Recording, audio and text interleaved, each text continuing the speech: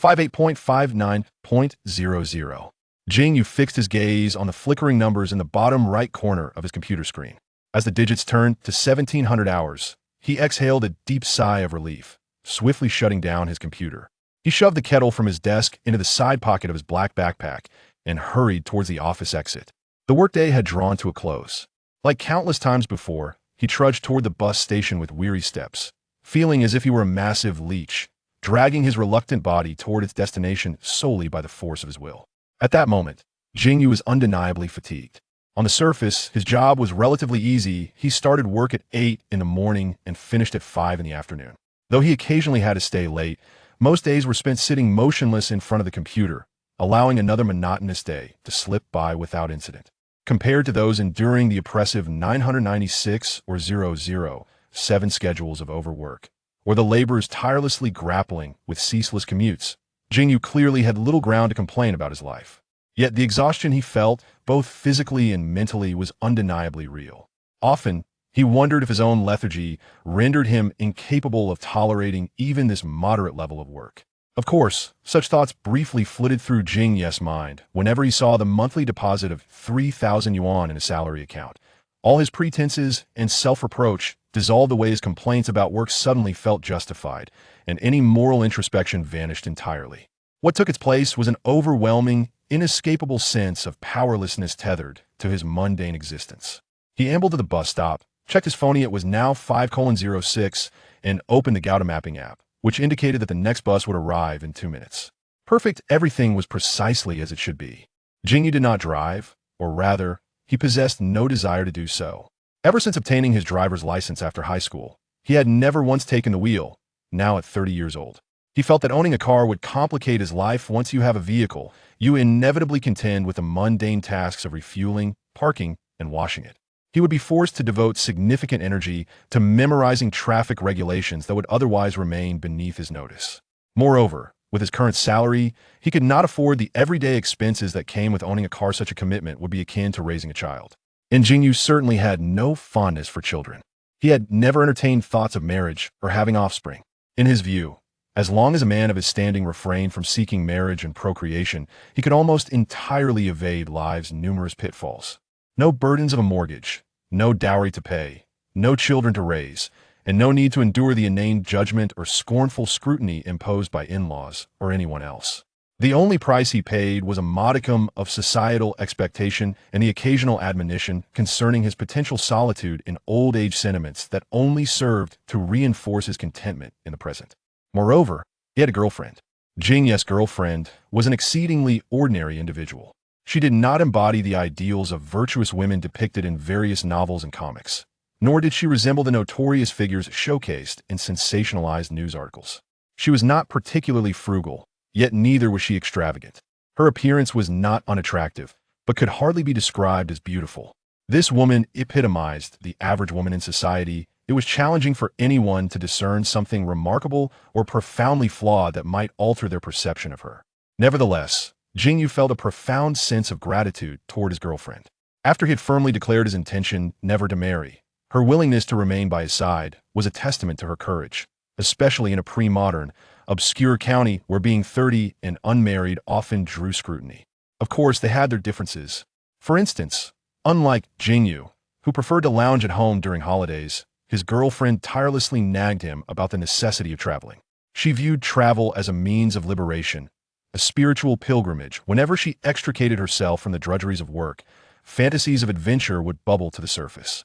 Though such thoughts were often thwarted by various practical considerations like time and money, they revealed that the couple was not entirely in sync in certain respects. Jing Yu frequently scoffed at the notion of freedom through travel espoused by his girlfriend. In his view, the banality of life was not merely a byproduct of static existence. Changing one's lifestyle merely represented another form of the same monotony.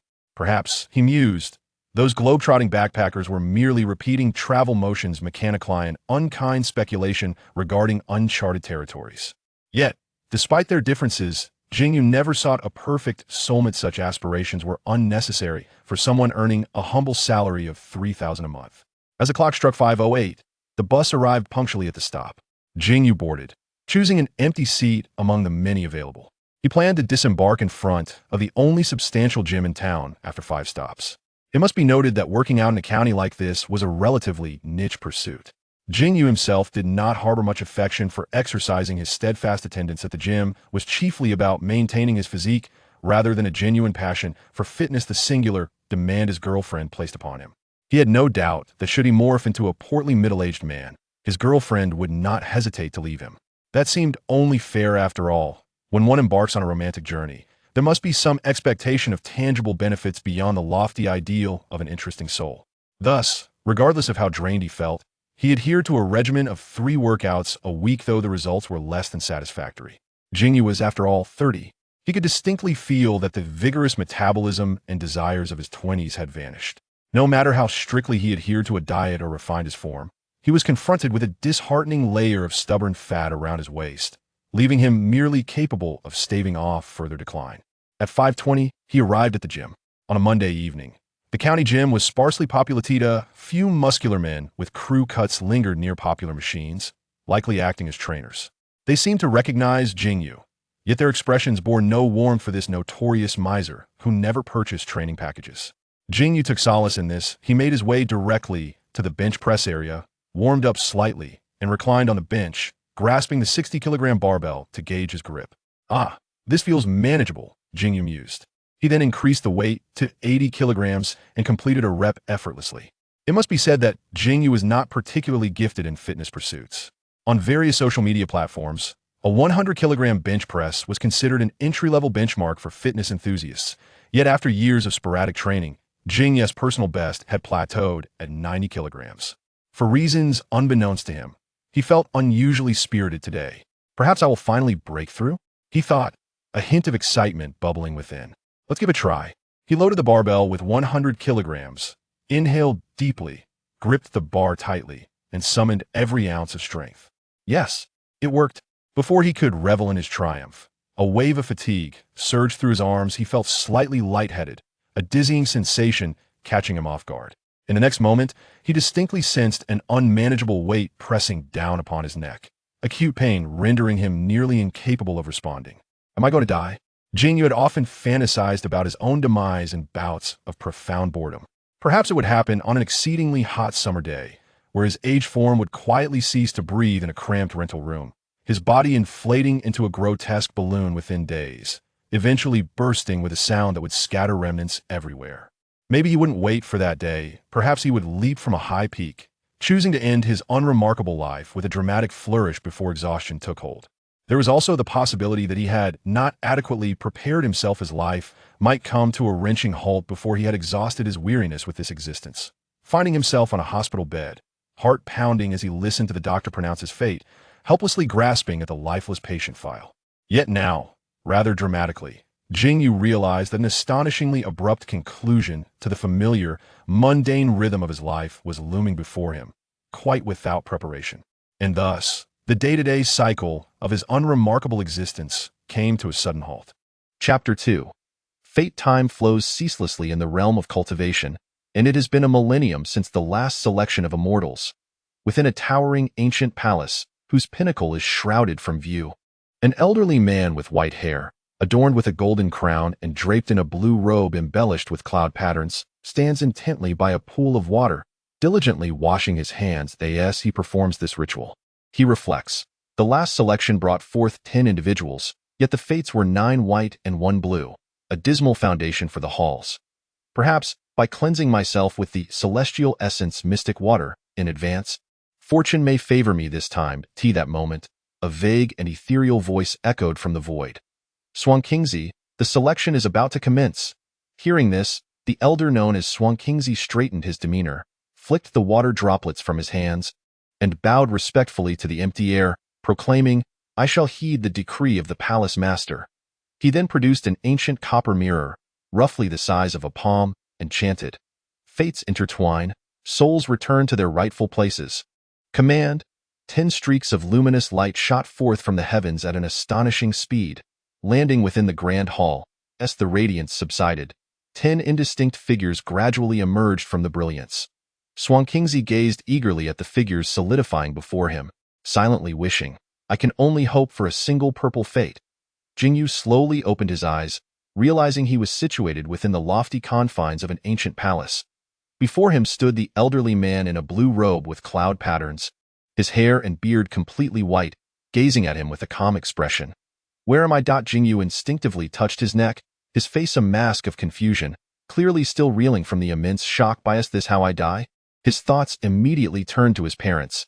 Surely they must be engulfed in profound sorrow at this moment. He then considered his girlfriend, wondering if this ordinary woman would soon find another man, one not too dissimilar from himself. After a brief period of mourning, he also recalled the unsavory websites and compromising images on his phone that were still open, fearing they might tarnish his reputation posthumously. Strangely, he even pondered whether the fitness trainers at the gym, who often treated him with disdain, might sneakily add weights to the barbell that had crushed him. "Ladies and gentlemen, I am called Xuanqingzi. Aside from myself, all present here have met with untimely demise. I have come to guide you towards reincarnation and offer you a momentous opportunity." At this revelation, Jing Yu noticed that he was not alone in the palace. Numerous individuals surrounded him, all youthful in appearance. Excluding Xuanqingzi, there were precisely 5 men and 5 women, including himself. "May I inquire, esteemed elder, what is this opportunity you speak of?" A voice interjected abruptly. Jing Yu turned to see a tall, young woman, seemingly under 30, with a neat ponytail, strong facial features, and piercing eyes, exuding a vibrant aura. "I shall not keep you in suspense. I will clearly articulate matters from the outset to prevent any unfounded suspicions and unnecessary discord in the future." Xuanqingzi smiled gently and said, "In this world, there exist celestial beings endowed with great power, capable of moving mountains and filling seas, as well as plucking stars and seizing the moon without a second thought. Those who can enter this hall after death are chosen by the celestial beings, granting them the opportunity to embark on the path of enlightenment in their next life, with the hope of attaining immortality. If one is fortunate enough to ascend to the celestial realm, they may then be accepted as a disciple by the celestial beings." The spirited young woman who had posed the question raised an eyebrow, a hint of doubt evident in her expression. "Is there truly such a fortuitous event? Old man, you might as well disclose the costs involved as well, for I find myself somewhat unsettled otherwise." Xuanqingzi replied, "Young lady, I understand your concerns. You fear that the celestial beings may have ulterior motives, am I correct? Since I am not one to speak in riddles, I shall elucidate matters clearly for you. Do you all know that although the immortal beings possess boundless lifespans, they are not invincible? When faced with calamities they cannot withstand, they too can meet their demise. How can one, having attained immortality, still encounter insurmountable tribulations?" interjected a stout young man from the crowd. "Indeed, such circumstances do exist.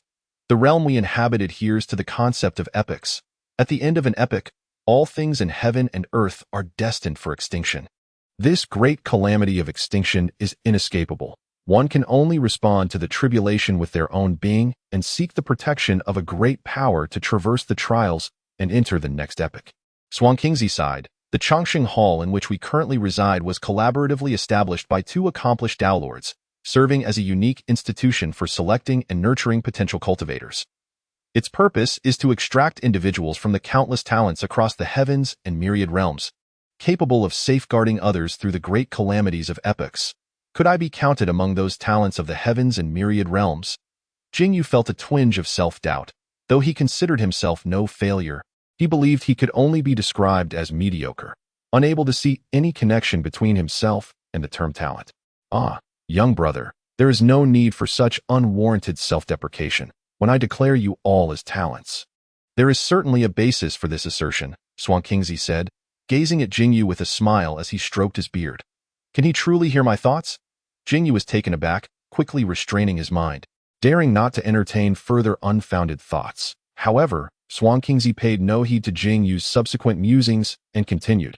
"Those who are granted entry into the Changxing Hall after death are individuals endowed with a destiny, possessing an innate advantage on the path of cultivation compared to ordinary practitioners. Dare I inquire, venerable immortal, what is meant by destiny?" A young man with dark skin and an unremarkable appearance asked respectfully. "The concept of destiny is profound and extensive. It has taken the immortals several epochs of exploration to gather some insight.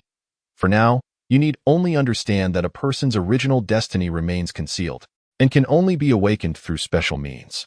Once awakened, destiny can be simply understood as an innate divine ability. Further discussion would be futile, so I shall now awaken your destinies, and you will naturally comprehend their significance.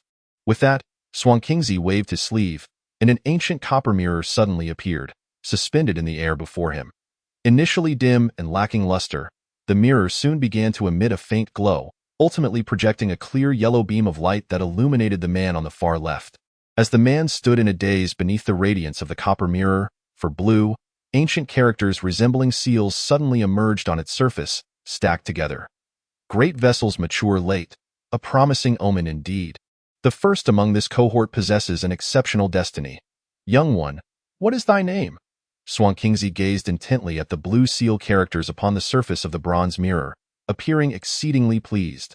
The man reflected therein exhibited a hint of nervousness, clasping his hands in reverence and stating, "In response to your esteemed presence, I am called Li Fan, the magistrate of one county in the Jiangnan region of the Great Xian Kingdom, my family possessing considerable wealth."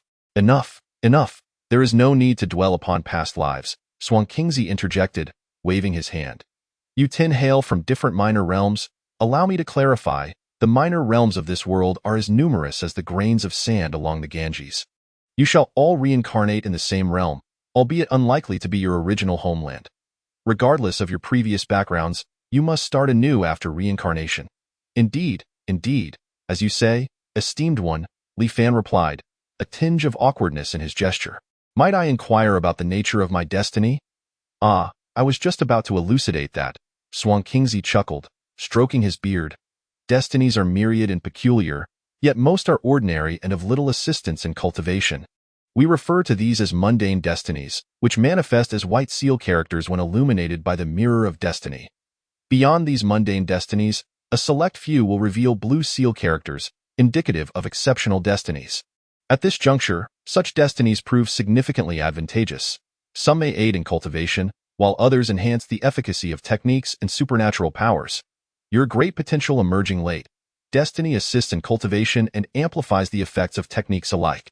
Initially, as you embark upon the path of immortality, your pace in both cultivation techniques and supernatural powers will be somewhat slower than that of ordinary individuals.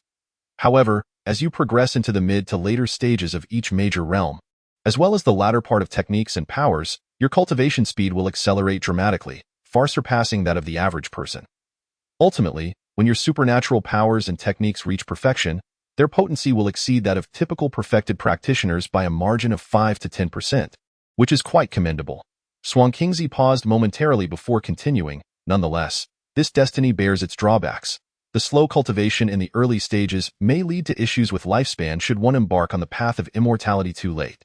Li Fan, after your reincarnation, you must endeavor to seek out opportunities for immortality post-haste, lest you find yourself buried beneath the earth. If you are fortunate enough to have a master of great supernatural powers to guide you, you shall have numerous opportunities for reincarnation and recultivation. However, only the first reincarnation guarantees the completeness of your soul and spirit. Subsequent reincarnations may lead to a deterioration of your spirit, rendering the path to the great Tao unattainable. When the cataclysmic epochs arrive, escape will be impossible. Moreover, the fact that you have been summoned to the Hall of Longevity after death indicates a lack of background. Should you truly perish, we would not intervene further. Thank you, esteemed one, for your enlightening words, Li Fan responded, a glimmer of joy upon his countenance, clearly pleased with the nature of his destiny. There is no need for such formalities. I am no immortal, merely a fellow traveler, still wandering the arduous path of seeking enlightenment, Xuanqingzi replied, his demeanor tinged with melancholy. We may address one another as fellow cultivators. Fellow cultivator Xuanqingzi, might I inquire if there are further tiers of destinies beyond the exceptional? The spirited woman interjected once more. Wait, did she just politely address you, and you actually responded? Jing Yu exclaimed in astonishment, casting a bewildered glance at the spirited woman, inwardly voicing her skepticism. Xuanqingzi, unfazed, patiently elucidated. Above the exquisite fate lies the ethereal spirit fate, which manifests in violet seal characters. Among mortals, possessing a fate of any kind is already a rarity, but a spirit fate is even more exceptional, considered 1 in 10,000, often greatly benefiting one's cultivation. Each possessing its own unique marvels. Ascending further, one encounters the immortal fate, denoted by golden seal characters. Practitioners endowed with immortal fate, provided they do not meet an untimely demise, typically achieve remarkable success on their spiritual path. However, such immortal fates are scarce. Numerous celestial selection halls, like the Chongqing Palace, exist to sift through potential cultivators in the immortal realm, yet instances of truly awakening an immortal fate are few and far between, often occurring only once in several millennia, exceedingly rare indeed. Is there anything above the immortal fate? Inquired the spirited woman. There is, yet its significance is rather diminished. Xuanqingzi shook his head. Above the immortal fate lies the divine fate, represented by 7 colored seal characters, but it is far too elusive, often only appearing once in an entire epoch across the myriad realms, countable on one's fingers, thus remaining exceedingly distant from us. Thank you for clarifying my doubts, esteemed friend. The spirited woman nodded, crossing her arms and proclaiming, "Allow me to take my turn. I am curious to discover my own fate, a truly remarkable individual." Xuanqingzi smiled gently, then performed a celestial incantation, directing a bronze mirror towards the spirited woman. In an instant, a brilliant yellow light shot forth from the mirror. The next moment, the mirror suddenly unleashed several beams of 7-colored radiance, rippling throughout the vast hall. The bronze mirror, previously resting in Xuanqingzi's palm, abruptly broke free from its confines, hovering majestically above the chamber, from which emerged 4 7-colored seal characters.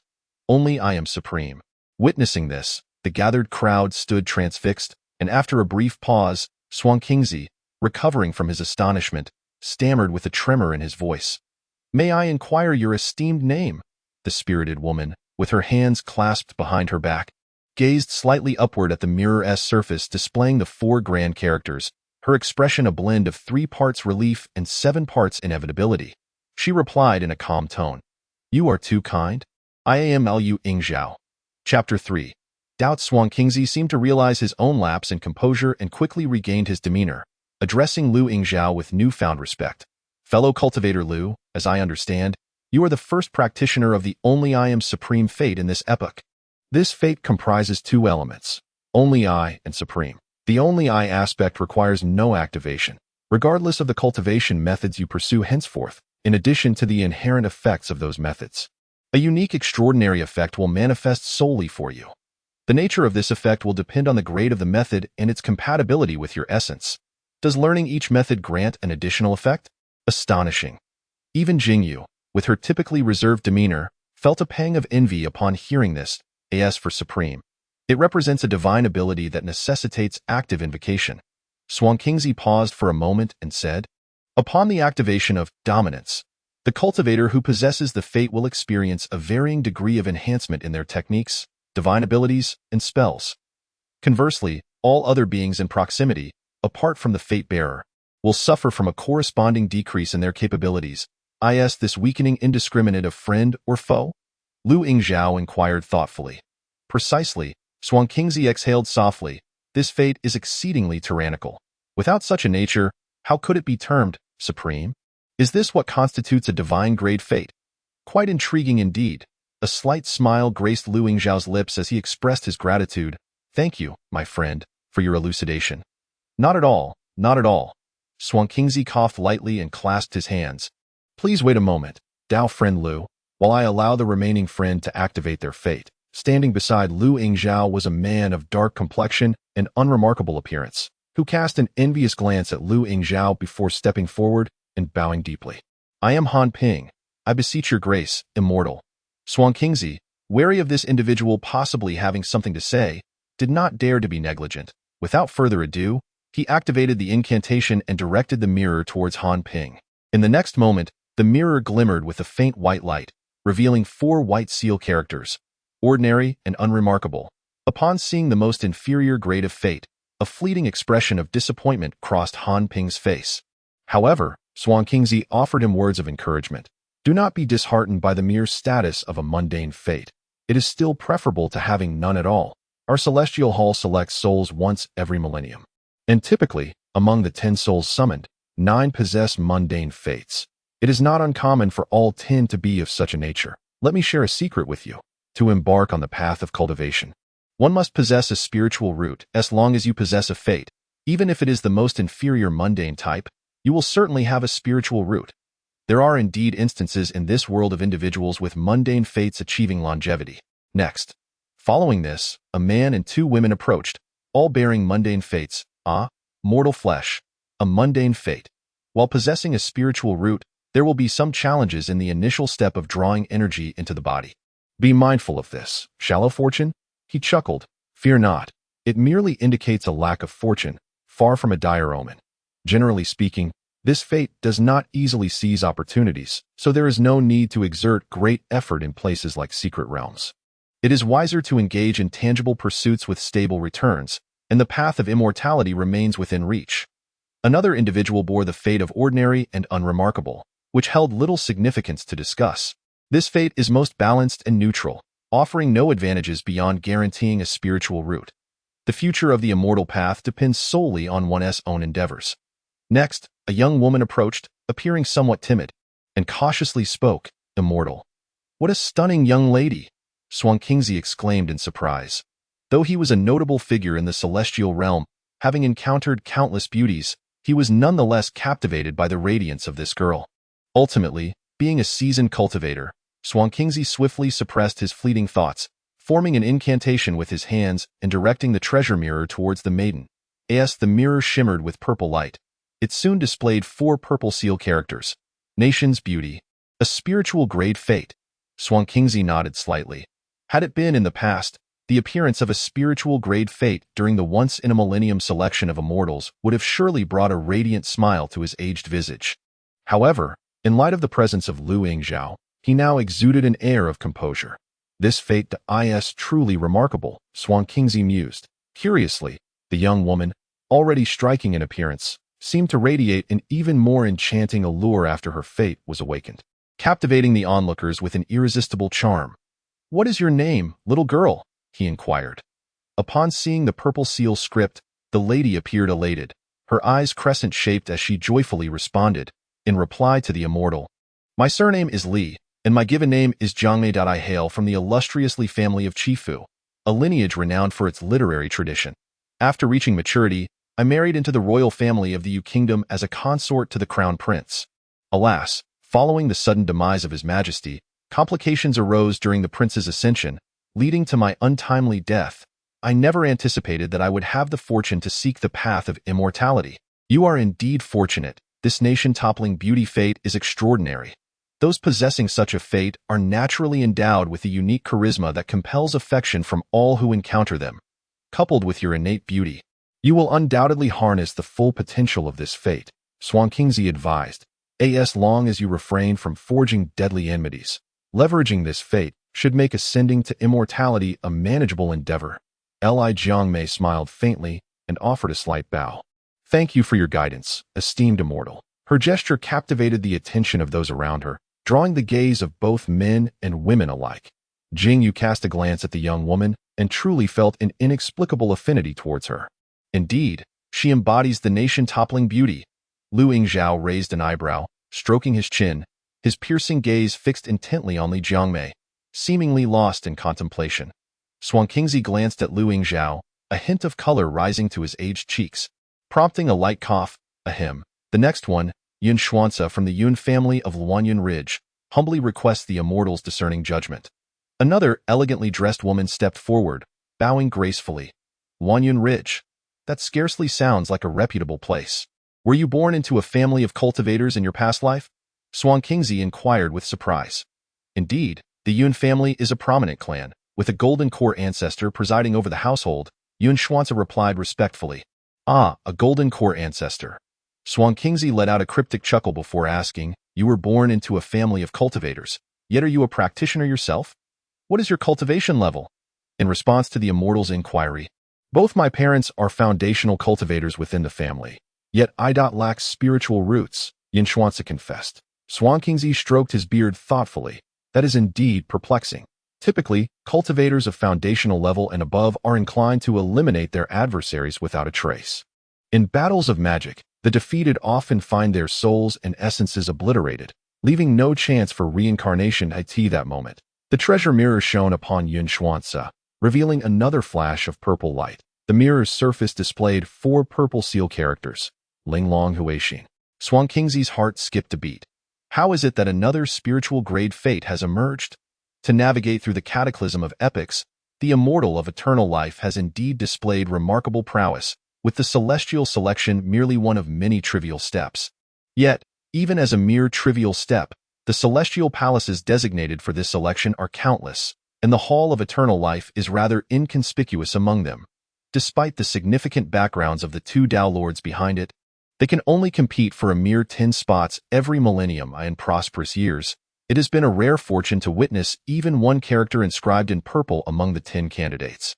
This time, before the fates have been fully assessed, there are already 1 divine and 2 spiritual entities. Upon reflecting on this, even the seasoned Xuanqingzi could not help but harbor doubts. Could these 10 truly be plucked at random from the myriad realms of the heavens? Chapter 4. Eternal longevity. While Xuanqingzi's heart was rife with uncertainty, his countenance betrayed none of it. With a gentle demeanor, he addressed the young friend, Xiansu. Your fate is indeed extraordinary. The so-called Linglong Huixing not only awakens intelligence, but also endows one with an innate aptitude for strategy and planning, far surpassing that of ordinary cultivators. When it comes to calculations and spells, you grasp them with remarkable ease, and regardless of the type of magic you pursue, your cultivation speed exceeds that of common folk by approximately 50%. Furthermore, upon reaching perfection, your power will increase by 1 to 3 tiers based on the grade of the spells you wield. Its auxiliary effects are among the best within the spiritual grade fates. Upon the activation of Linglong Huixing, Yun Xian's demeanor underwent a notable transformation, his eyes sparkling with newfound vitality. He merely nodded in acknowledgement, bowed slightly, and quietly withdrew. Thus, only 2 remained. Xuanqingzi shifted his gaze to Jing Yu and a chubby little boy beside him. Jing Yu exchanged glances with the chubby boy, who ultimately cleared his throat and stepped forward first. Esteemed immortal, my name is Yixing. Could you kindly assist me in assessing my fate? Xuanqingzi nodded and, following the familiar procedure, formed a hand seal to cast the mirror light upon Yixing. Boom! A golden radiance erupted forth, illuminating Yixing's round face with a resplendent glow. The surface of the fate-reading mirror revealed 4 golden characters, inscribed as, "Pursue good fortune, avoid calamity." Yixing's eyes widened in excitement, exclaiming, "It's golden! It's golden!" Xuanqingzi was taken aback once more. Whose strategic design is this?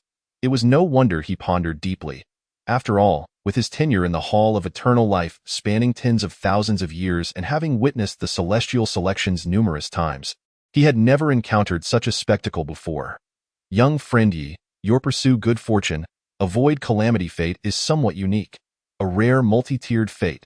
It encompasses mortal, exquisite, spiritual, and celestial levels, with effects that increase correspondingly. The mortal and exquisite grades of pursue good fortune. Avoid calamity merely enhance one's luck to a slight degree compared to ordinary individuals. Upon reaching the spiritual grade, many extraordinary phenomena manifest, while the celestial grades pursue good fortune, avoid calamity is beyond compare. One is inherently endowed with great fortune, and unless faced with an unavoidable death sentence, one often transforms misfortune into fortune. However, one must ponder. With the celestial grade pursue good fortune, avoid calamity by one's side. How could one ever encounter an unavoidable death sentence? As for the divine grade, it has not appeared in recent epochs, whether due to its exceedingly low probability or if this fate merely halts at the celestial grade remains undetermined. Let us set that aside for now. Yixing gently rubbed his chubby cheeks and murmured, "Damn it, I was a jinx in my past life. Who would have thought that only after death would fortune finally smile upon me?" Xuanqingzi feared that this little chubby boy was either a relative of some great figure or a pawn placed here, and thus refrained from entangling himself too deeply. He turned to Jing Yu and said, "My young friend, you are the last one remaining. Once your fate is ignited, we shall send you down to the mortal realm for reincarnation. I am Jing Yu, a humble junior, and I respectfully request the immortal's precious mirror to illuminate my destiny." Jing Yu imitated Yun Xuanca's words, cupping his hands in greeting. Before he could lift his head, a radiant light enveloped him. In the next moment, divine light filled the air, and the copper mirror that hung before Xuanqingzi once again ascended high above. Strands of colorful light cascaded down like silk, wrapping around Jing Yu in layers amidst the astonished gasps of those in the hall. as if draping him in a splendid coat of many hues. This is, Jing Yu raised his head in bewilderment, gazing at the mirror-esque surface above, where four colorful characters slowly took shape, completely occupying the mirror's face. Eternal life and long vision. Oh no, Xuanqingzi rolled his eyes. Thousands of years ago, during his tenure, the master of the Hall of Eternal Life had decreed a prophecy regarding the pursuit of immortality within the hall. Xuanqingzi had thought it merely a token of good fortune bestowed upon him as a celestial official, never imagining that it would manifest here today. The prophecy from millennia past had indeed come to pass. The calculations of the Taoist Lord were truly terrifying. Could it be that this individual before him could genuinely become the third Taoist Lord of eternal life across the myriad realms? Reflecting on this, a chill ran through Xuanqingzi's heart. This is dire, a dual divine quality within a single hall. Such a phenomenon has never occurred before. If it truly is the Taoist Lord's calculation, that would be somewhat reassuring. But if not, this batch of destinies may be born of calamity, and the celestial realm might descend into chaos, as a guide on their celestial path. How could I be devoid of fate-esque connections? Whether it be a blessing or a curse remains uncertain, yet I fear I shall bear some repercussions. Xuanqingzi, a person of tranquil disposition devoted solely to cultivation. Otherwise, he would not have served in the Hall of Eternal Life for thousands of years, felt inexplicably drawn into a vortex, causing him to feel a sense of unease. Immortal. Jing Yu's calls brought Xuanqingzi back to his senses.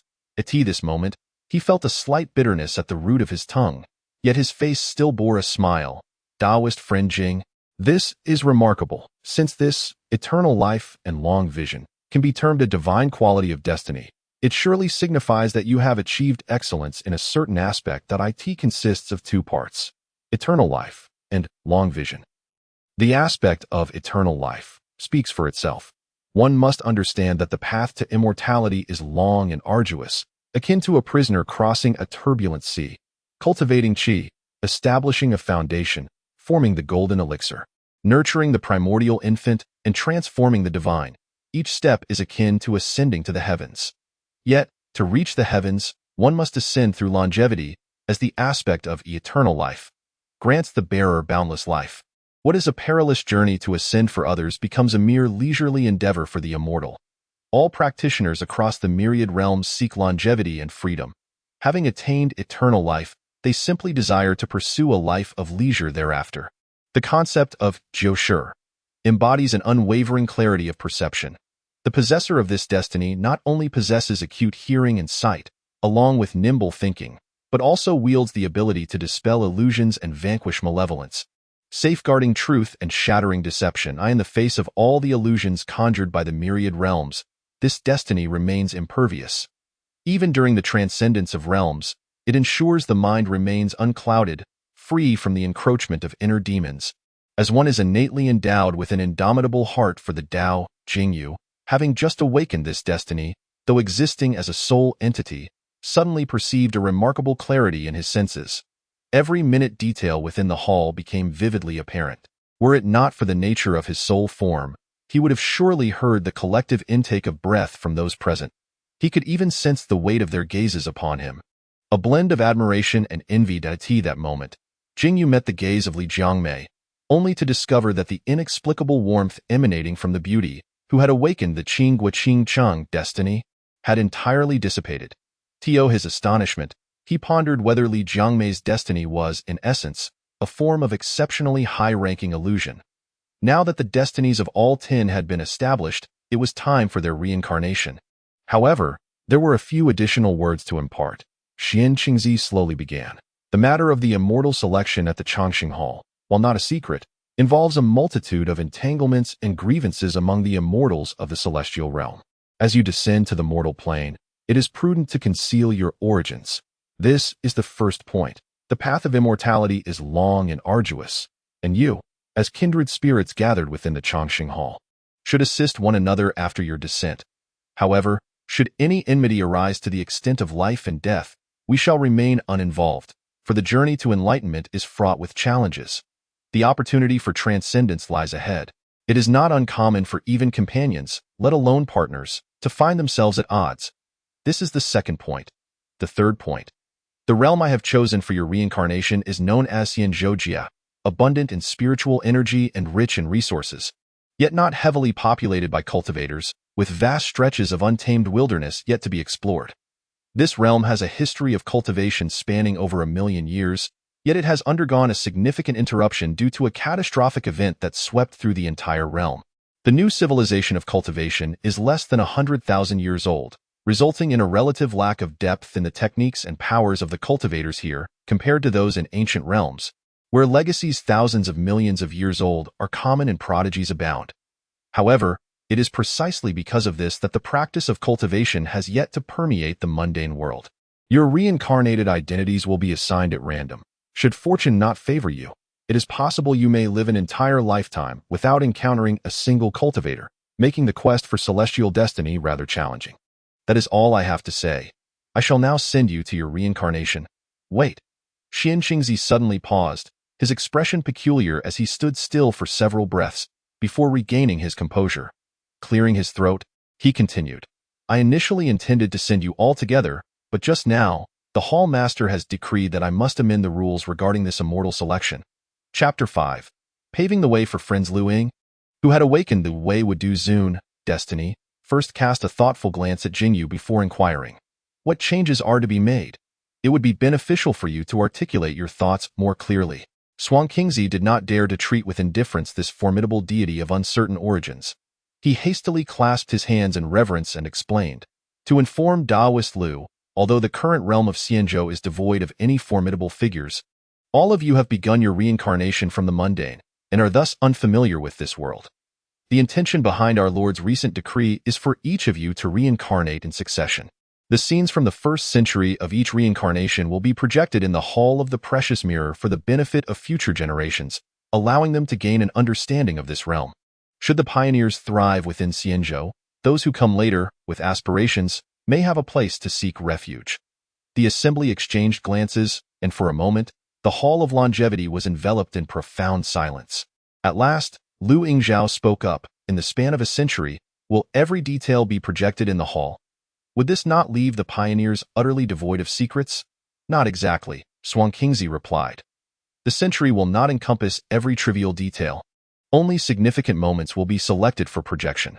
Moreover, the precious mirror, by revealing your fates, establishes a connection with your destinies. If an individual is being observed by the mirror, they will naturally sense it. Should they wish to conceal a particular scene from others, they need only focus their thoughts to sever the connection. Once you reach the age of 100, the mirror will no longer monitor you continuously, but will instead check on your life and death every few centuries. Whether you ascend to the celestial realm will depend on your own capabilities. Old immortal, does this mean that those who come later must wait for several centuries in the hall before they can reincarnate? Yi Xingyun rubbed his cheeks. This could be quite arduous.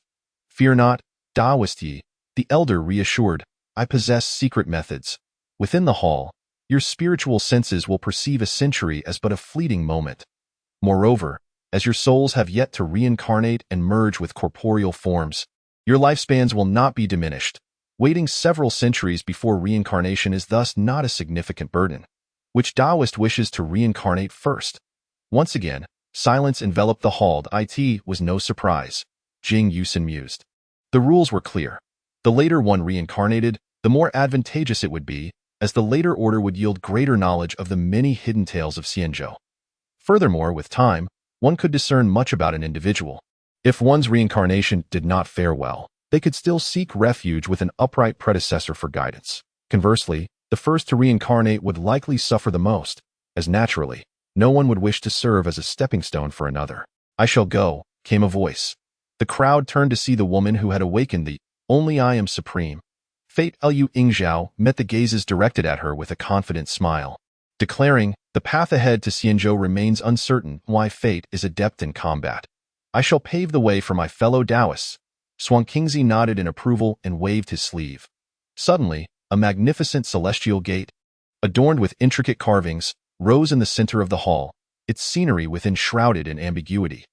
Without further ado, Lu Yingzhao strode confidently towards the celestial gate, casting a final glance in Jing Yu's direction, accompanied by a gentle smile and a nod. Upon the moment when Lu Yingzhao entered the heavenly gate, The bronze mirror held by Xuanqingzi suddenly descended upon the gate, revealing within its surface the image of an infant swaddled in cloth. Along the edge of the mirror, a line of small characters materialized. Year 1 of eternal life. Meanwhile, Xuanqingzi formed a mystical gesture with his fingers and recited softly, "A century in the blink of an eye." Lu Yingzhao was born into the household of a general stationed in the northern campaigns of a secular dynasty. She had an elder sister and brother. However, her mother tragically perished during childbirth. The general, deeply devoted to his wife, chose not to remarry, leaving Lu Yingzhao as the youngest daughter of the family. Due to her mother's demise, her father harbored little affection for Lu Yingzhao, viewing her as the cause of his beloved wife's death. The significant age gap between her and her siblings rendered them indifferent towards her as well. Fortunately, Lu Yingzhao remained unconcerned by this lack of attention. Despite her unpopularity at home, the general's residence was nonetheless a prominent and affluent household within the imperial city, providing her with ample food and clothing. From a young age, she did not engage in poetry or traditional feminine crafts, instead selecting a few volumes of martial arts from her family's library to strengthen her physique and hone her combat skills. The secular dynasty in which Lu Yingzhao resided was devoid of cultivators. Yet the emperor was not a serious ruler, incessantly seeking immortality and wisdom, surrounding himself with charlatans masquerading as sages. He even commanded military leaders to venture forth and conquer territories in pursuit of celestial affinities. Her father was frequently summoned away from the capital, yet this had little bearing on Lu Yingzhao, who quietly practiced her martial arts within the general's estate. Year 13 of eternal life. Upon the general's return from the frontier, he secretly entered the palace to pay his respects to the emperor and was never seen again. That very evening, an order was issued to massacre the general's household, with the pretext of treason. Blood flowed like rivers within the estate, claiming the lives of the general's eldest son and daughter, while only the youngest daughter vanished without a trace. Rumors circulated that the general had indeed discovered the remnants of an immortal during his expedition, which concealed celestial techniques. To prevent this news from leaking, the emperor executed a brutal purge. However, as time passed and the emperor's health deteriorated, no signs of any celestial methods emerged, leading to the gradual fading of such rumors. Year 21 of eternal life. Precisely 8 years after the annihilation of the general's household, the emperor's corpse was found in the main seat of the Yangxin Hall, beheaded by a single sword strike. With his head impaled upon a rusted long sword affixed to the doorframe, that a court eunuch recognized the rusty sword as the general's original weapon, causing a wave of dread to wash over them. Despite the layers of palace defenses, no one detected the assassin's presence. They believed it to be the vengeful spirits of the slain general's family. Yet the avenger was not a ghost, but rather Lu Yingzhao, whose martial prowess had reached an unparalleled peak. That year, her father had indeed uncovered 2 celestial techniques in the frontier. One was titled Qi Induction Technique, designed to guide energy into the bodies of mortals, initiating their journey toward immortality.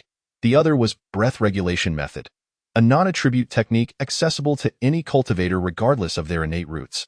Within the Chongqing Hall, Jing Yu and others widened their eyes in anticipation of witnessing the contents of the techniques, only to find the text obscured and indistinct, evidently rendered intangible. Lacking any spiritual roots, the emperor had failed to draw in energy for a full 8 years, possessing the techniques yet unable to enter the celestial domain. On that day, Lu Yingzhao sat cross-legged, and within just half an hour, she successfully drew qi into her body, allowing it to circulate through her meridians, thus becoming a practitioner of the first layer of qi cultivation. Year 28 of the longevity calendar. Over the course of 7 years, Lu Yingzhao, relying solely on the fundamental technique of tuna method, a widely recognized practice within the cultivation realm, steadily absorbed the spiritual energy of heaven and earth, propelling herself forward at an astonishing pace to reach the 4th layer of qi cultivation. During these 7 years, she traveled across the world and finally, by year-end, discovered traces of other cultivators, leading her to a bustling cultivation market. Within the market, she tested her spiritual root and found herself to possess a variant spiritual root, the thunder root, prompting her to shift to the thunder attribute's foundational technique, thunderous fury. From then on, Lu Yingzhao resided within the market, relying on the hunting of nearby demonic beasts to exchange for resources to further her cultivation. Year 36 of the longevity calendar. After another 8 years, with ample resources for her practice and having transitioned to a technique that resonated with her spiritual root, She encountered little to no obstacles in her advancement, reaching the pinnacle of the 9th layer of qi cultivation. However, the transition from qi cultivation to foundation establishment posed a significant hurdle, necessitating the foundation establishment pill to break through. Although Lu Yingzhao sensed a high probability of transcending even without the pill, she opted to seek it for the sake of prudence. Fortunately, with a lifespan of 100 years in the qi stage, if maintained properly, her chances of breaking through before the age of 80 would not diminish due to aging, leaving her with ample time. Year 38 of the longevity calendar. For loose cultivators, the foundation establishment pill was not easily obtainable. Lu Yingzhao, unwilling to join a sect, continued to remain in seclusion, awaiting the right opportunity. However, during a year of relentless refinement of her cultivation, she suddenly experienced an epiphany, feeling as though a bottleneck within her heart shattered, enabling her to attain the unprecedented 10th layer of qi cultivation, a stage never recorded in the legends of the market. Chapter 6. A moment in a century. Year 40 of the longevity calendar. At an underground auction in the market, a foundation establishment pill appeared, purchased by a practitioner of the 9th layer of qi cultivation in his 70s. Yet, before this practitioner could secure protection from the market's guards, he was besieged and killed by numerous qi practitioners, leading to a chaotic battle among dozens vying for the pill. Ultimately, Lu Yingzhao, leveraging her 10th layer of qi cultivation and the combat prowess bestowed by her unique fate, triumphed over her peers, seizing the pill and fleeing 1,000 miles away. Year 42 of the longevity calendar. Lu Yingzhao successfully established her foundation. In the same year, she settled in a place known as Qingyun Xianqing, investing spirit stones in the city's technique pavilion to acquire the thunder-based foundation establishment technique, Cloud Thunder Heart Method. Unlike her low-profile existence during the qi stage, Lu Yingzhao began to emerge prominently during her foundation establishment phase. The thunder techniques were inherently combative, and coupled with her fate's enhancement, she quickly garnered a reputation in Qingyun Xianqing and nearby cultivation sects, forging connections with numerous disciples of the immortal factions. Year 45 of the longevity calendar. Lu Yingzhao and a close friend embarked on an exploration of an ancient thunder technique cave, enduring numerous trials to obtain an ancient legacy known as Xinlei Shattered Jade Sword Cannon, a sword technique aimed at the nascent soul realm, along with another technique called Lightning Refinement Body True Method for body cultivation. Her friend, hailing from the Golden Core sect, Wanlei sect, agreed to study these two ancient true techniques together. While the original techniques remained with Lu Yingzhao, and her friend took a copy back to their sect using a jade tablet. After parting ways, Lu Yingzhao's whereabouts became unknown. The Wanlei sect spent years discreetly investigating Lu Yingzhao's trace, but to no avail. Chronicles of Longevity, Year 85. After a span of 40 years, Lu Yingzhao re-emerged in the celestial city of Qingyun. Why this time? Her cultivation had reached the late stage of foundation establishment, and at a grand auction within the city, she extravagantly spent spirit stones to acquire a precious item essential for forming a golden core. Upon hearing this news, the Thunder sect dispatched 4 fully realized foundation establishment cultivators to besiege Lu Yingzhao outside the celestial city. Armed with only a mysterious thunder sword, she single-handedly vanquished all 4 of the Thunder sect's formidable cultivators, demonstrating her unparalleled prowess within the foundation establishment realm. Enraged by this defeat, the Golden Core ancestor of the Thunder sect personally employed secret techniques to track Lu Yingzhao's movements. Eventually, the two met in another marketplace, where a fierce battle ensued. Lu Yingzhao emerged unscathed, disappearing once more without a trace. Chronicles of Longevity, Year 97. Lu Yingzhao successfully formed her Golden Core, ascending to the Golden Core realm, which grants an 800-year lifespan, often referred to as minor longevity. While the lifespan of foundation establishment is 300 years, it is common for individuals to form their Golden Core only after the age of 200. Even among the most esteemed disciples of immortal sects, it is rare to achieve this feat before the age of 150. Lu Yingzhao's achievement of Golden Core status in less than a century marks her as a prodigious talent. Chronicles of Longevity, Year 99. With her realm firmly established, Lu Yingzhao descended upon the Thunder sect once again. Wielding merely her Thunder sword in a mere 10 exchanges, she severed the life of the Thunder sect's Golden Core ancestor, obliterating his soul. Subsequently, she also eliminated a former friend who had languished in the mid-foundation establishment stage, and after plundering the Thunder sect's treasury, she departed gracefully. Shortly thereafter, she announced to the world from the celestial city of Qingyun that she would hold a Golden Core conference at the Pavilion of Techniques in 1 month's time, imparting the secrets of Golden Core formation open to all cultivators regardless of their sect affiliations. This proclamation sent ripples of excitement throughout nearby cities. When the day arrived, the celestial city was teeming with people, including several Golden Core ancestors who came to witness the event. Liu Yingzhao stood atop the Pavilion of Techniques, wielding her thunder sword, and for 3 days, she shared the essential insights and secrets of Golden Core formation with all present. Without reservation. At that time, a spirit painter immortalized the event in the legend of the Thunder Sword Immortal, which would be passed down through generations. The attendees in the Hall of Longevity were also able to hear and memorize the entirety of the conference with clarity. Chronicles of Longevity, Year 100. On the day of Liu Yingzhao's 100th birthday, she sat poised within her cave dwelling, gazing skyward. Addressing the figures in the mirror, she clasped her hands in greeting, saying, "In the southern region of the Celestial Islands, in the celestial city of Qingyun, Liu Yingzhao awaits the esteemed friends." The image in the mirror faded. Jing Yu was jolted awake, as if from a dream. A century had indeed passed, yet he felt as though it had merely slipped by in the blink of an eye.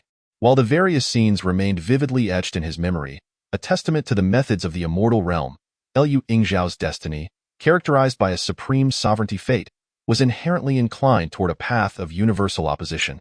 The last individual to awaken such a fate caused upheaval throughout the entire immortal world. It is indeed rare that Liu Yingzhao possesses a character of integrity and brilliance, choosing to wield her formidable power in the service of righteousness. A true blessing for all beings, remarked Xuanqingzi. Who shall be the next esteemed friend? Let me, exclaimed Xingyun, the plump young man with a fortune-seeking and disaster-avoiding fate, eagerly stepping through the celestial gate. Chronicles of Longevity, Year 101. Xingyun was born within the Yi family of a certain island in the Falling Star Sea, a lineage of Xuanqing immortals, and he was the sole grandson of the clan's Xuanqing ancestor. Jing Yu in the hall could hardly contain his astonishment. He had anticipated that the young man would possess extraordinary luck, but he never imagined it would be to such an astounding degree. Born as the direct descendant of a Xuanqing cultivator, the Yi family was established single-handedly by the esteemed ancestor of the Yi lineage. With a lifespan of 2 millennia for those at the nascent soul stage, the Yi ancestor was still under 1,000 years old, thus standing at the pinnacle of vitality and vigor. It is inherently challenging for high-ranking cultivators to bear offspring. The Yi ancestor had but a mere dozen descendants, among whom only 1 son and 1 daughter possessed spiritual roots. The daughter, wholly devoted to the path of immortality, remains unmarried to this day, while the sole son has since established a family. It was not until this only son reached over 400 years of age that Yi Xingyun was born, as the sole heir of the direct bloodline, and due to the generational gap, one can only imagine the affection the Yi ancestor lavished upon Yi Xingyun. From a young age, he was tutored in spiritual medicine and techniques, and whenever he ventured out, he was accompanied by 2 Golden Core guardians for his protection.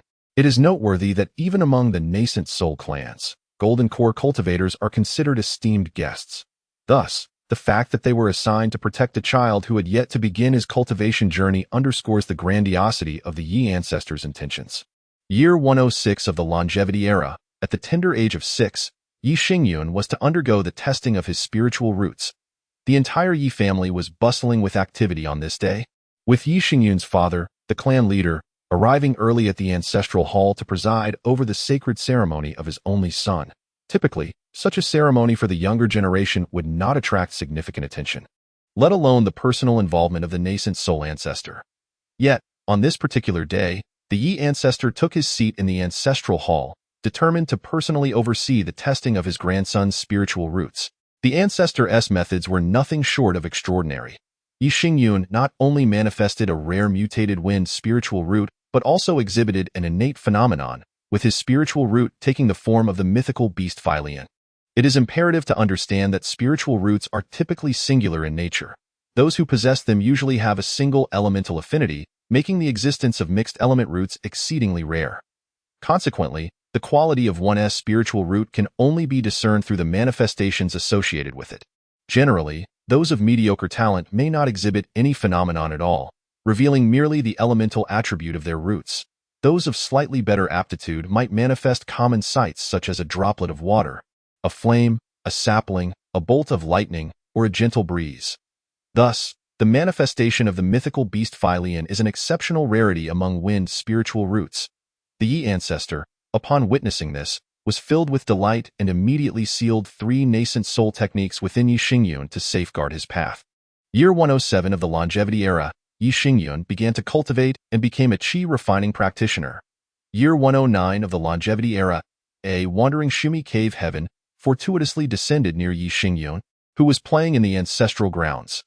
This cave contained the ancient legacy of a practitioner, the true resolution of Qian Kuan Sun Feng, along with a sentient wind attribute treasure fan, which recognized Yi Xingyun as its master upon their encounter. This event was promptly noticed by the Yi ancestor, who began to conceal the secrets of heaven and suppress the news. Fortunately, the descent of the Shumi cave heaven was rather subtle, evading the notice of others. Year 127 of the longevity era, Yi Xingyun reached the 9th layer of qi refinement. In the same year, an injured cultivator inadvertently trespassed into the Yi family's grand formation and perished within. While Yi Xingyun was in seclusion, he emerged upon hearing the commotion and discovered 3 exquisite foundation establishment pills within the deceased cultivator's storage pouch. Chapter 7. Great potential yet tragically short-lived. Year 129 of the longevity era, Yi Xingyun successfully established his foundation.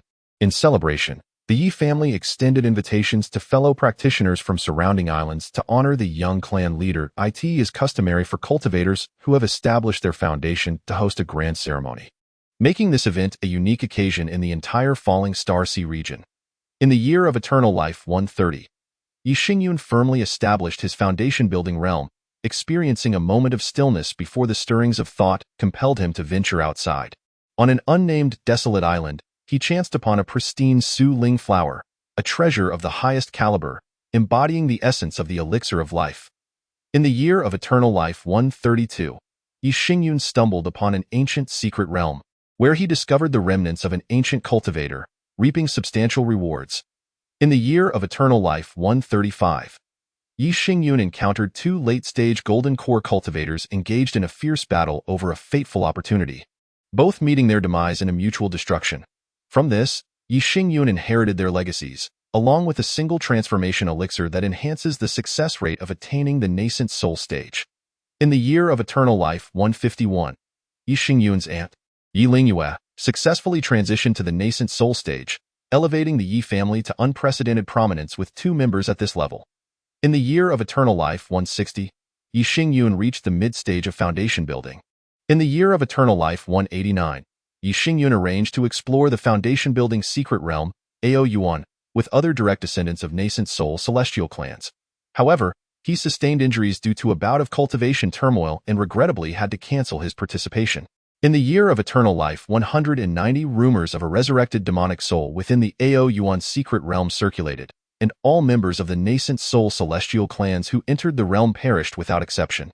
The celestial clans were shaken, prompting several nascent soul cultivators to jointly breach the secret realm. Yet the resurrected demonic soul had long since vanished. In the year of eternal life 200, Yi Xingyun's cultivation stabilized at the pinnacle of mid-stage foundation building. On the final day under the scrutiny of the destiny mirror, he respectfully saluted the heavens. From the east region of the Falling Star Sea, on Dragon-Slaying Island, it is Yi Xingyun of the Yi family. Welcoming all esteemed friends, the image within the mirror faded. The celestial grade, auspiciousness and avoidance of calamity, truly proved extraordinary. Xuanqingzi exclaimed in admiration. In the realm of the Immortal Isles, it is exceedingly rare for a secular dynasty to harbor cultivators. To be reborn into a prosperous mortal family is indeed a stroke of remarkable fortune. Generally, the seeds of cultivation in the Immortal Selection Hall spend decades seeking destiny before entering the realm of cultivation. Yi Daoyu not only began his life within a nascent soul celestial clan, but also as a direct descendant. Merely this fortune grants him an unobstructed path in his immortal journey. The ancestor of the Yi family is likewise fortunate. Given his aptitude and fortune, he would have likely remained a mid-stage nascent soul cultivator. Yet with Yi Daoyu as his direct grandson, the intertwining of fate may yet present an opportunity for him to transcend to the divine transformation stage. Li Fan, awakened to the fate of great achievements in late bloom, gazed with envy. He contemplated that the virtues of the 2 predecessors who had reincarnated before him were commendable, and it would be prudent to reincarnate early to align with them, thus facilitating his own path. With a determined heart, he proclaimed, "Immortal Elder, I shall be next." Xuanqingzi nodded in acknowledgement. Li Fan, do not forget that the path of great achievements in late bloom is fraught with challenges. Seek your destiny swiftly, lest your mortal lifespan be squandered. Li Fan thanked Xuanqingzi and stepped through the heavenly gate, as the small characters beside the mirror transformed once more. In the year of eternal life 201, Li Fan was born into an ordinary farming family. "It's a boy! It's a boy!" the midwife exclaimed. "Wonderful! The Wang family has an heir." A dark-complexioned, middle-aged man smiled as he cradled the newly born Li Fan, his eyes crinkling with delight. Suddenly, a commotion erupted outside the house. "What is happening out there?" The man who had just welcomed the birth of his son was enveloped in a haze of confusion. He perked up his ears to listen to the commotion outside. Once he discerned the raucous shouts, his complexion turned ashen. "The bandits are coming! The bandits!"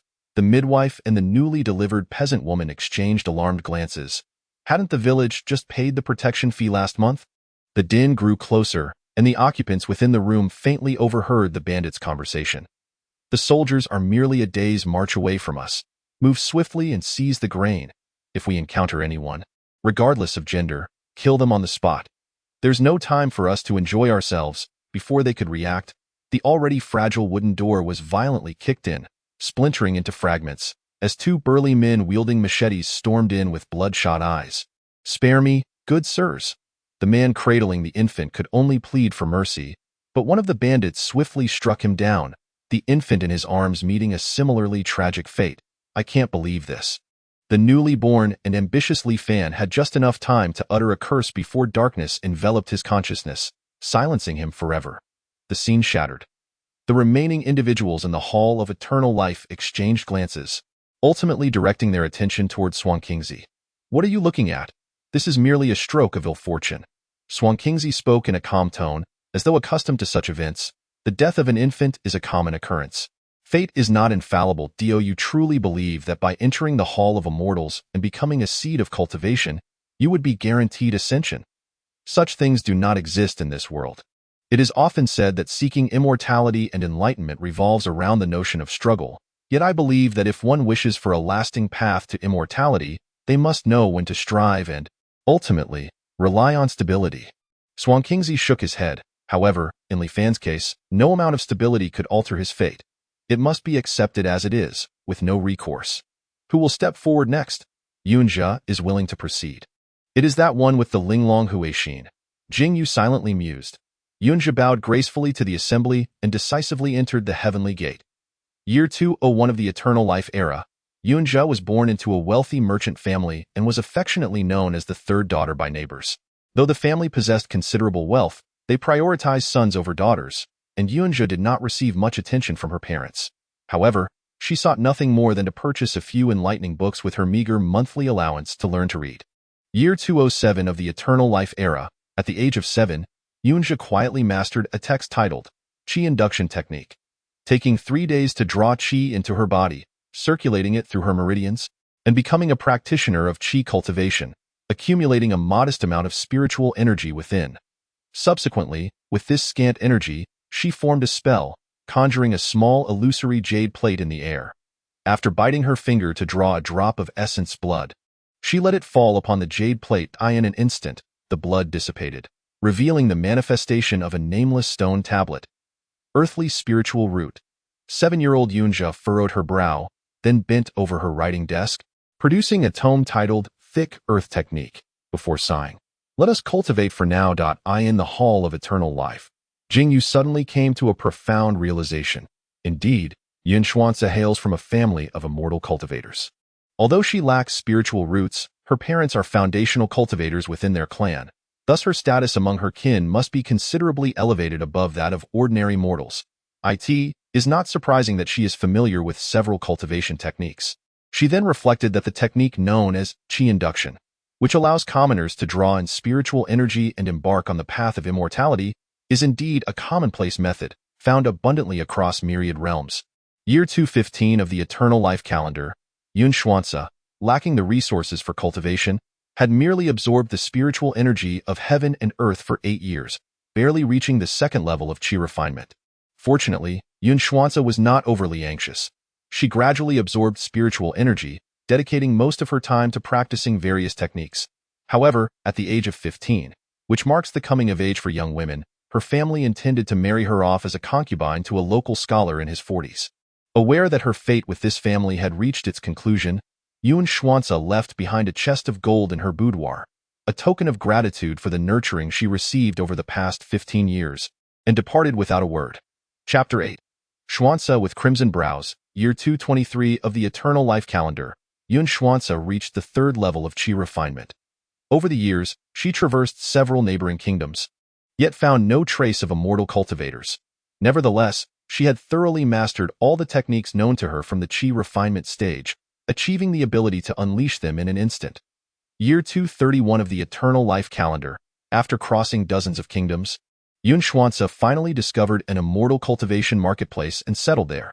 Although her cultivation progressed slowly, reaching merely the fourth level of qi refinement, she still found time to delve into the myriad arts of immortal cultivation. Perhaps due to her Linglong Huixin talent, she exhibited exceptional aptitude in talisman crafting, rapidly amassing her first fortune in spirit stones within the marketplace. Year 233 of the eternal life calendar. Xuanqingzi did not linger long in the immortal cultivation marketplace. After 3 years of talisman crafting and accumulating considerable wealth, she refrained from using her spirit stones to procure cultivation resources. Instead, she generously befriended many, particularly focusing on forming connections with disciples from prominent sects. In no time, she established ties with numerous external disciples from Golden Core sects, and many cultivators in the vicinity came to know of the talismanist, Yun Sanyang, who was both skilled and charismatic. Year 235 of the eternal life calendar. Upon gaining a comprehensive understanding of the organizational structures, general styles, and the characteristics and reputations of the Golden Core ancestors in several nearby sects, Xuanqingzi chose to join the female-centric Golden Core sect, Fian sect. This sect boasted 3 Golden Core cultivators and was one of the foremost powers among the surrounding sections starting as an outer disciple. Xuanqingzi's vivacious nature, generosity, and knack for networking quickly helped her establish a foothold within the outer sect, forging numerous amicable relationships with fellow disciples. Year 236 of the eternal life calendar. Due to her exceptional talent and techniques, Xuanqingzi was assigned to the sect's technique pavilion, becoming a steward there. Year 251 of the eternal life calendar. At the age of 50, Xuanqingzi attained the pinnacle of the 9th level of qi refinement. Through her close relationships with several elders within the sect, she effortlessly obtained 2 foundation establishment pills to further her cultivation. Year 253 of the eternal life calendar. Xuanqingzi established her foundation, and in the same year, she was promoted to the position of deputy head of the technique pavilion of the Fian sect. In the year 278 of the eternal life calendar, the esteemed leader of the techniques pavilion, having reached the venerable age of 250, lamented the brevity of his remaining years. He contemplated resigning from his esteemed position to depart from the sect and establish a family lineage, thereby branching out and flourishing. Before his departure, he recommended Xuanqingzi to assume the role of pavilion master. According to customary practice, the position of techniques pavilion master should be held by a practitioner in the later stages of foundation establishment. However, with the strong recommendation of the elder master and the concerted efforts of several inner and outer sect elders, Xuanqingzi ultimately succeeded in taking over the prestigious role of techniques pavilion master. In the year 294 of the eternal life calendar, Xuanqingzi advanced to the mid-stage of foundation establishment. In the year 300 of the eternal life calendar, Xuanqingzi still adorned herself in the simple white palace attire she favored, strolling gracefully towards the techniques pavilion. Having refrained from consuming any youth-preserving elixirs, she now appeared as a middle-aged woman. Although she had never been exceptionally beautiful, the passage of time rendered her quite ordinary in appearance. Nonetheless, whenever she encountered disciples, even those of the inner sect poised to ascend to the Golden Core stage, would regard this esteemed pavilion master, who had imparted the teachings, with reverence, bowing slightly in her direction. Upon arriving at the techniques pavilion, Xuanqingzi ascended the staircase to the top floor as per her usual routine. This location served as a high point within the Flying Swallow sect, providing a splendid view. From afar, one could catch glimpses of numerous female disciples of the sect soaring through the skies on their magical artifacts. On the terrace of the pavilion lay a chessboard, displaying an unfinished game, the outcome of which remained a mystery, possibly a remnant of a match between Xuanqingzi and an unknown opponent. Approaching the chessboard, She took a black piece from the jar and stared at the arrangement, seemingly in a state of indecision. Moments later, as if sensing something, she lifted her gaze to the heavens, her previously furrowed brow relaxing into a gentle smile as she spoke. Yun Xuanqingzi of the Flying Swallow sect, here wishing all fellow Taoists eternal longevity on the immortal path and the prospect of ascension. The scene in the mirror faded into darkness.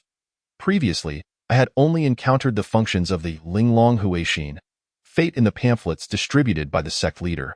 To witness it firsthand was indeed a revelation.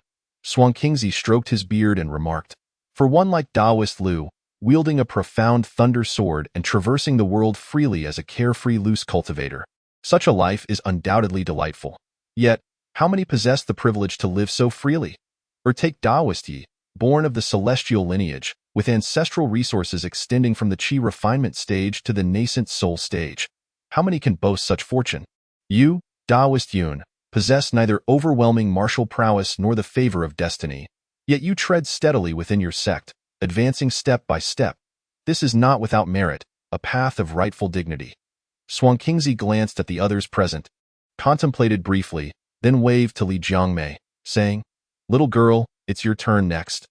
The enchanting beauty, momentarily taken aback by this request, caught the attention of those around her with her charming demeanor and softly replied, "I hope the immortal will bestow a blessing upon me, granting the girl a more favorable origin." Xuanqingzi chuckled at her words. "This matter is beyond my control. It relies solely on your own fortune." With a flourish of his sleeve, Li Jiangmei ascended into the celestial gate. In the year 301 of the eternal life calendar, it remains uncertain whether the words spoken by Li Jiangmei in her previous life bore fruit, but indeed, she found herself reborn in a realm of cultivation. However, this realm of cultivation is far from benevolent, as it is dominated by a sinister sect known as Blood Sea Gate, where several formidable golden core cultivators of the demonic path reside. Their fearsome reputation preceding them, Li Jiangmei was born into a humble family within a mortal kingdom directly under the control of Blood Sea Gate. Despite being labeled as common folk, they were merely regarded as livestock. Nurtured for their blood. In the year 306 of the eternal life calendar, at the tender age of 6, Li Jiangmei, an exquisite beauty sculpted like jade, had already begun to embody the allure of a stunning maiden. Life in the demonic realm was fraught with peril. The commoners struggled to survive day to day, and the malevolent bureaucrats overseeing the mortals often exploited the populace mercilessly. Yet, due to her striking beauty, the tax collectors who came to collect rents would take a liking to her and often reduce the amount owed, allowing her family to fare a little better in the dominion of Blood Sea Gate. Children from mortal households were required to undergo a spiritual root assessment upon reaching the age of 6. When Li Jiangmei participated in this evaluation, a golden short sword manifested as an omen, leading to her being sent to the gates of Blood Sea Gate. Her fortune lay in being discovered to possess a spiritual root, and with commendable aptitude, she was granted the opportunity to cultivate and embark on the path of immortality. However, her misfortune stemmed from her humble origins, devoid of any influential background. The rules of Blood Sea Gate dictated that if a disciple's offspring demonstrated a spiritual root, they would be taken into the sect. Conversely, if a spiritual root emerged from a common family, those individuals would be raised as living weapons, furnace cauldrons, or reserve human pills. Due to her beauty, Li Jiangmei was classified among the group destined to become furnace cauldrons, which predominantly consisted of girls and a few exceptionally handsome boys, intended for the use of esteemed female cultivators within the demonic sect. As a gold spiritual root bearer, she was assigned the Golden Yuan Bridal True Scripture for her cultivation. This technique, while not typically demonic, shared similarities with orthodox methods in that it required a systematic accumulation of spiritual energy to enhance one's realm. However, upon reaching a certain level, engaging in dual cultivation with a partner would allow the latter to siphon away the former's cultivation, rendering the practitioner merely a vessel for another's advancement, a most insidious fate. Yet, under the eaves of this oppressive existence, Li Jiangmei had no choice but to comply. Chapter 9. Years in the Pavilion. In the year 312 of the eternal life calendar, the life within Blood Sea Gate was undeniably monotonous. As furnace cauldrons and human pills were not required to venture into battle, there was no need for them to study magical arts. Beyond the 3 daily meals, their existence revolved solely around meditation and cultivation. Li Jiangmei and her peers were housed in a place known as the Furnace Cauldron Pavilion, where supervisors were appointed to oversee their training and prevent any idleness.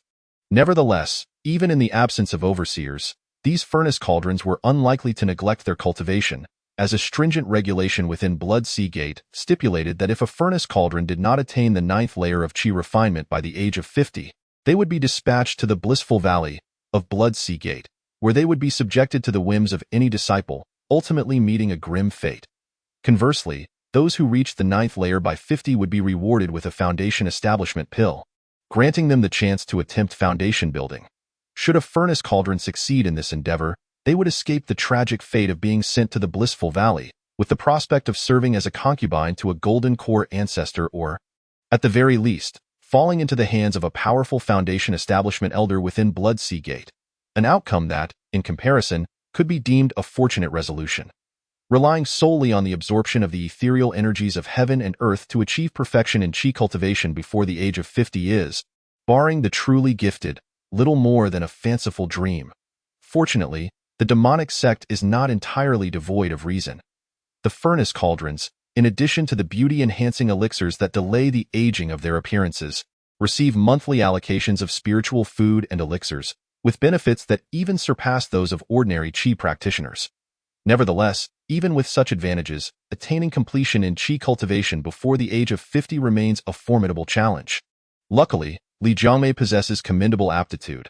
Having practiced for 6 years, while most of her peers in the furnace cauldron are still languishing at the 1st or 2nd levels of Qi cultivation, she has already stepped into the 3rd level for a year. With her monthly rations of spiritual food and elixirs, Li Jiangmei is poised for foundational establishment. Year 315 of the Eternal Life Calendar. Li Jiangmei blossomed into an increasingly radiant beauty, causing the other furnace cauldrons beside her to feel a twinge of inferiority. Yet, perhaps due to the influence of her extraordinary fate, these contemporaries bore no jealousy towards her.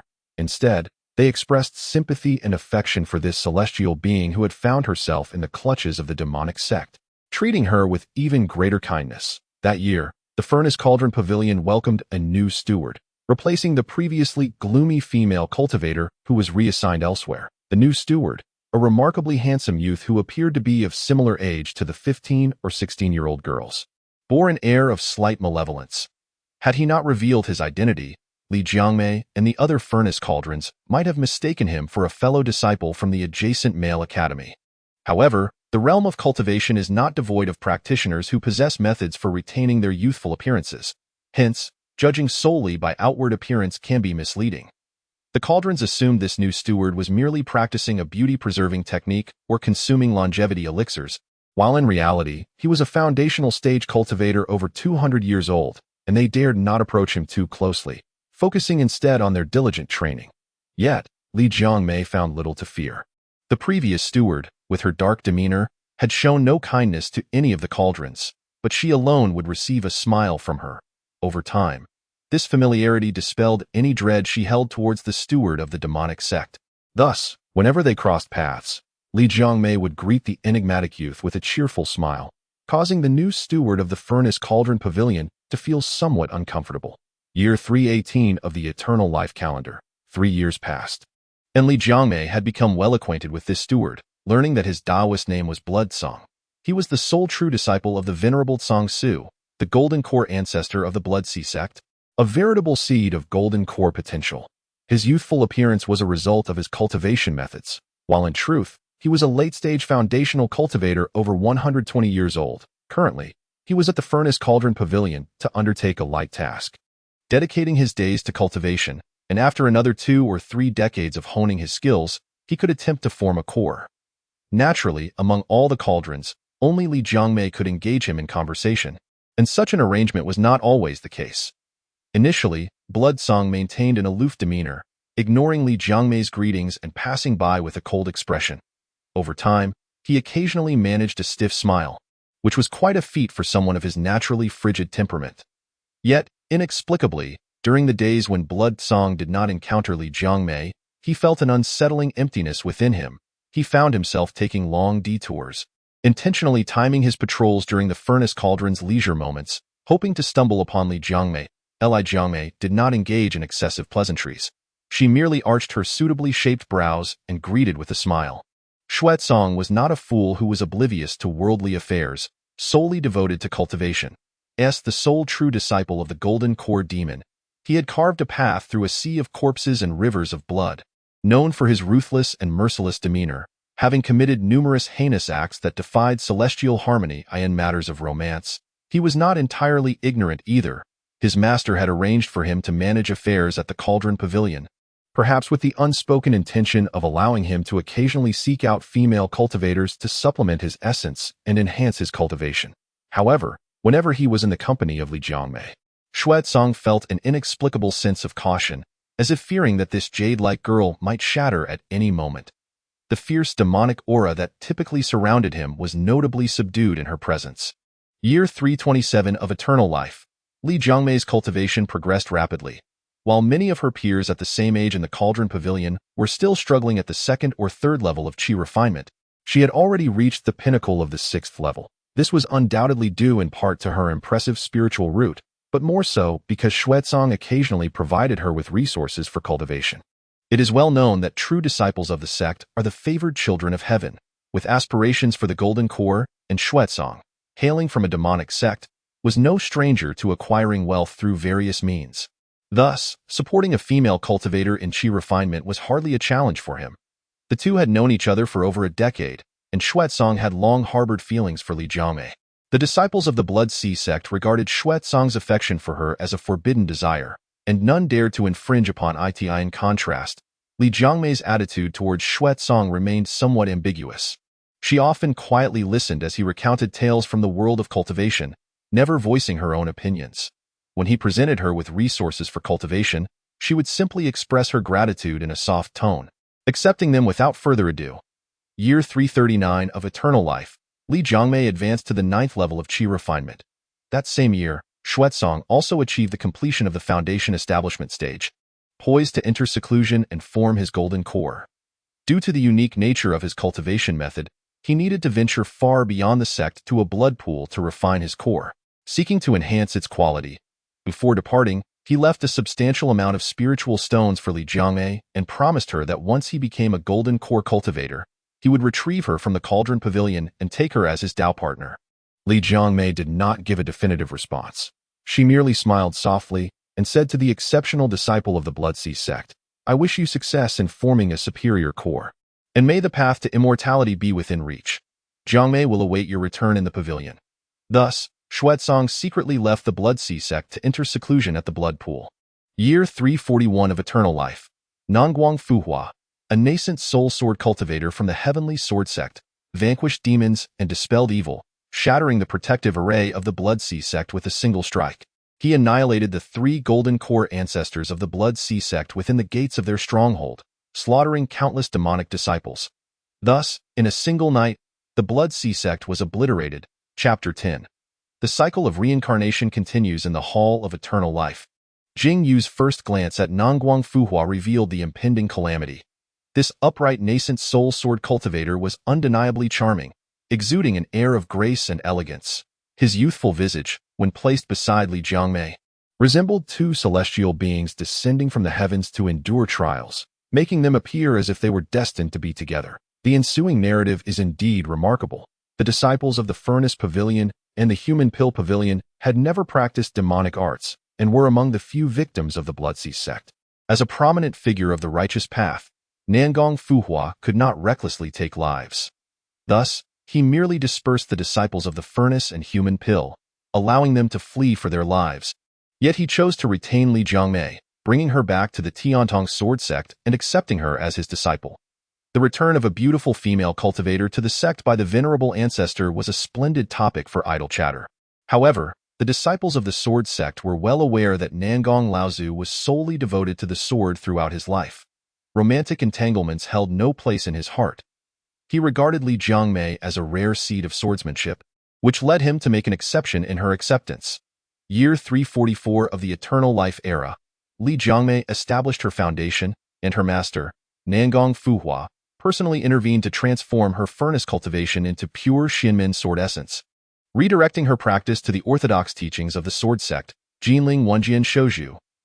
Year 351 of the Eternal Life era, Nanguang Fuhua's eldest disciple and adopted son, the golden core sword cultivator Xuanqingzi, sought to marry his junior sister Li Jiangmei, but Nangong Fuhua forbade it, reprimanding him out of the hall. Year 354 of the Eternal Life Era, Xuanqingzi attempted to elope with Li Jiangmei, but was detected by Nangong Fuhua, who felt profound disappointment and imprisoned his favored disciple in the sword prison. For a century of reflection. Year 363 of the Eternal Life Era, Nangong Fuhua proclaimed to the world that he would take Li Jiangmei as his Dao partner, inviting the righteous sects to their dual cultivation ceremony, which caused an uproar among the disciples of the Tiantong sword sect, from the sect leader down to the outer disciples. Year 364 of the Eternal Life Era, the dual cultivation ceremony was held as scheduled, and on that day, the sword prison trembled, with echoes of long howls resonating endlessly. A certain secular dynasty under the jurisdiction of the Tiantong sword sect was enveloped in a sea of blood, suggesting that demonic cultivators were wreaking havoc. Year 382 of the Eternal Life Era, Li Jiangmei reached the mid-stage of foundation establishment. Year 400 of the Eternal Life Era, on her centennial birthday, Nangong Fuhua personally emerged from seclusion to celebrate with her.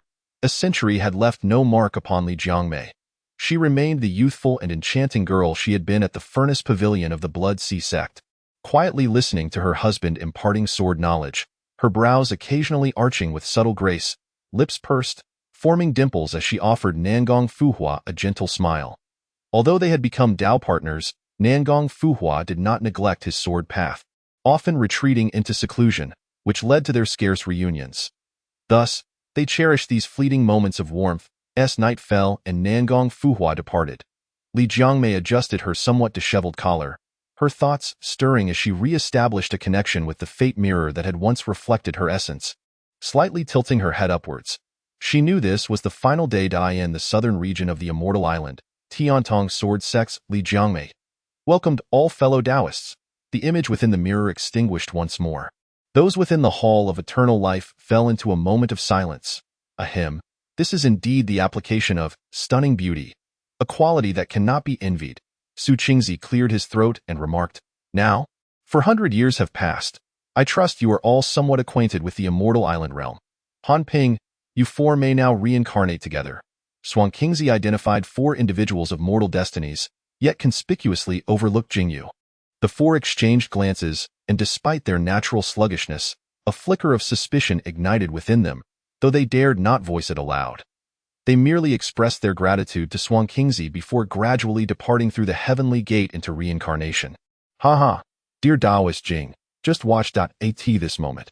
Only Jing Yu and Xuanqingzi remained in the hall. The once commanding elder seemed to shed his burdens in an instant, plopping down onto the floor, observing the numbers by the mirror continuously flicker. Year 401 of the longevity calendar, year 405 of the longevity calendar.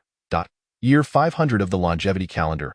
In contrast to the centuries experienced by the previous reincarnates, the lives of these 4 mortals appeared rather unremarkable. 2 of them spent their lives rolling in the mundane world, failing to encounter any celestial opportunity, and passed away without reaching the age of 70.1 was fortunate enough to gain a celestial opportunity, but entered the path too late. And due to accumulated injuries from battles, he reached the 5th stage of Qi training only when he was over 90, ultimately passing away. Only Han Ping enjoyed a stroke of luck, having acquired a celestial ascension token in his youth.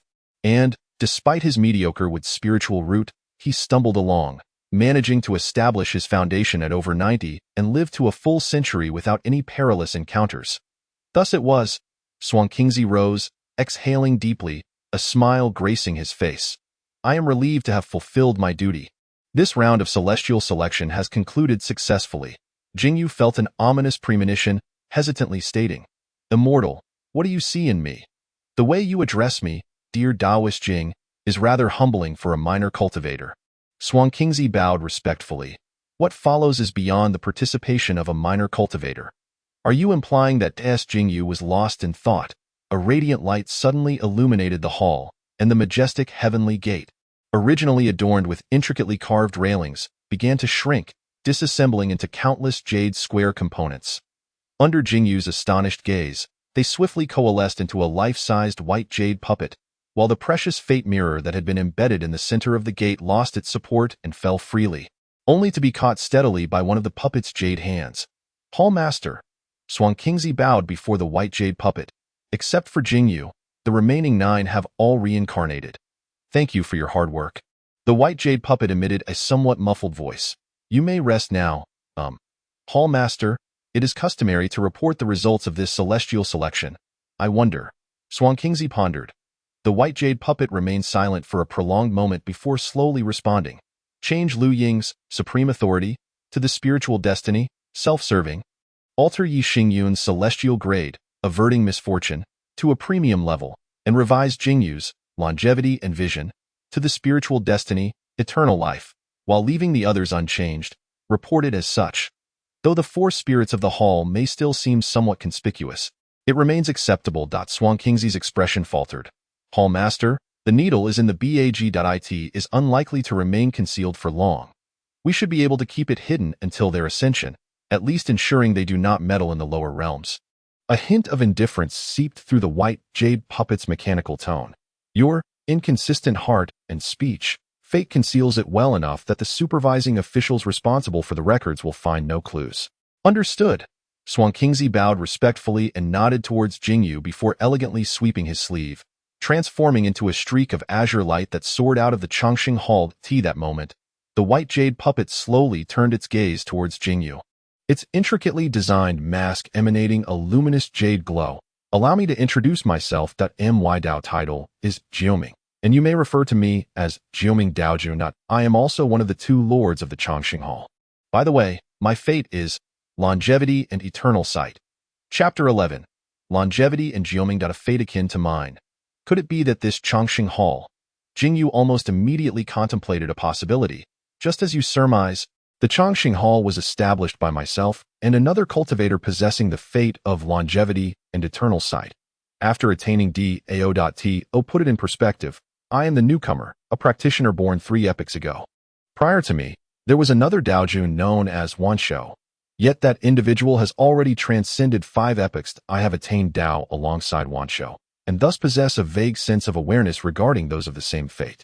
Tens of thousands of years ago, I foresaw that a soul with a longevity fate would be summoned by the Chongqing Hall, and I have been waiting here ever since. Jioming Daojun continued. The candidates selected by the Immortal Hall must undergo trials in the mortal realm. This rule was established collectively by the esteemed beings of the celestial realm and cannot be violated. Therefore, I cannot directly bring you to the celestial realm for cultivation, and this is the reason. However, while rules are rules, they are not without loopholes. Previously, I altered the process of descent for the selected candidates to be sequential, placing you as the last. This is a permissible adjustment within the rules. Firstly, it allows you to gain an understanding of the reincarnation realm, sparing you from being utterly in the dark. Secondly, your fate draws the attention of heaven and earth, yet it is also prone to envy. By being the last to reincarnate, they will be unable to grasp your roots, though it turns out I am the privileged one. Jing Yu was momentarily taken aback, then suddenly recalled something and inquired, Daojun? What about Lu Yingzhao? This matter was unforeseen, a significant variable. The mask of the puppet possessed by Jioming Daojun slightly altered its patterns. However, it is fortuitous that with Lu Yingzhao on the stage attracting attention, you can cultivate in peace. Once you attain Dao, you shall become the 3rd lord of the Chongqing Hall, the Daojun. Shall I then descend to the mortal realm? Jing Yu tentatively asked. Not in haste. Jioming Daojun flicked a finger, sending a gray divine light into Jing Yu's soul. This is... Jing Yu found himself inexplicably receiving new information in his mind, momentarily stunned. The Kudu Sutra, Wanshou's method of attaining Dao. This rather unversatile technique is only suitable for cultivators with the longevity fate. There is no need for you to delve too deeply into it, just use it as a transitional tool. Jioming Daojun remarked, my method of attaining Dao has been divided into several parts, hidden within the immortal continent. Should you enter the mortal world, you will naturally uncover them. Enter the mortal world? Indeed, our Chongqing Hall is divided into 2 branches, one that shuns the world and one that engages with it. Before you, across nearly 10 epochs and countless realms, there were 4 practitioners with the longevity and eternal sight, fate. Among these 4, only Wanshou and I have attained Dao, while the other 2 have perished and vanished. Among the 2 deceased, one was unambitious and indifferent to fortune, treating every opportunity as nothing more than fleeting smoke, devoted solely to a life of seclusion and cultivation. Ultimately, as the era approached its end, he failed to attain enlightenment, perishing alongside the myriad beings of that epoch in the great calamity. The other, quite similar to myself, chose a path of worldly engagement, possessing a long life yet lacking in prudence, ultimately meeting his demise at the hands of others during a contest of magical prowess. The 9 lives Dao Lord lamented, stating, "The destinies of individuals are indeed perplexing. Is a long life more suited for seclusion or for engaging with the world, or perhaps a delicate balance of both? Currently, there is no definitive answer. Only your own choices will determine the outcome. As one ages, it is inevitable to become somewhat verbose, rambling on with such discourse." Jing Yu, do you have any further inquiries? After a moment's hesitation, Jing Yu finally asked, "Dao Lord, to what level of cultivation must one attain to survive the great calamity of the era?" The 9 lives Dao Lord replied softly. The great calamity of the era consists of 2 parts. First, there is the tribulation that all living beings must face. This cannot be avoided and can only be endured through cultivation, requiring one to reach the level of a Dao Lord to survive. The second part involves the annihilation of heaven and earth, the return of all things to the void, and the reversion of the myriad realms to chaos, from which chaos will once again give rise to the myriad realms. This portion cannot be withstood even by a Dao Lord, necessitating the protection of a Dao Venerable. However, the number of those a Dao Venerable can support is limited, thus it becomes a matter of connections. If a Dao Lord lacks background and support, their fate is grim. The longevity Dao Lord shares a profound relationship with a certain esteemed individual, and I have benefited from this association, receiving protection through several epochs from that individual. Dao Lord, how long does one epoch last? It is difficult to say.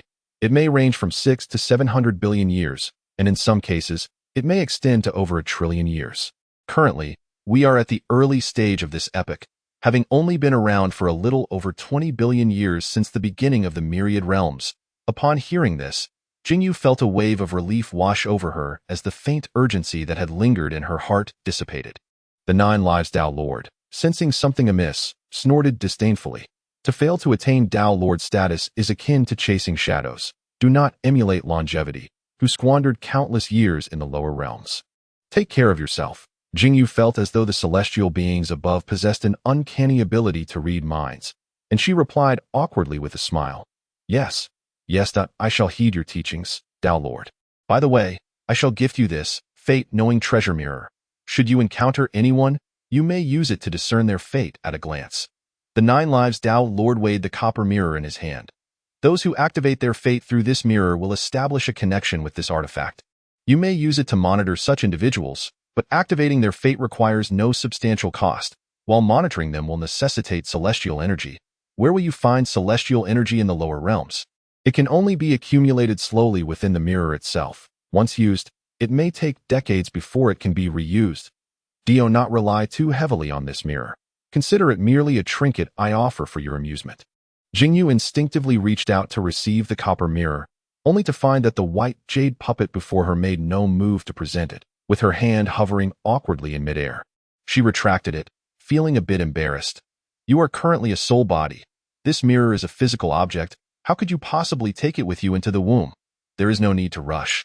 I will ensure it reaches you in due course.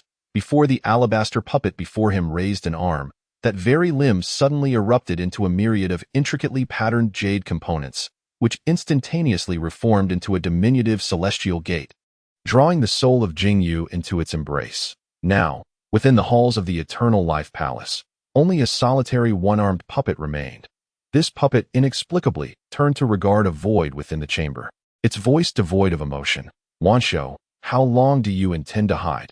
The void abruptly shimmered with faint ripples, and from within emerged a young boy clad in a bright yellow robe. Appearing to be merely 10 years of age, a jingling longevity lock dangling from his neck. "Jiuming, you are once again orchestrating things behind my back," the boy teased with a grin. "I was well aware you were lurking nearby." "This hardly qualifies as orchestrating from behind," the alabaster puppet replied in its cold, mechanical tone, unperturbed. "Why not come forth and have a word?" "Have a word about what?" "To avoid forming attachments, only to perish in the mortal realm." The boy waved his hand dismissively. "When Zhaoli passed, I mourned for quite some time that I see much of you in this individual. I fear he too may possess a lethargic disposition. How can one achieve the Tao without striving for it?"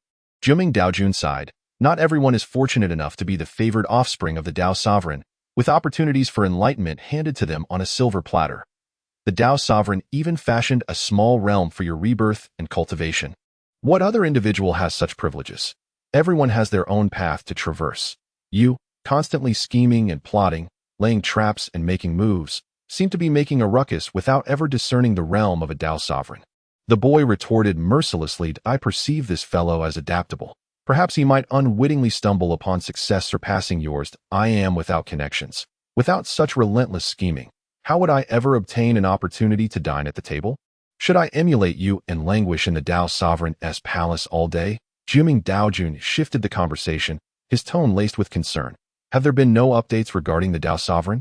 None. Not only my father, but the others remain equally elusive, the boy replied irritably. The celestial realm has descended into chaos. Your esteemed Dao Lords are so engrossed in their calculations that they cannot even take a moment's respite. Have they discerned anything of substance?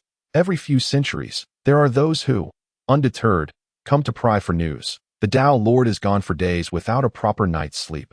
Matters of life and death demand our utmost attention. Juming Daojun lamented. Those esteemed individuals are the talismans of survival for the Dao Lords. With their whereabouts unknown, it is only natural that they are all in a state of disarray. It is no wonder that this era has barely begun.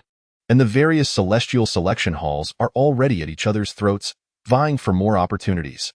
They fear that their familiar Dao Sovereign may never return, each hoping to cultivate a new patron. Thus, I maintain they are a bunch of underachievers. None of the fervor they once possessed in their quest for enlightenment remains. If they were capable, why not attain the Dao themselves instead of depending on others? The boy scoffed. And you?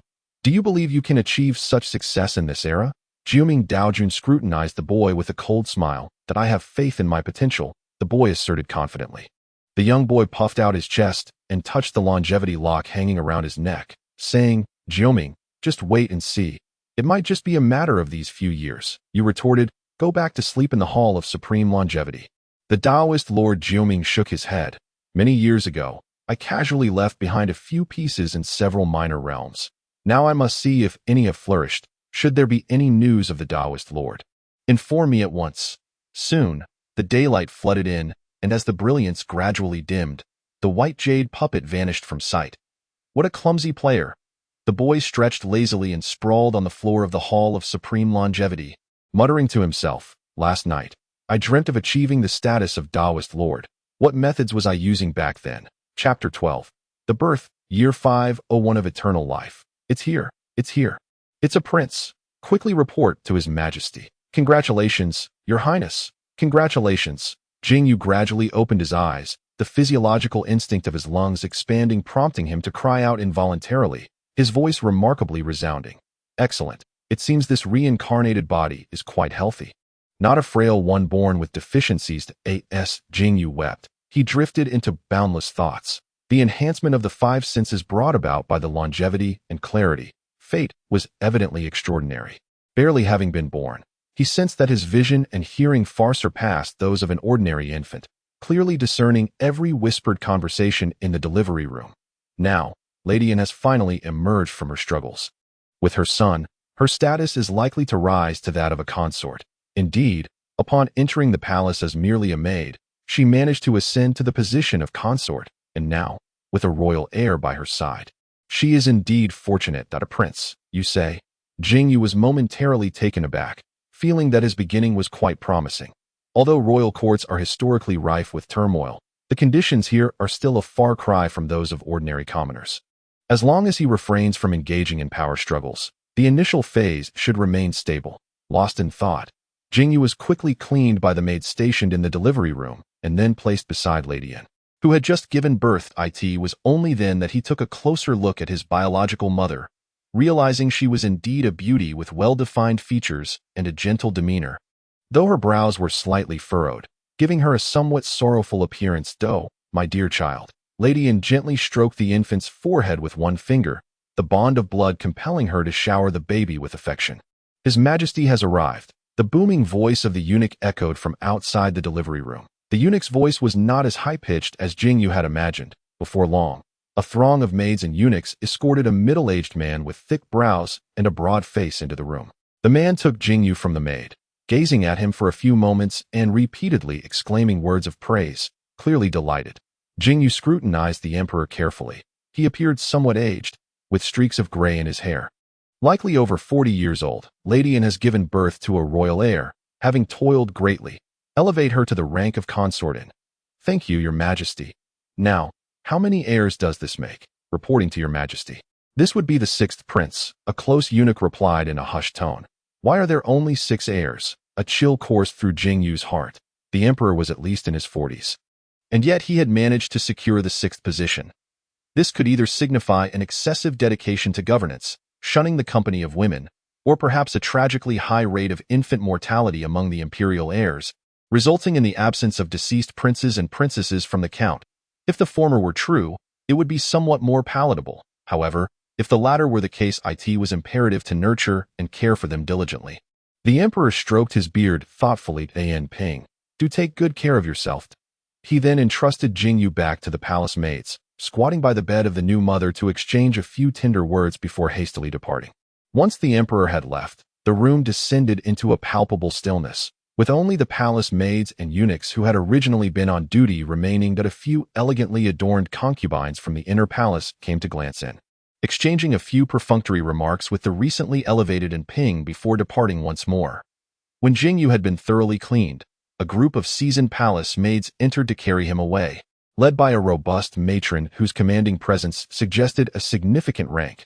Listening to her casual conversation with the other maids, Jing Yu learned that although those ranked above concubines possessed the right to raise imperial heirs, in reality, newborns were to be collectively nurtured in designated institutions. If the birth mother held a low rank, she would often only be permitted to see her children during major festivals. At this moment, Jing Yu was merely a newborn, entirely at the mercy of others, with nothing to occupy himself. Thus, he sank into a deep state of consciousness, delving into the celestial methods imparted to him by the 9 Lives Taoist. Specifically, the Kubu Jing. To his astonishment, it turned out to be a body refinement technique. Jing Yu was taken aback. The 9 Lives Taoist had previously stated that the Kubu Jing was a foundational scripture of the Wanshou Taoist. He had assumed it to be a standard qi cultivation method, but he had not anticipated it to be focused on body refinement. Indeed, the Wanshou Taoist was a remarkable figure. The more he read, the more Jing Yu felt that this Wanshou Taoist, whom he had never met, possessed considerable insight. The reason this body refinement technique was named Kubu Jing stemmed from the Wanshou Taoist belief that all beings in the world, in their quest for enlightenment, were akin to navigating a treacherous sea. Those with a longevity constitution were naturally endowed with boundless lifespans. Given sufficient time, they would eventually reach the other shore. Thus, they needed only to contend with the tempests that arose within the turbulent sea. This scripture aimed to transform the physical body into a sturdy vessel, aiding longevity practitioners in weathering the storms, serving as a protective means on their path to enlightenment. Moreover, the Wanshou Taoist offered a nuanced explanation for the choice of body refinement as a protective measure. First and foremost, the greatest limitation for practitioners seeking the Tao was, naturally, lifespan. With a lifespan of 100 years for Qi practitioners, 300 for foundation builders, 800 for golden core cultivators, and 2,000 for nascent soul practitioners. While it seemed a considerable duration, practitioners could not simply ascend realms by meditating on mountaintops and living off the wind and dew. Gathering resources, maintaining social connections, and vying for opportunities all demanded time and energy, rendering such lifespans rather insufficient for the majority of practitioners.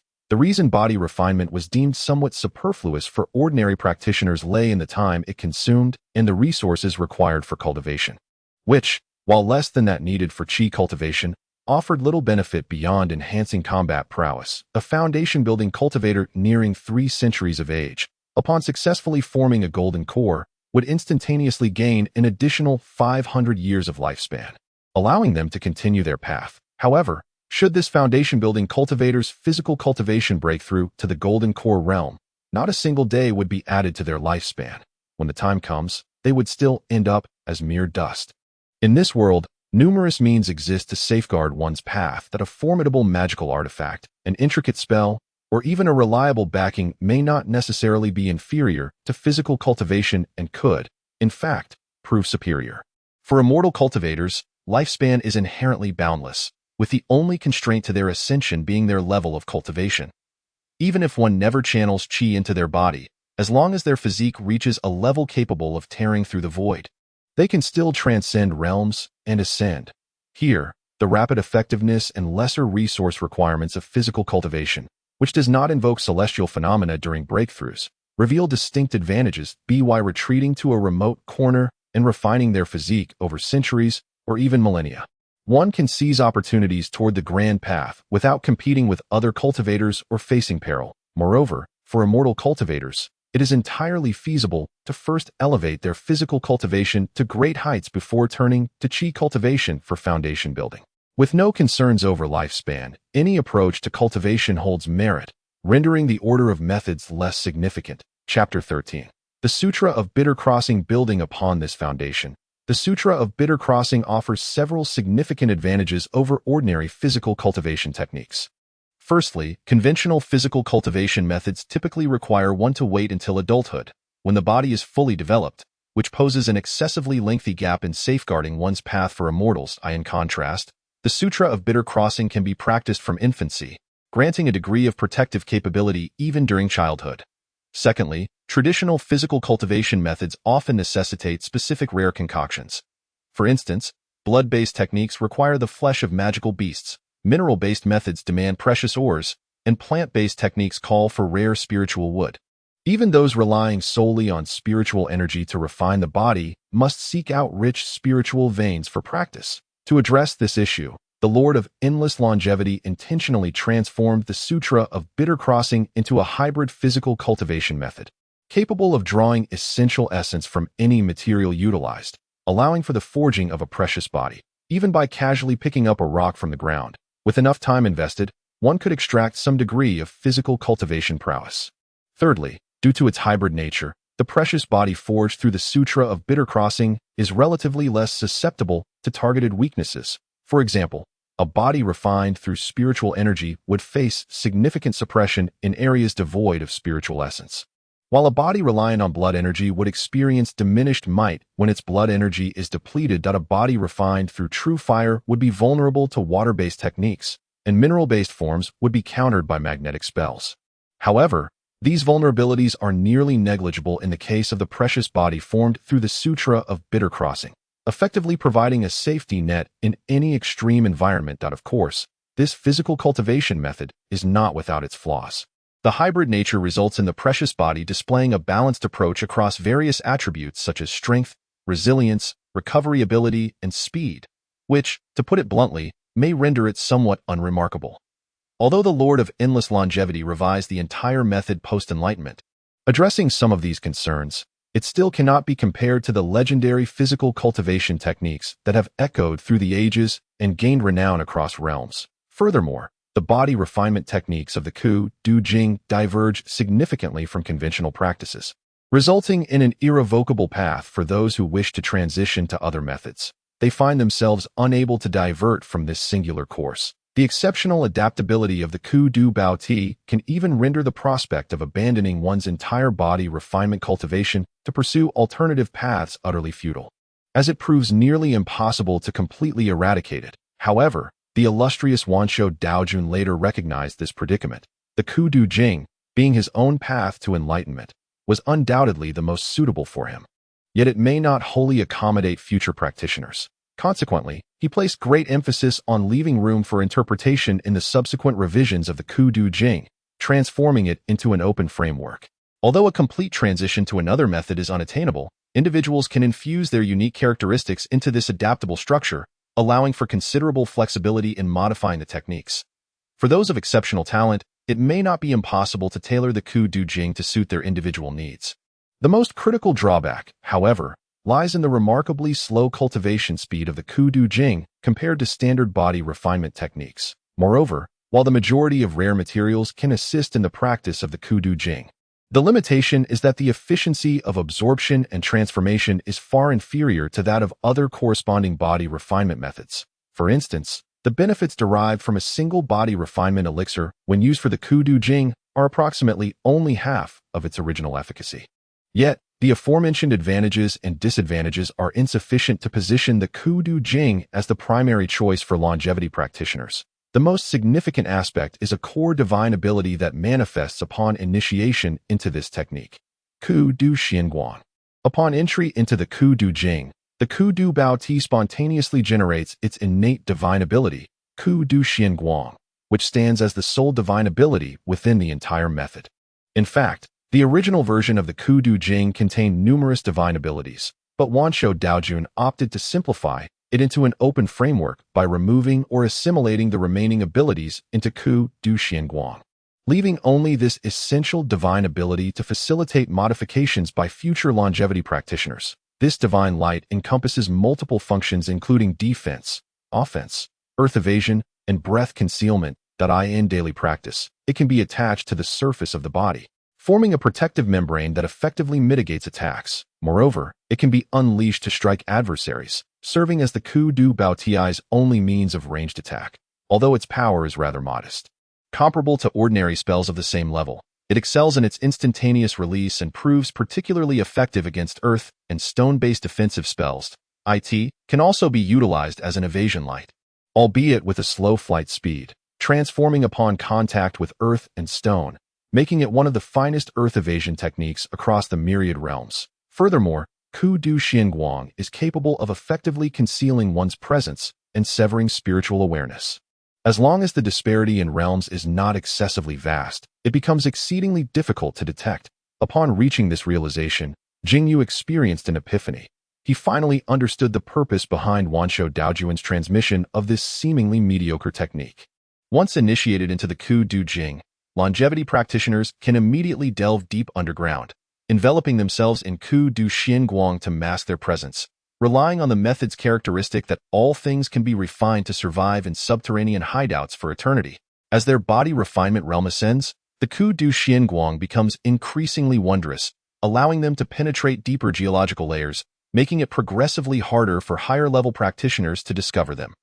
Once the Ku Du Bao Ti is cultivated to the strength of Yuan-Ing or Huashan, there is no corner of the world that remains inaccessible. However, this particular cultivation method is indeed rather time-consuming.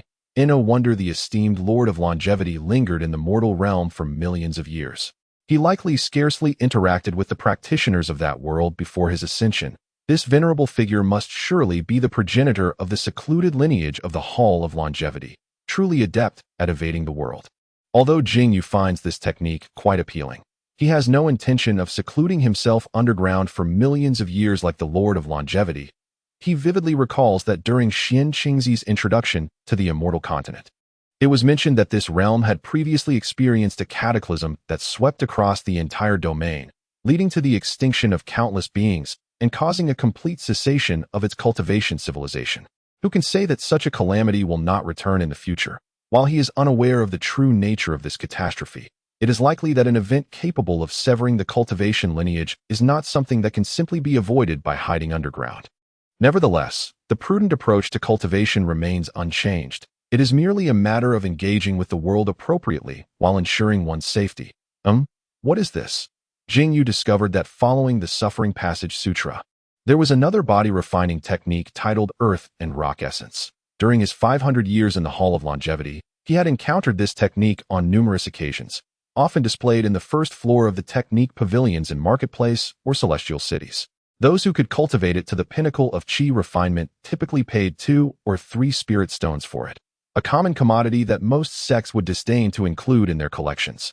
Upon initiation, practitioners would be enveloped in a layer of grayish light, reminiscent of the external manifestation of the Suffering Passage mystic light. The Lord of Nine Lives truly has good intentions. Jing Yu quickly grasped why the Lord of Nine Lives included this technique as a supplementary gift. It serves to provide an explanation should he inadvertently reveal the suffering treasure body during his vulnerable early years. This only piqued Jing Yu's curiosity further. What could that technique be, which the meticulous Lord of Nine Lives claimed could only be acquired through personal engagement with the world? It was time for the 6th prince to be fed. The robust palace maid in charge summoned the wet nurse, who, under her supervision, began to nourish Jing Yu. The infant, gulp, gulp. The royal wet nurse certainly had ample milk.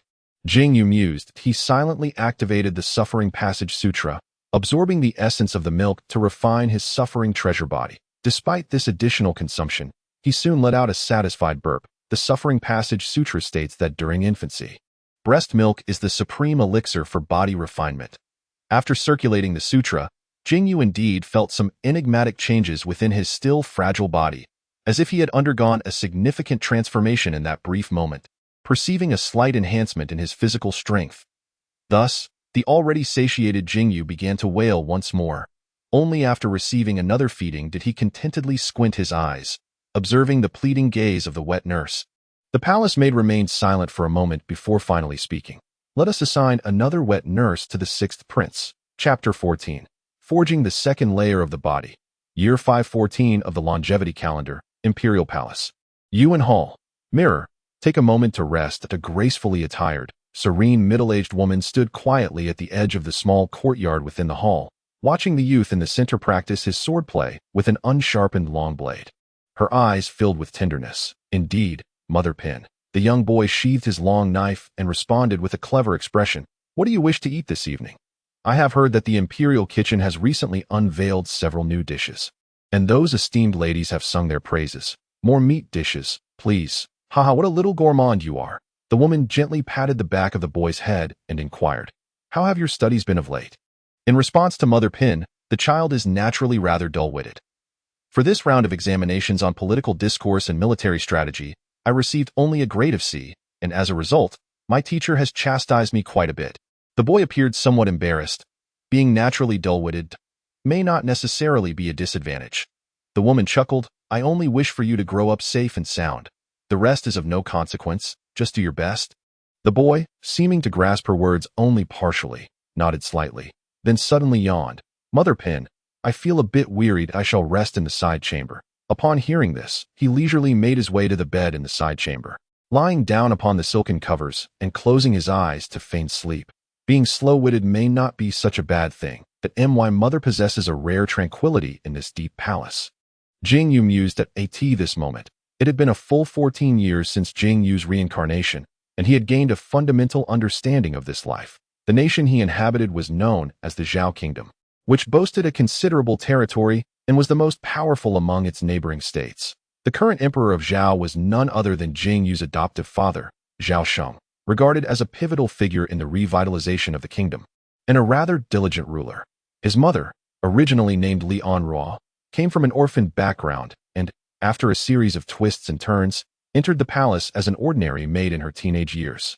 Later, she caught the eye of Emperor Zhao and became a favored consort. After waiting for more than 5 years, she was once again summoned, unexpectedly becoming pregnant and subsequently elevated to the rank of noblewoman. Upon giving birth to Jing Yu, she was promoted to the rank of concubine, ascending 3 ranks in just a few short years, serving as a role model for countless young palace maids. Now, Jing Yu was the 6th son of the royal family. Granted, the name Zhao Mingjing is somewhat amusing to Jing Yu that he hardly saw his adoptive father during the first year of his life.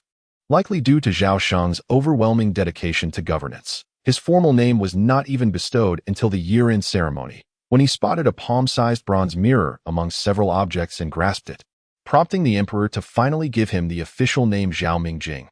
Interestingly, that very mirror was indeed the fate-knowing treasure mirror previously promised to Jing Yu by the 9 Lives Taoist. Jing Yu had never anticipated that this mirror would arrive in such a fortuitous and seamless manner. However, as the 9 Lives Taoist had mentioned, although this mirror held great significance, its role was merely to awaken fate and explore connections with destiny. Not a celestial treasure for warfare, its sturdy material led Jing Yu to keep it within the lining of his clothing as a protective heart mirror. He had attempted to utilize the absorption method from the Bitter Crossing Sutra to refine his body with the essence of the fate-knowing treasure mirror. But likely due to his low cultivation level, he was unable to successfully harness such a high-status material. The text of the Kudu Sutra corresponding to the cultivation techniques of the Qi refining stage is titled Body Forging Chapter, which is divided into 10 tiers, precisely aligning with the 10 levels of the Qi refining phase. Over the past 14 years, Jing Yu has diligently practiced without respite, yet he has barely managed to reach the 2nd tier's perfection. This achievement is largely due to the abundant rare ingredients and medicinal herbs supplied by the royal family. Were he born into an ordinary household, he would likely still be struggling at the 1st tier. However, what Jing Yu remains unaware of is that the Kudu Sutra is specifically tailored by the Eternal Life Sovereign for practitioners seeking longevity, providing additional benefits for those who cultivate this technique. For an ordinary practitioner, it is doubtful that even 14 years would suffice to grasp the basics. Nevertheless, despite only having reached the second tier, Jing Yu's physical strength has already attained a level comparable to that of gold and stone, rendering common iron tools incapable of breaching his bodily defenses.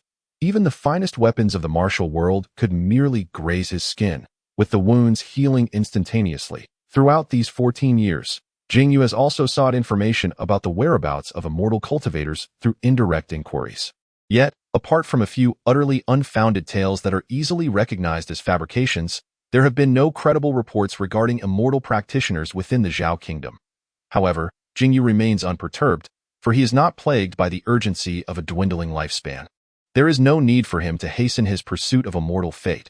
Rather, he prefers to develop further in the mortal realm, aspiring first to achieve invincibility among men before contemplating anything else.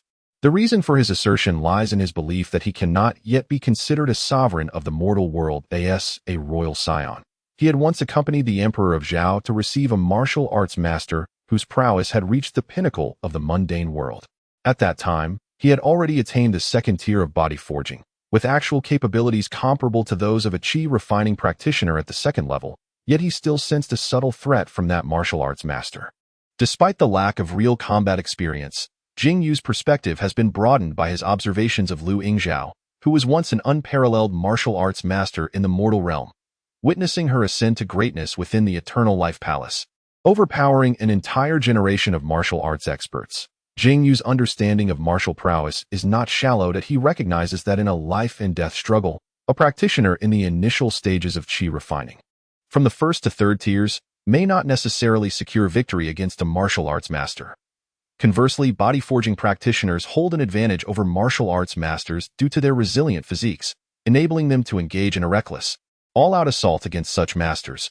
Regrettably, the martial arts manuals penned by Liu Yingzhao in her heyday have been obscured. Jing Yu cannot help but sigh. Over the years, he has sought various martial arts manuals within the royal library to complement his body-forging practice. However, despite the fact that the royal library of the Zhao kingdom houses some of the finest texts, Jing Yu feels they still fall somewhat short, lacking the brilliance of Liu Yingzhao's later self-created martial arts masterpieces. In her early 20s, Liu Yingzhao wielded a rusty sword with unmatched prowess, having faced no adversary. Despite her tender age, her internal energy, swordsmanship, and agility had already reached the utmost limits, with the blessing of her soul's sovereign destiny. And her remarkable martial performance at that time, Jing Yu seriously doubts that even a mid-stage chi refining practitioner would escape unscathed from her blade. He wonders how Liu Yingzhao is faring now. With a sudden thought, Jing Yu opens his eyes and retrieves a palm-sized copper mirror from within his chest lining, gently caressing the edge of the mirror's surface. The celestial energy required for the Jiming Baojing must be accumulated gradually. If the energy is insufficient, the duration of the visions it can reveal will be exceedingly brief. It has only been a little over a decade since Jing Yu's reincarnation, and according to the words of the Nine Lives Taoist, this should not suffice for a complete glimpse. Let us give it a try, for after all, I have no use for this celestial energy. This treasure, being an artifact of the celestial realm, has an internal structure that Jing Yu does not comprehend, and the accumulated celestial energy can only be utilized for the mirror itself, thus extinguishing any thoughts of exploiting it for personal gain. I recall that the method to activate the treasure was noted by the Taoist at the end of the Kudu Jing. Jing Yu searched his mind thoroughly and indeed found the activation method for the Jiming Baojing. Fortunately, this method does not require spiritual energy. One merely needs to hold the mirror and immerse oneself in concentration. Jing Yu sat up from his bedding, cradling the bronze mirror in his hands, and focused his mind as anticipated. Several radiant orbs emerged in his consciousness. Upon counting, there were 5 luminous orbs floating within the sea of his awareness. Among them, one white orb appeared the dimmest, which Jing Yu identified as Han Ping through its connection to fate. The 2 purple orbs were significantly brighter than the white one, with the orb representing Li Jiangmei shining even more brilliantly than that of Xuanqingzi. The solitary golden orb naturally represented Yixingyun. Meanwhile, a multicolored orb hovered majestically at the zenith of the sea of awareness, resembling a blazing sun. Jing Yu understood clearly that this multicolored orb was linked to Liu Yingzhao. Chapter 15. Observing people through the mirror, Jing Yu emulated the method imparted to him by the Nine Lives Taoist, gently touching the most radiant and brilliant multicolored orb with his consciousness. Boom! Jing Yu felt his awareness suddenly detach from his body, ascending to infinitely lofty heights, as if he had transformed into a mirror embedded in the celestial vault, surveying a resplendent, celestial mountain amidst the void. This mountain soared into the clouds, steep and majestic, with its summit seemingly hewn into a flat expanse by a being of great power, forming an extensive terrace. The terrace was adorned with numerous stone tables and benches, laden with a variety of exquisite delicacies, alongside sealed jars of spiritual wine. Many powerful cultivators were gathered in groups of 3 to 5, laughing boisterously, indulging in wine and song, and including attendants and servants. The number of people on the terrace was approximately 100, and among them, the most striking figure was a tall female cultivator seated in the center of the terrace, clad in a form-fitting black outfit, her long hair tied back into a neat ponytail that a dark thunderbolt flickered at her brow. It could only be the Xianlei sword immortal, Lu Yingzhao. After hundreds of years, her visage had changed not a bit. Still exuding that vigorous aura at this moment, her complexion was slightly flushed, her right hand holding a bronze wine vessel, already somewhat tipsy. She reclined on the thigh of a muscular, dark-skinned, handsome male cultivator, while her left hand rested upon the hand of another delicate, fair-skinned scholar, playfully stroking his palm and giggling incessantly to as if sensing the mirror's covert observation through the threads of fate. Lu Yingzhao dispelled some of her inebriation, the corners of her mouth curling up as she raised her bronze wine vessel towards the direction of Jing Yu's scrutiny. The scene then faded into darkness. Was this truly a legitimate gathering? Jing Yu gazed at the Ji Ming treasure mirror, which had accumulated over a decade's worth of celestial energy, now completely depleted, and fell into a prolonged contemplation. After reincarnating for 14 years, Lu Yingzhao must now be 514 years old. Considering the grandeur of this gathering, it is likely that the minimum attainment is at the nascent soul level.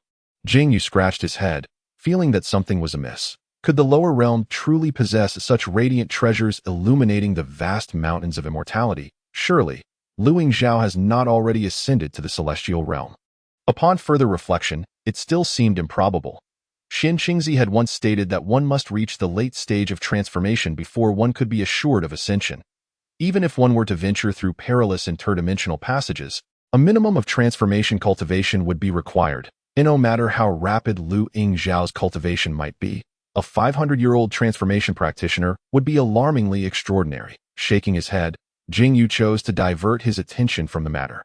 Given their respective speeds of cultivation and the age disparity of 500 years, it would be exceedingly difficult for them to intersect in the realm of immortals.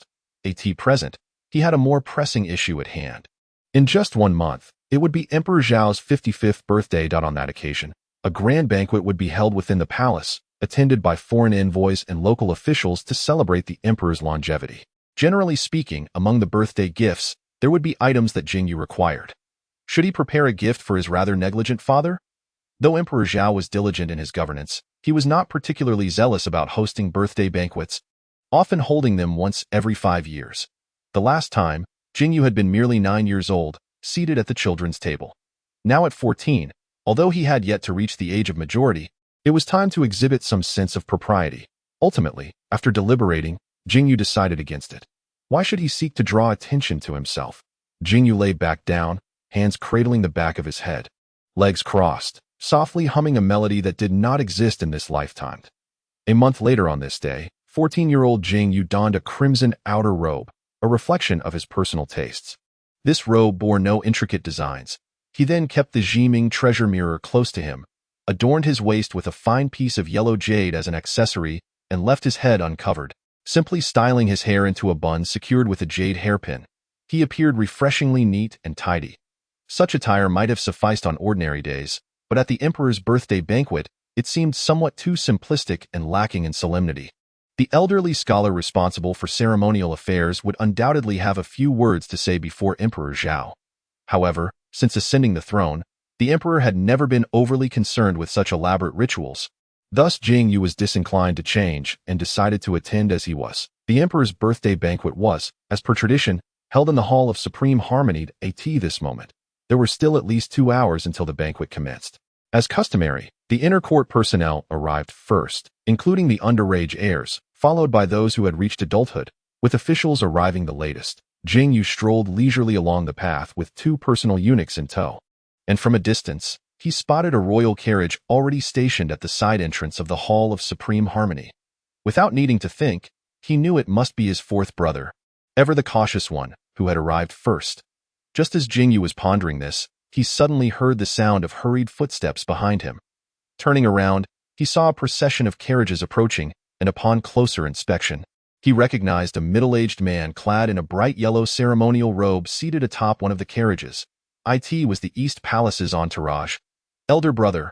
When Jing Yu encountered the man, he displayed no signs of trepidation, halting in place to vigorously wave his hand.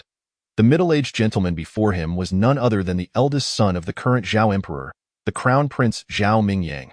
Observing this, the man seated in the carriage broke into a gentle smile, raising his hand in a placating gesture, signaling the convoy to come to a halt.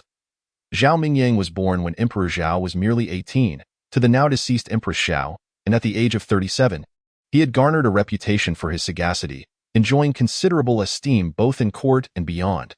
His position as the heir apparent was firmly established. Barring any unforeseen circumstances, there was little doubt regarding his succession to the throne. "Brother, you arrived so early?" Jing Yu chimed cheerfully, approaching him.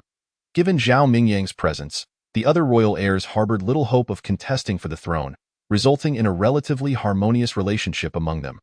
Coupled with Zhao Mingyang's amiable disposition, Jing Yu felt at ease. However, the tall, slender eunuch attending Zhao Mingyang wore a disgruntled expression and stepped forward, quietly admonishing, "6th Prince, how many times must I remind you? In such formal circumstances, you should address His Highness as the Crown Prince." Jing Yu cast a sidelong glance at the eunuch, but chose not to respond. This lanky eunuch had served Zhao Mingyang since childhood, and given that Jing Yu's mother, consortin, held a lowly rank in the harem and lacked a prominent background, it was disheartening to be looked down upon by such a servant. Alas, father does not place much emphasis on these formalities. Why should I, as his son, obsess over trifling etiquette? Zhao Mingyang waved his hand dismissively, sending the lanky eunuch away, then turned to Jing Yu with a pleasant demeanor. "Brother, why the early hour? I dare say I am tardy." "Look," Jing Yu gestured toward the carriage at the side hall. "I believe 4th brother has arrived even earlier." Zhao Mingyang chuckled. "4th brother has always been this way." As they conversed, another convoy approached the entrance of the side hall, from which emerged a striking young woman of about 20. Jing Yu turned to look and instantly understood. It was none other than the 2nd princess of Zhao, Zhao Mingyue. Chapter 16. The royal heirs. In truth, Zhao Mingyue was already 33 years old, yet her graceful upkeep made her appear considerably younger than her actual age. She was the offspring of Emperor Zhao and the formidable Zhang Guofei, whose influence rivaled that of the empress in the current harem. Her esteemed status, combined with the precedence of women ascending to the throne in Zhao, rendered her a formidable contender should any of the royal heirs seek to challenge Zhao Mingyang's claim. "Brother, 6th brother." Zhao Mingyue possessed a brisk demeanor. Upon disembarking from her carriage, she exchanged no pleasantries, merely nodding in acknowledgement to the two conversing. "I have heard that 2nd sister is with child once more. How many is this now?" Zhao Mingyang inquired, his tone towards Zhao Mingyue lacking the warmth he displayed towards Jing Yu. "The one in my womb is 4th brother's. It is not yet 3 months along, so I have yet to show," Zhao Mingyue replied curtly. "Unlike you, brother, I cannot rely on fortune. Children must be born by one's own effort. 2nd sister should act within her means. Another mouth to feed in the residence will inevitably tighten the budget. Should difficulties arise, do not hesitate to send word to the Eastern Palace, as your elder brother." "I am more than willing to assist," Zhao Mingyang said, maintaining a gentle smile. Observing the subtle exchange of barbs between her elder brother and sister, Jing Yu, though still youthful and not yet of age, felt compelled to mediate. "Brother, 2nd sister, shall we enter the hall and continue our discussion there?" Several individuals entered the Hall of Supreme Harmony, where the arrangements had already been meticulously completed, aside from the Crown Prince of the Eastern Palace. The seating for the other royal heirs was not particularly prominent. However, as the banquet had yet to commence, Jing Yu and the others had no intention of obediently taking their designated seats just yet. They soon noticed a stout man with thick eyebrows and large eyes, sitting upright in his place, his robe impeccably pressed, and even his hair was meticulously styled. "What did I say?" Jing Yu remarked with a smile. Fourth brother is certainly seated over there. The man with the thick eyebrows, upon seeing the others enter the hall, rose from his seat at a leisurely pace and walked over to stand before the three royal heirs. Clasping his hands in greeting, Your Highness the Crown Prince, second sister, sixth brother. Ming Cheng pays his respects. Zhao Mingyang, somewhat exasperated, waved his hand dismissively. Fourth brother, you. This man was Zhao Mingcheng, the fourth son of Emperor Zhao, aged 27. His mother, Consort Yu, held merely a concubine's rank, and among the royal heirs, only Jing Yu had a weaker maternal faction, placing Zhao Mingcheng second to last. He was known for his rigid and conservative demeanor, embodying a sense of gravitas that was almost in stark contrast to the current Emperor Zhao, and hence was not favored. Perhaps due to their shared status as marginal figures among the heirs, Zhao Mingcheng had developed a good rapport with Jing Yu. Despite their 13-year age difference, they had always played together. However, Zhao Mingcheng had already established his own residence outside the palace and seldom saw Jing Yu. This rare opportunity for a reunion rendered their interaction free of awkwardness, and Zhao Mingcheng often shed some of his rigidity when in the company of his sixth younger brother. Sixth brother, how did you fare in this year's political and military strategy examinations? Fourth brother, please refrain from bringing up sensitive topics. After exchanging pleasantries for a while, two carriages were spotted stopping at the entrance of the hall. It must be third sister and seventh brother, Jing Yu observed, his keen eyesight allowing him to recognize the newcomers from a distance. Why wouldn't it be fifth brother? Crown Prince, Zhao Mingyang asked with a smile. Is there ever a time when fifth brother isn't the last to arrive? Jing Yu replied with a chuckled, as expected. The first to appear was a stunningly beautiful woman in palace attire. The third princess Zhao Mingyu, aged 28, born of the late Empress Zhao. She was the biological sister of Crown Prince Zhao Mingyang. Contrast to the spirited second princess Zhao Mingyu. Zhao Mingyu's features exuded a gentler beauty. However, Jing Yu knew that although his third sister appeared soft-hearted, her cunning and strategic acumen ranked among the best of the royal heirs. Yet, due to her close relationship with her elder brother Zhao Mingyang, who was dedicated to supporting the Eastern Palace, she had no intention of vying for the throne and thus remained in the shadows, often overlooked by others. Following Zhao Mingyu was a young boy who appeared quite youthful. He was Zhao Mingfu, the youngest of the 7 royal heirs, merely 8 years old, born of the recently favored concubine Tan, whose influence in the harem had nearly rivaled that of Consort Zhang, making her a prominent figure in the imperial court. Upon encountering this younger brother, who was 6 years her junior, Jing Yu couldn't help but steal a few glances. It was no wonder she was attentive to him. Ever since she had acquired the fate-determining mirror, she had used its non-depleting mystical techniques to assess the fates of nearly everyone in the palace. Originally, he believed that as the sovereign of a nation, Emperor Zhao ought to possess a significant destiny. However, to his astonishment, it was not only the emperor but also the entire harem, along with the princes and princesses, who were devoid of such a fate. This situation underwent a transformation following the birth of Zhao Mingfu. In the vast imperial palace, apart from himself, only his younger brother Zhao Mingfu bore the humble destiny of exceptional intellect, due to the magical mirror that revealed destinies, while simultaneously activating them. Zhao Mingfu displayed remarkable intelligence and a thirst for knowledge from a young age. Although he was merely 6 years old, his academic progress had already surpassed that of a typical 10-year-old, forming a stark contrast to Jing Yu, whose political strategies consistently ranked among the lowest. Jing Yu, unlike Xuanqingzi, did not possess the celestial records to examine the efficacy of destinies, yet could surmise from the name that his destiny likely pertained to the awakening of wisdom. However, humble destinies generally offered little enhancement, likely a mere beggar's version of the spiritual destiny Linglong Huixin. Nonetheless, this did not imply that Zhao Mingfu's intellect was necessarily inferior to that of Yun Xuanzi. After all, the wisdom sparked by a destiny merely served as an augmentative effect. If a fool were to awaken the Linglong Huixin destiny, the enhancement would only elevate his intellect to a level slightly above that of an average person, never allowing him to soar to the ranks of the world's greatest sages. Hence, the efficacy of such augmentative destinies depended heavily on one's foundational intellect. Sixth brother, Zhao Mingfu greeted Jing Yu with a cheerful smile. Presently, the only remaining heirs residing within the palace were the underage Jing Yu and Zhao Mingfu, who often encountered one another, maintaining an outwardly amicable relationship. However, Jing Yu recognized that this young boy possessed a cunning intellect akin to his mother. the favored concubine Tan, making him a person full of schemes, reluctant to entangle himself further. Jing Yu merely nodded in acknowledgement before turning back to converse with Zhao Mingqing to tea. This moment, 6 of the 7 heirs had already arrived. With only the current queen's sole son, the 20-year-old 5th prince Zhao Minglu, yet to enter the hall. Not only Jing Yu, but every heir present in the hall was keenly aware that Zhao Minglu was likely accompanying the emperor and the queen, awaiting the commencement of the longevity banquet, for the queen had but one son, despite the fact that Crown Prince Mingyang's position in the Eastern Palace was as stable as a mountain. The queen would still strive for her 5th prince. Chapter 17. The Longevity Banquet and Presenting Treasures, Part 1. Indeed, just as Jing Yu had predicted, as the longevity banquet approached, the 5th brother Zhao Minglu was seen entering the Yonghe Hall, closely following Emperor Zhao, the queen, and the 2 esteemed concubines in a synchronized manner. In truth, among the 7 heirs of the Zhao dynasty, all were of commendable appearance. Yet Jing Yu could not help but acknowledge that Zhao Minglu's looks were undoubtedly unrivaled among the 7. In Jing Yu's eyes, even without a destiny, this 5th prince could be likened to a stunning beauty purely based on his countenance. Alas, he was but a decorative pillow. Father Emperor, Your Majesty.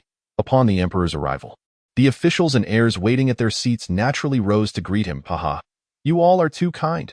Zhao Minglu tucked a loose strand of hair behind his ear, playfully winking at the bowing princes and princesses. This foolish fellow. Jing Yu lowered his head in respect, inwardly scoffing. The ministers and heirs were paying their respects to the emperor. What was he so eager to respond to? Who among them was the emperor?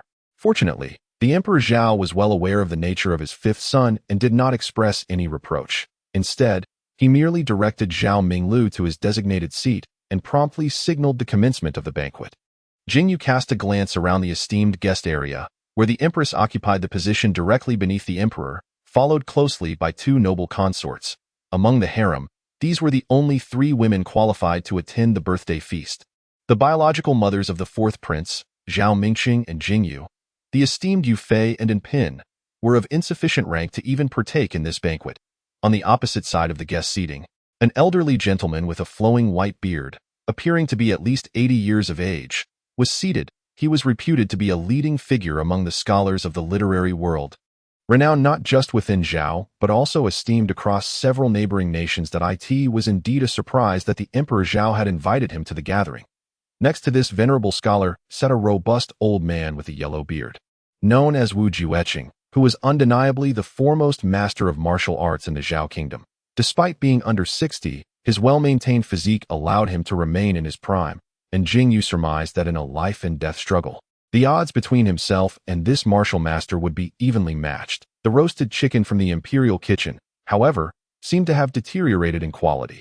Jing Yu found himself gripping a chicken leg, half consumed, while silently invoking the Bitter Crossing Sutra to refine the essence of the meat for his own use. Although such ordinary poultry offered little in terms of enhancing his physical cultivation, every morsel, no matter how small, was still sustenance in the mundane world. Unlike the realm of immortality, he had to accumulate these little advantages over time. Then, the governor of Fifujian, Lin Zhao, presented a top-quality luminous stone. Jing Yu's spirits lifted. It was time for his favorite segment of the event, the treasure presentation. He vaguely recalled Lin Zhao, who had gifted a Lingbao jade 5 years prior during the emperor's 50th birthday, claiming it to be a celestial treasure. In truth, it was merely a piece of reasonably fine white jade. After receiving it, it had been promptly relegated to the royal treasury, from which Jing Yu had stealthily extracted it using earth escape techniques. He occasionally took it out to admire, attempting to extract some physical cultivation essence from it. Over the course of 5 years, the Lingbao jade had visibly diminished in size under his manipulation. Next, the governor of Mulinian, Wang Yi, offered a 100-year-old Zhu fruit. Jing Yu's eyes widened in surprise as he beheld a vividly red, plump fruit nestled within the box. Indeed, it was a Zhu fruit. However, he skeptically noted that there was no way it could be 100 years old. Its appearance suggested it was no more than 30 years at best. Having seen many wonders, Jing Yu could not help but smirk. For martial practitioners in the mundane realm, a Zhu fruit was a genuine treasure, promising to enhance one's prowess by at least a decade.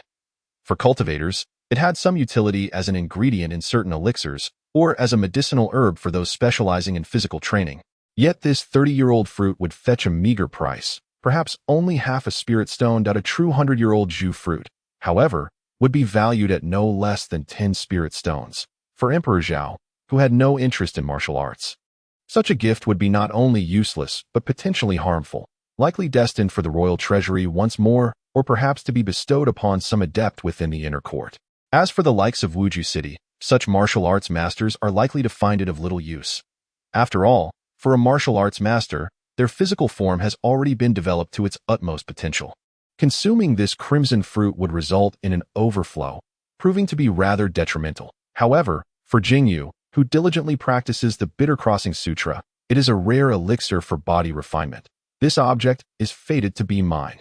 If I can refine this crimson fruit, perhaps the Bitter Crossing Sutra could ascend to its third level. Jing Yu gazed longingly at the crimson fruit as it was taken by an elderly eunuch to the Yonghe Hall. Presumably to be stored away, he planned to disguise himself as a cunning thief once the longevity banquet concluded, intending to raid the royal treasury that very night. As envoys from various nations and local officials presented their gifts and congratulatory messages, Jing Yu was fortunate enough to witness numerous items of potential use to him. Some of these were also favored by Emperor Zhao, likely to be kept for his own use, while the remaining gifts destined for the royal treasury would gather dust.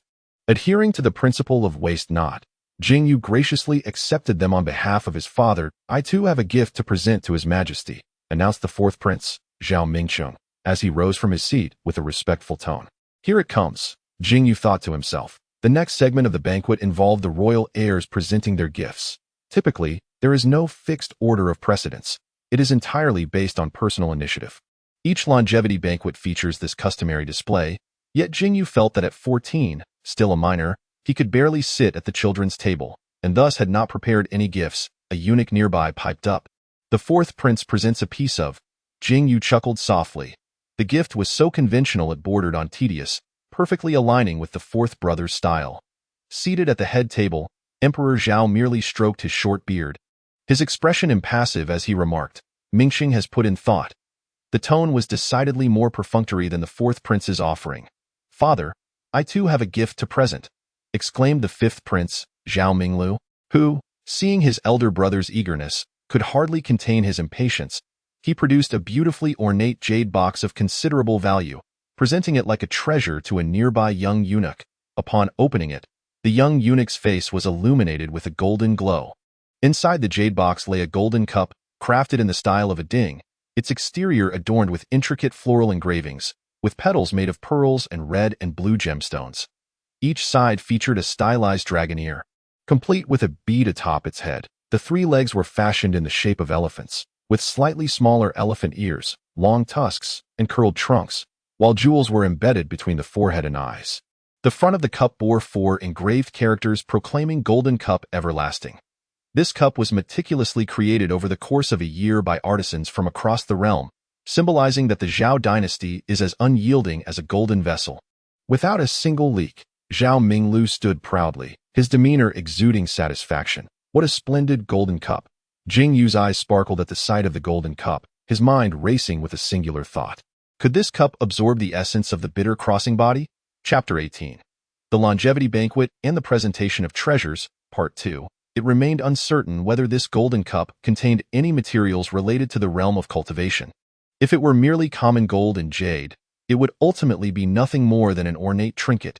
At this moment, Jing Yu glanced up at Emperor Zhao, seated at the head of the table, and sensed that his father's complexion did not appear particularly favorable, leaving him puzzled. The golden cup of eternal solidarity can be regarded as a pinnacle of craftsmanship and materials, a remarkable artifact worthy of prestige in any mundane nation. The emperor is not a ruler who adheres strictly to frugality. Why should he put on airs? Observing the lack of response from the Zhao emperor towards the meticulously prepared birthday gift, Zhao Minglu felt a sense of futility, his previously lofty demeanor deflated. With a resigned gesture, he retreated to his seat. Father, I too have a gift for your birthday, the Crown Prince Zhao Mingyang spoke softly. Oh? What might the Crown Prince present? I am quite curious, the Zhao Emperor replied, his previously half-closed eyes now opening slightly with interest. Zhao Mingyang discreetly instructed the tall, slender eunuch beside him, who presented a gilded memorial. The Zhao Emperor took the memorial, opened it, and gazed at it for a moment before suddenly bursting into laughter. Excellent. Splendid. What could possibly be inscribed on that memorial to elicit such joy from the Zhao Emperor? The literary figure Jing Yu, who had just faced a setback, widened his eyes in confusion. With a smile, the Zhao Emperor set down the memorial and inquired, "Where is General Zhan Dong now?" Responding to father, "The Huagua tribe has recently risen in rebellion, and just over a month ago, General Zhan Dong discreetly mobilized the border troops, swiftly annihilating the enemy forces. He remains within enemy territory to consolidate our position." Zhao Mingyang respectfully reported, "The general, bearing your majesty's divine might, has triumphed over the rebels, safeguarding our Zhao realm. This morning, the battle report reached the Ministry of War, and I seized this fortuitous moment to shamelessly present it as a birthday gift. Celebrating your longevity and the protection of our Zhao people for countless generations." Upon learning of the defeated rebellion, the Zhao Emperor visibly relaxed. A weight lifted from his heart, and jestingly remarked, "You have spared me the trouble of preparing a birthday gift. With such a splendid gift, how could I possibly present what I had originally prepared?" Zhao Mingyang replied with a smile, "Indeed, the golden cup of eternal solidarity that my younger brother presented earlier, in conjunction with this military report, aptly signifies that our Zhao territory remains intact, a fitting tribute to the occasion." "Ha ha ha, well said. Today, it seems, my fifth son has stumbled upon good fortune." The Zhao Emperor laughed. This exchange between the Zhao Emperor and Zhao Mingyang left Zhao Minglu in a state of bewilderment, his mind in disarray, unable to comprehend why his own gift had garnered the emperor's favor. Meanwhile, Jing Yu, quietly gnawing on a chicken leg at the table, sighed inwardly. The rebellion of the southern Huagua tribe had persisted for over a month. This news had likely been suppressed by the Zhao Emperor. Yet, there are no secrets that remain hidden in this world. It was one thing for a powerless, marginalized prince to be unaware, but how could the fifth prince Zhao Minglu, backed by the empress's clan, remain oblivious, presenting a golden cup of eternal solidarity amidst the uncertain border situation was bound to provoke the Zhao Emperor's displeasure. This morning, the battle report of General Zhan Dong's great victory had reached the Ministry of War, and the matter had only just concluded. Zhao Mingyang had opportunely appropriated it as a birthday gift, but upon reflection, it could hardly be deemed a merit of the crown prince. Yet, upon a sudden realization, Jing Yu found the irony delightful. How splendid it was that it could not be credited as the crown prince's achievement. General Zhendong is an esteemed elder statesman, having been promoted by the current Emperor Zhao, and he shares no personal ties with the crown prince. The battle report was procured directly from the Ministry of War by Zhao Mingyang, rather than through the channels of the Eastern Palace. The crown prince merely conveyed a message throughout the proceedings, truly adhering to his responsibilities.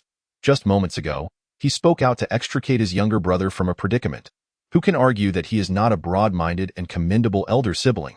Should Zhao Mingyang ascend to the throne in the future, the nature of his reign remains to be seen. Yet the current crown prince has indeed reached an unparalleled level of proficiency. Jing Yu shook her head. It is no wonder her elder brother has maintained his position in the Eastern Palace for nearly 2 decades. The Empress's aspirations to elevate her own son seem rather bleak. "Father, since my brother has utilized the military report from the Ministry of War to celebrate the enduring stability of our Zhao dynasty, I shall also take the opportunity to present my own offering." The second princess, Zhao Mingyue, supporting her waist, similarly submitted a memorial. "Mingyue, what scheme do you have in mind this time?" The Emperor Zhao, in high spirits, accepted the memorial and glanced at it. "Oh, a treatise," the Emperor remarked with surprise. "It is remarkably well written. Whose work is this?" Zhao Mingyue narrowed her eyes and smiled. "It is composed by my elder brother. What does father think? It is authored by Cheng Yu, who is merely 12 years old this year. Is he not?" The Emperor sighed. "Excellent. Given time, he will surely become a pillar of our state." "Mingyue, you have an extraordinary son." Jing Yu internally rolled her eyes. "Truly, there is nothing new under the sun. What a remarkable grandson indeed." The second princess, Zhao Mingyue, took a different approach. Unable to surpass the crown prince Mingyang, she resorted to showcasing her own heir. However, it is said that the current offspring of the Eastern Palace are all rather mediocre, lacking in exceptional talent. Whether this will influence the emperor's decision regarding the succession remains uncertain. "Father, may I have the honor of viewing the treatise composed by my cousin Cheng Yu?" At this moment, a childish voice emerged from the gathering. The seventh prince, Zhao Mingfu. "Come here, Fuer, come to your father." The emperor, quite fond of his youngest son, who was merely 8 years old, lifted the approaching Zhao Mingfu and seated him in the main position. Handing over the memorial, Zhao Mingfu carefully read through the treatise and could not help but exclaim, "Father, cousin Jing Yu's work is splendid. I cannot compare. Haha, Jing Yu is 4 years your senior. This is only to be expected.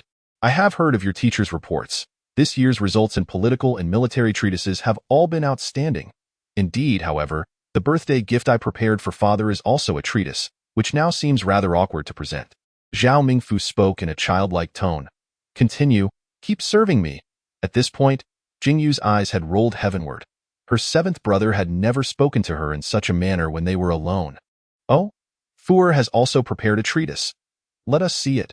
Shortly thereafter, a young eunuch presented another memorial, and the emperor, after reading it, fell into a prolonged silence, ultimately exhaling a sigh. "Fuer, it seems I have underestimated you." Observing the emperor's reaction, Jing Yu surmised that Zhao Mingfu's treatise, though not surpassing that of Chengyu, at the very least stood on equal footing. The issue, however, is that Chengyu is already 12 years old, while Zhao Mingfu is but 8. Furthermore, one must not overlook the generational gap between the esteemed Prince Chengyu and Emperor Zhao, and no matter how remarkable a grandchild may be, they cannot surpass one's own flesh and blood. Such were the contemplations of Jing Yu. Wait a moment, that conspicuous package. Suddenly, Jing Yu realized that even the 8-year-old Zhao Mingfu had prepared a birthday gift for the emperor, while he, the 14-year-old 6th prince on the verge of leaving the palace to establish his own residence, had made no such gesture. This was rather conspicuous. Had they not agreed to sit at the children's table together? Chapter 19. The Birthday Banquet and the Presentation of Gifts, Part 2. Just as Jing Yu pondered whether to remove the yellow jade pendant from his waist to awkwardly present it as a token, a retainer clad in the formal attire of the 3rd princess's court hurried into the hall carrying a wooden food box. The 3rd princess, Zhao Mingyu, who had been seated at the banquet, abruptly rose, clapping her hands with a smile and exclaimed, "Father, my birthday gift has arrived." Jing Yu's heart jolted. Was there yet another adept? The 3rd princess, Zhao Mingyu, was known for her meticulous nature and her ability to endear herself to Emperor Zhao. Over the years, her contributions had been pivotal in securing Zhao Mingyang's position in the Eastern Palace. What could possibly be contained within that food box? Surely it wasn't some rare treasure from the heavens or the earth. Jing Yu instinctively licked his lips. The retainer, well versed in protocol, did not immediately present the food box, but rather opened the lid in the center of the grand hall. Not only Jing Yu, but nearly all the distinguished guests seated in the front row were left puzzled. The food box merely contained a few loquats, yellow with a hint of green, likely hastily washed after being freshly picked, as droplets of water still clung to their surface. With the arrival of early summer, the loquat harvest was in full swing. Loquat trees were plentiful in the imperial city, and the sweet fruit could be found at any market, especially such underripe ones. Zhao Mingyu gracefully lifted her skirt and walked to the center of the hall. Delicately picking up a loquat from the box with her jade-like hand, she spoke. "Father, today marks your 55th birthday, a momentous occasion. I lack the financial means and insight of 5th brother to gather the finest artisans from across the realm to craft a rare treasure like the golden cup of eternal stability. My own children are of mediocre talent and do not possess remarkable abilities. Yet, it just so happens that the loquat tree in our courtyard bore fruit, though not yet fully ripened, so I could only gather a few as a token of my thoughts for you. Dear father, you must remember that loquat tree, which you and mother planted together, do you not?" Strangely enough, upon hearing Zhao Mingyu's words, the previously composed Emperor Zhao suddenly closed his eyes, his chest heaving, his throat constricting. Ultimately, he merely exhaled softly, and upon reopening his eyes, those gathered beheld the elder, who occupied the supreme throne, had reddened eyes. The assembly fell into a hushed silence. Paralyzed by shock, the entire hall became eerily quiet, with even the keen-eared Jing Yu only able to discern the sound of Emperor Zhao swallowing. The empress beside him appeared somewhat flustered, uncertain of what had transpired. "Indeed, I remember." Emperor Zhao spoke slowly, his voice slightly hoarse. "It has been 15 years at that time. You were merely 13 years of age, still 2 years away from the ceremony of coming of age. However, for the esteemed Lady Zhao, her time was already running short. Thus, I made an exception and granted you the rights of maturity 2 years in advance, and constructed a villa on the outskirts of the imperial city for your governance. Subsequently, Lady Zhao and I planted a loquat sapling together in the back garden. I vividly recall that you and Mingyang stood right behind me at that moment. Emperor Zhao nearly spat out the last few words through gritted teeth, finally shedding tears at this juncture. I was still quite young then, and many matters eluded my understanding. Though my mother's health deteriorated daily, she never revealed the slightest hint of her condition before her daughter. On that day, my elder brother stood by my side, secretly wiping away tears. I merely assumed that father had scolded him again over state affairs, leaving me somewhat perplexed. Seated in the position of crown prince, Zhao Mingyang was already in tears. Zhao Mingyu maintained a calm demeanor, yet Jing Yu discerned a hint of sorrowful undertone. At the time, I regarded the day of governance as ordinary, devoid of any exceptional sentiment. My daughter has always possessed a rather aloof temperament. Shortly after the establishment of the villa, on the day of my mother's passing, my elder brother wept inconsolably, while I found myself unable to shed a single tear. It was only this early summer, while sitting beneath the loquat tree that my parents had planted, observing the branches heavy with fruit, that I inexplicably recalled the individual who had planted that tree. Shedding a considerable number of tears, perhaps out of longing, I then contemplated picking some loquats to present to father, but regrettably, the fruit had not yet ripened fully and remained somewhat tart. Emperor Zhao closed his eyes once more, his eyelashes trembling incessantly, as his weathered right hand clenched and relaxed repeatedly. In a frail voice, he inquired, "How does the loquat tree fare now?" Zhao Mingyu gently brushed the corner of her eye with her sleeve, responding softly, "It has now grown tall and elegant. Good indeed. It has become quite substantial," Emperor Zhao remarked with emotion. "The longevity gift from Mingyue is most pleasing to me." Coughing slightly, after Zhao Mingyue presented her gift, the guests glanced at Jing Yu with a sense of awkwardness. Among the 7 imperial heirs, only this 6th prince had yet to present a gift. Sensing several subtle gazes sweeping over him, Jing Yu remained unperturbed, wiping the grease from his fingers with a steady demeanor, rising leisurely to the center of the hall to bow. "Your humble son wishes His Majesty a long and prosperous life, with boundless longevity." "Ah, little 6, have you prepared a gift as well?" Emperor Zhao inquired playfully, in high spirits. In response to father, "I have not prepared a gift," Jing Yu declared boldly. This that left the guests momentarily stunned. How could one be so audacious as to appear without a gift? Crown Prince Zhao Mingyang sought to ease the tension. "Father, perhaps 6th brother is burdened with studies and truly lacks the leisure that little 6, how did you fare in this year's major examinations regarding political discourse and military strategies?"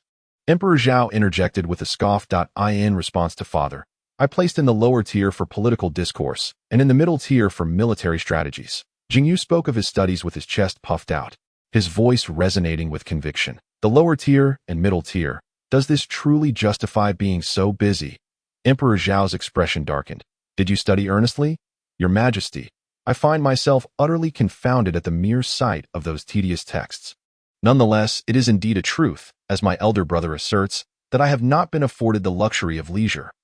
Recently, I have encountered certain obstacles in my martial training, yet just a few days ago, I managed to surmount them. Could it be that our royal lineage is destined to produce a martial arts master?" Emperor Zhao, however, dismissed Jing Yu's words, taking them merely as a form of evasive rhetoric. "I assure you, I have truly ascended to the realm of a second-tier expert in the martial world, a second-tier expert at the tender age of 14, Wu Jueqing, seated at the Emperor Zhao's side, opened his eyes wide, scrutinizing the 6th prince of Zhao. "Your Majesty, the 6th prince possesses a solid foundation with his vital energy concentrated and his stance remarkably stable. He indeed bears commendable martial prowess," Wu Jueqing slowly articulated. "However, second-tier experts in the martial realm are not as common as cabbages found on the streets. Each move they make is imbued with the essence of their vitality, resonating with the ferocity of tigers and leopards, and those struck by such force often face grave injuries or even death. Does the 6th prince possess such capabilities? I eagerly await the guidance of the martial master." Jing Yu proclaimed with fervor, "Ha! It seems I am the target of your intentions." Wu Jueqing laughed heartily, turning his gaze toward Emperor Zhao. "Your Majesty, the martial master is renowned as the greatest master under heaven. Should he choose to impart a few lessons to this rebellious youth, it would be of immeasurable benefit to him for a lifetime." Yet, doubt lingered in Emperor Zhao's eyes as he spoke slowly. No sooner had the emperor's words left his lips than Wu Jueqing leapt from his seat, landing gracefully before Jing Yu with a single foot. What remarkable agility! Jing Yu silently marveled. In his estimation, Wu Jueqing's lightness of foot ranked among the finest of the martial masters in the mundane world. Thus the title of the greatest master was not merely an empty boast. Chapter 20. A shocking turn of events. Martial master. Be cautious. Today, Jing Yu had resolutely decided to establish his persona as a martial enthusiast. His fists clenched tightly as he assumed a poised stance. The Taizu long fist, founded by the founding ancestor of the Zhao kingdom? What a standard posture! Wu Jueqing, with his hands clasped behind his back, maintained an air of composure and remarked, "The sixth prince exhibits a remarkably solid foundation. I would implore the elder to offer his assessment." Upon uttering these words, Jing Yu precisely calibrated his strength to that of a second-tier expert, advancing nimbly to deliver a punch to Wu Jueqing's chest. Boom, boom, boom. As this punch was unleashed, Jing Yu's vital energy surged, his muscles resonating with a powerful chorus. Wu Jueqing remained unfazed, raising his left arm, his calloused palm gently brushing aside Jing Yu's forceful strike with ease. What a formidable punch! Wu Jueqing praised. What a masterful technique for neutralizing force. Jing Yu, too, felt a pang of astonishment. Martial masters in Zhao were few and far between, yet he had witnessed numerous during the century-long tenure of Lu Ying in the Chongqing Hall. There were hardly any who could rival Wu Jueqing's level of force neutralization. The vast majority relied on the innate true energy derived from their mastery, their techniques often crude and lacking finesse. Of course, this cannot be blamed solely on martial masters for not delving deeply into their techniques.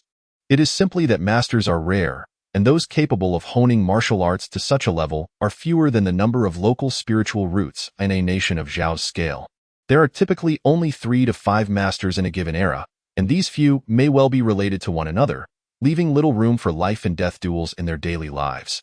In the realm of martial arts, those of similar standing often navigate through the intricacies of human relationships, while a grandmaster effortlessly overwhelms an ordinary martial artist devoid of innate vital energy, naturally favoring the approach of overpowering Ten with sheer strength. As for confronting cultivators, those in the early stages of Qi refinement present a manageable challenge, as long as one can close the distance before the opponent employs protective spells or magical artifacts.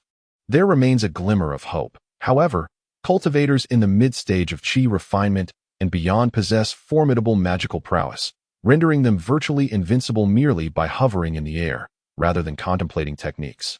It is far more prudent to hone one's agility and lightness of foot, prolonging survival before succumbing.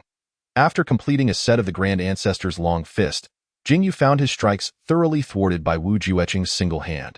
Consequently, Jing Yu retreated half a step, reluctantly exclaiming, "Today, I have come to truly understand the prowess of a grandmaster."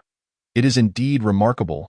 Wu Jueqing, with a satisfied expression, stroked his beard. The sixth prince possesses a solid foundation in martial arts, and his techniques are exquisite. That a seemingly ordinary set of the Grand Ancestor's long fist exudes the aura of a martial arts master. With each strike, his sinews resonate, and his vital energy flows like mercury, firmly establishing him in the realm of second-tier experts. With continued advancement, it will not be difficult for him to enter the ranks of first-tier masters at a young age. His future holds the promise of becoming a grandmaster. Seated high above, Emperor Zhao was momentarily taken aback, not having anticipated that his academically struggling sixth son was, in fact, a martial arts prodigy. Leaning forward, he remarked, "It is rare for a martial arts master to take notice."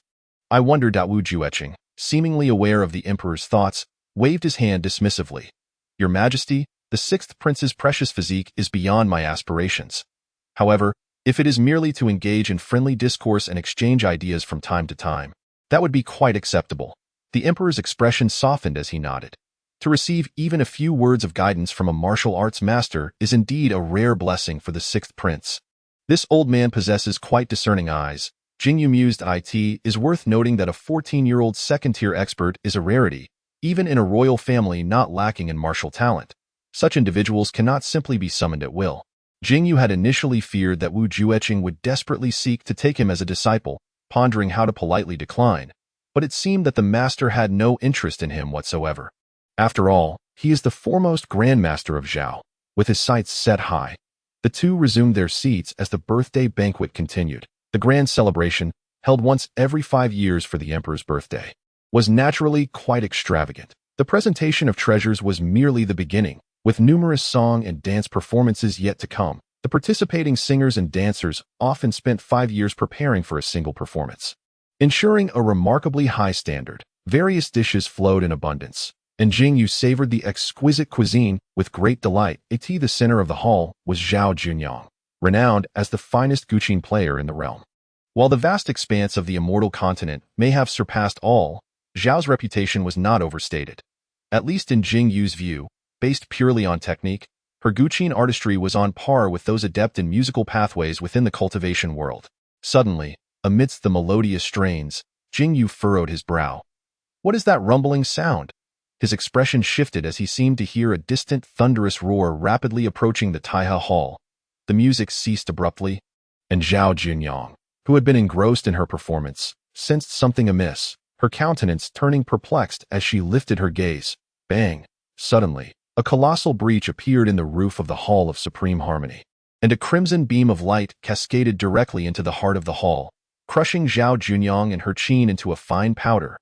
As the sanguine light dissipated, it revealed an elderly man draped in a blood-red robe, his pallid complexion and hawk-like nose accompanied by a goat-like beard. In an instant, a formidable spiritual pressure enveloped the space. What is this? Jing Yu pondered in uncertainty. The old man's spiritual aura did not resemble that of a mere qi refinement cultivator. Could he possibly be a foundation establishment practitioner? How unfortunate. It has been centuries since the Zhao kingdom last witnessed a cultivator, and now a foundation establishment master appears. Jing Yu stole a glance at Wu Jueqing, only to find that this once imposing martial master now exuded not a trace of energy, resembling a lifeless corpse slumped beneath the table, evidently having employed some secret technique to conceal his presence. Observing this, Jing Yu lowered his head deeply, his aura retracting to blend in with that of an ordinary person. Fearful of being detected by the ancient cultivator, the blood-robed elder surveyed the hall with a sweeping gaze. Finally fixing his eyes upon the emperor of Zhao seated upon the throne, his voice resonating with a foreboding tone. Are you the emperor here?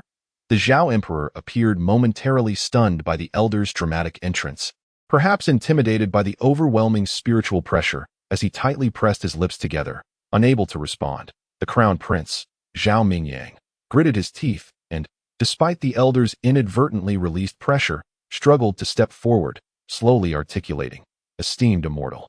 "Silence. I have inquired of you." The blood-robed elder's expression remained unyielding as he raised his right hand, forming a sealed, a blood-red skull shot forth from his back, darting towards Zhao Mingyang with lightning speed. And in an instant, it bit off half of the prince's body. Brother, though Jing Yu kept his head bowed, the unfolding events within the grand hall were inescapable to his senses, and a chill swept through him. This spell indeed bore the hallmark of a foundation establishment technique. The blood-robed elder casually flicked his fingers, having dispatched the crown prince of Zhao, who had held his position in the Eastern Palace for 20 years. As if it were a trivial matter, his gaze locking onto the Zhao emperor once more. "I shall ask you one final time. Are you the emperor here?" The Zhao emperor glanced at the remnant of Zhao Mingyang sprawled on the ground. His lips quivering, steeling himself, he managed to utter with great difficulty. In response to the esteemed immortal, "I am indeed the sovereign of the Zhao kingdom." "Very well. Thus I decree that you gather 300 young boys and girls within 3 days. I have great use for them," the blood-robed elder sneered. "Should you fail to assemble them within 3 days? Heh." No sooner had he spoken than he abruptly lifted his gaze to the shattered ceiling. A look of astonishment crossing his features. Boom, boom, boom. A blinding white lightning bolt descended from the breach, aimed directly at the blood-robed elder. Upon witnessing this, the elder's expression shifted dramatically as he transformed into a streak of crimson light to evade the strike. As the bolt of lightning gradually dissipated, a young man clad in white, holding a glass treasure bottle, emerged from its remnants. The young man furrowed his brow and inquired, "High-blood Taoist, do you recognize who I am?" The blood-robed elder's countenance paled. "Thundercloudsy, that ancient maze must have ensnared you for at least 5 days. How could you have escaped so swiftly?" Chapter 21. Chaos. Ultimately, being a scion of a foundation establishment family, he was unaware of the methods employed by the immortal realms. "I possess a forbidden artifact bestowed upon me by my master." A young man, named Xuanqingzi, let out a derisive laugh. "High blood, I advise you to surrender that precious item for forming the golden core." Such a treasure is beyond the reach of a mere rogue cultivator like yourself. As a high-ranking disciple of the celestial sect, you must have ample resources for forming your core. Why contest with a humble wanderer like me for opportunities? Highblood, the Taoist, retorted with scorn. Is it truly worth your effort to chase me across 10,000 miles for a mere golden core item in this desolate region? The way of the Tao is one of competition. Which cultivator would ever lament having too many golden core items? Xuanqingzi chuckled softly. Indeed, such grandiloquent words were unnecessary. Highblood gritted his teeth and asked, if I relinquish the golden core item, will you spare my life? Of course not. Xuanqingzi replied with a cold indifference. Highblood, you have practiced dark arts and even sacrificed your in such a vast foundation-building family. Not a single soul remains. Many among those cultivators were your direct descendants. You truly have the audacity. Such heinous acts that draw the ire of both gods and men. How could I possibly let you go? Highblood laughed heartily. I am the ancestral master of the Wang family. The entire Wang clan was forged by my own hand. It is only natural for my descendants to continue the path I tread as their forebear. Such madness. Very well, since this golden core item is in the hands of a dark cultivator like you. Killing you would clear my heart of any doubts and align with my true nature. Xuanqingzi raised a treasured vial with one hand, smiling. Today, I shall rid the world of this scourge for the sake of righteousness. Upon returning to the mountain gate, perhaps the sect leader will even reward me with a crystal consolidating pill. My resources for forming the core would then be sufficient. Dio, you really believe yourself to be a golden core true person? Highblood's expression darkened. Just because you are a minor realm above me, do you think you have me at your mercy? Even if we were both in the mid-foundation stage, how many exchanges could you withstand against me? Xuanqingzi chuckled lightly, pouring out a bead radiating with purple lightning from the vial, holding it in his hand and aiming it at Highblood, flicking his finger. Go.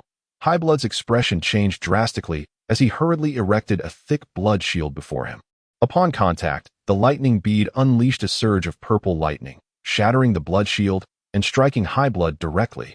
Boom! The bead exploded instantaneously, obliterating Highblood's lower half. A single blow had achieved success, wounding the nemesis he had pursued for months. Yet, Xuanqingzi's expression turned grave. This was unexpected. Even with previous injuries, he shouldn't have been so vulnerable to a single strike from my thunder bead. This is bad. Xuanqingzi focused intently on the remaining upper half of Highblood and discovered that it contained neither bones nor organs, but was entirely composed of thick, viscous blood. Pain, do you know why I made such a grand appearance in this mundane realm's palace? Did you truly believe that the greatest effect of the ancient illusion array was merely to ensnare people? Highblood chuckled lightly. You are indeed a direct disciple of the celestial sect. Your methods are impressive. It cost me a blood puppet to exchange for a golden core item, though it is not without its merits. In my day, blood sacrifices of entire families yielded only 3 such puppets, a clever ruse to draw me away. Xuanqingzi's expression soured. He had been deceived into confronting a mere fragment of this cunning fiend. As the cacophony of curses subsided, the black-blooded figure, now reduced to naught but a puddle of putrid blood, vanished without a trace. Xuanqingzi, his countenance far from pleasant, stepped forward to scrutinize the vile remnants on the ground, meticulously collecting every drop of the foul blood in a jade vial. Once assured that no artifact belonging to the black-blooded man had been overlooked, he stamped his foot and transformed into a bolt of lightning, vanishing from the Taiha Hall, ignoring the presence of all within. The assembly remained enveloped in a profound silence. The Emperor Zhao, seated in his elevated position, remained as motionless as a stone statue. Brother, a heart-wrenching cry shattered the stillness. The third princess, Jing Yu, her expression mournful, knelt beside the dismembered remains of Zhao Mingyang, weeping uncontrollably. This princess, renowned for her cunning intellect, was uncharacteristically bereft of composure at that moment. The numbness in the emperor's eyes gradually faded, replaced by a profound sense of bewilderment and helplessness. He abruptly rose from his seat, akin to a startled rabbit, his bloodshot eyes fixated on the corpse of Zhao Mingyang, his lips trembling as he struggled to articulate something. Yet all that emerged were indistinct, incoherent sounds. Protect the emperor. Where are the imperial guards? Where are the imperial guards? Quickly summon the Grand Commander to mobilize troops into the hall. Not too fast, not too fast. This matter should not be made public. It should not be made public. Lord Wang speaks truth. If handled improperly, we risk the wrath of the immortals. We must deliberate further. We must deliberate further. The eunuchs by the emperor's side, as if awakening from a dream, raised their voices in alarm, while several high-ranking ministers echoed their cries. In an instant, the Taiha Hall erupted into a cacophony, with nearly everyone rising from their seats. Eager to take action, he has descended into chaos, utter chaos. Jing Yu sighed inwardly, his gaze drifting to the half-corpse of Zhao Mingyang, and he too found himself momentarily lost in thought, with the death of the elder brother. The position of the Eastern Palace lies vacant. What of the royal heirs? Jing Yu glanced at the third sister, Zhao Mingyu, who remained kneeling by Zhao Mingyang's remains, then cast his eyes upon the second sister, Zhao Mingyue, who was striving to maintain order within the hall and oversee its defenses. The fourth brother, Zhao Mingqing, had seized a blade from one of the guards, positioning himself protectively at the emperor's side. His expression dark and his knuckles whitening around the hilt, clearly agitated within. The fifth brother, Zhao Minglu, remained seated, yet his gaze was fixed intently on Zhao Mingyang's corpse, a look of delight unreservedly gracing his features. The youngest brother, Zhao Mingfu, appeared paralyzed by the recent scene, frozen in place, his thoughts unknown. The Taiha Hall was in utter disarray, and Jing Yu, perceptive and astute, discerned the subtleties often overlooked by others.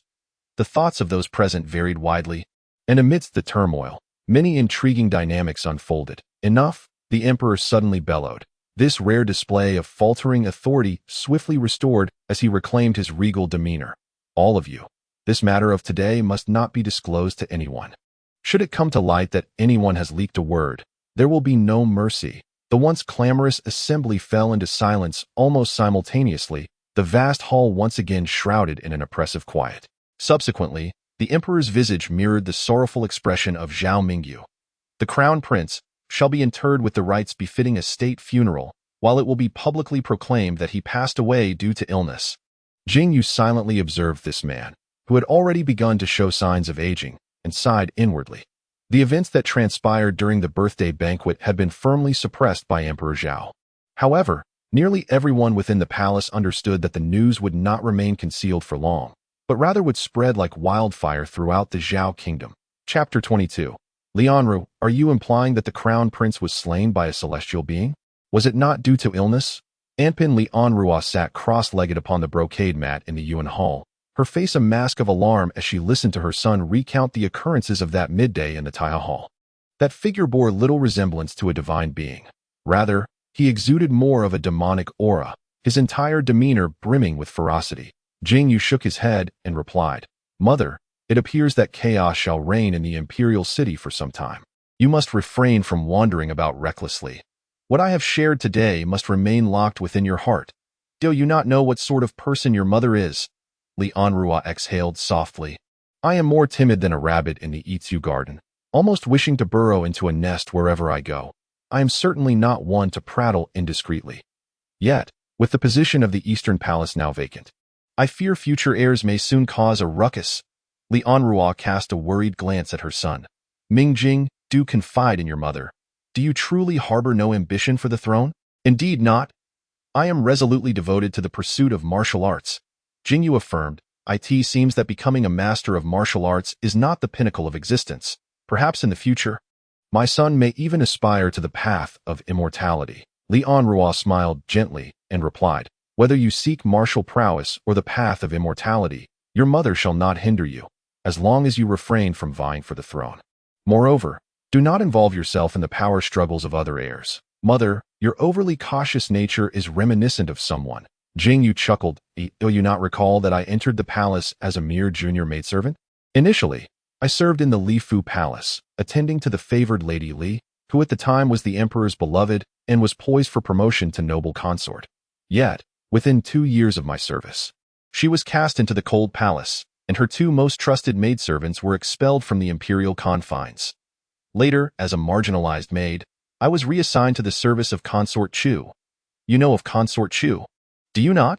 She was once a formidable figure, capable of standing shoulder to shoulder with Consort Zhang. At that time, the mother of the 7th prince, Consort Tan, had only recently entered the palace as a lowly talent. After a prolonged struggle against Consort Zhang and the then empress, She was ultimately outmaneuvered by their cunning, leading to her receiving a death sentence from the emperor at that time. I had barely spent 3 years in Consort Chu's palace before being sent to serve Consort Wan.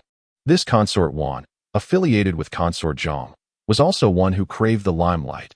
I attended to her for less than 2 years before she became embroiled in a palace intrigue, subsequently being scapegoated by Consort Zhang, and, in a fit of terror, chose to end her own life by poison.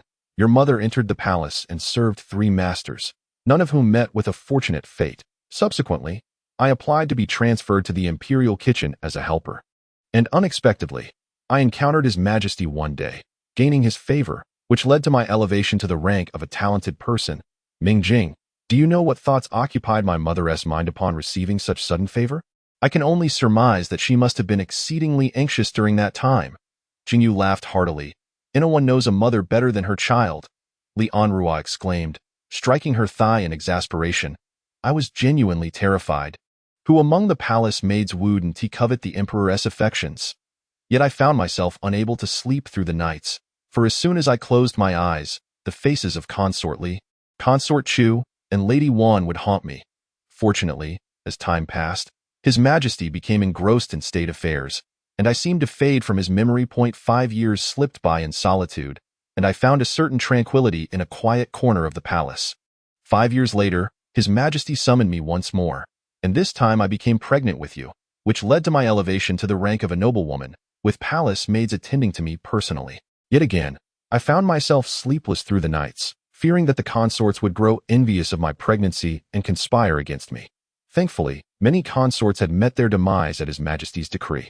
Yet he placed paramount importance on the heir. It was not uncommon for those consorts to engage in fierce rivalries that occasionally resulted in death, but once one was with child, a sort of immunity was granted. And even the Empress dared not transgress against the unborn heir. After giving birth to you, His Majesty elevated me to the rank of a consort, and others believed I had encountered great fortune, rising from a mere palace maid to my current station. However, had I been one to seek favor cunningly, I ought to have aligned myself with Consort Li upon entering the palace.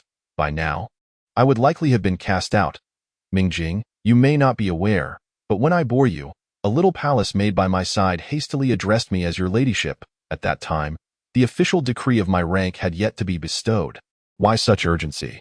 That is the mark of those who seek favor. Typically, among the consorts, there exist a few such characters who believe themselves capable, yet are unaware that mischief often arises from such individuals. For those intent on advancing further, perhaps they can be utilized, but for one such as your mother, who treads carefully, such palace maids must not be retained. Jing Yu nodded thoughtfully. What you say resonates with me. Mother Lianrua chuckled and scolded. I found an excuse to send that person away the very next day. You have quite the selective memory. That night, within the heavily guarded royal treasury, the once solid stone floor suddenly rippled like the surface of water as a head slowly emerged from beneath. Soon after, Jing Yu, employing the technique of bitter crossing Xuanguang, surfaced from the depths. The royal treasury of Zhao State was guarded with utmost vigilance, with 2 top-tier experts covertly monitoring it at all times, alongside the regular patrols of the imperial guards. The treasury door alone boasted 3 layers of fortification, each lock meticulously crafted, rendering even martial arts masters at a loss. Fortunately, Jing Yu had burrowed directly into the inner treasury. The stringent patrols outside were rendered utterly irrelevant. Jing Yu gradually approached the area where the rare elixirs were stored, delicately extracting a plump, crimson fruit from a wooden box. A century-old Zhugua. No, a 30-year-old Zhugua. The unexpected visit of 2 Foundation establishment cultivators instilled a sense of urgency within Jing Yu. He clandestinely entered the secret vault without a moment's hesitation, securing the Zhugua in his possession. There, he commenced its refinement. Jing Yu, gripping the Zhugua, promptly sat cross-legged and swallowed the fruit whole. Splashed. In an instant, the Zhugua was refined within Jing Yu's abdomen, and he felt an overwhelming surge of vitality coursing through him. Fruits like the Zhugua and medicinal pills are incomparable to mere ores. They are among the finest treasures for body refinement. Coupled with the Ku Du Bao Ti technique, which transforms all things in the world, Jing Yu's physical form ascended to a new level almost instantaneously. Boom. A bottleneck shattered in the unseen realm, and the Ku Du Xianguang surrounding Jing Yu solidified further. The Ku Du Bao Ti had now progressed to the third layer of body forging. Jing Yu exhaled softly. He had diligently honed the second layer for an extended period. Even without the Zhuguo, entering the third layer would have taken nearly 2 years. The fruit merely provided that final push. Unlike ordinary body refinement techniques, the Kudu Jing advanced at an exceedingly slow pace. Partly because it not only increased one's body refinement, but also constantly reinforced the foundation, eliminating the risk of a hollow and unsteady base. It is always preferable to make progress swiftly. Presently, my body refinement has reached a level comparable to that of a third-layer Qi refinement cultivator, and with the Kudu Jing being a Dao Jun level technique, I wonder if I might contend against mid-stage Qi refinement cultivators. Jing Yu pondered inwardly. No, this mindset is flawed. With a boundless lifespan, why rush for fleeting success? Why should I seek to fight beyond my level? Jing Yu deeply reflected, realizing that he had just recently broken through and was foolishly contemplating a battle beyond his means. Truly a moment of folly, however, at this moment, facing Wu Jucheng should be a near certainty. Subsequently, Jing Yu casually pilfered a few inconspicuous trinkets from the secret vault and plunged into the ground, vanishing without a trace. Chapter 23. 5 years later, year 519 of Changsheng calendar. In the blink of an eye, 5 years had elapsed. Now 19, Jing Yu had established a residence outside the palace and had been conferred the title of prince. Known as Ping Wang. On this day, he was practicing his martial arts within the royal residence, while Zhao was foremost master. Wu Jucheng observed quietly nearby. Your Highness, your vitality has now accumulated to the peak of martial prowess, and your techniques have become seamless and refined, establishing your own unique style, firmly placing you among the top-tier experts in the realm. Apart from martial arts grandmasters, you have scarcely encountered worthy opponents. Wu Jucheng remarked with a touch of nostalgia. His hair now gray. To achieve such accomplishments before the age of 20 is truly a sign of extraordinary talent. Alas, the martial legacy of my lineage requires one to start training from a young age. Had I met your Highness earlier, when your foundation was still developing, I would not have missed such a gem. Senior Wu, you overstate my abilities. After completing a round of boxing, the invigorated Jing Yu withdrew his fists, wiped the intentionally summoned sweat from his brow, and chuckled lightly. Over the past 5 years, I am profoundly grateful for the esteemed guidance of Senior Wu, who has disregarded sectarian biases and generously imparted knowledge to this junior, allowing me to reap substantial benefits in the realm of martial arts. Should Senior Wu or his descendants ever find themselves in need, as long as it does not contravene my principles, I shall undoubtedly fulfill my obligations to the best of my abilities. Jing Yu seldom made promises lightly, yet upon uttering these words, Wu Juecheng's eyes sparkled with delight. Receive such a pledge from you. Esteemed Prince Ping, a future master, makes these past 5 years anything but wasted. Wu Juecheng exclaimed with a hearty laugh. Senior Wu, please do not elevate me excessively. Jing Yu replied with a graceful smile. It is not flattery. The distinction between an innate master and an ordinary martial artist lies merely in a single breath of innate true energy. Your Highness possesses a solid foundation and remarkable comprehension. This breath of innate true energy is but a matter of timing. It could take as long as 20 years or as short as 5 or 6. The emergence of that opportunity is merely a matter of time. Wu Juecheng waved his hand dismissively. Once that breath of innate true energy is attained, whether to unleash power against foes or to shield oneself, the effectiveness of one's techniques would exceed by several folds. Once one enters the innate realm, they are akin to a semi-immortal, and 100 ordinary soldiers would not dare approach. Wherever you go, you shall be revered as a guest of honor. When your Highness reaches this level, you will naturally comprehend its profound intricacies. At that time, I fear my title as the foremost master of Zhao Kingdom may no longer be secure. The realm of innate masters is indeed a source of great aspiration. Jing Yu mused, I wonder how this innate realm compares to those two immortals. Wu Juecheng shivered, tightly pursing his lips, and after a moment's contemplation sighed, how could one possibly compare to the methods of immortals?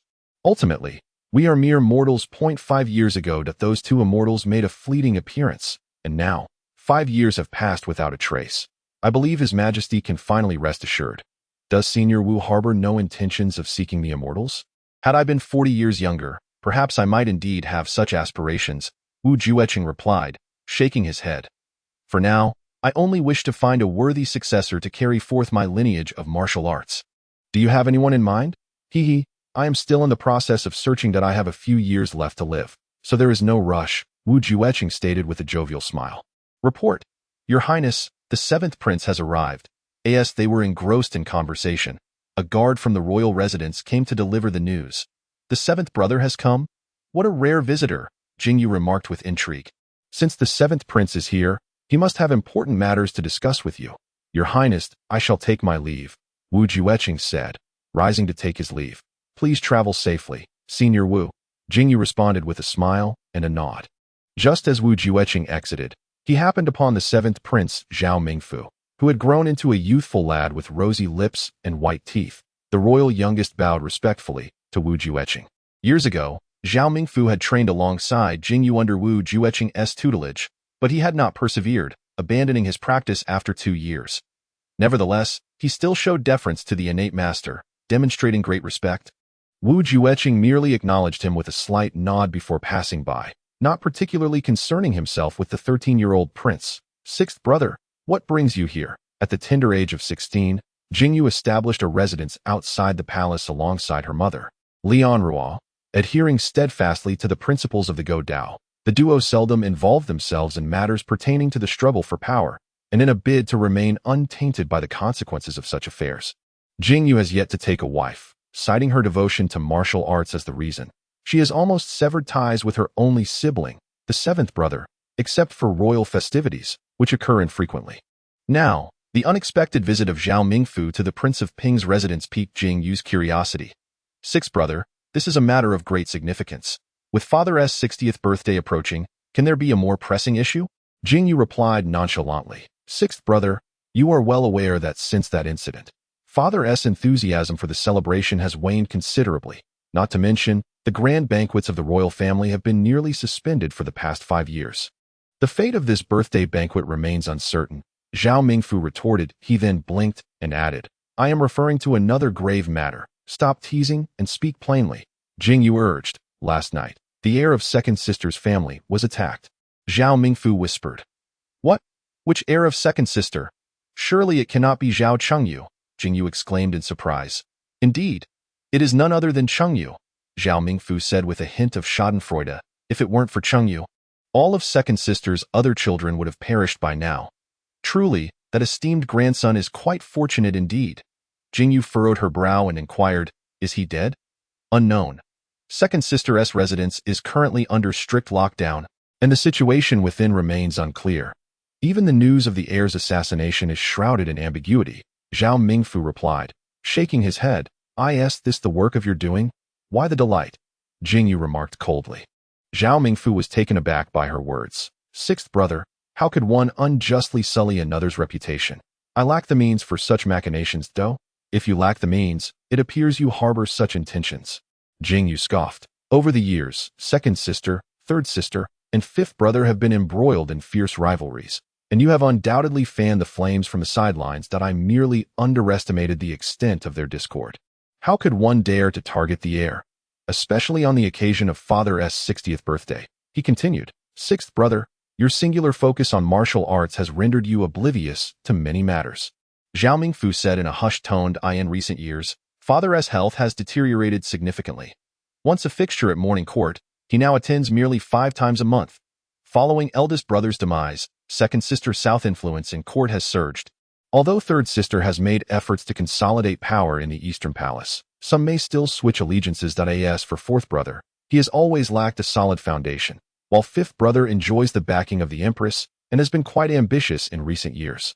The senior officials in the court are acutely aware that the future occupant of the throne will likely emerge from second sister, third sister, or fifth brother. Fifth brother, being the Empress's son, should rightly be the most legitimate contender. Regrettably, he is somewhat inept. Both second and third sisters possess commendable abilities, though they have faced setbacks due to their gender. However, there are differing opinions regarding the third sister's lineage, which is rather meager. She currently has but one son and one daughter at the age of 33, and her prospects of bearing more children do not appear promising. In contrast, the second sister boasts a multitude of offspring. Yet the most promising among them is none other than the esteemed Prince Jing Yu. If I were the emperor, with Prince Jing Yu in my midst, I would undoubtedly have much to contemplate that it can be said that this Prince Jing Yu represents the greatest advantage for the second sister. Chapter 24. Master and Disciple. If anything were to happen to Prince Jing Yu. Zhao Mingfu's insinuation was palpable. That I understand now. You have come to inform me that this affair is the doing of either the third sister or the fifth brother. The third sister is astute and meticulous. Should it indeed be her machination, it would be difficult to pin any evidence on her. Zhao Mingfu chuckled, saying, as for the fifth brother, that he lacks such capability. Even if he were involved, the Empress would likely be the one under greater suspicion. Having meandered through so many convolutions, what exactly is your purpose here? Jing Yu furrowed his brow. Sixth brother, I merely wish to caution you to prepare in advance. At present, the Emperor's health is frail, and the royal heirs are embroiled in fierce conflict. Were it not for the Emperor's presence, we might already witness fratricide. Zhao Mingfu spoke earnestly. Yet even so, the flames of discord have reached the heirs. If anything were to happen to Prince Jing Yu from the second sister's house, who can predict what action she might take? The Eastern Palace has been idling for far too long, and it seems the Emperor is in no rush to finalize the succession. If we allow the brothers and sisters to continue their squabbling, disaster is inevitable, Zhao Mingfu urged. Sixth brother, among the heirs, you alone have openly declared your disinterest in vying for the throne, placing you in a uniquely advantageous position. Perhaps. Zhao Mingfu's words trailed off, his gaze fixed earnestly upon Jing Yu. Perhaps what? You meander in circles. Speaking half-truths? Jing Yu retorted. Speak plainly. Zhao Mingfu, with a resigned expression, finally stated. Sixth brother, what I mean to convey is that you should enter the palace to meet with the Emperor and discuss this matter, solidifying the choice of the crown prince. After all this roundabout conversation, you are simply waiting for me. Jing Yu smirked inwardly. However, he revealed no sign of this amusement on his face, merely nodding. That does hold some merit. Tomorrow, very well. I shall visit the palace shortly to discuss the matter of the crown prince with the Emperor. Zhao Mingfu rejoiced, exclaiming, Sixth brother is indeed a decisive individual. I shall take my leave then. As soon as Zhao Mingfu departed, Jing Yu contemplatively watched his retreating figure, and the next moment, he gradually sank into the ground, utilizing earth manipulation to follow closely behind his younger brother. Upon exiting the Prince Ping's residence, Zhao Mingfu did not return to the palace. Instead, he discreetly navigated through several alleys in a carriage, arriving at a rather secluded villa. According to the customs of the Zhao kingdom, underage heirs reside within the palace. Zhao Mingfu, being 13 years old, had not yet reached the age to establish his own household. However, as the sole son of concubine Tan, this seventh prince's resources far surpassed those of Jing Yu in his youth, making it quite feasible to acquire several such villas outside the palace. Upon entering the villa, Zhao Mingfu instructed his personal guards to remain at the entrance of the rear courtyard, while he hurriedly made his way into the back garden. Pushing open the wooden door of a side room and stepping inside as Jing Yu navigated through the shallow surface, he decided to slip inside as well. Though the small room was modest in size, it was nonetheless divided into several chambers. Jing Yu restrained his breath, slightly attuned to the surroundings above, and chose an unoccupied room, gradually rising from the ground until only his head was visible. Master, came the voice of Zhao Mingfu from the adjacent room. Disciple, have matters been settled? Echoed a voice Jing Yu recognized all too well. Wu Jueqing. The two individuals, seemingly unrelated, had a connection after all. It struck Jing Yu that 5 years prior, Wu Jueqing had begun mentoring him in martial arts. He had been struck by Wu Jueqing's extraordinary aptitude for the martial way, and had contemplated taking him on as a disciple on several occasions. Unfortunately, Wu Jueqing's martial lineage was indeed unique, requiring a complete novice with no martial foundation to start from scratch. That time, Jing Yu was already a second-rate expert on the surface, thus failing to meet the criteria. Zhao Mingfu had practiced alongside him for 2 years, but eventually, Jing Yu's seventh brother had abandoned his martial pursuits. In retrospect, it seemed that Wu Jueqing had quietly accepted Zhao Mingfu as his disciple in secret. Jing Yu's pupils dilated slightly. He had not anticipated that his cautious actions would unearth such a significant secret. Martial masters are exceedingly sensitive to their surroundings, possessing top-tier perception among mortals. However, the Ku Du Jing that Jing Yu practiced held an extraordinary subtlety in breath restraint, rendering him undetectable. My sixth brother is quite straightforward. He will undoubtedly seek an audience with the Emperor, Zhao Mingfu remarked with a knowing smile. Disciple, Advising the emperor on the matter of establishing an heir is no trifling matter. The Prince of Ping is, after all, still a royal, and his status is delicate. This visit may risk inciting suspicion, Wu Jueqing replied, his tone laced with concern that it matters not. My sixth brother has no intention of vying for power. Unlike ordinary heirs, Zhao Mingfu asserted. Moreover, I was the one who encouraged him to go. This matter will certainly not remain concealed. Then why must you go through such elaborate means to persuade the emperor to establish an heir through the guise of the Prince of Ping? Zhao Mingfu pondered. If I were to approach the emperor directly, he might become wary of me due to preconceived notions. With my sixth brother serving as a buffer, I can then introduce my counsel, allowing for some flexibility in the situation, and the emperor will understand my sincere intentions. Given that my father is gradually weakening, should an unforeseen incident occur and the heir's position remains undetermined, the selection for the throne will fall to the two strongest factions in the court. My second sister, who has inherited the late crown prince's influence, my third sister, supported by the empress, and my fifth brother. However, if my father designates me as the heir during his lifetime, I will gain a legitimate claim. What if the emperor favors another candidate for the heir? I have a 30% chance. Zhao Mingfu replied slowly. Though my second sister, Zhao Mingyue, appears to wield the most influence, my father harbors the greatest suspicion toward her. My fifth brother, Zhao Minglu, although the empress's biological son, is unfortunately ineffectual, merely a decorative figure. My father would not choose either of them. My third sister, Zhao Mingyu, born of the late Empress Zhao, is also the sister of my elder brother Mingyang, possessing both temperament and cunning. Yet, being a woman, she is precluded from the position. Otherwise, the heir would be virtually assured. My fourth brother, Zhao Mingqing, though seemingly unassuming, possesses inner brilliance. Such a prince, who adheres to the path of moderation, would actually be most suited to be a ruler who maintains the status quo. If I were my father, I would consider my fourth brother. As for sixth brother, there is no need to elaborate. He is merely a man driven by martial fervor. Even if father implores him to assume that position, he may not acquiesce. Given this perspective, it appears that father will select a crown prince from third sister, fourth brother, or myself. Among us, third sister holds the highest probability, with a 50% chance. After all, I am still quite young, with only a 30% likelihood.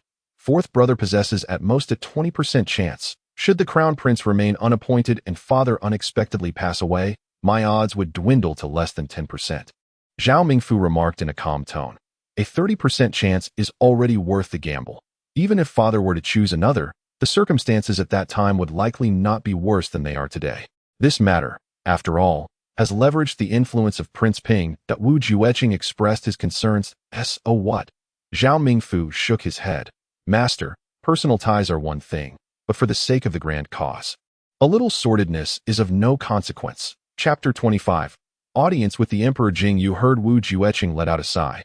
Your sixth brother is no ordinary figure. He is, after all, a potential master. Who can predict the future? Is it not too early to say? Zhao Mingfu replied. Did master not mention that sixth brother merely possesses greater opportunities than an ordinary martial artist? This innate true qi may not be developed at all.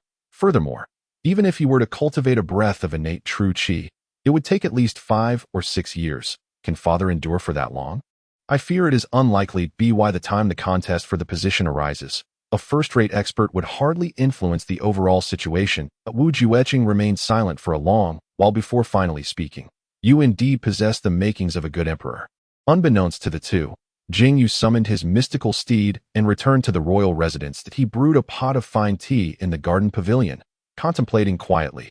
His seventh brother, with his cunning ways, insisted on dragging him into the fray despite his explicit declaration to abstain from the struggle for power. While it cannot be said that brotherly affection has been entirely forsaken, the bond has undeniably diminished. As for whether the heir of second sister's family, Jing Yu, was assassinated by Zhao Mingfu's agents, the two had just avoided discussing it. It can only be said that he is currently the prime suspect. Given that Wu Jueqing, as the foremost master of the Zhao kingdom and leader of the martial world, commands a multitude of skilled martial artists, yet it cannot be ruled out that Zhao Mingfu fortuitously encountered another faction's attempt on the heir's life and seized the opportunity to exploit this situation. The imperial family is indeed devoid of compassion. Jing Yu sighed, ultimately deciding to visit the palace. Although this journey may render him a pawn, the prince's proposal to establish a crown prince is bound to arouse suspicion. However, over the past few years, Jing Yu has diligently honed his physical prowess, now nearly reaching the 4th level of body forging. With the strength of his precious body, he can contend with mid-stage Qi practitioners, rendering him unmatched among ordinary mortals. In the event of any unforeseen circumstances, he could retreat with ease. Presently, Emperor Zhao is indeed in poor health, yet has delayed the appointment of a crown prince. Should an unexpected incident occur, the imperial city would surely descend into a tempest of bloodshed, with royal kin turning against one another, and the scene would likely be quite grim. Having lived in the Zhao kingdom for nearly 20 years, Jing Yu, despite the estrangement from his siblings, does not wish to witness the day they truly turn their weapons upon one another. Without further delay, he did not even arrange for a carriage. Instead, striding out of the royal residence, upon arriving at the palace, he was guided by an attendant to the imperial study, where he encountered a plump, white-haired old eunuch guarding the door. The portly old eunuch before him is a venerable figure in the palace. Having served Emperor Zhao for many years, it is said that he is but a hair's breadth away from becoming a grandmaster in martial arts, and with no grandmaster present, he has virtually no rivals. Li Gonggong, I would be grateful if you could relay a message. Ming Jing seeks an audience with His Majesty. Jing Yu politely addressed the old eunuch. The 6th prince is waiting here. I shall inform the old servant, replied Li Gonggong. Aware that the martial prowess of the 6th prince before him was not much inferior to his own, he held Jing Yu in high regard and reciprocated with equal courtesy before turning to enter the imperial study. Father. Jing Yu perked up his ears, noticing voices emanating from within the study. Puzzled, is that the 4th brother's voice? How did he arrive first? Before long, a faint echo of Emperor Zhao's voice floated out. Let him come in as well. Li Gonggong emerged, cupping his hands. Your Highness, the Emperor summons you. Please proceed. Without further ado, Jing Yu stepped over the threshold, at which point the voice of the 4th prince, Zhao Mingcheng, became distinctly audible. Father, the matter of establishing an heir cannot be delayed any longer. Regardless of which of the princes you favor, it should be settled sooner rather than later. The hearts of the court are restless, and many ministers are secretly conspiring. Should any discord arise, our royal family will surely witness a tragic spectacle of fratricide. However, what concerns me even more is that I do not wish to see our royal guards sacrifice themselves for the selfish interests of a few princes. They are all valiant sons of our great Zhao. Jing Yu halted in his tracks, momentarily taken aback. Is the 4th brother also here regarding the matter of establishing an heir? Yet, Zhao Mingcheng has always been steady and prudent. Why has he chosen today to take such a bold stance? Noticing Jing Yu's entrance, Emperor Zhao gave a slight huff. Today is quite lively. Everyone has arrived. Father, Jing Yu refrained from performing a grand bow, simply cupping his hands in salute. Stealing a glance at the venerable figure nearing his 60th year, he noticed the elder's head was now adorned with silvery strands, with only a few dark hairs interspersed among the white. His visage appeared weary, with deep-set eyes, and the wrinkles at the corners seemed to run deeper than the hollows of his eyes. The regal bearing of the emperor had faded, leaving him resembling an ordinary, haggard old man. Jing Yu was taken aback. When had father appeared so aged? Emperor Zhao's voice bore an unmistakable weariness. 6th, what brings you here again? Father, I have heard that the heir of 2nd sister's Wang family has been assassinated. Emperor Zhao's eyes briefly closed. Indeed, how much do you know? All he had heard was that someone had been attacked, but he was unaware of which heir it was or whether there had been any casualties. 7th brother Zhao Mingfu spoke ambiguously, and Jing Yu was not lying. He truly did not know the specifics. Chengyu is dead. The emperor simply shut his eyes. Truly, it was Zhao Chengyu, 2nd sister's most favored son, and he has died outright. Jing Yu's heart raced, and he hastily inquired, has the assailant been apprehended? The perpetrator is a courtesan from the Qingyin Tower. Today, Chengyu had arranged a banquet with his friends.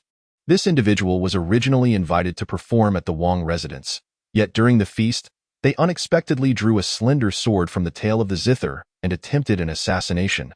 Beside them, Zhao Mingcheng tugged at Jing Yu's sleeve and whispered, I just overheard the report below.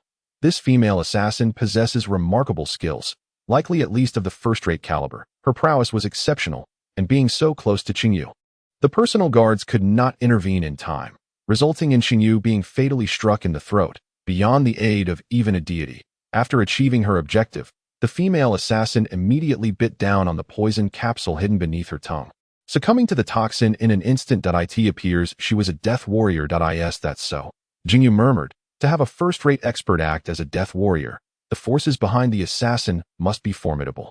Zhao Mingqing smiled wryly. Now, my second sister has completely lost her mind, surrounding Qingyin Tower with the royal guards, leaving no escape.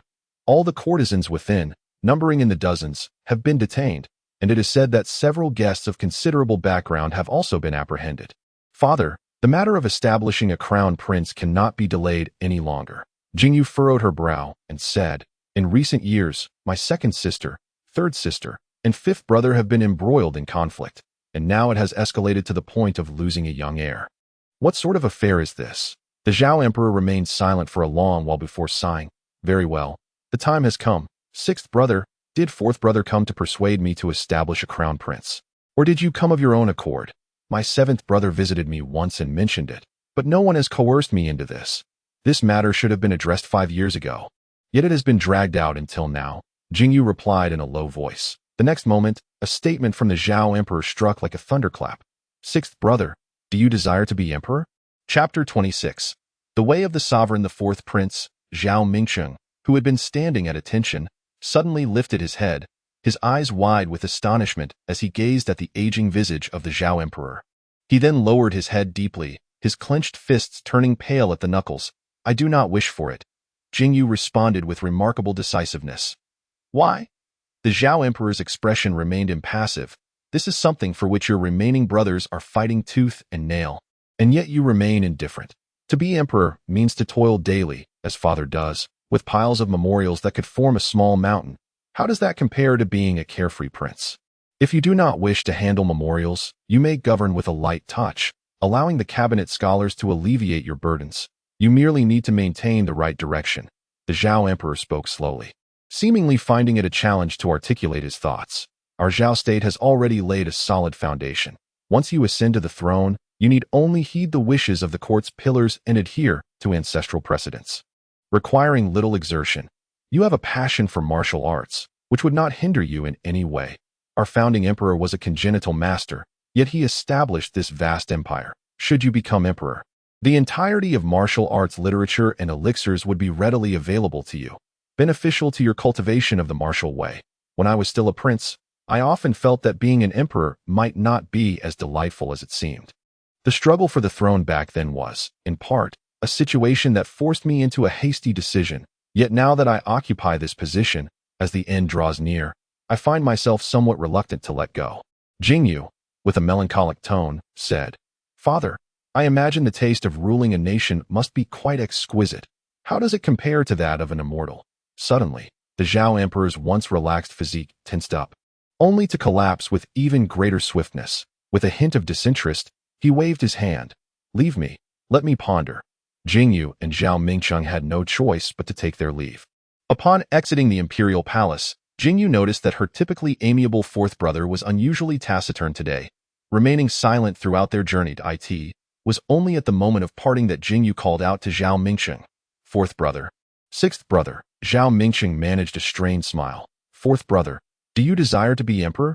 Jing Yu inquired softly.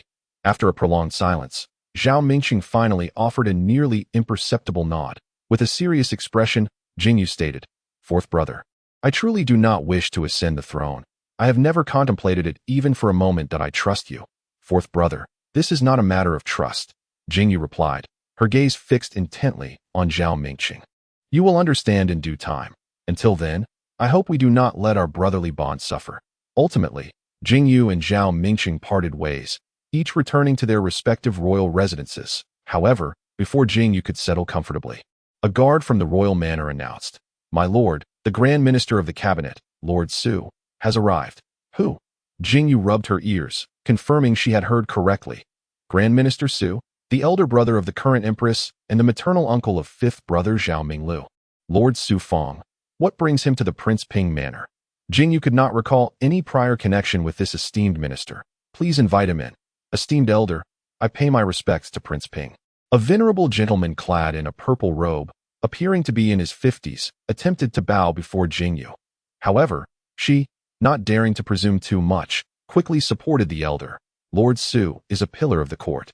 How could a mere idle prince like myself accept such grand courtesy? The purpose of my visit is not for my own sake, but for the people of the Zhao nation, Su Fang declared earnestly. Lord Su, what is this pretense? Jing Yu increasingly sensed something amiss. My lord, do you truly not consider the matter of ascending the throne? Su Fang inquired solemnly. What? Jing Yu genuinely felt the absurdity of the world. How could Su Fang, the elder brother of the empress and maternal uncle to 5th Prince Zhao Minglu, speak of such things to her? Lord Su, do not test me. Su Fang, with a helpless expression, replied, My lord, this is no test. Did not His Majesty discuss this matter with you upon your audience today? To speak frankly, the proposal for your ascension was indeed put forth by the cabinet. What? The impact of this revelation struck Jing Yu with a force comparable to that of encountering 2 foundational cultivators after 5 years. You, Lord Su, think this way as well? This matter was indeed vigorously advocated by me. Su Fang said with a faint smile. Jing Yu was indeed taken aback by the favorable regard the civil service of the Zhao kingdom held for him, and could not help but express his bewilderment. My lord, this leaves me even more perplexed. In matters of governance and statecraft, I could hardly compare to my elder sister, Zhao Mingyu. When it comes to intelligence and talent, my younger brother, Zhao Mingfu, far surpasses me. As for influence within the court, it goes without saying that the 2nd princess, Zhao Mingyue, is the most formidable among the royal heirs. In terms of lineage, your esteemed nephew, Zhao Minglu, is undoubtedly of a much higher pedigree than I. Even when it comes to maturity, prudence, and adherence to conventions, my 4th brother, Zhao Mingcheng, stands unrivaled. How could the throne possibly fall to me? At this point, Jing Yu found himself chuckling. Minister Su, could it be that your cabinet ranks individuals according to their martial prowess? Surely, we cannot assert that because our founding emperor was a congenital master, I bear the closest resemblance to him. That would be a rather far-fetched claim. Su maintained an impassive countenance, his tone respectful. Your Highness, do you know what the most crucial quality for a ruler is? Jing Yu tilted his head, pondering for a moment. A rightful claim? Su smiled. As long as His Majesty still graces us with his presence and has designated an heir. It is indeed the most legitimate claim, and it poses no issue for any of the royal heirs. Great talent and vision? Su shook his head. No matter how wise a ruler may be, they are but one individual. How could they possibly compare to the collective brilliance of an entire nation? Your assertion regarding the ability to recognize and employ talent holds some merit. It is, in essence, the heart of a sovereign and the balance of power within the court. Jing Yu jested. It seems the esteemed ministers of the cabinet consider our Zhao kingdom to be in a period of political tranquility. Upon hearing this, Su forced a smile, his expression revealing unspoken amusement. One cannot merely claim to love the people as one loves their own children, can they? Su erupted in hearty laughter. Indeed, that is far from the case. At this moment, Jing Yu was intrigued by this chief minister's playful demeanor and scratched his head. Minister Su, then pray tell, what is the most important thing for a ruler? 3 words. Su raised 3 fingers and waved them in front of Jing Yu. No turmoil. Jing Yu was taken aback that Su's gaze was sincere as he bowed once more. Your Highness, I have navigated the court for over 30 years, witnessing several royal heirs grow up. Throughout these years, it has become abundantly clear to me that among the heirs of Zhao Kingdom, you are the least prone to turbulence. While our kingdom appears to be at peace, exhibiting signs of a prosperous era, it is, in reality, merely a fade, with the potential for decline looming ever closer. We cannot endure any more turmoil. Chapter 27. The heir apparent. Minister Su, do you and your fellow ministers eagerly anticipate the arrival of a sovereign who governs with ease? Jing Yu shook his head. My lord, you still harbor personal motives. Su's expression darkened. If I had personal motives, would I not promote my own nephew to power? Why would I need to engage in discussions with your Highness? That is because sugarcane cannot be sweet at both ends. Jing Yu spoke with unrelenting candor. Lord Su is destined to receive the posthumous title of Wenzhong, a figure to be enshrined in the ancestral temple. How could he possibly bear the ignominy of being labeled a power-hungry courtier? You wish to realize your ambitions while simultaneously seeking a reputable legacy. Does the world truly permit you to monopolize all the good fortune? The prince's words were indeed piercing. Even Su Fang, known for his cunning demeanor, felt his face flush with indignation. Is it not ultimately for the benefit of the common people of Zhao? This is hardly for the people, Jing Yu retorted coldly. Lord Su, there are no outsiders present. Why feign decorum here? While I have indeed distanced myself from court affairs in recent years, I am not so oblivious to the world outside. In these past 5 years, there have been 7 uprisings among the impoverished across the 13 prefectures of Zhao. These are all starving disaster victims. Su Fang replied helplessly, Your Highness, such words lack merit. The people's starvation is a consequence of natural calamities, beyond the reach of human intervention.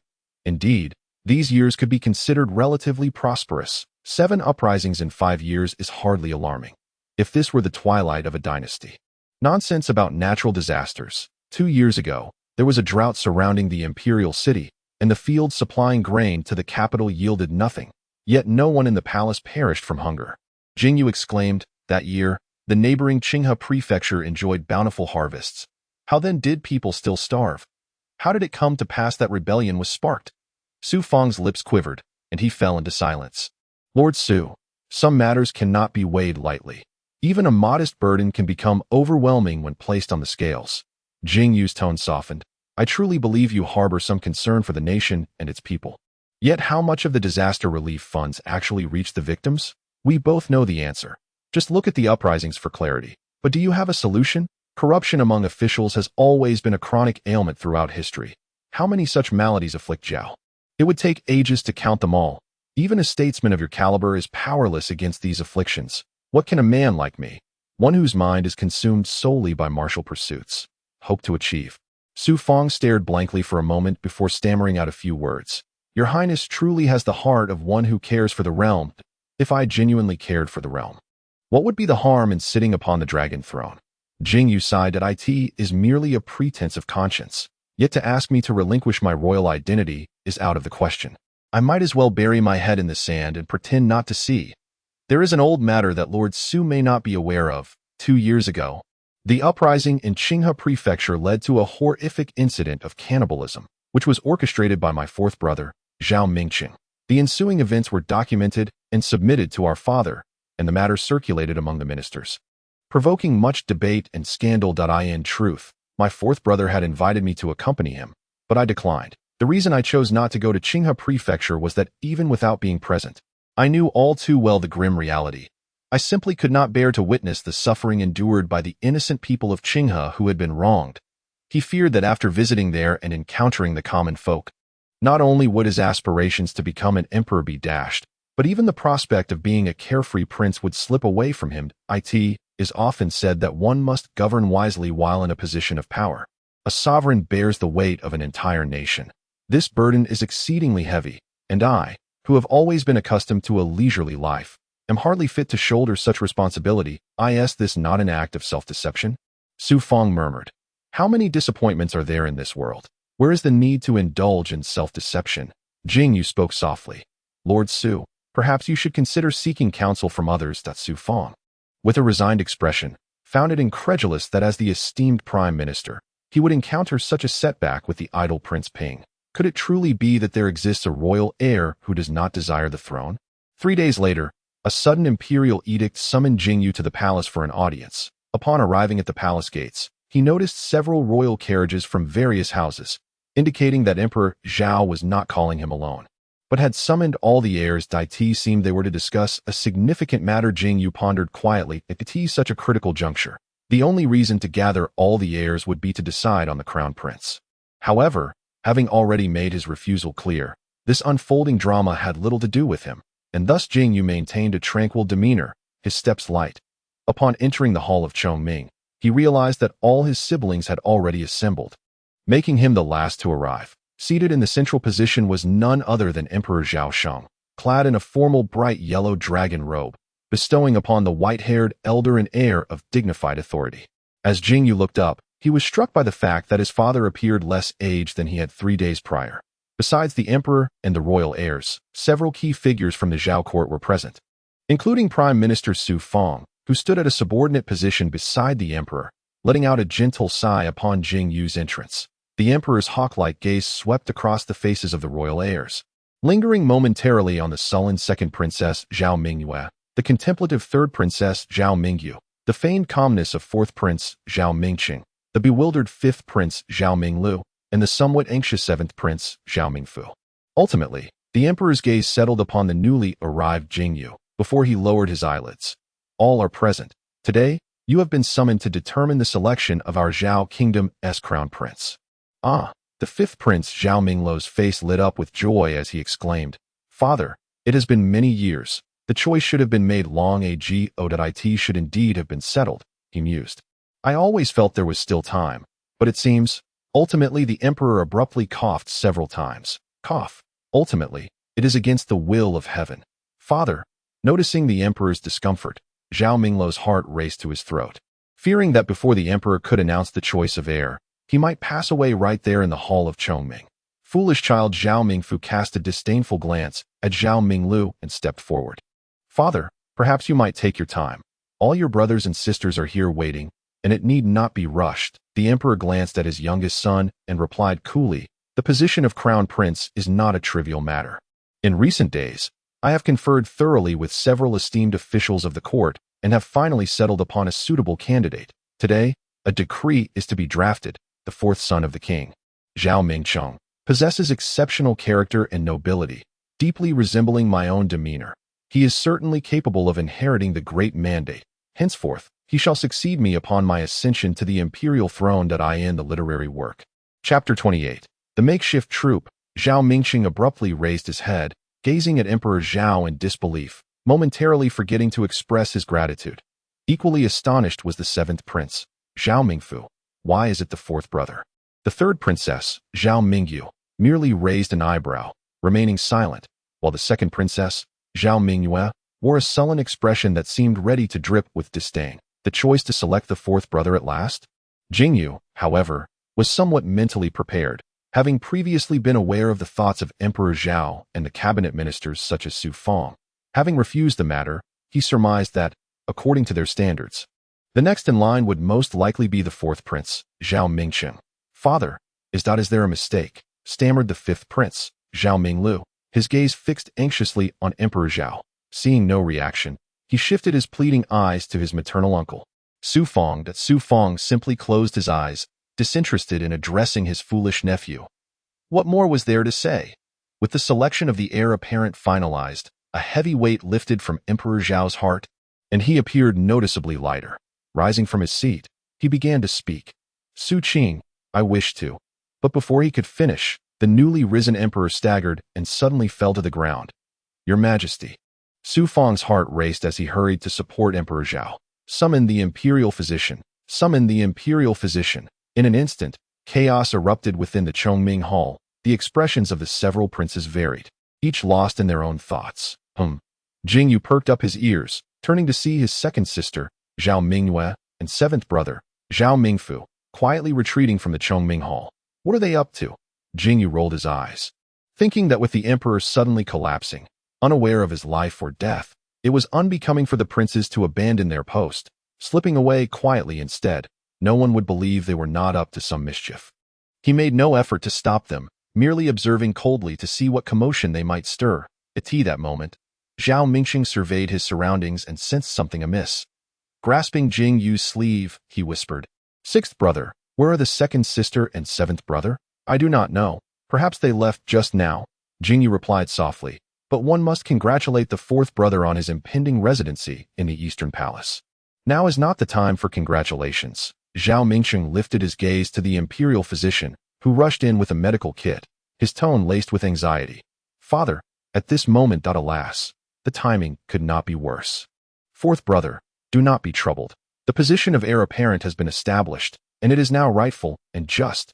Jing Yu gently reassured him, I am of little influence in court. Being designated as the heir apparent by father at this juncture is precarious, especially when the situation is so dire. Zhao Mingcheng sighed. Then, how about when father awakens, you relinquish the position of heir apparent? Jing Yu suggested. This. Zhao Mingcheng fell silent. After an hour and 15 minutes had passed, the physician, drenched in sweat, trembled as he spoke. Your Majesty, you have previously exhibited signs of exhaustion and depletion, relying solely on sheer willpower to endure. Now, I fear you have reached the brink of your final moments. What? Zhao Mingcheng's face turned pale as he hurried to inspect. Although Jing Yu and Emperor Zhao were father and son, their bond was not particularly strong. Nonetheless, upon hearing that the emperor's condition was dire, he could not help but feel a pang of sorrow, preparing to take a final glance at the elderly man. Just as he was about to step forward, someone tugged at his sleeve. Sixth brother. May I have a word? Jing Yu turned to see his third sister, Xuanqingzi. Third sister? What is the matter? Sixth brother. I fear that our second sister is plotting rebellion. Xuanqingzi's words struck like thunder. What do you mean by that? A few days prior, Crown Prince Jing Yu had been assassinated, effectively extinguishing the second sister's ambitions for the throne. It was then that she began covertly mobilizing the royal family's private army. And given her years of nurturing a cadre of assassins within the palace, it seemed she was poised to overturn the table. You are aware of this? Jing Yu asked, astonished. If you knew our second sister was planning rebellion, why did you not stop her when she left? Our second sister has practiced martial arts since childhood, attaining the skills of a near first-rate master, a frail woman with no strength to restrain a chicken. How could I possibly stop her? Xuanqingzi replied softly. Sixth brother, you have grown up under my watch. While you often conceal your talents, I know you possess great depth. Just now, when our second sister departed, you alone among the royal heirs could have restrained her, yet you did not act. This suggests you are certain she poses no threat. Have you perhaps cultivated innate vital energy? Jing Yu did not respond directly. Instead, he countered, Third sister, among our royal heirs, you are the most perceptive. Today, might you reveal your plans to me? Have you prepared a contingency for the present situation? Xuanqingzi pressed her lips together. Naturally. I have a contingency, but there is no perfect plan in this world that I merely fear it may not be entirely reliable. Should things go awry, I must ensure the safety of those within the palace, which I believe I can manage with a high degree of certainty. Very well, then I shall rest easy. Jing Yu said with a smile that I am greatly comforted by your candor today, third sister. And you? Fear not.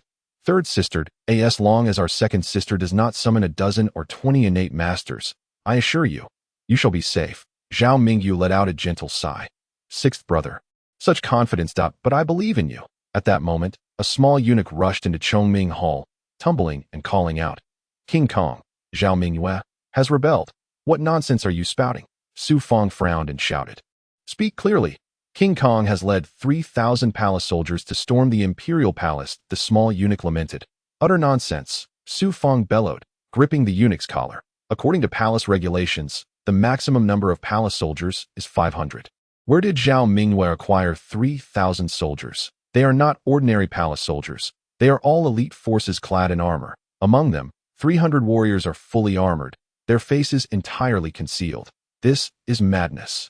Su Fong fumed, his anger palpable. Even if she has 3,000 palace soldiers, what of the Imperial Guards? The Imperial Guards could not be located. What do you mean, could not be located, amidst the throngs of thousands of elite guards? Not a single shadow could be found. The young eunuch trembled as he spoke. Aside from those on duty, we have truly found no one. Over 200 guards are already stationed outside the Chongming Hall. Su Darren, it seems that several commanders of the elite guards may have also turned against us. Xuanqingzi remarked in a low tone. Su Fong released his grip on the eunuch's collar. His hands and feet icy cold, retreating several paces in rapid succession. Jing Yu scrutinized Su Fong with careful attention, confirming that the man was not merely putting on an act, and felt a wave of disbelief wash over him. Is this truly the state of the current prime minister? He mused. Such a significant matter as establishing a crown prince, especially with the Zhao emperor hanging by a thread, should have been meticulously prepared for. How could it be that upon encountering Xuanqingzi's rebellion, this esteemed prime minister displayed such a lack of contingency planning? One would expect at least a semblance of strategic foresight, yet here he stood, utterly bereft of composure before the court. This indicates a troubling reality. Su Fong and the other ministers of the cabinet had never even considered the possibility of a royal heir staging a rebellion after the position of crown prince was secured. Having painstakingly cultivated his body to the fourth layer of the Jing Yu Tian, rendering his flesh as resilient as gold or stone, and with innate masters unable to breach his defenses, he felt no need to concern himself with such trivial matters. Yet, what right did Su Fong, a frail mortal who could not withstand a blade or flame, have to be so flustered? Ah, the general of the Eastern Guard. The general of the Eastern Guard, Su Fong, his eyes reddened, seized the sleeve of another elderly man with a head of white hair. Old general, can the patrol camp outside the city be mobilized? The elder, caught by his sleeve, wore a look of resignation. Su Shofu, it is indeed possible, but to mobilize the patrol outside the city, one must possess my tiger talisman. Given that Zhao Mingyue is nearly upon Chongming Hall, time is of the essence. Regardless, we must hold our ground for now. Su Fong gritted his teeth. Old general, produce the tiger talisman and have a skilled individual from the palace discreetly exit the city to gather troops. The Eastern Guard general hesitated. I left in such haste today that the tiger talisman remains at my residence. In any case, breaking through is our priority, Su Fong. Jing Yu rolled his eyes heavenward, recalling a famous proverb from his hometown in a past life. The world is but a vast makeshift stage. Chapter 29. A lone charge report. This time, the messenger who entered the hall was a disheveled elite guard. The rebel forces of King Kong are already closing in on Chongming Hall. How could they have arrived so swiftly? Su Fong's chest heaved, his gaze darting around before finally settling on Jing Yu. He gritted his teeth. Prince Ping, what commands do you have, Su Darren? Jing Yu replied leisurely. Among those present, aside from the eunuch Li, the prince possessed the greatest martial prowess. Might you, your highness, lead the crown prince in a breakout? At such a time, you could rally the local forces to aid the imperial capital. I am no immortal. How could I possibly escort one person amidst a sea of troops? There truly no innate master stationed within the palace. This pertains to royal secrets, and the old minister is unaware. Jing Yu glanced at eunuch Li, whose expression darkened. There was indeed one, but they passed away not long ago. Now, the palace finds itself in a most precarious situation, with no masters to rely upon. Truly, it seems the fates have conspired against us. Jing Yu shook his head. In truth, even if we were to escape, it would be of little use. The matter of the imperial succession has not been disclosed. All who are privy to it are within this hall. Even if I were to successfully break through with the fourth brother, the second sister need only draft a false edict, who would recognize the fourth brother as the crown prince. Let alone rallying the kingdom to the capital. What shall we do? Sir Su, please do not be overly anxious. Jing Yu stepped before the imperial guard, seizing the golden hammer hanging from his waist. He weighed it in his hand, noting its slight lightness, yet deemed it serviceable. What is your intention? Su Fong and the others gazed at the sixth prince, who held the hammer, their expressions rife with uncertainty. Jing Yu chuckled softly. While I may not have the means to assist you all in breaking through, I assure you, I possess the capability to eliminate the traitors. Do not jest, your highness. The expression on eunuch Li's face was one of bitter resignation. Not only has your highness yet to cultivate the innate vital energy, but even if you were an innate master, it would be impossible for one individual to prevail over hundreds of fully armored elite soldiers. Not to mention the archers, a volley of arrows could deplete that innate vital energy, and even a master would meet their end. Report. Another imperial guard entered. The traitors have reached the gates of Chongming Hall. Let us go and confront the second sister. Jing Yu, with the golden hammer in hand, sauntered out of the hall. The others exchanged glances, ultimately following suit, though most took refuge behind the red pillars at the entrance, stretching their necks to peer outside at this moment. The remaining 100 or so imperial guards tightly secured the gates of Chongming Hall. Yet their morale was evidently waning. Not far opposite them stood hundreds of fully armored elite soldiers, wielding sword and shield, accompanied by numerous crossbowmen, their mechanisms already primed and aimed at the gates of Chongming Hall. Among the ranks of soldiers outside, a woman clad in golden armor, bow in hand and a long sword suspended at her waist, cast a cold gaze upon Jing Yu, who emerged unhurriedly in casual attire. Wielding the golden hammer, her eyes narrowing slightly. Second sister, you are quite efficient. Within less than half an hour, you have donned such an ensemble. Jing Yu disregarded the hundreds of crossbows aimed at him and boldly approached. Now merely a few paces from the traitors, declaring, after years of brotherly affection, does it pale in comparison to a throne? Little sixth, this matter does not concern you. Zhao Mingyue's fingers traced the body of her bow as she coldly retorted, I am not one who revels in slaughter. Today, I shall not harm anyone in Chongming Hall aside from the third and fourth. Prince Kong, with his majesty still within the hall, do you intend to commit regicide to ascend the throne? Su Fong cautiously ventured his inquiry. Zhao Mingyue chuckled. Sir Su, you exaggerate. I have come solely to lend an ear to the emperor. Su Fong's face turned ashen. Am I not at the emperor's side? As the chief minister of the cabinet, a pillar of the court, should not Mingyue extend courtesy to me? Zhao Mingyue smiled sweetly. Once I ascend the throne, I shall require Sir Su's eloquent pen to compose a congratulatory proclamation. You are not the crown prince designated by His Majesty. Su Fong stamped his foot in indignation. Zhao Mingyue's smile vanished, her expression growing frigid. Who can say? The details of today's succession matter remain confined solely within Chongming Hall. Jing Yu remarked, Second sister, it has always been the case that only the dead can keep secrets in this world. If you wish to ensure that today's matter of establishing a successor does not leak, all those within the palace must be eliminated, not a single soul left alive, though. I doubt your subordinates will be able to keep their mouths sealed. Zhao Mingyue sighed. You do have a point. Sixth brother, how can I conceal such a grave act of treachery? What if I lack righteous justification? Once I achieve the greatness of becoming a timeless emperor, future generations will surely embellish my legacy. Kill. That cannot be. Jing Yu laughed heartily, brandishing his golden hammer as he strode boldly into the enemy ranks, single-handedly charging the formation. Does he truly believe himself to be a congenital master? With a wave of her hand, Zhao Mingyue summoned a dozen heavily armored cavalry, their steeds clad in full armor, to confront him. Observing the armored cavalry charging forth like war chariots, Jing Yu remained unfazed, seizing a lance that was aimed at him and effortlessly throwing the rider from his mount. On the other side, Jing Yu tightened his grip on the golden hammer and swung it down upon the head of an approaching heavily armored warhorse. Bang! The blow shattered the horse's skull, even through its faceplate. Subsequently, Jing Yu turned his gaze towards the most robust horse galloping towards him, discarded the lance, and sprinted directly at the cavalry. A head-on clash. Boom! An unbelievable scene unfolded as the cavalryman collided with Jing Yu, both horse and rider flying backward. Hiss! The rebellious faction led by Zhao Mingyue collectively gasped in astonishment. The armored cavalry that had intended to charge forward urgently pulled on their reins, caught in a dilemma of advance or retreat. Could it be that the sixth brother has cultivated a breath of congenital true energy? Surely, he must possess formidable martial skills. How old could he possibly be? Zhao Mingyue was filled with uncertainty. For Jing Yu's combat prowess was astonishing, akin to a human-shaped beast, leaving her bewildered. The recent clash had torn Jing Yu's outer garment, revealing his well-defined and muscular physique. That he raised his hand, pointing the hammer's head at Zhao Mingyue.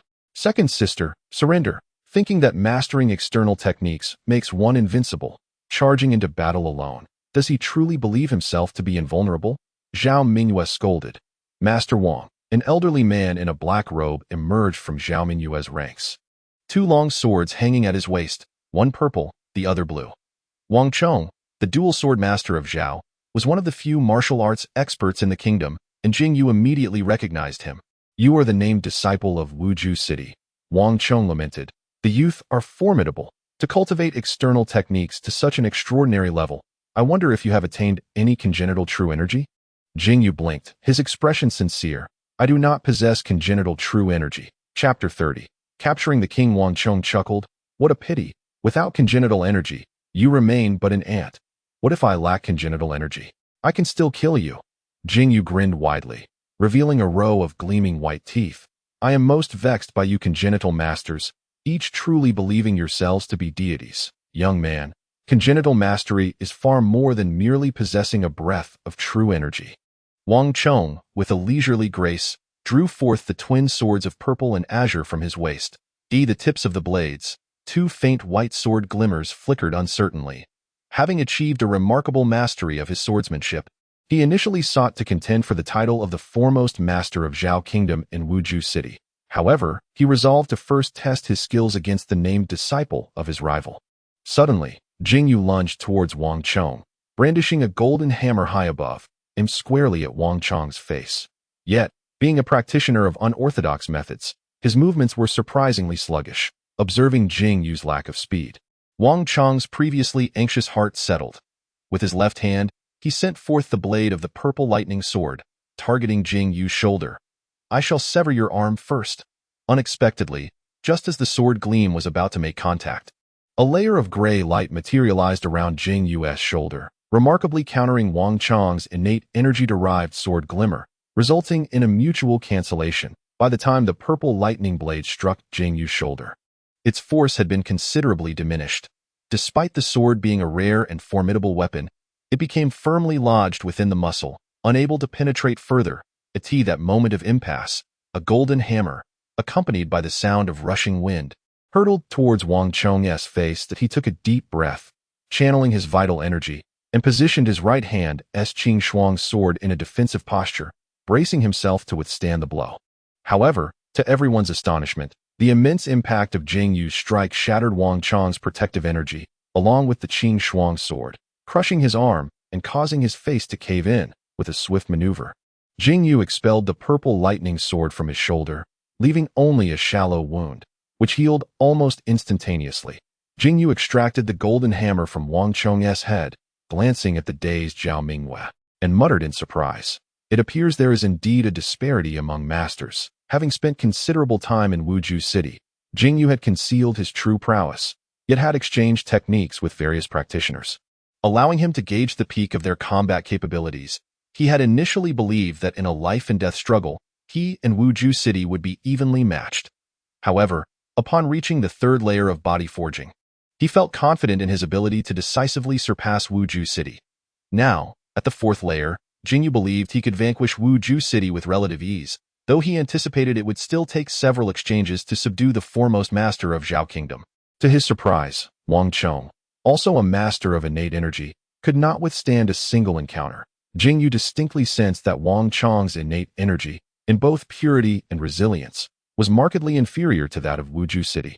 Ultimately succumbing to a mere blow from a golden hammer he had casually picked up, Wuzhou City still possesses some merit, Jing Yu mused, before suddenly turning to a certain direction, a smile gracing his lips. "Oh, so you have arrived." Hidden atop the palace walls, Wuzhou City felt the weight of Jing Yu's gaze and shivered involuntarily.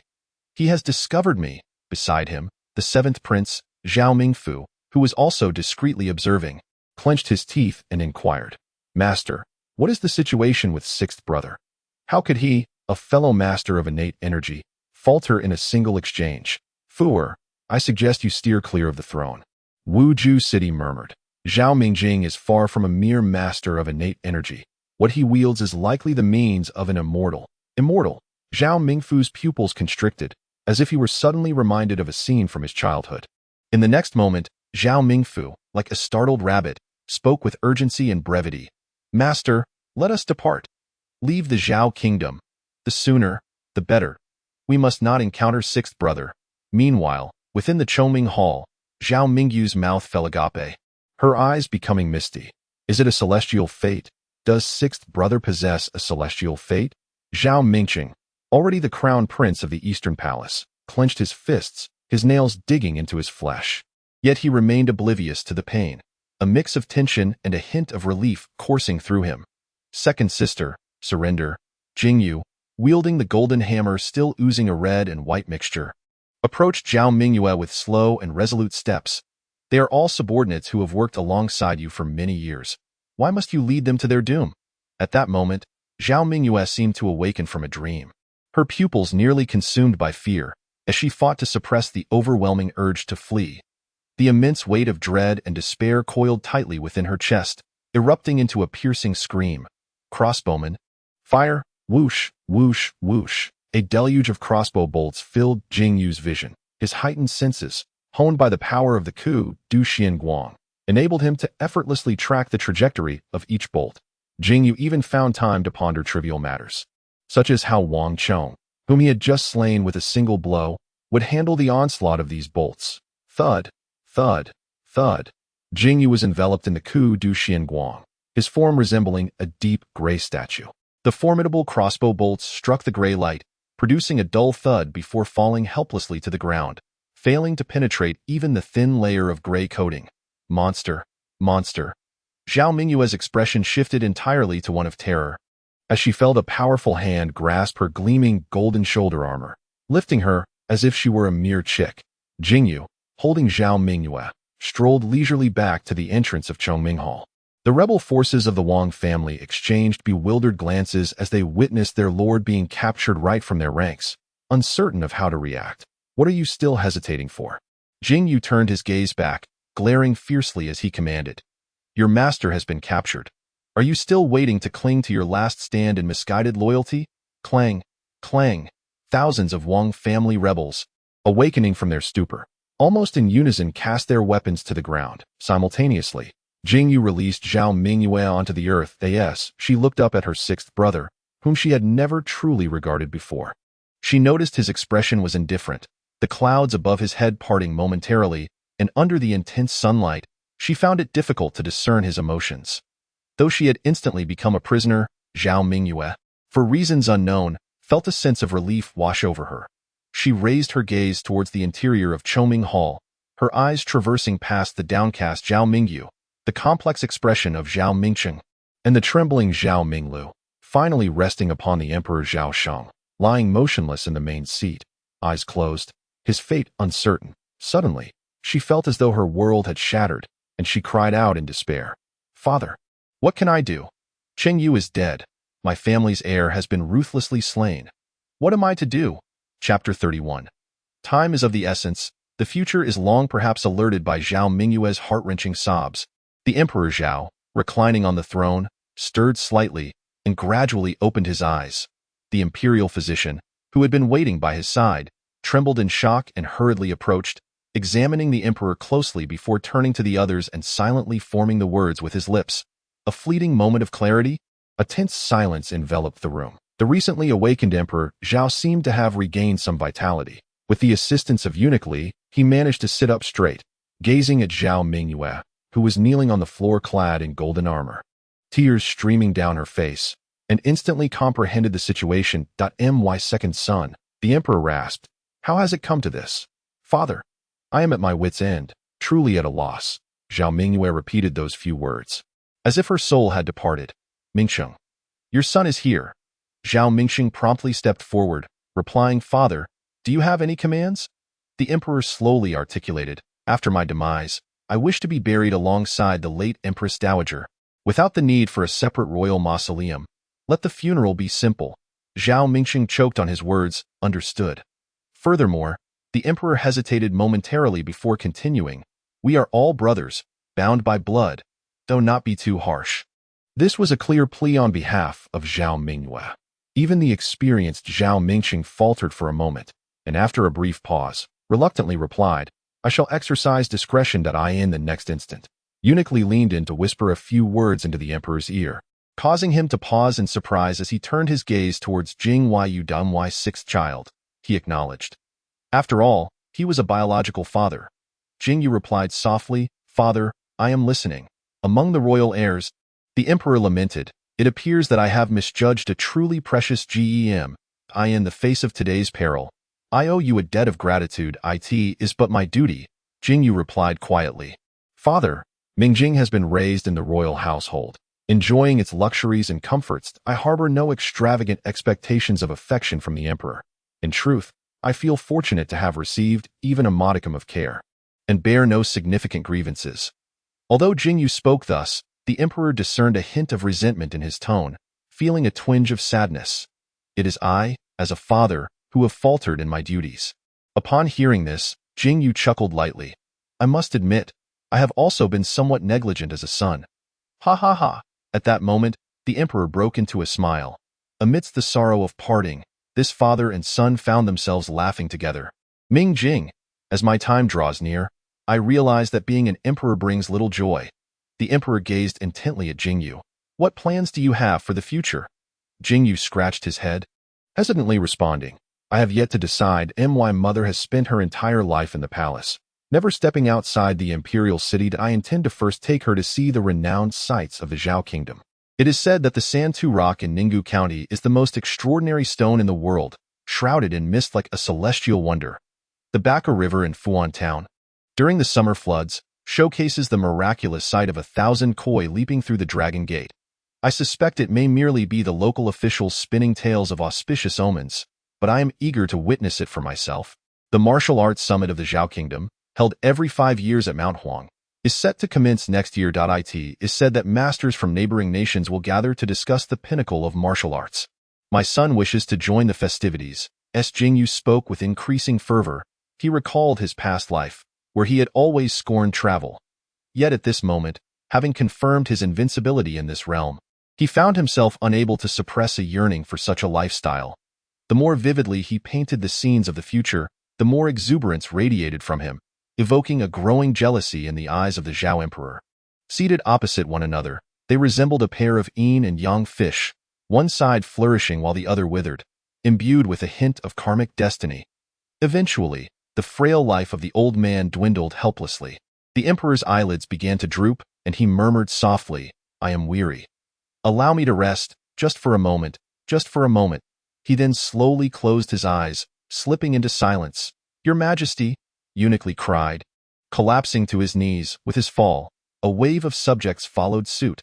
Kneeling in the hall, Jing Yu grasped the emperor's withered hand, acutely aware of the rapidly diminishing warmth of the body before him, a medley of emotions stirring within him that he felt little sorrow. After all, he was not intimately acquainted with the emperor. Yet, they had just begun to forge a bond.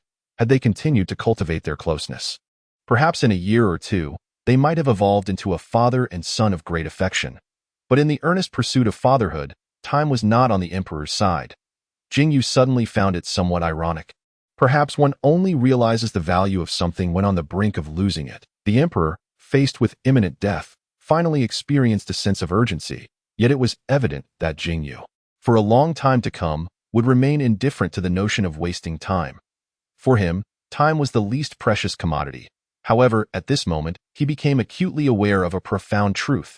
Due to the constraints of mortality, the moments he shared with others were exceedingly limited, and time spent with others was not something he could afford to squander indefinitely. At that instant, Jing Yu rose abruptly, offering no lament for the emperor's demise.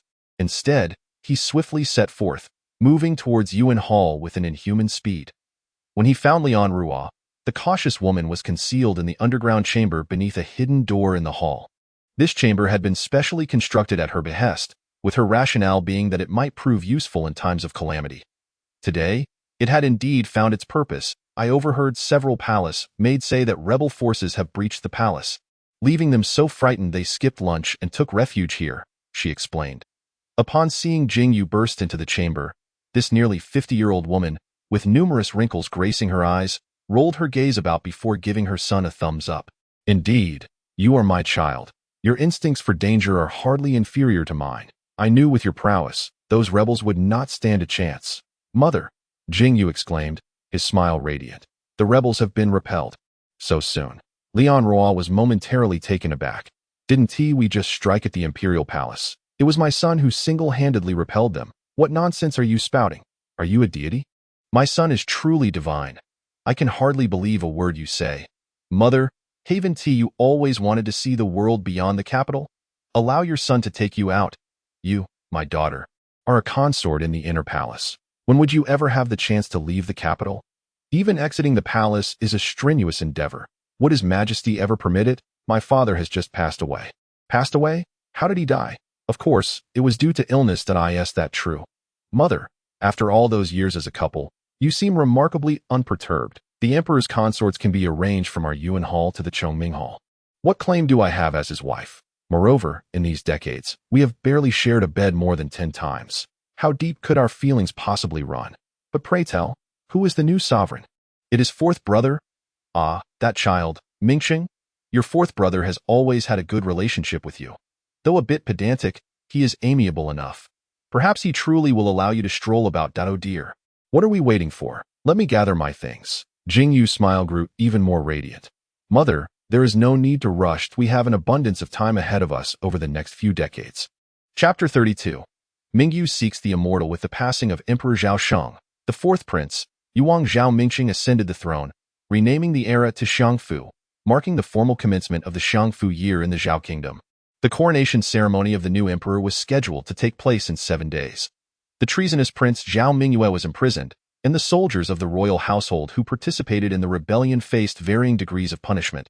However, perhaps due to his recent ascension, Zhao Mingxing chose not to execute many, only eliminating a few core conspirators, while sparing the majority. Whether regarding the new emperor's ascension or the heir's rebellion, these events were monumental for the citizens of the capital. Yet, the most captivating topic of conversation in the tea houses and taverns was not the newly enthroned Zhao Mingxing or the treasonous Zhao Mingyue, but rather the sixth prince, Zhao Mingjing, who had vanquished a congenital master with a single blow outside the Chongming Hall. In a tea house on Yushu Street in the northern city of the capital, The first floor was bustling with local merchants and affluent guests, eagerly discussing the various exploits of Jing Yu. It was said that on that fateful day, 7 grandmasters had gathered at the Chongming Hall, and that Prince Zhao Mingjing, with a single hammer strike, had subdued them all. 6 of the masters fled in terror, leaving only Wang Chong, the master of the purple and green twin swords, who stood frozen in shock, only to be reduced to a mere puddle of flesh by Zhao Mingjing's strike. How can the tale grow more outrageous with each telling? 7 grandmasters. Can our Zhao kingdom even boast more than 5 masters in total? The world is not solely composed of our Zhao kingdom. Would it not be normal for masters from other nations to intervene in the heir's rebellion? Regardless of how many grandmasters were present, the fact that Zhao Mingjing killed Wang Chong with a single strike is indisputable. What exactly is this princess background? I remember he is scarcely of age. It is said that a tea patron, hunched over and speaking in hushed tones, inquired, "Do you still recall the events from 5 years ago when celestial beings descended upon our imperial capital? 2 immortals clashed in a fierce battle, disrupting the banquet of the late emperor. That of course we remember. Did not Prince Mingyang fall victim to the chaos? Had Zhao Mingyang still been alive, the throne would not have been claimed by the new emperor. On that fateful day, the immortal who wielded thunder vanquished his opponent, yet in a moment of oversight, allowed the remnants of that immortal's spirit to escape. Are you implying that the Prince of Ping is, in fact, that immortal's reincarnation?" A few tea patrons gasped in astonishment. The notion of reincarnation is often relegated to the realm of myth. Who could ascertain whether true immortals possess such abilities? The initial tea patron wore a smile that hinted at profound mysteries. But consider this. Do you truly believe that a mere 19-year-old could slay a primordial grandmaster without some celestial prowess? That cannot be right. The information I received indicated that after the thunder-wielding immortal eliminated his foe, he departed hastily, and it was only later that the 6th prince, Zhao Mingjing, fortuitously acquired the deceased immortal's legacy, soaring to great heights as a result. Your understanding is somewhat superficial. The version I heard is, the bustling first floor of the tea house was alive with various rumors, while the second floor remained notably tranquil. Reserved for those of considerable means, at a window-side table on the second floor sat a man and a woman. The man, appearing in his 20s with an imposing visage, lounged comfortably in his seat, while the woman, slightly older, perhaps in her 30s, bore the subtle marks of time, yet possessed an air of dignified grace. "Sister, are you truly leaving?" Jing Yu asked, her gaze fixed on Zhao Mingyu, who delicately caressed the rim of her teacup. "My purpose in remaining in the imperial capital was to vie for power. Now that all has settled, what is the point of staying?" Zhao Mingyu, clad in a simple white gown, took a gentle sip of tea and replied coolly, "Sister, there is something I have long harbored in my heart. Now that we have a moment to ourselves, I wish to seek the truth." Jing Yu could not contain herself.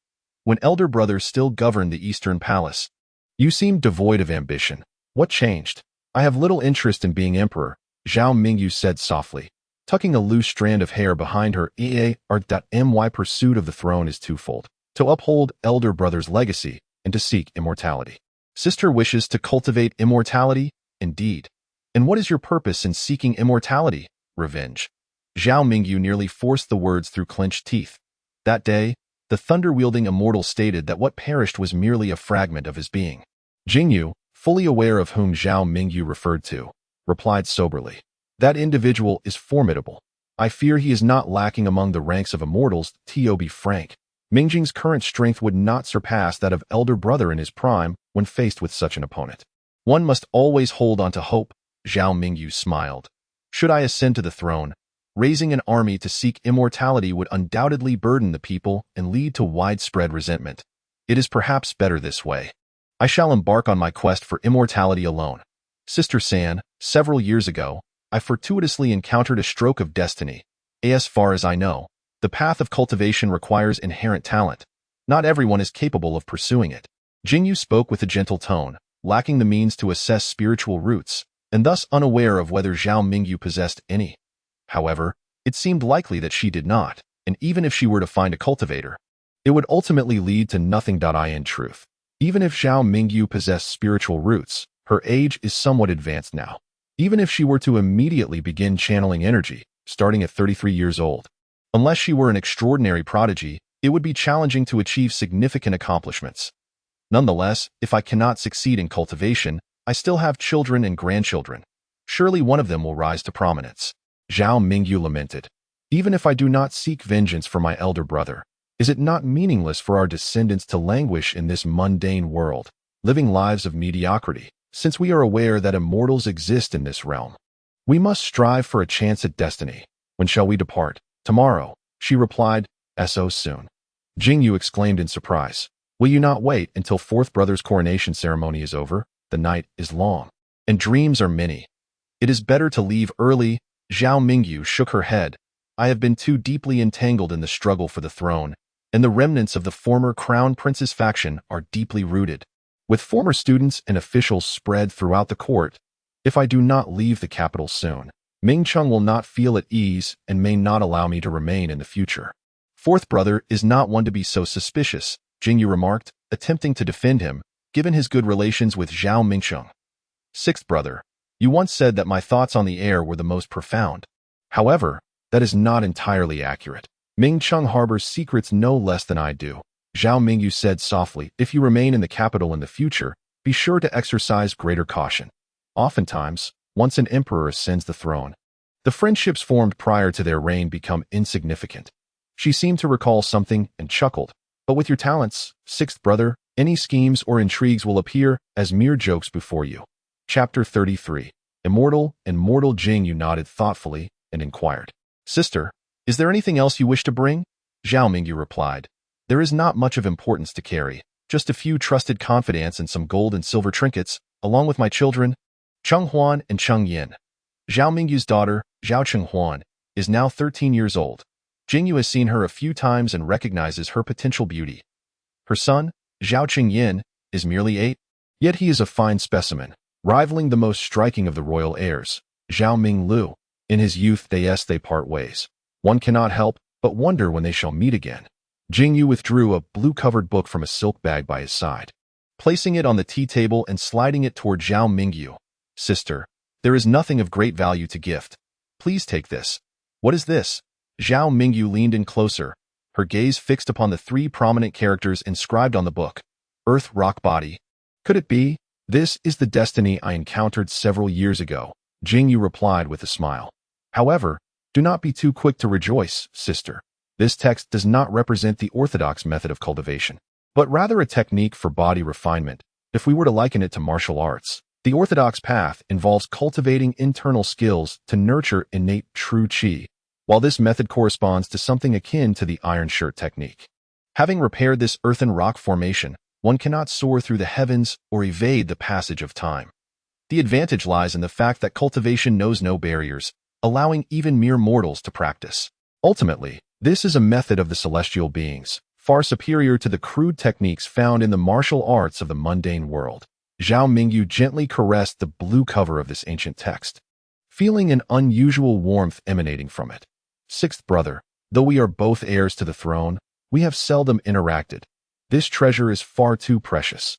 Let it be a token of the good fortune shared between us. Jing Yu smiled and replied, I have faith that with the intellect and means of third sister, even if she does not ascend to the celestial path, she shall find her footing among the immortal realms. Thank you, sixth brother, Zhao Mingyu said earnestly.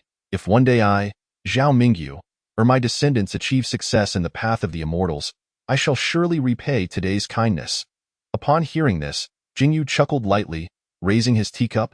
He proclaimed, What talk of debts is this? Third sister, I toast to your future success in the immortal realm with this cup of tea. I only hope that should fate allow us to meet again, we may brew another pot of tea at the immortals' pavilion and discourse on the ages. The following day, Jing Yu, accustomed to a leisurely morning, rose unusually early, wishing to bid farewell to Zhao Mingyu. However, upon arriving at the royal residence, he found no trace of Zhao Mingyu, nor of Zhao Qinghuan and Zhao Qingyin, the 2 siblings. Apart from these 3, the remaining servants and guards of the royal estate went about their duties as usual. This third sister. Jing Yu shook his head with a smiled eye in the distance. He spotted a troop of armored soldiers in the uniform of the Imperial Guard rushing towards him. The leading commander, upon noticing Jing Yu, was taken aback, abruptly halting in his tracks, caught in a dilemma of whether to advance or retreat. Commander Wang, what brings you here? Jing Yu recognized the commander and waved with a smile. Your Highness, we are merely carrying out orders. Commander Wang replied awkwardly, I did not realize you were here. Return, for they have already left, Jing Yu remarked, as he casually retrieved the golden hammer from his waist, lightly tapping it against his back. Ever since the battle outside Chongming Hall, he had developed a fondness for such blunt weapons. The golden hammer, being a short-handled tool that was compact and versatile, provided an exceptional feel whether used for striking people or objects. Thus he carried it with him wherever he went. Upon seeing the hammer, Commander Wang felt a chill run down his spine, beads of cold sweat forming on his brow, and he quickly bowed, saying, Yes, I shall take my leave. At a battalion of over 100 Imperial Guards retreated in a disheartened manner. Jing Yu, however, did not depart immediately, lingering before Zhao Mingyu's royal residence for quite some time, his mind filled with contemplation. Days later, the coronation ceremony of the new emperor of Zhao was held as scheduled. Yet the highly anticipated Prince Ping had mysteriously vanished. At that moment, Jing Yu stood upon a bamboo raft, wielding a thick bamboo pole as he navigated the waters of the Tsangyan River in Zhao. On the opposite side of the raft sat a woman appearing to be around 50 years of age. Mother, we have booked tickets for the scenic tour of the Fuan treasure boat, 3 days hence. We are merely a day's journey from Fuan town. Should we set off now? What do you understand? It has always been the case that people wait for boats, rather than boats waiting for people. The magnificent sight of 1,000 koi leaping through the Dragon Gate at the Baku River is said to last only for a brief few days. If we miss this batch of ships, we may have to wait until next year to witness it. Lian Ru, having always been cautious within the palace, now finds herself free from its confines, feeling as if the vastness of the world is at her disposal. With her heart filled with elation, her eyes darted playfully until they landed upon the golden gourd hammer hanging from her son's waist, prompting her curiosity. Ming Jing, I have heard numerous rumors about you during our journey. Is it true that you possess the ability to slay a congenital master with a single strike? That is, indeed, the case. With only the two of them present, Jing Yu had no reason to conceal anything from Lian Ru. Your prowess is truly remarkable, just as the rumors suggest. Have you indeed encountered a celestial opportunity? One could say so. You are not truly possessed by that immortal from that day, are you? Jing Yu retorted with irritation. If I were not Zhao Mingjing, would I have gone to such lengths just to escort you to see some koi leaping through the Dragon Gate? I would have long since silenced you, my loquacious mother. Mother, if I truly were possessed, would your forthrightness not cut off my path to survival? Lian Ru chuckled awkwardly. That is indeed a valid point. You have managed to conceal your abilities quite well, even better than your mother. I say your son is a reincarnated celestial being. Do you believe it? That is utterly impossible. If you were truly a celestial being reincarnated, how could you merely achieve a third-class rank in the mundane matters of politics and military strategy?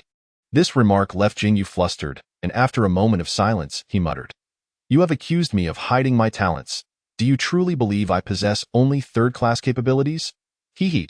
Lian Ru sprawled comfortably, gazing serenely at the shifting clouds in the sky, suddenly remarking, Ming Jing, if you are indeed a reincarnated celestial being, you must pursue the path of cultivation in this life. Would that not grant you a long and prosperous existence? Jing Yu paused in his paddling, slowly responding, Mother, do you wish to cultivate? Lian Ru did not answer Jing Yu's question immediately. Instead, she countered, How do you compare yourself now to those two celestial beings from years ago? They are undoubtedly far superior. What status do those two celestial beings hold within the realm of cultivation? They are likely just at the threshold of the path of immortality. Then I have little desire to pursue cultivation. Lian Ru shook her head. Jing Yu looked back at his mother in astonishment. What do you mean? From my perspective, these immortal cultivators may not lead particularly fulfilling lives. They toil for centuries, always overshadowed by even more powerful beings. Do they not spend their lives in servitude? The greatest fear is to live a lifetime as a subordinate, ultimately achieving little renown, merely returning to dust. Reflecting on one's pursuit of the immortal path, it may indeed be more gratifying to live as an ordinary person. Jing Yu chuckled softly. Mother, your words carry a certain wisdom. If one truly possesses aptitude, perhaps they are indeed a seed of remarkable character in the realm of cultivation. Lian Ru, seemingly pulling a handful of sunflower seeds from thin air, flicked a kernel into her mouth and, with her eyes closed, sighed. In the realm of literature, I have traversed the first half of my life as if walking on thin ice. Now, I merely wish to cease bowing my head. Chapter 34. Siblings, longevity record year 545. In the imperial capital of the Zhao Kingdom, at the prince's residence, a young man clad in a blue satin dragon robe, with a strikingly handsome visage, sat cross-legged in the pavilion of the royal garden, eye in each hand. He held a jade pearl, perfectly round and about the size of an infant's fist, seemingly in a state of tranquil repose. With a soft exhale, Jing Yu slowly opened his eyes. This jade pearl, indeed a treasure linked to the world of immortality, boasted a refining effect inferior to that of the essence of plants such as the Zhu fruit. Yet its durability was unmatched. A single pearl could be enjoyed for 5 or 6 years, accumulating benefits equivalent to half a 30-year-old Zhu fruit. Thus, the 6th layer of the Bitter Crossing Sutra had been cultivated to perfection, leaving Jing Yu to ponder when he might achieve a breakthrough to the 7th layer. Gazing at the 2 jade pearls in his hands, their luster already dimming, he felt a sense of contentment. Now in the 27th year of the Shangfu era, it had been a full 26 years since Zhao Mingqing ascended the throne, and Jing Yu was now 45 years old. In the 3rd year of Zhao Mingqing's reign, Prince Kong Zhao Mingyue perished in the imperial prison, and upon hearing this news, Prince Xian Zhao Minglu was said to have been stricken with anxiety, his health declining until he succumbed in the 11th year of Shangfu.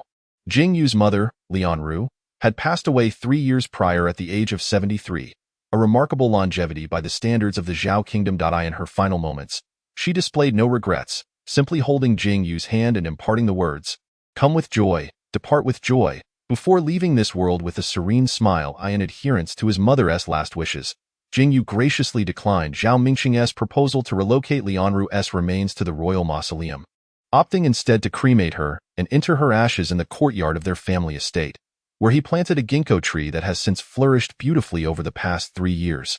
Suddenly, a royal guard entered the estate, escorting a young eunuch who hurriedly made his way to the royal garden. "Your Highness, His Majesty summons you urgently." "What is it?" Jing Yu sensed a troubling foreboding. The eunuch trembled as he replied, "His Majesty is on the brink of death." Jing Yu closed his eyes and sighed softly, "I understand. Return now. I shall arrive shortly." That day had inevitably come.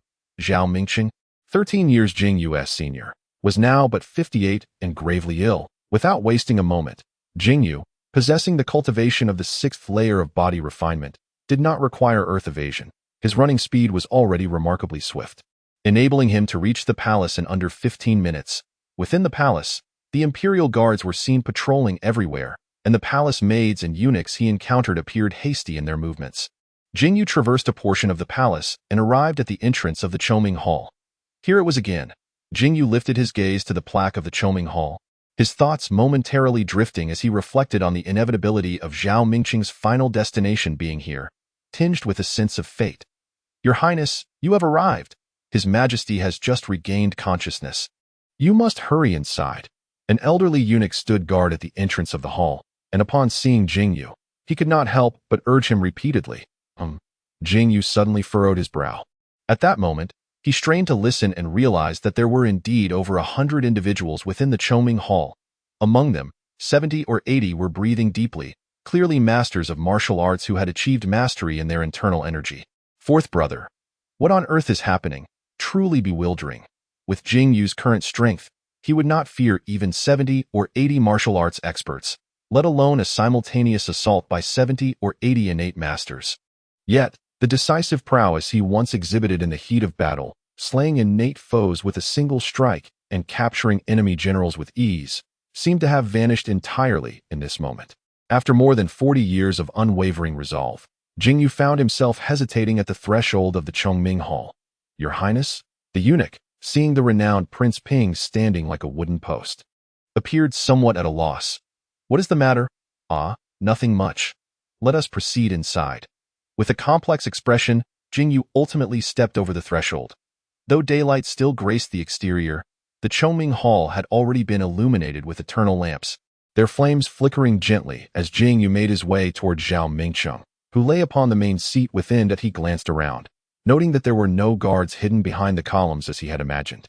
Most of the breathing sounds originated from behind the walls. He surmised that the structure of the Chongming Hall had likely been specially modified by Zhao Mingqing, with secret compartments carved out for hiding individuals. Only 2 figures stood at the lower position beside Zhao Mingqing.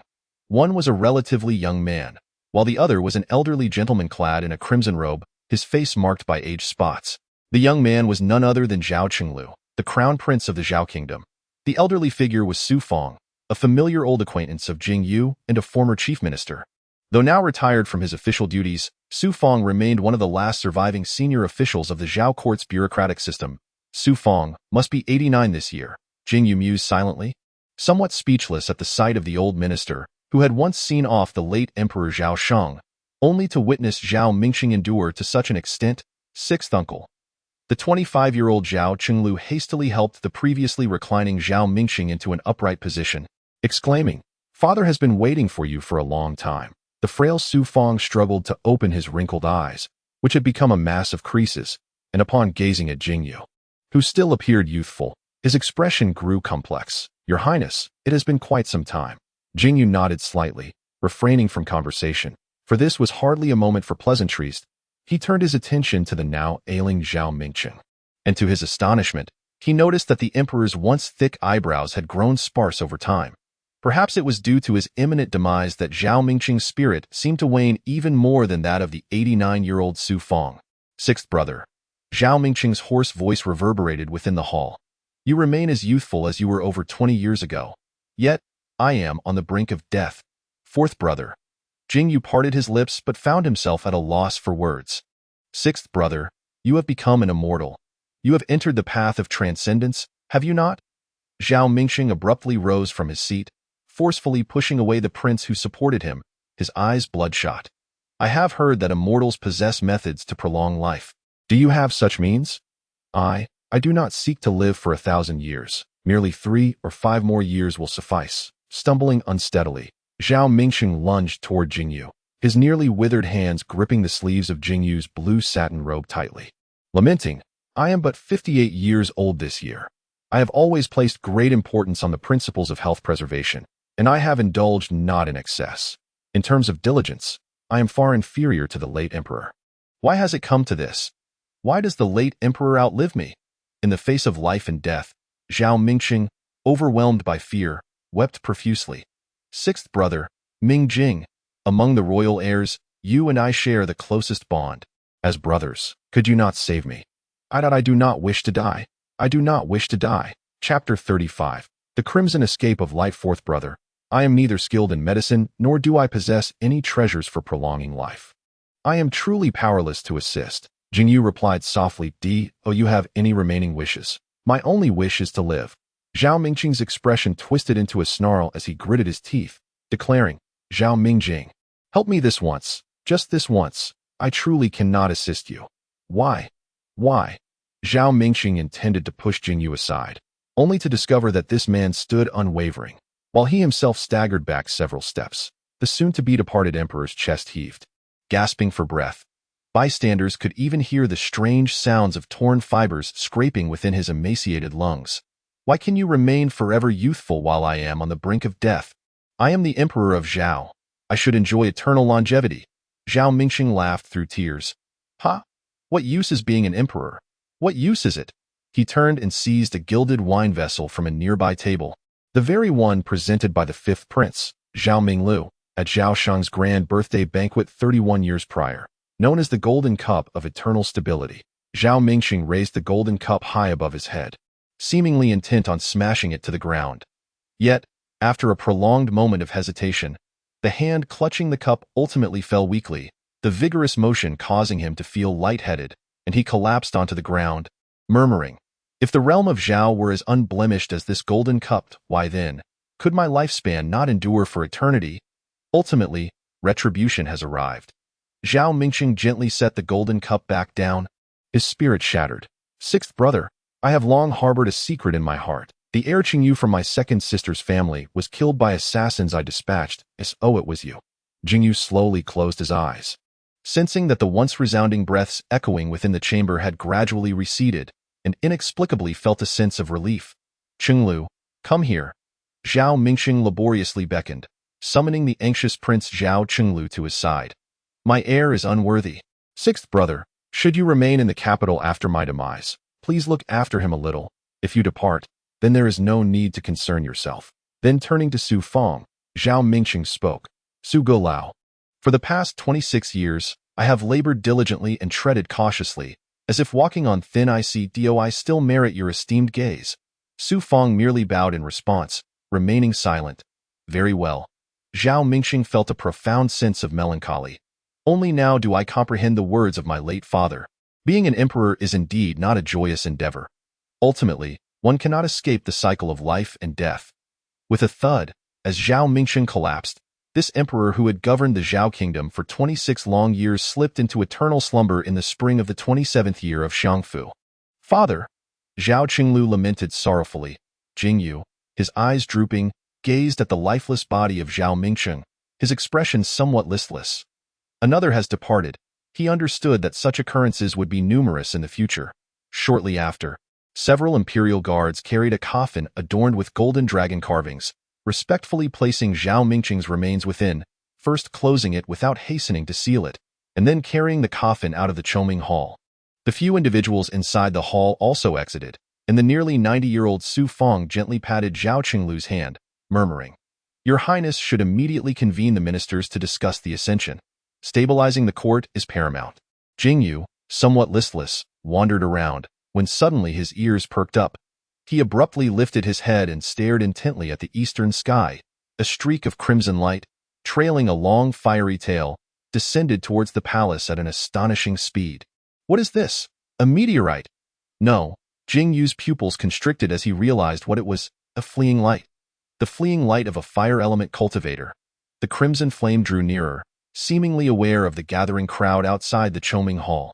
Making a sudden turn towards them, the flame hovered in midair outside the hall, dissipating to reveal a middle-aged scholar with a fair complexion and long beard. He stood upon a red-hued celestial sword, holding in his left hand a palm-sized hexagonal metallic talisman, while his right hand clutched an orange feather fan. He gazed at Zhao Qinglu, clad in bright yellow garments, and slowly inquired, "Are you the emperor of this mundane dynasty?" Zhao Qinglu appeared bewildered, while Su Feng beside him seemed to recollect something, his eyes bulging in shock, as if grasped by an invisible hand. Rendered immobile, "I am inquiring of you," the middle-aged scholar chided with a furrowed brow. "Ah," Zhao Qinglu stammered, replying to the immortal, "My father has just ascended to the heavens, and I am but a humble occupant of the Eastern Palace, yet I have not yet ascended the throne." He wiped the cold sweat from his brow and hastily replied, "This beside me is my uncle, my sixth uncle. You? Sixth uncle?" Zhao Qinglu turned to look, and aside from the seemingly dazed old man Su Feng, there was no trace of Jing Yu. Zhao Qinglu's expression turned frantic, momentarily rooted in place. Qi refining sixth layer. Just as Zhao Qinglu stood frozen, Jing Yu emerged from the Choming Hall. Upon witnessing the fiery red light of escape, he initially assumed that yet another foundational cultivator had arrived. Before he could descend or extend his consciousness to the area, he decisively concealed his presence and executed an earth escape, slipping away. Once the cultivator had landed and released the spiritual pressure of the sixth layer of Qi refining, he leisurely returned to the Choming Hall and exited its confines. "Is there a body-tempering practitioner named Zhao Mingxing present?" inquired the middle-aged scholar. At that moment, the gazes of Zhao Qinglu and Su Feng simultaneously fell upon Jing Yu. "I am Zhao Mingxing. May I inquire who you are?" Jing Yu raised an eyebrow. Pondering when he had become entangled with cultivators. "I am Mu Shan," he replied, "with a single character for my name." Mu Shan's demeanor brightened as he addressed Jing Yu. "It is indeed an honor to meet you." "Esteemed uncle-in-law." "Uncle-in-law?" Jing Yu mentally calculated, realizing that this individual referred to him as such, implying he was his niece's husband. "So, who is Zhao Qinghuan to you?" "Qinghuan is my wife," Mu Shan replied with a smile. Nodding. "Uncle-in-law, I bring you a message from your sister-in-law. Sixth brother, after 26 years of seasons, are you still well?" Jing Yu's heart trembled. She had truly found her way into the realm of immortality. "What of my third sister? How is she faring? Is she in good health?" Jing Yu quickly inquired. "Please hold for a moment, esteemed uncle-in-law, that I currently have official matters to attend to. Once I conclude my urgent business, I shall elaborate in detail," Mu Shan stated. With that, he cast a hexagonal metallic disc into the sky above the palace and began to chant, "Heaven observes, earth listens, let the spiritual roots manifest." A wave of intangible energy radiated from the hexagonal disc, expanding at a terrifying speed throughout the imperial capital of the Zhao kingdom. Jing Yu felt the wave sweep over him, and to his astonishment, a sea-blue pillar of spiritual energy erupted from above his head. Soaring into the heavens, in addition to Jing Yu's pillar, two more columns of light, one red and one green, rose within the imperial city. Splendid, splendid. 3 spiritual roots, Mu Shan exclaimed with great delight, laughing heartily. He then turned to Jing Yu. Esteemed uncle-in-law, your fortune has arrived. As our Xianyao alliance widely opens its gates to welcome fellow practitioners, why not return with me to the immortal workshop to jointly explore the path to longevity? What is this Xianyao alliance? Jing Yu pondered, feeling somewhat bewildered. It seemed that this nephew-in-law had come on official business while also seeking him out. Before Jing Yu could voice his inquiries, Mu Shan, stepping onto his flying sword, ascended once more into the air, saying, Esteemed uncle-in-law, please wait here while I fetch the 2 individuals with the spiritual roots and explain the details to you. With that, Mu Shan was enveloped in a flash of crimson flames and vanished from the palace in an instant.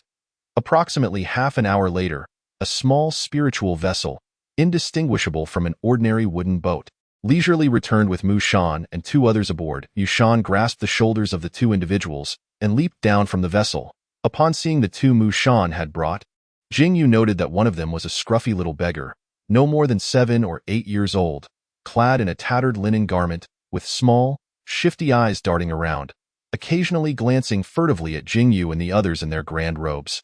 Another individual appeared to be a delicate scholar in his early 20s, dressed in attire considerably more respectable than that of a petty beggar. This scholar seemed to have discerned the nature of those before him, and he appeared visibly apprehensive, scarcely daring to lift his gaze. Thus, the atmosphere was at this moment. Mu Shan exhaled a sigh of relief. Uncle, allow me to share the specific circumstances with you. Mu Xianzhong, I have dispatched someone to prepare food and drink at the Yonghe Palace. Perhaps we should relocate and discuss further while seated. Zhao Qinglu, the cautious emperor of the Zhao kingdom, suggested in terms of familial ties. Zhao Qinglu could indeed refer to Mu Shan as his cousin-in-law. However, as a mere mortal in the presence of an immortal, he refrained from overstepping, opting instead for the respectful title of Mu Xianzhong. Very well, uncle, esteemed friends, please, Mu Shan accepted graciously, nodding in agreement. Returning to the Taihe Palace for the banquet, Jing Yu was filled with nostalgia.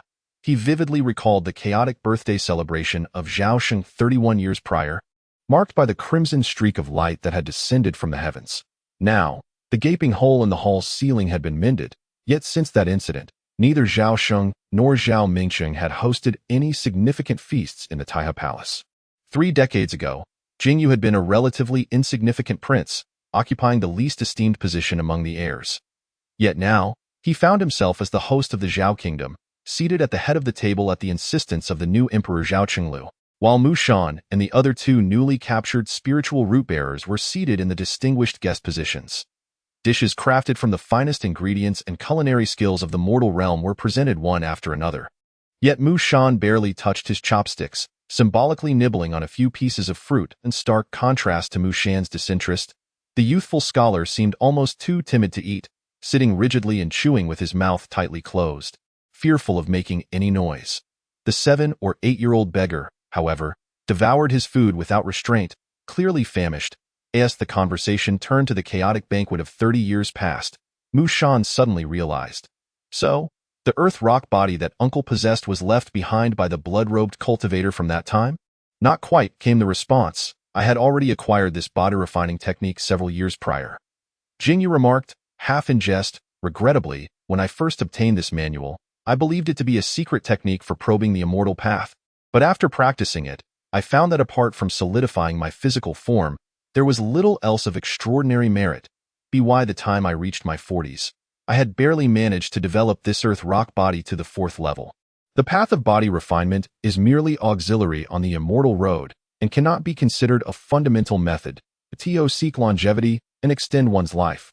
One must draw qi into the body and embark on the path of qi cultivation and foundation building. Mu Shan remarked, however, uncle, your body refinement skills already rival those of a 4th-level qi cultivator, granting you a significant advantage over those newly entering the immortal realm. With a hint of regret, Mu Shan added, it is a pity that you began your journey into the immortal path at the age of 45. That is rather late. Though it is said that qi cultivators can live to 100 years with proper care. The opportunities for foundation building dramatically diminish after the age of 80, and progressing from 1st to 9th level of qi cultivation in just 35 years is indeed a formidable challenge. Jing Yu replied with a hearty laugh. For Zhao, merely having the chance to enter the immortal path in this lifetime is already a source of great satisfaction. I dare not aspire to foundation building. Indeed, I almost forgot to assess the spiritual root aptitude of a few individuals. Shan smacked his forehead, flipped his hand, and once more grasped the hexagonal talisman, tossing it into the air. The talisman, astonishingly, appeared to be composed of numerous layers, resembling a millfight, among which emerged 3 thin hexagonal talismans that landed before Jing Yu, the scholar, and the little beggar. The scholar, with a hesitant expression, inquired, Mu Xianzhong, how does one utilize this object? I have previously perused some tales of deities, wherein it required a drop of blood. Mu Shan stroked his beard and chuckled. The notion of bloodletting is but an antiquated practice from a century past. Nowadays, one merely needs to calm the mind and press it upon the talisman. The scholar was the first to place his hand upon the talisman, and shortly thereafter, it emitted a faint azure glow. Mu Shan nodded in approval. With spiritual root, though of mediocre aptitude, lacks any extraordinary manifestations. Observing this, the little beggar imitated the action, pressing his greasy little hand upon the talisman that a slightly brighter crimson light flickered, and a dancing flame materialized upon the talisman that a manifestation of the spiritual root. Mu Shan exclaimed with delight. Indeed, a fire spiritual root with a unique manifestation. A glimmer of uncertainty flashed in Jing Yu's eyes, and he began to hesitate. Yet, at that moment, nearly all gazes in the hall converged upon him, leaving him no choice but to place his hand upon the talisman. Instantly, the hexagonal talisman radiated a circle of aquamarine light, which lingered in the air before coalescing into a flawless, round droplet of water. Another manifestation of the spiritual root. Mu Shan was overjoyed, but then suddenly struck his chest in lamentation. Alas, if only you were a few years younger. If you had begun cultivating energy from a young age, your spiritual root aptitude would surely be sought after by any sect. Jing Yu stared at the suspended water droplet manifestation, hardly able to believe it. Mu Daoyu, is this talisman truly accurate? Naturally, it is accurate, Mu Shan replied, momentarily taken aback, unable to fully grasp the implications of Jing Yu's words. This is a standardized talisman expressly designed for testing spiritual roots in the current cultivation realm, with no possibility of error. Indeed, Jing Yu was left speechless.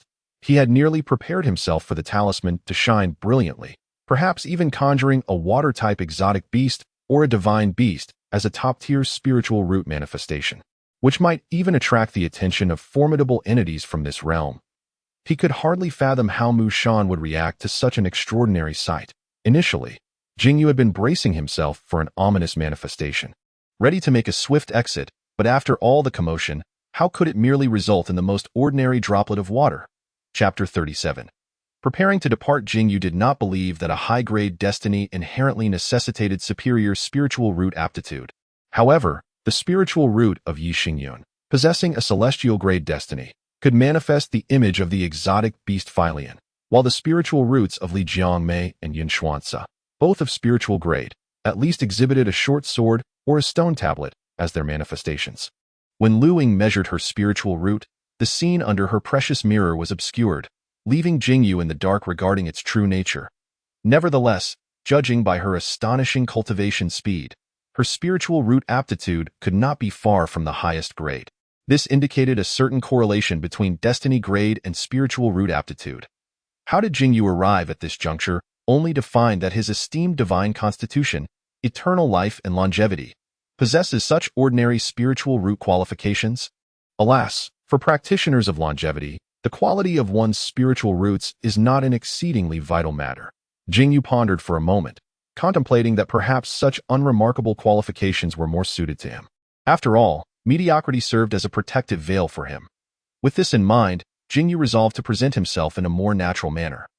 Thus, he posed a question that a middle-aged man, who had only encountered the path of immortality at the age of 45, would undoubtedly ask. Taoist Mu, do you think with my spiritual root qualifications, I have any hope of reaching the 9th layer of qi refinement before I turn 80? Alas, it is difficult, difficult, difficult. Mu Shan repeated the word thrice.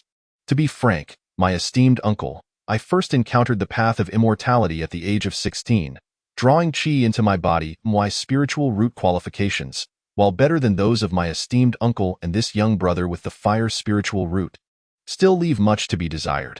After diligently toiling for 40 years, I have barely attained the perfection of the 6th layer of qi refinement. Now, at 56, I cannot fathom how many years I will be impeded by the bottleneck between the mid and late stages of qi refinement. To contemplate reaching the 9th layer before 80 is beyond my wildest dreams. Jing Yu then realized that this nephew-in-law was actually 11 years his senior, and he could not help but stammer, "Daoist Mu, if you drew qi into your body at the age of 16 and find the path of immortality so arduous, how can my glimpse of the immortal realm at the age of 45 be any different from a dead end?" "That is not quite the case," Mu Shan replied with a smile. "Though the hope may seem faint, it is not entirely impossible. First of all, my esteemed uncle possesses a spiritual root anomaly, even if it is the most inferior level of anomaly. Your spiritual root qualifications are not something that an ordinary practitioner like myself can compare with. You naturally have an advantage in absorbing spiritual energy. Do not underestimate this slight edge. Over time, the disparity will gradually manifest. Secondly, while the path of immortality is fraught with challenges, there are still some shortcuts that it is said that cultivating immortality relies on wealth, companions, techniques, and land if one possesses a special talent in certain aspects of immortal cultivation. Leveraging a unique skill can ensure a steady supply of cultivation resources. Thus, the aspect of wealth is secured. Thirdly, as a body-refining practitioner, my esteemed uncle possesses combat strength superior to that of other practitioners at the same level. If you can take the plunge, whether it be in a loose alliance like our Carefree Alliance, or within a clan or sect, there is a dire need for formidable combat practitioners to explore untamed areas. Although it is perilous work, the rewards are quite generous. Daoist Mu, did you come here specifically to recruit new blood for your faction? Jing Yu inquired with curiosity. To be candid, after acquiring that body-refining technique, I did entertain thoughts of seeking out opportunities like my third sister. However, over the years, I have sent individuals to various neighboring countries, yet they have uncovered no useful information, which gradually extinguished my aspirations. Might I inquire from how far Daoist Mu has traveled? The mundane world is largely untouched by practitioners, as their numbers are rather limited. The nearest cultivation market to your Zhao kingdom is over 200,000 miles away. It is perfectly normal that my esteemed uncle has been unable to find traces of cultivators for recruiting new blood. That is indeed the case, but as a mere practitioner at the 6th layer of qi refinement, how could I possibly have the capability to traverse such vast distances to attract talent? Though the light of escape is swift, it cannot endure. If I were to employ my flying vessel, it would not deplete my magical energy excessively, yet its speed would be woefully slow. The practitioner of qi cultivation possesses but a century of lifespan, and time is indeed precious. There is scarcely enough for both cultivation and the acquisition of resources, much less to squander it so idly. Mu Shan chuckled, saying, "There is a senior cultivator of foundation establishment leading the way, stationed at the neighboring country of Zhao, allowing our batch of qi cultivators to seek out spiritual roots. In 3 days' time, I shall accompany a few to meet that senior cultivator, and then we will return to the market via a faster spiritual vessel. However, even this vessel, designed for long-distance travel, will require 8 or 9 days to return to the market from here. Is your esteemed alliance always so eager to recruit talents?" Jing Yu inquired cautiously. "Certainly not. This is merely a recent development of the past century." Mu Shan stroked his beard, his tone laden with significance. "The present differs greatly from the past. My uncle, we cultivators are presently encountering an unprecedented upheaval in the realm of cultivation that has not been seen in millennia, and seizing the opportunity is paramount." A day later, Mu Shan set forth with Jing Yu, the little beggar, and the scholar, embarking on the flying vessel to seek the foundation cultivator leading the expedition in the neighboring country. Initially, Jing Yu had contemplated lingering for several decades, intending to elevate his physical cultivation to the foundation establishment realm before venturing into the world of cultivation. However, upon learning that the leading foundation cultivator was merely at the early stage of foundation establishment and was a water-type practitioner, Jing Yu resolved to investigate further. At present, his kudu Jing had reached the 6th level of body forging, being a method of enlightenment from a Taoist monarch. He estimated his combat strength to be on par with that of late-stage qi cultivators.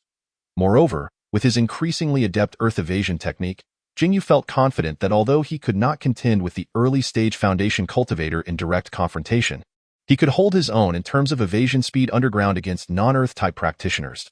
As they journeyed, the group engaged in casual conversation, and Jing Yu learned about the backgrounds of the other two spiritual root-bearers. The little beggar, named Li Shang, had suffered calamity, losing his parents and wandering to the capital of Zhao, where he slept in a dilapidated temple to the north of the city, begging by day and engaging in petty theft by night to survive. The scholar, Hu Yiming from Qinghe County, had come to the capital to take the imperial examination, diligently preparing at an inn for the spring assessments, hoping to achieve a name for himself. To his surprise, he was discovered to possess a spiritual root.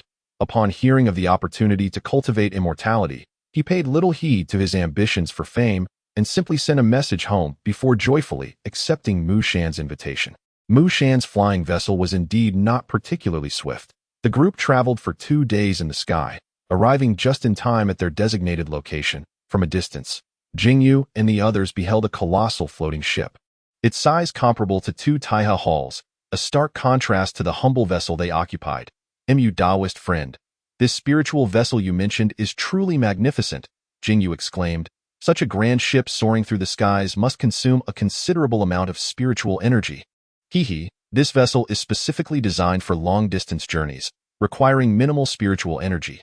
Typically, a group of 3 practitioners at the 7th level of Qi cultivation and above takes turns to operate it, with the primary expense being spirit stones. The journey from here back to our Wushan market will cost at least 10 spirit stones for a one-way trip. Chapter 38. The Friendly Foundation Cultivator. Only 10 spirit stones? Hu Yiming asked in a daze. 10 spirit stones is quite a lot.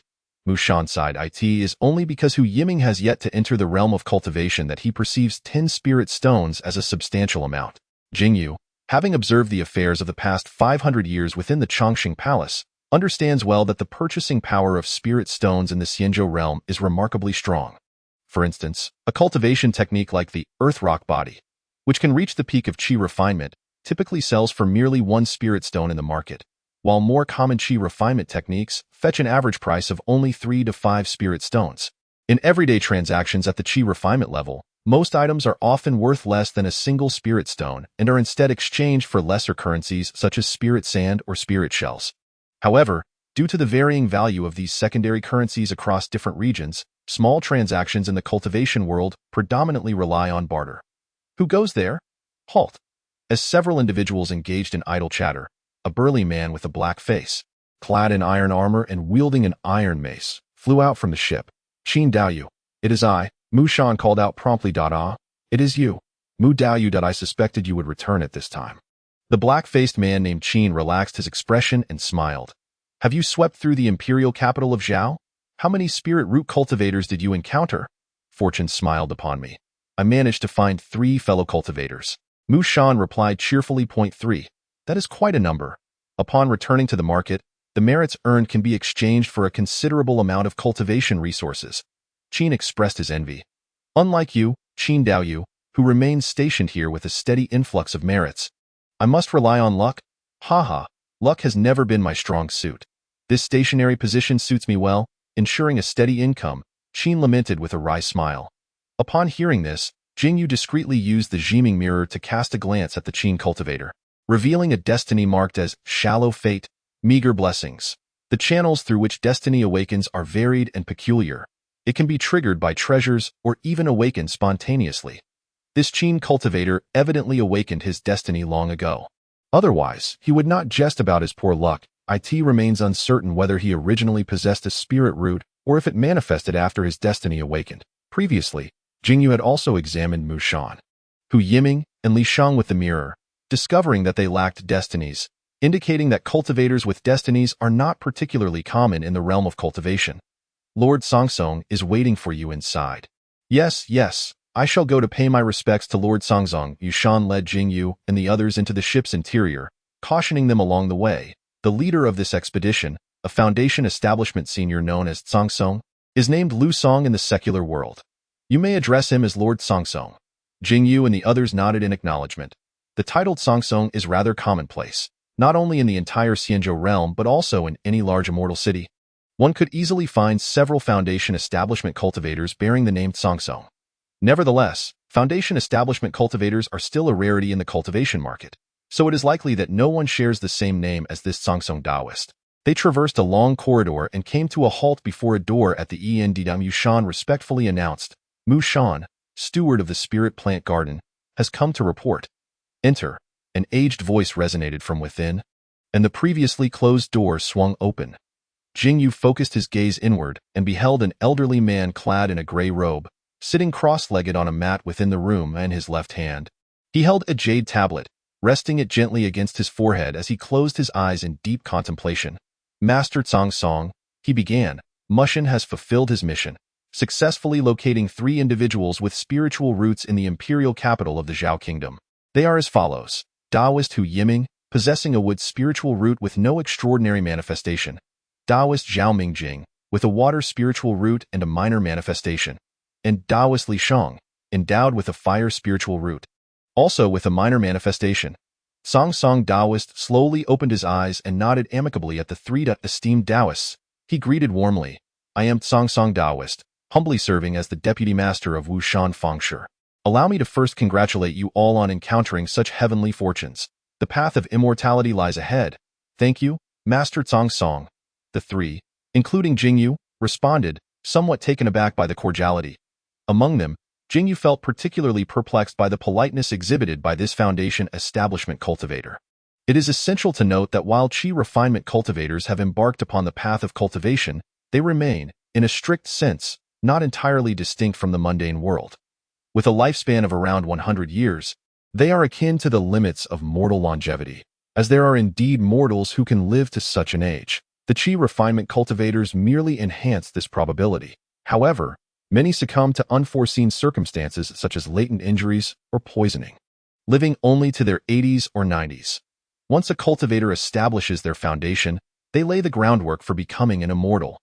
The infusion of spiritual energy during this process purifies the body, eradicating any vestiges of mortality, and barring the use of any techniques that diminish lifespan. Most foundation establishment cultivators can expect to live for at least 300 years. This marks a true distinction between the immortal and the mortal realms, not to mention the vast disparity in combat prowess, which naturally establishes a significant difference in status between Qi refinement and foundation establishment cultivators. That in Jing Yu's recollection, Qi refinement cultivators would typically bow to foundation establishment cultivators, who often regarded them with indifference. Having spent decades away from the world of cultivation since his birth, Jing Yu was astonished to encounter such an approachable foundation establishment cultivator. Xuanqingzi Taoist produced 3 paper books from a small pouch at his waist. As if by magic, and continued, esteemed Taoists, these texts contain celestial methods, Qi induction technique and breath regulation method. The Qi induction technique serves to draw energy into the body, allowing spiritual roots to truly embark upon the path of immortality. The breath regulation method is a neutral and harmonious Qi refinement technique that any spiritual root can practice, solidifying one's foundation, ensuring that subsequent transitions to other attribute techniques will not result in the loss of cultivation. At that moment, the 3 books levitated gracefully, drifting towards Jing Yu and the others. They extended their hands, and the books settled steadily into their grasp.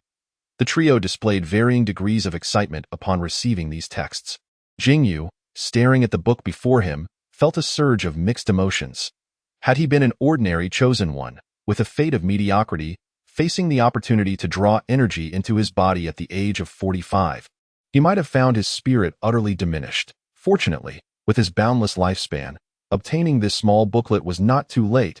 The Qi induction technique and breath regulation method were, indeed, universal foundational texts for cultivation across myriad realms. He could only wonder which esteemed predecessor had penned them. Once the 3 had composed themselves, Xuanqingzi Taoist spoke again. There is nothing further of importance to convey. Several fellow cultivators who have obtained these 2 methods must be feeling an insatiable itch of anticipation. Soon, let Mu Daoyu prepare a private quiet room for each of the 3, allowing them to attempt to draw Qi into their bodies aboard the spirit vessel. The old man lowered his head, contemplating for a moment, seemingly checking for any omissions. After a brief pause, he continued, the time taken for each individual to successfully draw Qi into their body is unpredictable. Generally speaking, the better the root and talent, the faster one can draw Qi into their body and circulate it throughout their meridians. However, this is not absolute. There are also those with peculiar physiques who, despite having mediocre qualifications, can accomplish this step with remarkable speed. All fellow cultivators need not be anxious. The distance to Wushan Fengshe is considerable, even when traveling aboard this spirit vessel, specifically designed for long journeys. It will take 8 or 9 days at full speed. There is ample time before the agreed return date, so it is advisable to proceed at a more leisurely pace. It should take approximately half a month to reach the marketplace, which will also conserve some spirit stones.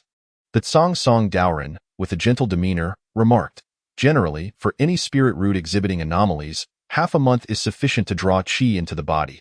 Even for those with less remarkable roots that lack any anomalies, the slowest they can manage is a month of painstaking effort. Fellow cultivators need not fret. The path to immortality is long and winding, and one should not rush for immediate success. That a steady and deliberate approach is essential for a solid foundation. Many thanks to Xuanqingzi Daoren for the guidance. Jing Yu and the others expressed their gratitude to Xuanqingzi Daoren and then followed Mu Shan out of the room. Mu Shan led the three through a series of twists and turns until they arrived at the entrance of several quiet rooms. Advising, fellow cultivators, each of these quiet rooms is designed for one person, with excellent soundproofing to ensure safety. You may draw qi into your bodies here with peace of mind. Mu Dao Yu, we are truly grateful. The scholar Hui Ming sincerely expressed, I previously believed that immortal beings who can soar through the skies must be aloof and distant, never imagining they could be so kind to mere mortals like ourselves.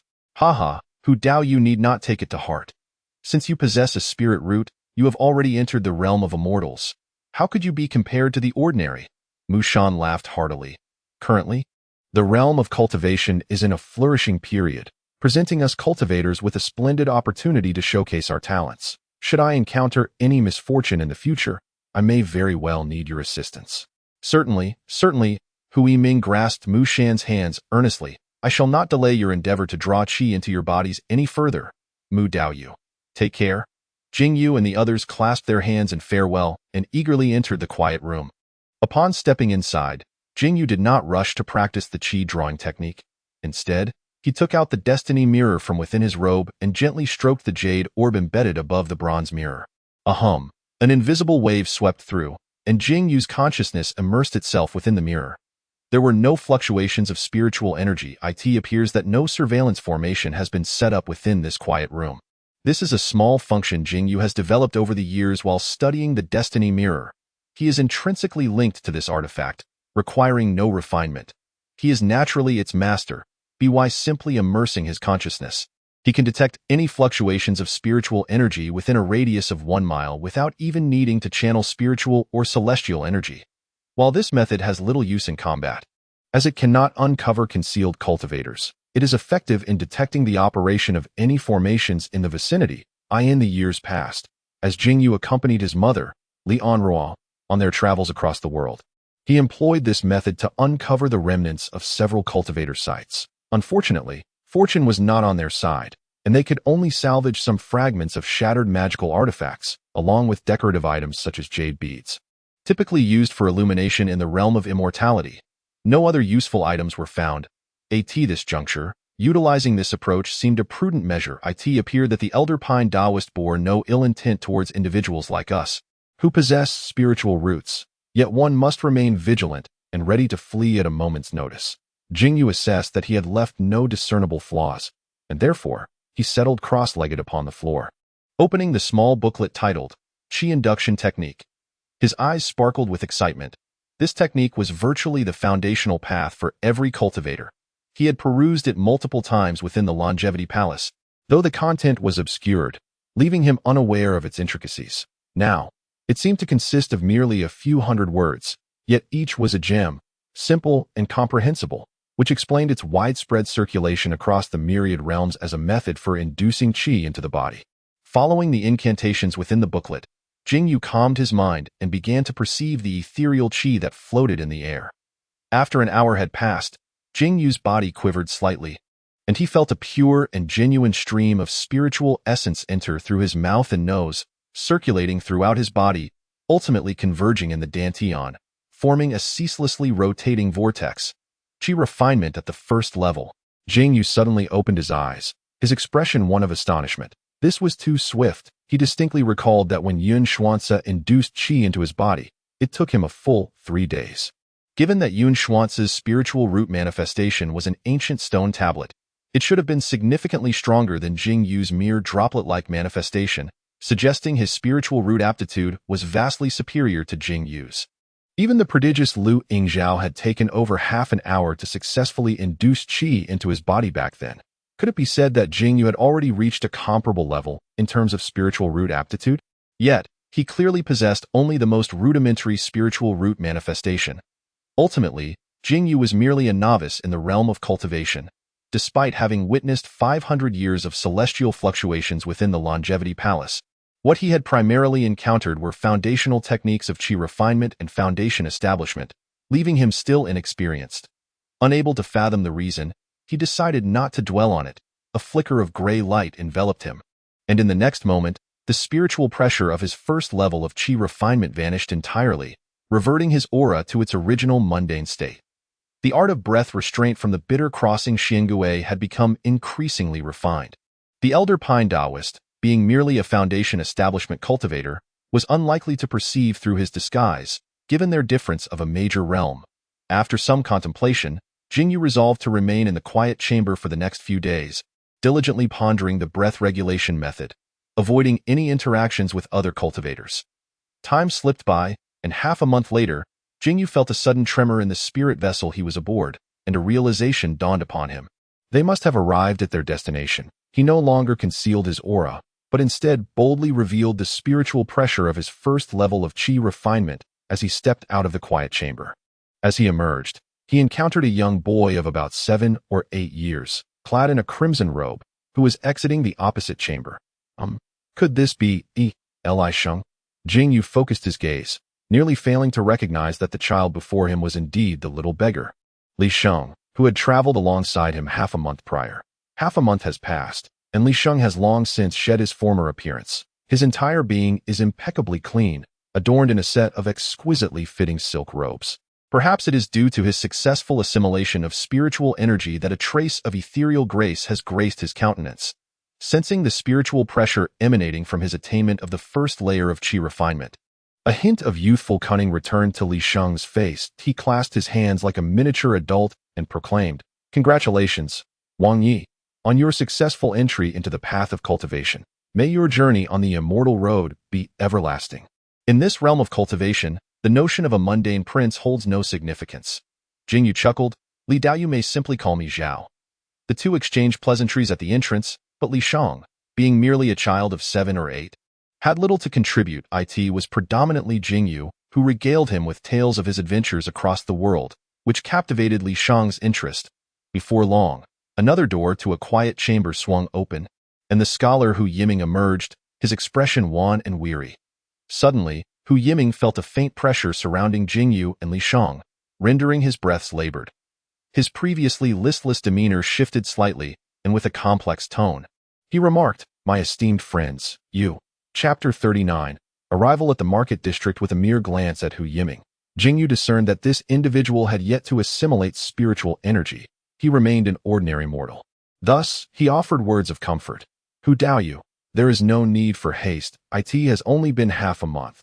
The process of assimilating spiritual energy is not accomplished in an instant. I see the divine light in your eyes. It must be the result of your recent efforts." Li Sheng, however, merely cast a sidelong glance at Hu Yiming, subtly pursing his lips without uttering a word. Hu Yiming's countenance darkened as he lamented, "My spiritual roots are far inferior to those of both esteemed friends. A single misstep leads to a cascade of delays. The path ahead appears daunting." "Oh, what nonsense," Jing Yu laughed. "I am already 45 years old, well into the twilight of my existence. What does it matter how exceptional one's spiritual roots may be, as long as I can still witness the grandeur of the cultivation world before my time ends? My life shall not be in vain." Though Hu Daoyu may claim his spiritual roots are lacking, he is still over 20 years my junior. Surely, this slight difference in aptitude can be compensated for in 2 decades. Jing Yu teased, "I dare say that when Zhao's time comes to an end, I shall have to invite Hu Daoyu for a drink." Hu Yiming was amused by this remark, letting out an inadvertent laugh. However, he soon felt it inappropriate and quickly composed his expression. Realizing that this Prince Ping was a remarkably open-minded and witty individual, contrary to the rumors of his ruthlessness that circulated in the imperial capital of Zhao. "What are the esteemed friends discussing?" a voice inquired, and the three turned to see another familiar face approaching. Mu Shan approached with his hands clasped behind his back, and Li Sheng was the first to exclaim, "Master!" Jing Yu cast a surprised glance at Mu Shan and then at Li Sheng's newly donned crimson robes. Suddenly enlightened, he promptly remarked, "Congratulations, Dao Yu Mu, on acquiring such an excellent disciple. It is indeed a rare opportunity to encounter a child with commendable fire attributes, spiritual roots. I would not wish to let this chance slip away." Mu Shan, stroking his beard with a smile, responded, "I too wish to congratulate my esteemed uncle on successfully assimilating spiritual energy and becoming a qi refinement practitioner." Subsequently, he addressed Hu Yiming, saying, "Dear Taoist Hu, there is no need to be anxious. The spirit vessel has now arrived at Wushan Fengshi. Once the formalities are completed, I invite you to gather at my humble abode, where the aura is considerably more potent than in the outer districts, which will aid you in channeling your qi into your body." Yushan led the trio to the deck of the spirit vessel, only to discover that the deck was already bustling with people. Jing Yu estimated that there were at least 70 or 80 individuals present, aside from the 20 or so practitioners in the mid to late stages of qi refinement like Mu Shan. The remaining 50-odd individuals were predominantly mortals, with merely a handful having attained the first layer of qi refinement. At the end of the deck stood the Foundation Establishment Practitioner, Taoist Song, who, upon seeing that everyone had gathered, declared in a resonant voice, "Esteemed friends, this is Wushan Fengshi. Upon disembarking from the spirit vessel, please follow your respective guides to register your immortal credentials here." At that moment, the spirit vessel hovered serenely in midair, and Jing Yu stood on the deck, gazing down at the scene below from his elevated vantage point, his eyes pierced through layers of mist, ultimately resting upon a vibrant and bustling locale. From this height, Wushan Fengshi resembled a quaint town within the mundane world. In the heart of the market, several grand corner towers soared into the clouds, majestic and imposing, surrounded by dozens of exquisite courtyards, each radiating an air of elegance and nobility. Beyond this, rows of neatly arranged buildings with white walls and black tiles were distributed harmoniously, evoking a sense of tranquility. The outermost layer consisted of simply constructed wooden houses, seemingly built from special spirit wood, sturdy and durable, yet appearing rather humble in comparison to the central towers and courtyards. Occasionally, practitioners wielding magical artifacts glided through the market, the majority of whom had already reached the late stages of qi refinement. A few lower-tier practitioners in the early stages of qi refinement lifted their heads to glance towards the spirit vessel, only to hastily lower their gazes again to resume their tasks, clearly unperturbed by this scene. So this is what a market in the realm of cultivation looks like. Hu Yiming watched enviously as several practitioners maneuvered through the air on their artifacts.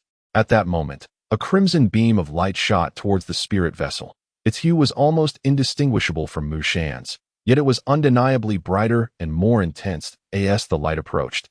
Jing Yu could distinctly sense a powerful spiritual pressure emanating from it. A result of the wielder's effort to restrain their aura, the crimson light descended upon the deck, revealing a middle-aged female practitioner with red hair and eyebrows.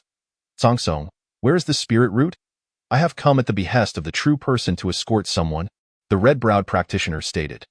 "This is the one," Taoist Song replied, appearing quite familiar with her as he gestured towards a young girl, around 10 years of age, saying, "This girl is named Wan Lingjun." Yushan quietly remarked to the three individuals beside him, "This red-haired, red-browed practitioner is another deputy of our Wushan Fengshi, known as Qilian, and like Taoist Song, she is also a high-level practitioner in the early stages of Foundation establishment. The young girl named Wan Lingjun is said to be the youngest daughter of the ruler of the Yu Kingdom. Like Hu Dao Yu, she possesses a wood spiritual root, but her manifestation is a laurel tree. This can be considered an exceptionally remarkable phenomenon, ranking among the highest of the mid-grade manifestations, barely touching the threshold of the upper grade." Jing Yu, from the Yu Kingdom, cast a glance at the girl. The Yu Kingdom does not share a border with his original Zhao Kingdom, and thus their interactions are limited, leaving him unaware of whether the ruler of Yu has such a daughter. Hu Yiming gazed at Wan Lingjun with envy and inquired, "Senior Mu, to where is this young lady named Wan being sent? She is likely to be dispatched to the Xiaoyao Immortal City," Mu Shan remarked with a sense of wistfulness. "Most probably, she has caught the eye of some golden core true person who intends to take her as a disciple." Master, we haven't encountered anyone along our journey. How could a distant golden core true person be aware of such a gifted individual? Li Sheng exclaimed in disbelief. There are numerous means of communication in the cultivation world. Mu Shan replied with a smile. Shenger, you shall have much to learn in the future. As the Qilian Taoist took Wan Lingjun away, the Zhongsong Taoist hastily briefed several late-stage Qi refinement cultivators on the deck before departing.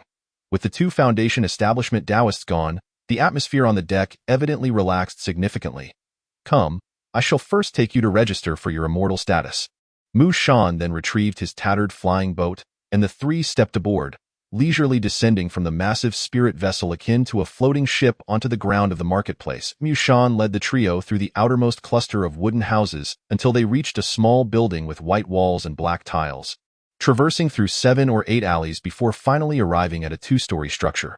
Upon entering the courtyard, they immediately noticed several solid wooden tables set up in the front hall, where a few young and beautiful female cultivators were meditating with their eyes closed. Esteemed fairies, I kindly request your assistance in processing the immortal registrations for these new fellow Taoists. Mu Shan called out loudly, then turned to Jing Yu and the others. Fortunately for us, we have returned the earliest, so there is no need to queue. One of the female cultivators opened her eyes, glanced at Mu Shan, and smiled. I wondered who it was. It is indeed our friend Mu. Was your journey smooth? Thanks to Aaron Yang's blessing, it went quite well, and I found 3 fellow Taoists, Mu Shan replied, cupping his hands in gratitude. Oh, that is splendid. The female cultivator quickly assessed Jing Yu and the others. 2 of you have already drawn in Qi. Unless you possess a special constitution, that means 2 of you have low-grade spiritual roots, and 1 has no grade? Aaron Yang possesses an astute eye. Mu Shan chuckled. Indeed, my friend Mu is truly fortunate. The female cultivator nodded. 1 without grade counts as a major merit, and 2 with low grades count as major merits as well, and less than a month of back and forth. You have netted 5 major merits. Mu Shan waved his hand dismissively. Currently, the surrounding mundane countries have been largely scoured. Anything farther afield would take a considerable amount of time.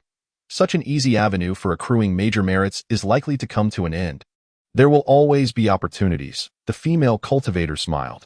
In another 20 to 30 years, when those mortals give birth to another generation, the mundane territories within these hundreds of thousands of miles may yield yet another harvest of spiritual roots. In 2 or 3 decades hence, I shall have aged as well. Alas, I fear my aspirations of foundation establishment will have been extinguished. Mu Shan shook his head with a wry smile. I shall not engage in idle chatter with you any longer. Esteemed friends, please complete the spiritual contract here. The female cultivator produced 3 sheets of shimmering white silk and placed them upon the table. Kindly fill in the required information, and finally, leave a drop of your blood in the lower right corner of the spiritual contract. Jing Yu picked up the silk and examined it closely. Name, Taoist title, gender, age, spiritual root grade, common ancestry, and celestial guide. The further he read, the more peculiar his expression became. What on earth is this? He recalled that a century ago, when Han Ping first entered the realm of cultivation, such forms were unnecessary. Mu Shan interjected, esteemed friends, if you lack a Taoist title, it may be left blank. Typically, one only considers a title upon reaching the foundation establishment stage. For the spiritual root grade section, Uncle will fill in low grade for himself and Sheng heir, while Hu Daoist shall write no grade. In the common ancestry section, please indicate Zhao country, Yunchuan region, and in the celestial guide section, simply write Mu's name. Jing Yu and Hu Yiming each took a brush from the table and swiftly filled out their forms, while Li Sheng's face flushed, his gaze pleading for Mu Shan's assistance. Ah, I almost forgot, Mu Shan exclaimed, realizing that his newly accepted disciple, having grown up on the streets, likely could not read. He took the silk from before Li Sheng and completed it for him, then procured a drop of Li Sheng's blood to place in the lower right corner. Jing Yu then handed the spiritual contract to another young female cultivator, smiling as he said, I appreciate your help, fairy.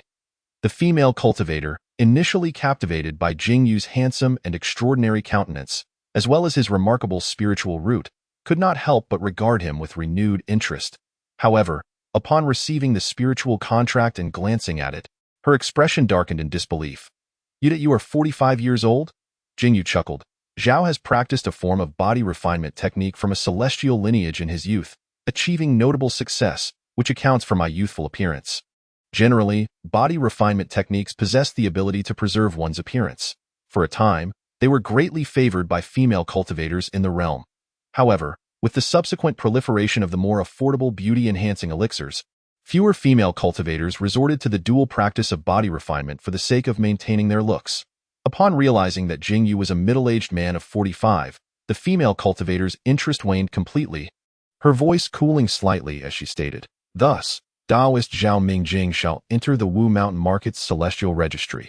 Each individual who gains celestial status is entitled to receive 5 low-grade spirit stones from the spirit stone market. Furthermore, one may also be allocated a dwelling in the outer market shantytown, which comes with a 1-year exemption from rent.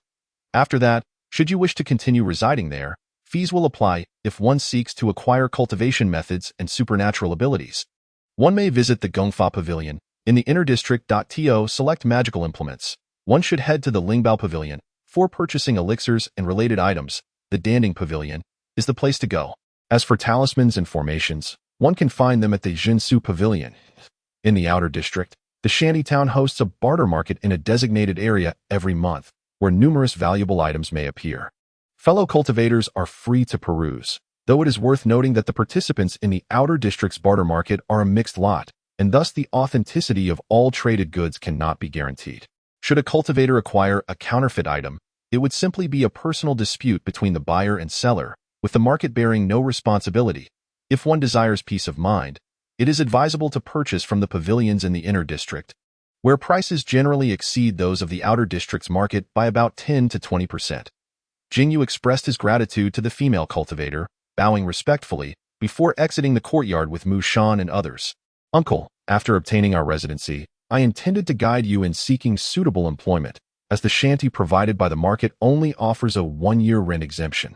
Thereafter, an annual fee of 1 low-grade spirit stone will be required."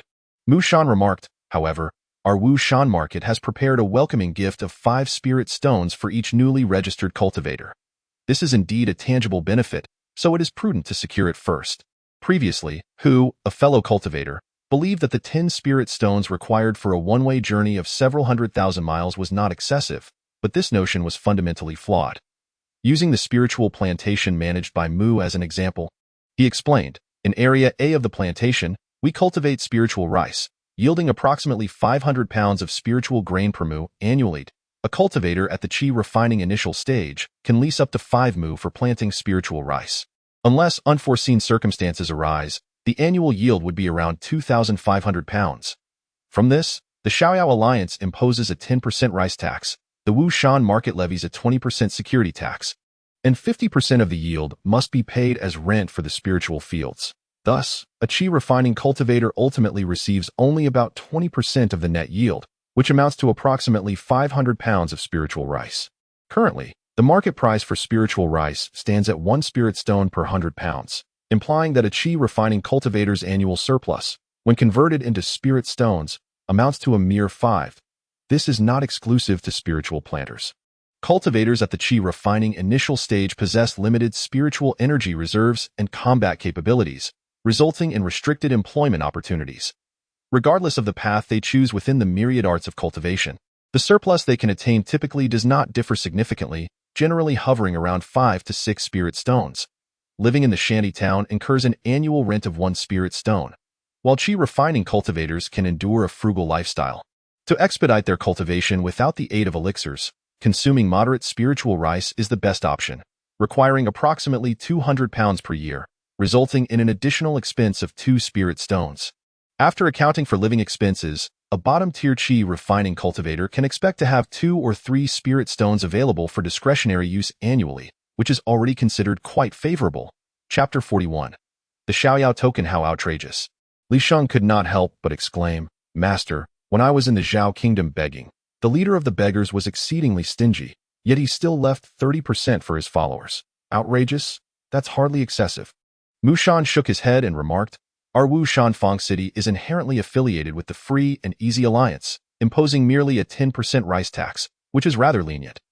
Other sects and families levy significantly more, with rice taxes generally ranging from 20 to 30%. As for the public security tax of Wu Shanfang city itself, it is an unavoidable circumstance. You wonder why a dilapidated wooden house in the shanty town outside the market dares to charge you a spirit stone for annual rent? Why is it that cultivators prefer to cultivate spirit fields outside, where they could retain all of their harvest, yet nobody ventures forth?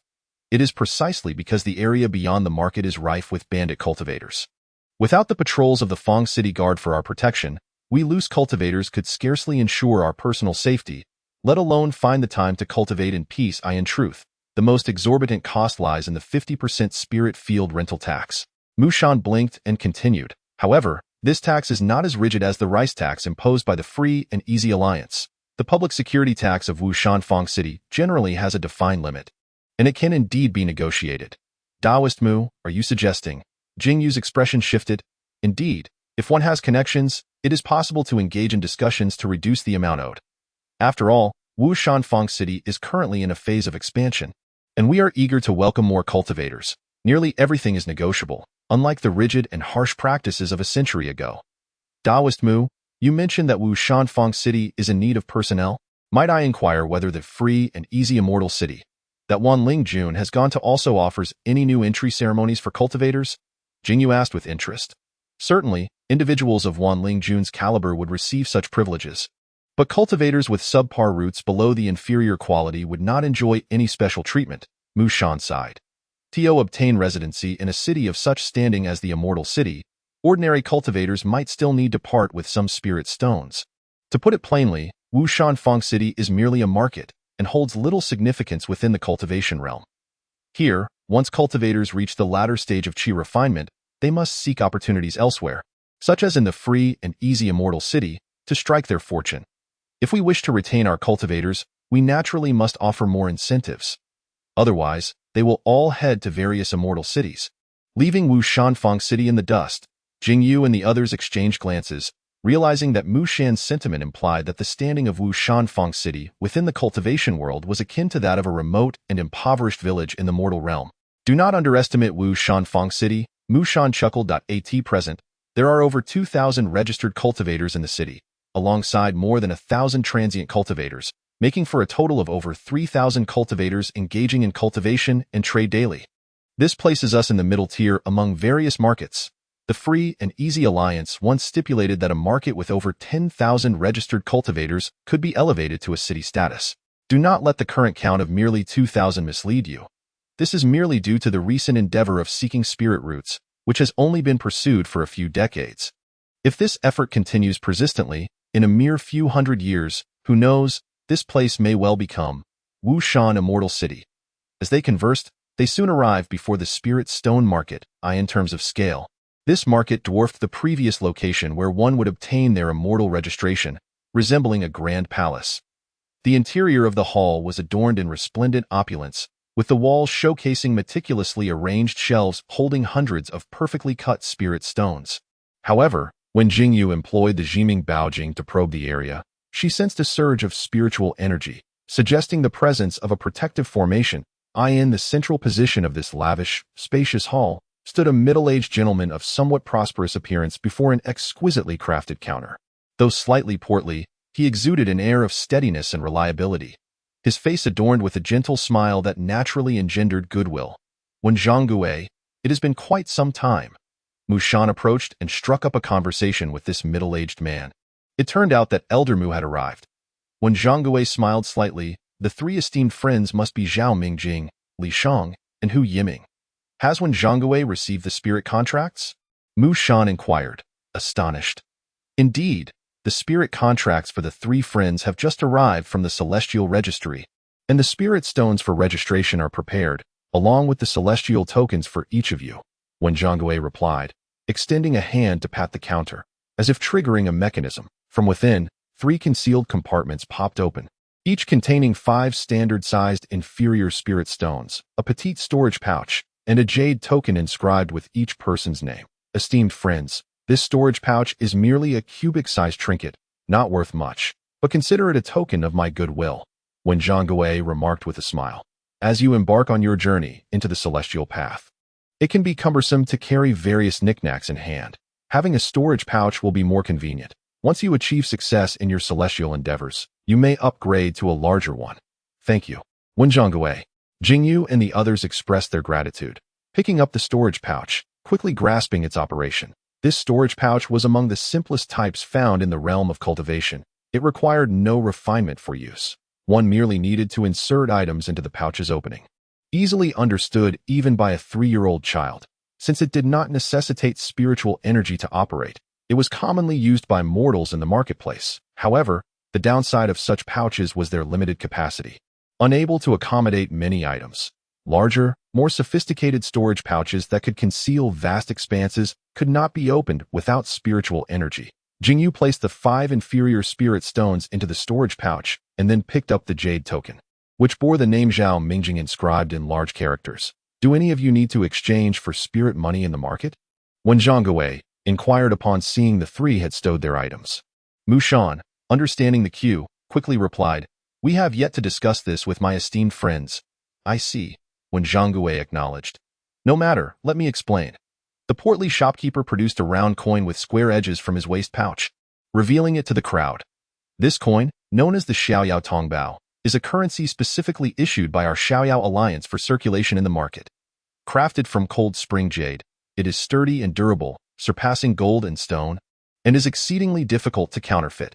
Within the territory of the Xiaoyao Alliance, it is also referred to as spirit money or jade money, and one standard-sized spirit stone can be exchanged for 100 spirit coins. Is this spirit money only usable within the Xiaoyao Alliance?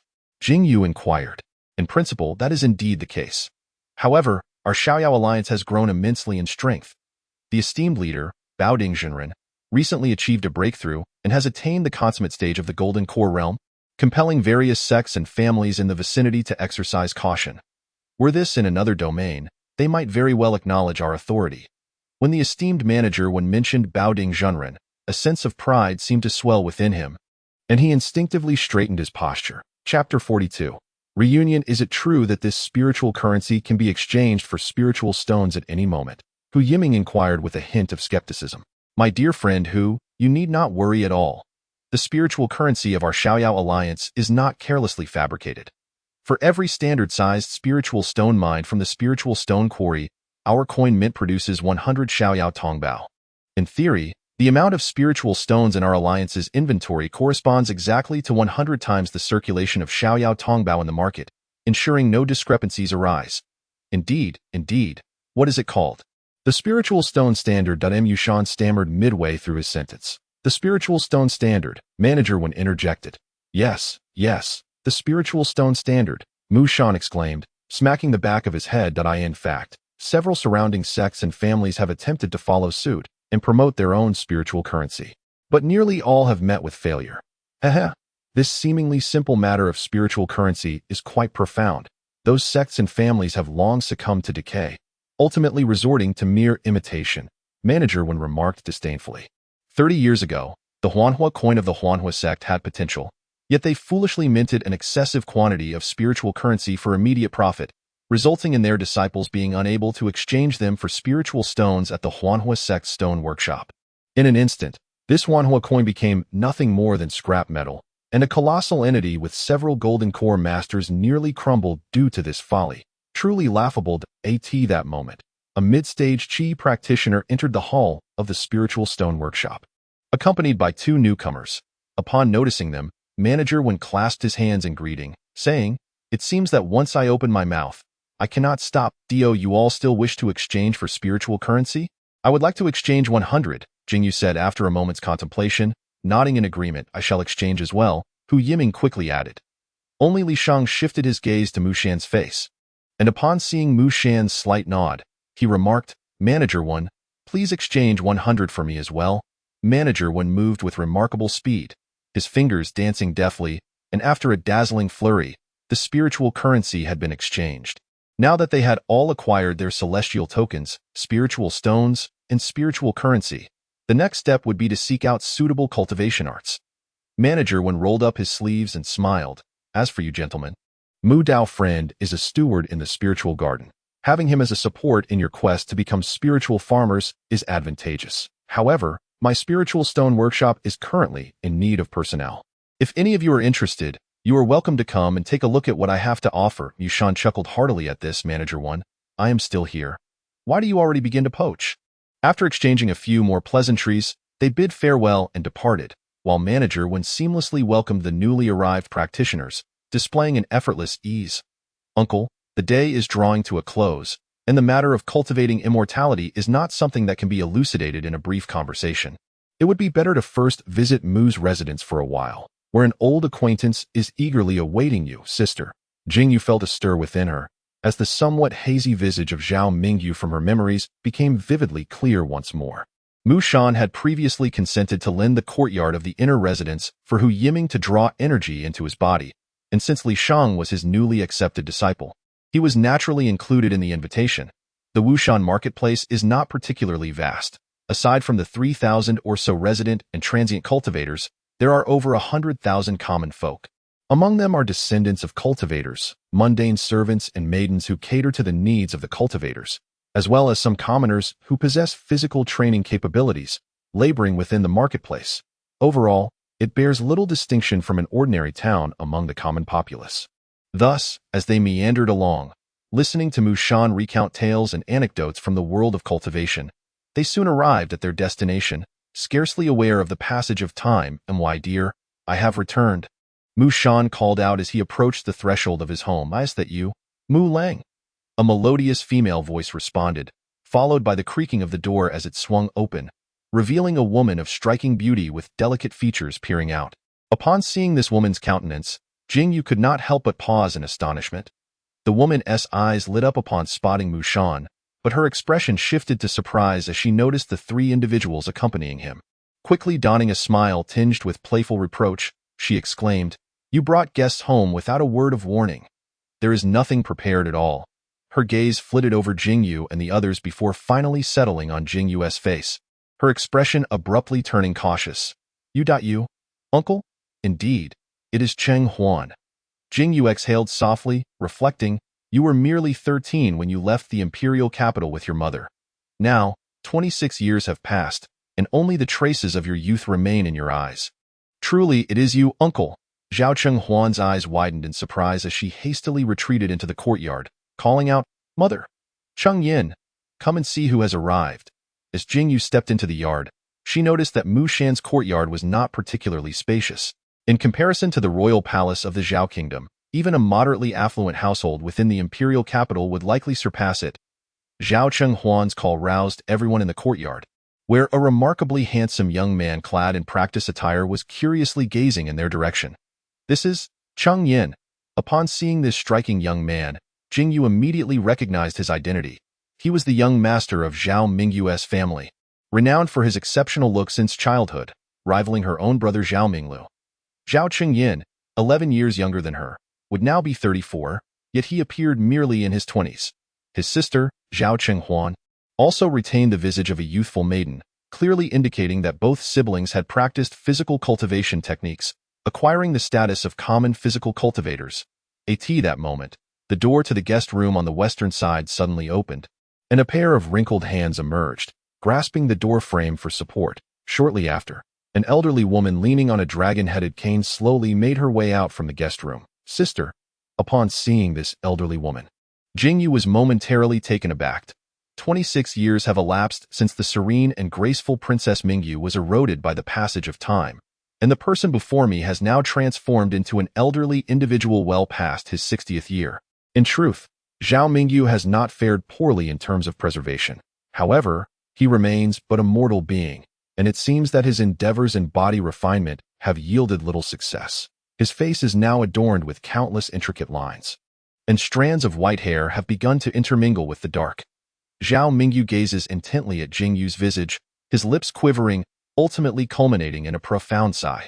"Sixth brother, I have built my fortune from scratch in this marketplace, enduring innumerable trials and tribulations, perilous encounters, from the lowest of commoners to the esteemed cultivators. I have interacted with countless individuals, wholly forgetting that I am but a mere mortal.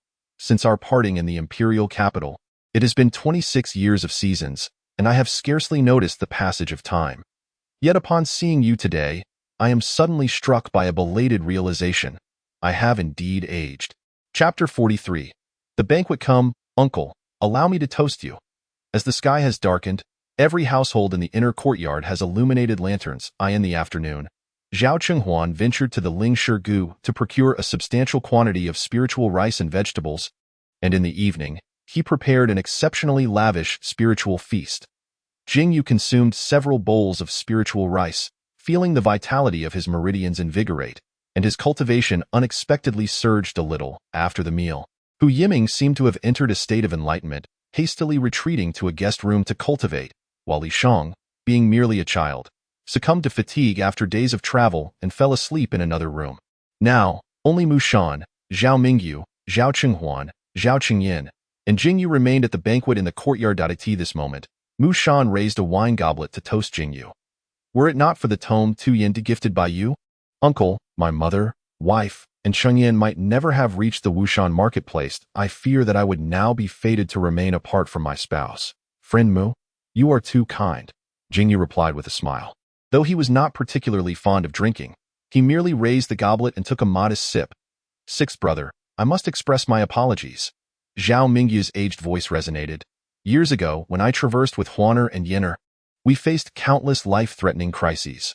Many loyal guards perished along the way, and it was only after great hardship that we discovered this marketplace. Alas, it is situated far from the Zhao kingdom. Without a foundation-building cultivator to lead, it would be exceedingly difficult for mere qi refining practitioners to navigate the perilous regions along the journey, which is why I have yet to relay this news back home. Now, you, my sixth brother, have only just begun to cultivate at the age of 45. These days have indeed been squandered. There is no need for such lamentation, third sister. Jing Yu chuckled lightly, seemingly unconcerned. Years ago, I merely bestowed a body refinement technique. Such kindness was never expected to be repaid. Moreover, I have always been of a leisurely disposition, enjoying the pleasures of the mundane world for decades, and now I am content to witness the wonders of the cultivation realm once more. Zhao Mingyu studied Jing Yu, recognizing the clarity in his gaze, devoid of resentment, and could not help but exclaim, "Your open-mindedness, sixth brother, leaves me feeling inferior. Yet I am curious how third sister has fared over these years in the Wushan marketplace?" Jing Yu inquired. "Much gratitude is owed to you, sixth brother, for the body refinement technique you bestowed upon me before my departure." Zhao Mingyu expressed with a sense of nostalgia. Our group has spent a full 11 years searching for this cultivator's market.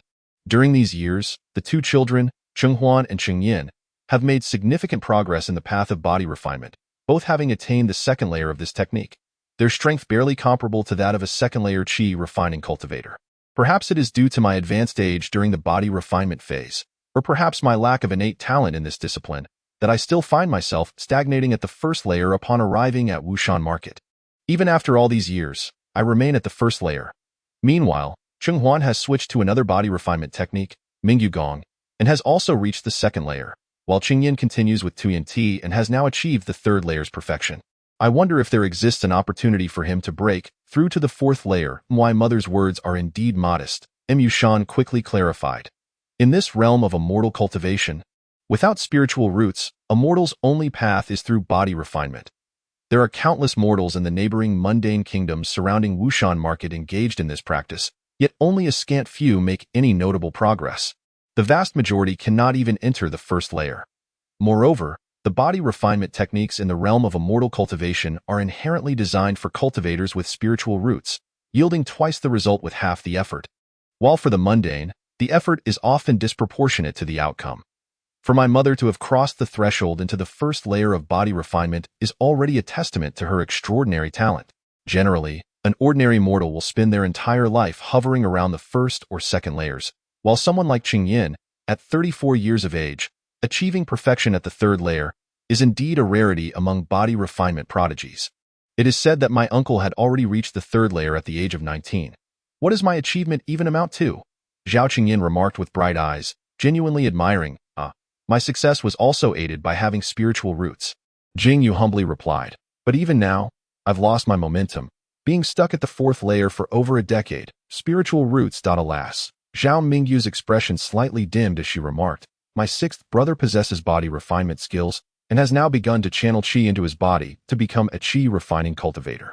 Although he is somewhat older, if he can seize a few opportunities, there may still be a chance for him to plan for foundation establishment. Oh? Where might such opportunities be found? Jing Yu inquired with interest.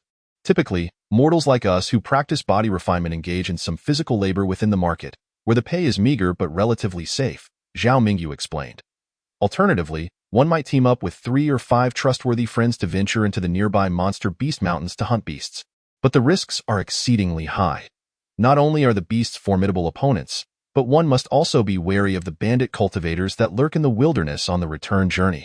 For someone like my sixth brother, who practices both the law and body simultaneously, his combat prowess far surpasses that of his peers in chi refining, making him much safer in the monster beast mountains.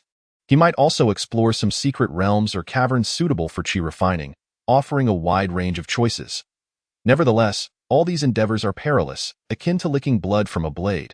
If my sixth brother believes that a gentleman should not stand beneath a dangerous wall, then remaining in Wushan market in peace is also a viable option. However, in recent years, several puppet masters have emerged in the market, leading to a surge in the art of puppetry, which has taken over many of the physical labor opportunities within the market, making the situation for mortal body refinement practitioners increasingly dire. Earning spirit stones has become ever more challenging. Xuanqingzi sighed and said, "Your third sister and I, along with several fellow practitioners of body refinement, established a body refinement guild. Initially, our business was thriving, but now it barely breaks even, and we are only managing to scrape by. This is indeed my fault." Mushan appeared somewhat remorseful. "Uncle, you may not be aware, but I accompanied Lord Sangsong on an expedition to seek spirit roots, which is currently one of the most lucrative opportunities in the market. It is typically reserved for late-stage chi refinement cultivators. My mother went to great lengths to ensure I was included in the team, expending considerable spirit stones and connections, which has made it somewhat difficult for the guild's financial turnover. Such remarks are unnecessary. You are the only son-in-law in my family, and a mere handful of spirit stones is insignificant," Xuanqingzi replied with a hint of a smile. "Currently, seeking spirit roots is an excellent endeavor. Most of those who can join the team are late-stage chi refinement cultivators, and even the few mid-stage practitioners have notable backgrounds. In the future, there may be 1 or 2 more opportunities like this. You should strive to cultivate connections while you are there. You never know when they might come in handy. Moreover, you will have the chance to become familiar with Lord Sangsong, who, at over 200 years of age, is increasingly inclined to nurture promising talents and pave the way for future generations. Even a small piece of information from a foundation establishment cultivator can be immensely beneficial to a chi refinement cultivator. Furthermore, after this journey, you should have earned 5 major merits, which is of utmost importance as it will serve as your resources for foundation establishment." Chapter 44. Master Xiansu, what is the significance of these major merits? Jing Yu inquired. Major merits are the hard currency within our carefree alliance, more valuable than spirit stones. Only by completing tasks assigned by the alliance can one acquire them. Mushan explained. 1 Major merit can be exchanged within the alliance for 10 low-grade spirit stones. With the 5 major merits I have accrued from this journey, that translates to 50 spirit stones. Just think, uncle, my annual salary as a steward in the spiritual herb garden is only 15 spirit stones. In the span of a month-round trip, I've essentially earned the equivalent of 3 years' worth of salary. This illustrates just how many people are clamoring for such opportunities and seeking spirit roots. Are major merits truly that valuable? Jing Yu exclaimed in surprise. Indeed, they are valuable. Yet no one actually exchanges them for money, Mu Shan remarked as he lifted a wine jug and savored a sip of spirit wine. There are countless items that can be exchanged for major merits in the Carefree Alliance's treasury, many of which are not available on the market. Anyone who would trade major merits for spirit stones must have lost their senses. Take the Foundation Establishment Elixir, for example. Within the Alliance, it can be obtained for 40 major merits. If one were to purchase it at an auction in the market, it would cost no less than 500 to 600 spirit stones, and even then, there may not be any in stock. As for privately sold Foundation Establishment Elixirs, those are even less reliable. When seeking out an alchemist in places like Carefree Immortal City to craft a Foundation Establishment Elixir, you often have to pool materials with others if the materials you provide are of slightly lower value. Your priority for receiving the elixir will be pushed back, should the alchemist mishandle the process. You might be fortunate to receive a defective elixir, and there is a good chance you won't receive anything at all. For matters concerning one's path, it is far more reliable to obtain such items through the Alliance. It appears that the Xiaoyao Alliance is indeed encouraging cultivators to undertake missions and earn substantial merits. Jing Yu, deep in thought, acknowledged this. Naturally, Mushan replied. the Xiaoyao alliance is currently in a phase of growth. Stockpiling resources, engaging in agriculture, assisting in various crafts, expanding into the wild, surveying land, and establishing governance. Wherever one turns, the need for cultivators is evident. It is only logical to exert considerable effort to motivate them.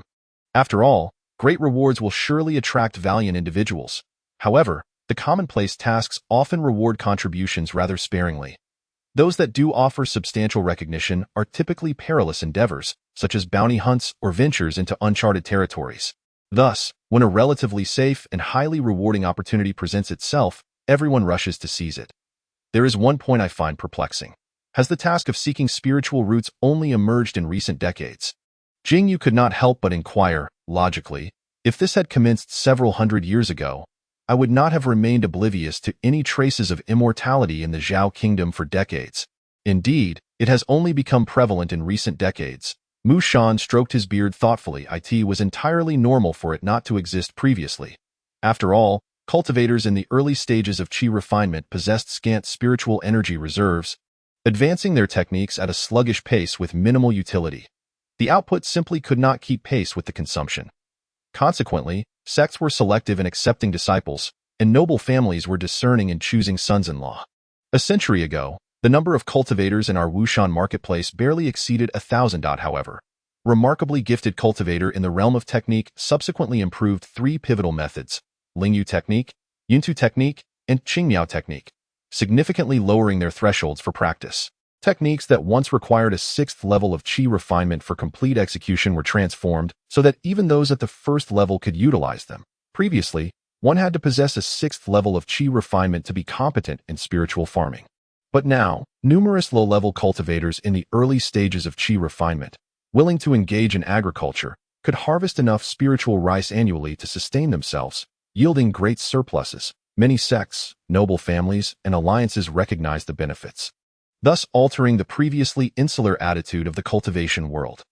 Today, the discovery of a single spiritual root, even if its owner remains stagnant at the 1st level of qi refinement throughout their life, signifies an inexhaustible annual yield of spiritual rice. The profits extend far beyond mere handfuls of spiritual stones. When there are profits to be made, naturally, various methods will emerge.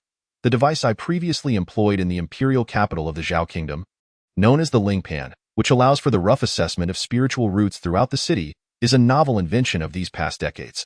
With this, the efficiency of testing for spiritual roots has increased exponentially. On this note, there is an amusing tale to share. Yushan chuckled. Originally, measuring spiritual roots for mortals in the mundane realm was a task favored by demonic cultivators. However, those demonic practitioners were not acting out of benevolence.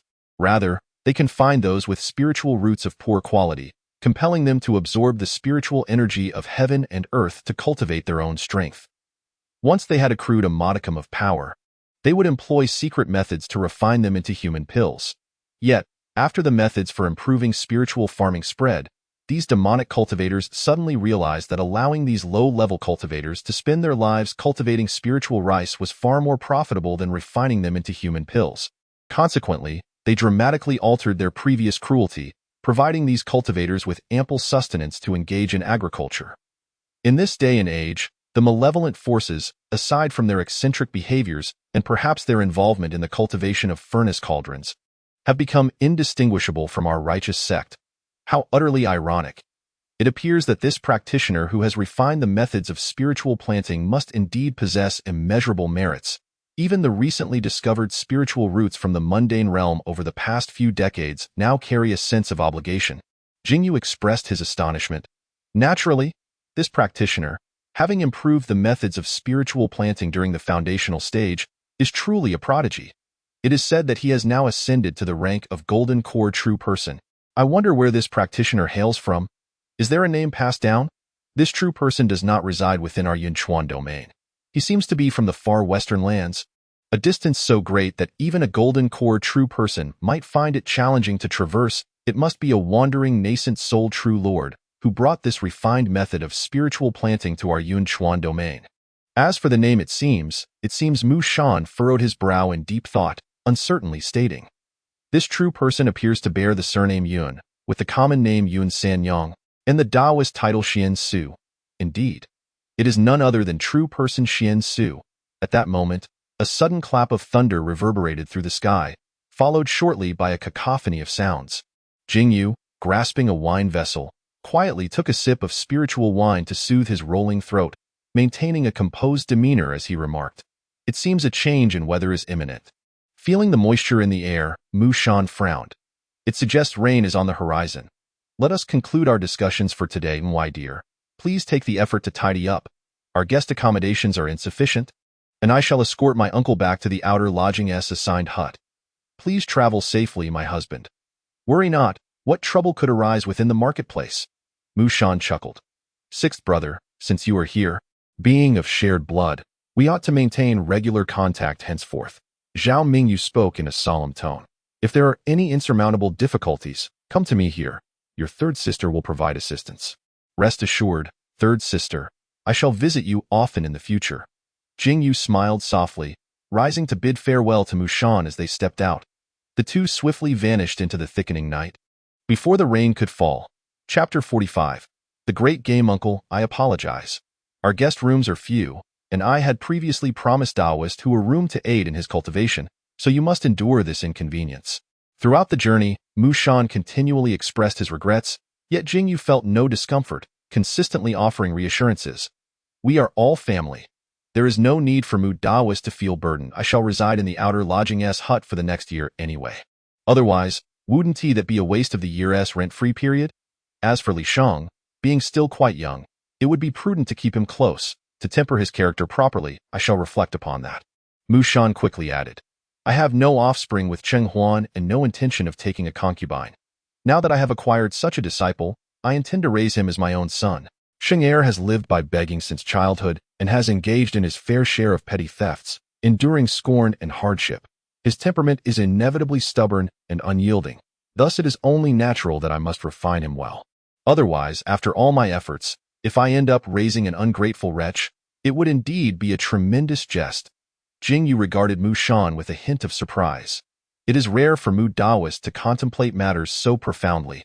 Mu Shan let out a bitter smile, saying, "Indeed, I've witnessed far too many events over the years." After bidding farewell to Mu Shan, Jing Yu arrived at the humble abode assigned to him. Following Mu Shan's instructions, he pressed the jade plaque bearing his name into the groove on the door of the shed, and with a soft click, the wooden door swung open. Contrary to Jing Yu's expectations of a dusty scene, the interior of the shed was surprisingly tidy. The wooden walls gleamed with a polished sheen, as if coated with a delicate layer of glaze, exuding a refreshing scent of grass and wood. The entire shed was modest in size, roughly equivalent to 40 or 50 square meters by the measurements of his past life. Inside, there was little more than a wooden bed, a wooden table, 2 wooden chairs, a stove, and a mat.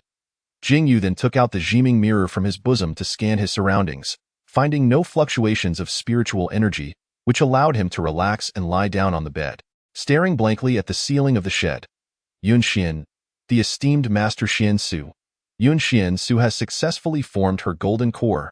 However, upon reflection, it seemed only natural. It had been 545 years since the inception of the longevity calendar, making Yun Xian Su 345 years old. With a foundational lifespan of 300 years, if she had not formed her golden core by now, she would have long since perished. Yet, Jing Yu was taken aback by the magnitude of the commotion that Yun Xian Su had stirred. Once her improved method of spiritual cultivation was introduced, it would undoubtedly be disseminated widely by the highly mobile Yuaning true monarchs and the formidable transformation old-timers, likely sweeping through the entire realm of Xianzhou within a few years, along with Yun Xian Su's fame echoing in every corner of the Xianzhou world. Such a bold display. Initially, Jing Yu had difficulty grasping Yun Xian Su's intentions, but after some contemplation, a new idea began to form. Indeed, Yun Xian Su's aptitude was not among the very top tier, and while she had succeeded in forming her golden core, it remained uncertain how confident she was in forming a nascent soul. Her renown within the Xianzhou world was aimed at gathering their contemporaries together. Following this line of thought, the more Jing Yu contemplated, the clearer it became Liu Ying was a given. Now at 545 years old, she was guaranteed to have reached the Yuaning stage, with a slim chance of having transcended to the transformation stage. Her straightforward disposition might lead her to assist Yun Xian Su in her quest for the Yuaning. Then there was Yi Xing Yun, Also a person of great fortune at 445 years old, a young patriarch of the Xuanqingzi sect, who must be a formidable figure among golden core cultivators, capable of being a significant ally. Even Yun Xiansu Jr., the 245-year-old Li Jiangmei, boasted a husband, Nan Gong Fu Hua, an invincible Xuanqing swordsman of the same tier, holding a crucial position within the Tian Tong sword sect, and might very well have formed her golden core by now.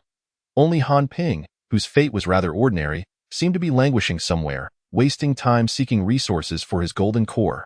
And then there was Jing Yu himself, currently at the first layer of qi refinement, lying low within the Xiaoyao alliance. The more he pondered, the more alarmed he became. These chosen immortals had reincarnated into the Xianzhou world, taking root within different factions, and had each already begun to flourish. If Yun Xiansu could gather them in one place, who knew what storms they might unleash? He took the Jiming mirror from his bosom and gently stroked the precious gem embedded at the top edge of the mirror. At this moment, the precious orb had gradually absorbed the ethereal essence from the heavens over the course of 31 years, amassing a significant portion of its power, sufficient to support a substantial glimpse into the mysteries of existence. Jing Yu delved into his consciousness once more and beheld several luminous spheres intertwined by fate. This time, he opted for Yun Xiansu. With a thunderous roar, a wave of dizziness washed over him, and Jing Yu's awareness ascended once again to unfathomable heights. Gazing downward, he indeed spotted a middle-aged woman resembling Yun Xiansu, who was currently engaged in a strategic match against a beautiful female cultivator. Jing Yu recognized this female cultivator. She was none other than Yi Xingyun's aunt, Yi Lingyu, the second Xuanqing cultivator of the Yi family. After 400 years apart, it was evident that Yi Lingyu, who had initially entered the Xuanqing stage, now emanated a significantly more potent aura. Even from the vantage of the precious mirror, Jing Yu could discern a formidable spiritual pressure surging towards him, suggesting she had likely advanced to the mid-Xuanqing stage. It was indeed fortuitous for Yun Xiansu to establish a connection. Jing Yu was not particularly surprised. He had conversed extensively with Mu Shan, Zhao Mingyu, and others, gathering various tales from the realm of cultivation, and had come to sense that traversing the immortal continent was a feat unattainable without being a true Xuanqing master. Should several chosen ones hail from different immortal realms, the only means to meet in reality would be for them to reach the Xuanqing stage, or to have an elder of that stage accompany them on their journeys. Presently, those capable of locating Yun Xiansu were none other than Lu Yingzhao, or the elders from Yi Xingyun's family, or perhaps Li Jiangmei's husband, Nan Gong Fu Hua.at. That moment, Yun Xiansu, fully absorbed in her match, seemed to sense the threads of fate entwining, her expression subtly shifting as her fingers trembled slightly around the black piece. Subsequently, she raised her head in contemplation and offered a slight nod toward the heavens. Daoist Yun, in the midst of such a fierce confrontation, what compels you to be distracted? Yi Lingyu inquired playfully, holding a white piece and smiling. Esteemed Elder Yi, the calculative prowess of Xuanqing cultivators is indeed legendary. I find myself somewhat overwhelmed, Yun Xiansu humbly replied. Daoist Yun, you are now renowned as the foremost expert in ancient and modern techniques of Penglai, overshadowing many Xuanqing true monarchs. There is no need for such modesty, Yi Lingyu remarked with a smile. This improved method of spiritual plant cultivation is truly extraordinary. I, for one, do not possess such skill as someone from overseas.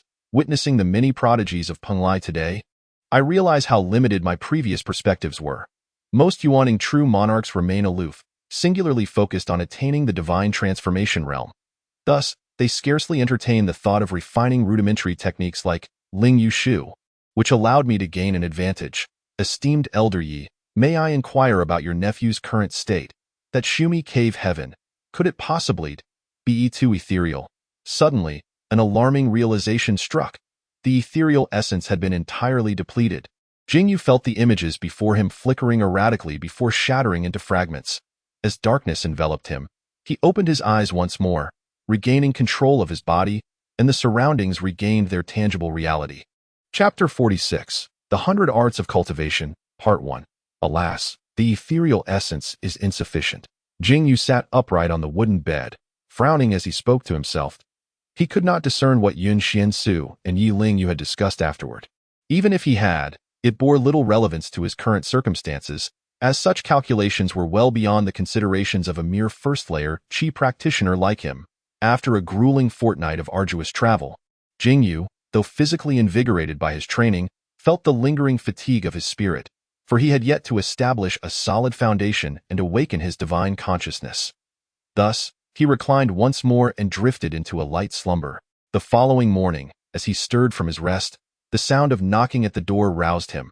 Upon opening it, he found none other than Mu Shan. "How did you sleep last night, uncle? This makeshift dwelling is hardly comparable to a worldly royal residence." "I feared you might find it uncomfortable," Mu Shan inquired. "I found it quite agreeable, actually. The timber used in this shelter emits a delightful fragrance that seems to soothe the mind," Jing Yu replied. Mu Shan gave a thumbs up. "You possess discerning taste, uncle. Our makeshift houses in Wushan Market are crafted from spirit wood aged over a decade, known for its calming properties that help stabilize the soul, beneficial for achieving breakthroughs in cultivation." "Wushan Market is indeed generous," Jing Yu chuckled. "Generous? It is merely that the environment of the Wushan Mountains is conducive to the growth of such spirit wood, rendering younger varieties worthless," Mu Shan retorted with a smile. "Every place has its specialties. It is simply a matter of utilizing local resources." Mu Dao Yu. "What plans do you have for today?" asked Jing Yu. "Uncle, I am here to seek your opinion regarding potential employment within the market," Mu Shan replied, his demeanor shifting to one of seriousness.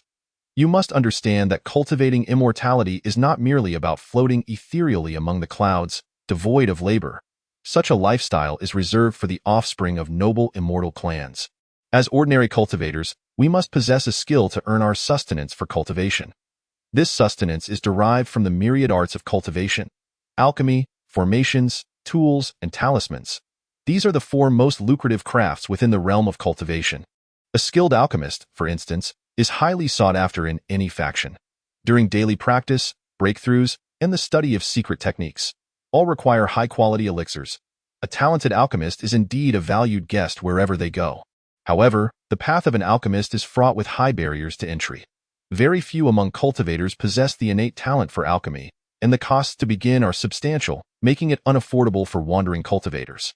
Fortunately, the cultivation world is thriving with diverse skills, allowing wandering practitioners to align themselves with larger factions, starting as alchemical apprentices with the hope of making a name for themselves," Mu Shan continued. "Sheng Er possesses a fire affinity, naturally more adept at fire control than those with other affinities.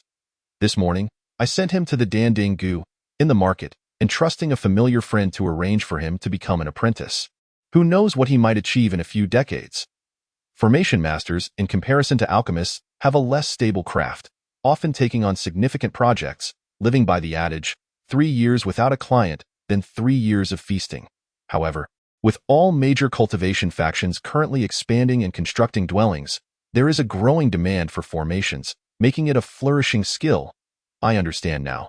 Formation masters are akin to renovation experts in the modern world." Jing Yu mused inwardly. "But it seems there are no formations set up in this shelter?" "Oh dear, uncle, your question is quite intriguing," Mu Shan chuckled heartily, saying this shed, to put it plainly, serves merely as a transitional abode for cultivators in the initial stage of qi refinement. It hardly warrants the establishment of any formations. Yet, do not underestimate this humble dwelling, for its market value stands at 120 spirit stones. 120 spirit stones? Jing Yu furrowed his brow. Isn't the annual rent for this shed merely 1 spirit stone? Given that the lifespan of a qi refining cultivator is only 100 years, if one were to move in straight from birth, they could reside here for a maximum of merely 100 years. How could it be that purchasing it costs 120 spirit stones? One cannot reason in such a manner. Mu Shan countered, counting on his fingers as he calculated for Jing Yu. If you buy this shed, you would be able to live in it for a lifetime. It would only be reclaimed upon the cultivator's demise. While it is indeed more advantageous for qi refining cultivators to rent rather than buy, should the buyer advance to the foundation establishment stage, they would then enjoy an extended lifespan of 300 years. At that point, if you were to relocate to a different cave dwelling, you could lease this shed at a rate slightly below market value, ensuring a steady influx of spirit stones, as long as there are a continuous number of spirit roots registered here. One would never incur a loss, be why you're reasoning. It seems that foundation establishment cultivators could live without laboring, simply purchasing a batch of sheds to rent out and effortlessly collect spirit stones each year. Jing Yu was taken aback. Do you think such opportunities are scarce? They abound, Mu Shan sighed. However, it is not as simple as you suggest. While the shed offers stability, it also incurs depreciation costs. The ancient wood, though considered resilient among spirit woods, requires refurbishment every few decades, which constitutes another expense. If one truly wishes to rely on rental income for sustenance, they must at least invest in cave dwellings located near spirit veins in a city of status.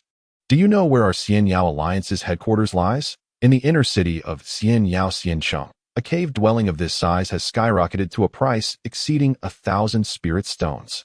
1,000 spirit stones that could purchase 2 foundation establishment pills, Mushan remarked enviously.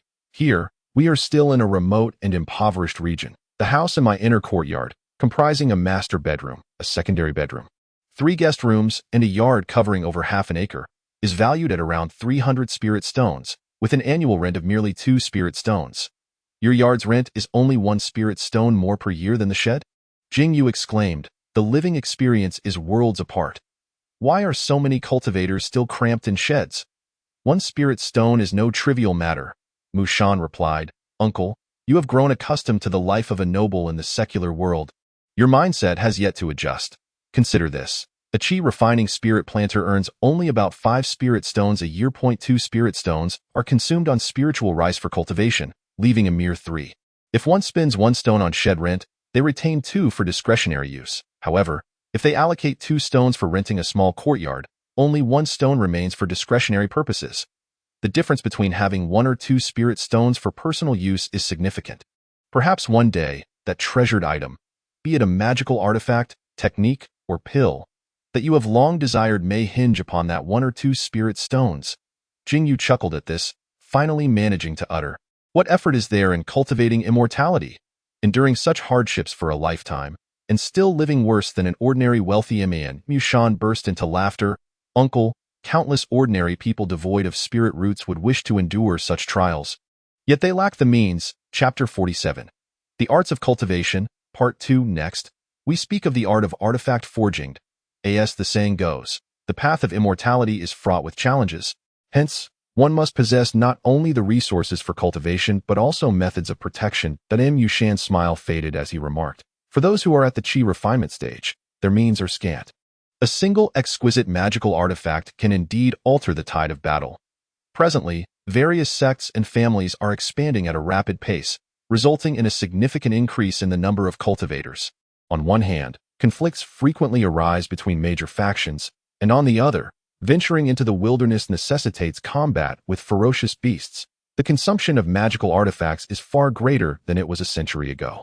However, the threshold for becoming a forging master is not much lower than that of an alchemist. If my uncle lacks talent in this regard, there is no need to force it.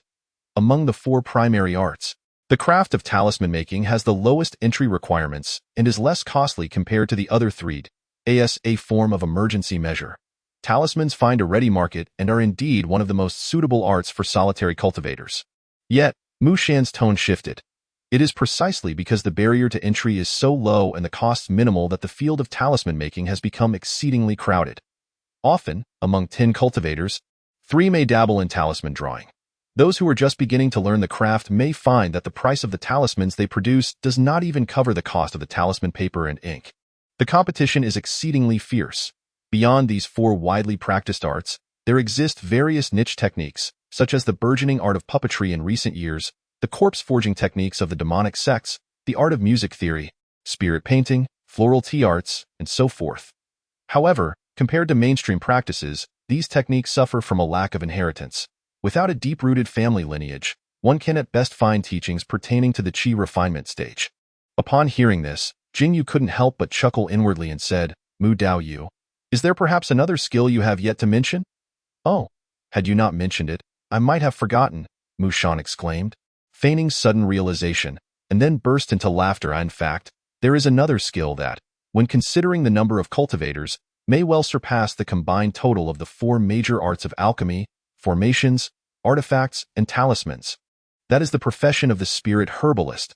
When it came to the most suitable profession for cultivators at the early chi refinement stage, none could compare to that of the spirit herbalist.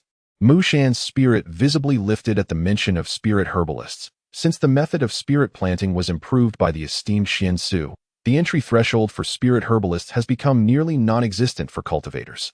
Techniques such as spirit rain technique for summoning rain, earth nurturing technique for cultivating spirit fields, and seedling nurturing technique for tending to plants are all accessible to those in the first layer of qi refinement.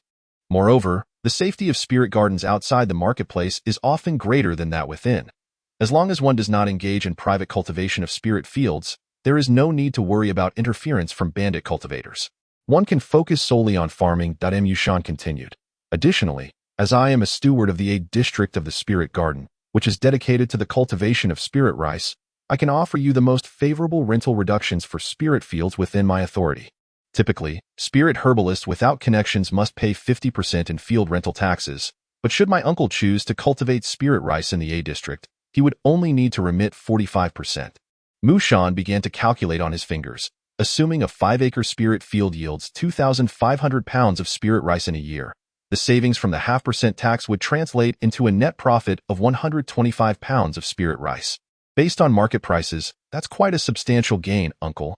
You are indeed a practitioner of the water spirit root.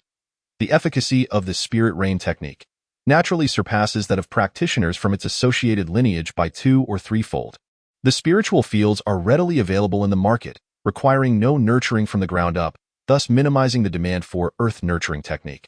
As for the seedling technique, used for plant care, while its effectiveness is nearly negligible for gold-affiliated practitioners, others will find their results slightly inferior to those of wood-affiliated practitioners, yet still quite sufficient. It can be said that water and wood practitioners are the most suitable candidates for the role of spiritual cultivators. Given this, I would appreciate it if you could kindly recommend me, Mu Daoist friend. Jing Yu nodded in agreement. Excellent. Excellent. I shall certainly select 5 acres of prime spiritual fields for you. Dear Uncle Shan exclaimed joyfully.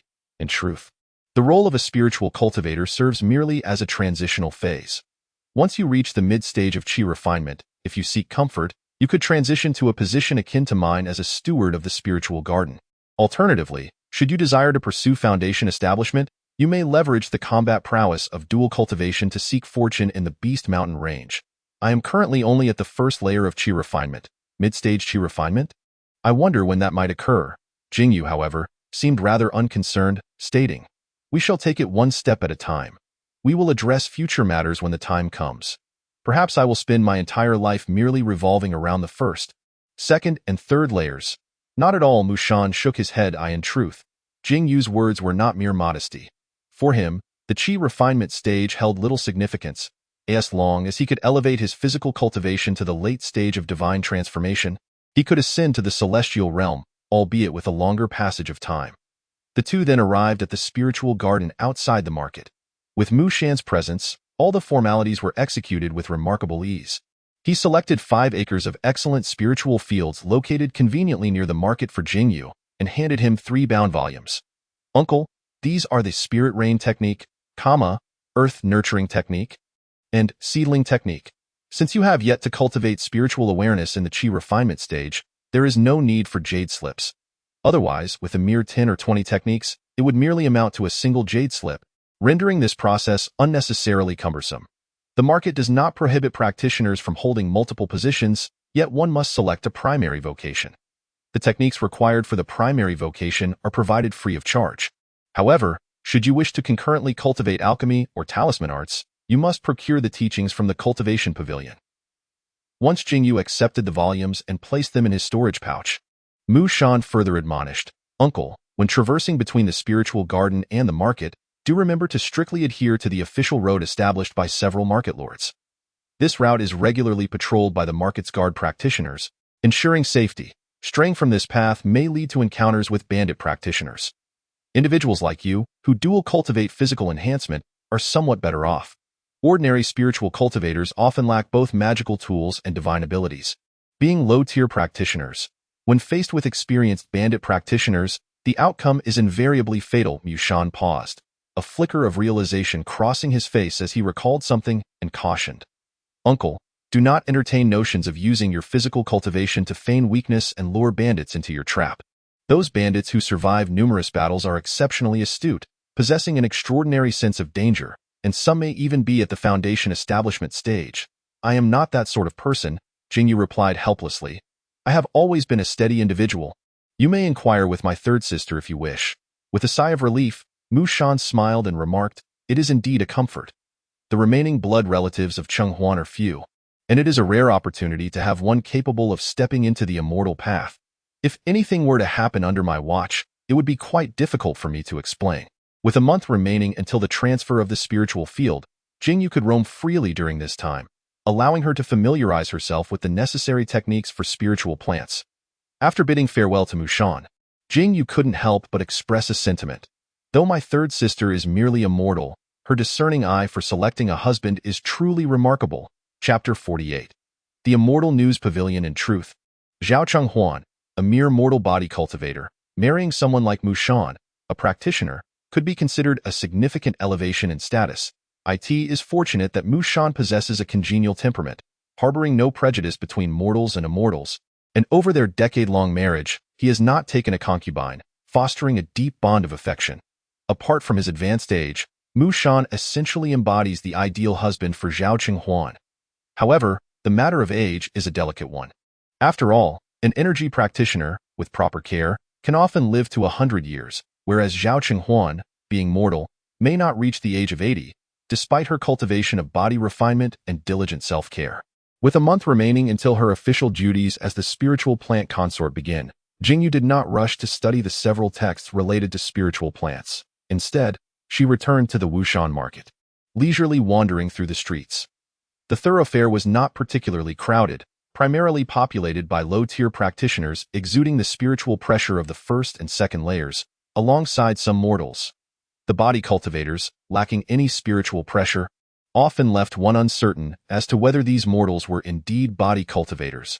As Jing Yu strolled at an unhurried pace, she soon found herself at the cluster of corner towers in the inner square, stopping before a relatively shorter one, its plaque boldly inscribed with the words Immortal News Pavilion. Upon entering the pavilion, Jing Yu noticed a girl, around 16 or 17 years of age, with spiritual pressure at the second layer of energy cultivation, dozing on a wooden table. Perhaps it was the innate spiritual awareness of practitioners, or perhaps the presence of some protective formations within the tower. As soon as Jing Yu stepped over the threshold, the girl abruptly awoke. Esteemed friend, welcome to the Immortal News Pavilion. The girl stared blankly at Jing Yu for a moment before recovering her composure. The Immortal News Pavilion typically sells anecdotes and tales from the cultivation world, local customs, and autobiographies of high-level practitioners. May I inquire if you are in need of anything? Curiously scanning the rows of bookshelves behind the girl, Jing Yu asked, do you have any geographical texts regarding the cultivation world? Oh, you must be a newcomer to the immortal path. The girl quickly deduced Jing Yu's identity and retrieved a book titled Geographical Records of Penglai Immortal Isles from the shelf, handing it to her. Esteemed friend, this book has yet to be unsealed. It must be purchased before reading. How much is it? 1 spirit coin. The girl, aware that Jing Yu was part of the newly gathered batch of spiritual roots from the previous day, added, it is the same as the Xiaoyao Tongbao. You received some spirit stones yesterday, did you not? Yes, indeed. Jing Yu produced a spirit coin and placed it on the counter, inwardly marveling at the transaction. This book is rather expensive. May I find a place within this pavilion to peruse it? Jing Yu inquired, for he indeed had other items to purchase, yet felt compelled to examine this tome before making a decision. Of course, you may. Over there are several cushions and a few tea tables. Fellow cultivators who have purchased books within the pavilion are free to sit there and peruse at their leisure. The young girl smiled, then added, however, once this book is unsealed, it cannot be returned or exchanged. Very well. Jing Yu replied with a smile, and proceeded to find a cushion to sit upon, promptly opening the newly acquired volume of bound literature. Would the esteemed cultivator care for a pot of spiritual tea? It only requires 3 spirit coins, and is quite beneficial for those at the initial stage of qi training. No need for that. Noticing Jing Yu's disinterest in further purchases, the young girl lost her enthusiasm for sales, leaning back against the counter to feign meditation. Jing Yu's pace of reading was remarkably swift. In less than half an hour, he had thoroughly perused the several hundred pages of the geographical treatise of Penglai Immortal Isles. Indeed, the immortal isle he currently inhabited was the Penglai Immortal Isle. This isle was vast, nearly limitless for low-level cultivators, yet it was divided into over a dozen domains. The territory of the Xiaoyao League was situated in the far eastern part of the Yunchuan domain. Among the many domains of Penglai Immortal Isle, Yinchuan domain was relatively small, yet even so, it remained a daunting task for Qi training foundational cultivators to traverse its expanse in a lifetime. Only those of the Golden Core stage held the qualifications to traverse domains. Nonetheless, even Golden Core cultivators, without the aid of long-distance teleportation arrays, would find it laborious and time-consuming to cross solely through physical means. To the west of Penglai Immortal Isle lay an endless expanse of ocean known as the Falling Star Sea. It was said that 100,000 years ago, the realm where Jing Yu resided was once a single continent. However, a massive meteorite fell from the heavens one fateful day, striking the very center of the continent, causing the world to overturn and life to perish. The formerly intact continent shattered into several immortal isles, and the site of the meteorite's impact transformed into a vast ocean, thus creating the Falling Star Sea. The author of this treatise even annotated this account as ancient legend, implying its authenticity is subject to doubt. To the north of Penglai Immortal Isle, it bordered another grand immortal isle, the dustless Immortal Isle. Though it is said to be adjacent, a vast archipelago lay in between the two immortal isles, with the distance between them being no less than that of Yinchuan domain. It seems I indeed share the Penglai Immortal Isle with Yinchuanzi. I have also gained a rough understanding of the location of Li Jiangmei's dustless Immortal Isle. It lies directly to the north. Jing Yu pondered. Judging by this map, Xuanqingzi should be situated in one of the domains along the far western coastline of Penglai Immortal Isle. No wonder the first nascent soul cultivator to rendezvous with Xuanqingzi was an elder from the Yi family. The two locations are relatively close. Jing Yu rose and returned to the counter, inquiring, "Fair maiden, do you have any biographies of notable figures? What kind of biography does the esteemed cultivator seek? An individual one? Or a compilation of cultivators from a particular domain? Is there a record of notable figures from the dustless Immortal Isle?" The young girl displayed a look of difficulty. "Esteemed cultivator, the vastness of a single isle is immense. Not to mention the dustless Immortal Isle. Even the compilations of cultivators from beyond our Yinchuan domain, within Penglai Immortal, I'll scarcely yield a few volumes. Indeed, please bring me a copy of the Yinchuan domain." "All right, let me find it for you." In the end, Jing Yu meticulously selected and spent 2 spirit coins to purchase character chronicles of Yinchuan domain and comprehensive collection of local forces in Yinchuan domain. Fellow Taoist, our Immortal Hearing Pavilion has recently acquired a new batch of books. Would you be interested in perusing them? Oh, what genres are available? Jing Yu, having largely achieved his objective, was prepared to take his leave and casually responded. The Illustrated Compendium of Wonders in Yinchuan domain, a tome personally overseen by the esteemed leader of our Carefree Alliance, Master Bao Dingde. It chronicles nearly all known or legendary extraordinary items from the realm of cultivation in Yinchuan domain. Currently, only the Materials volume and Artifacts volume have been published, with illustrations accompanying each extraordinary item, making it an invaluable resource for cultivators fond of exploring hidden realms and caverns.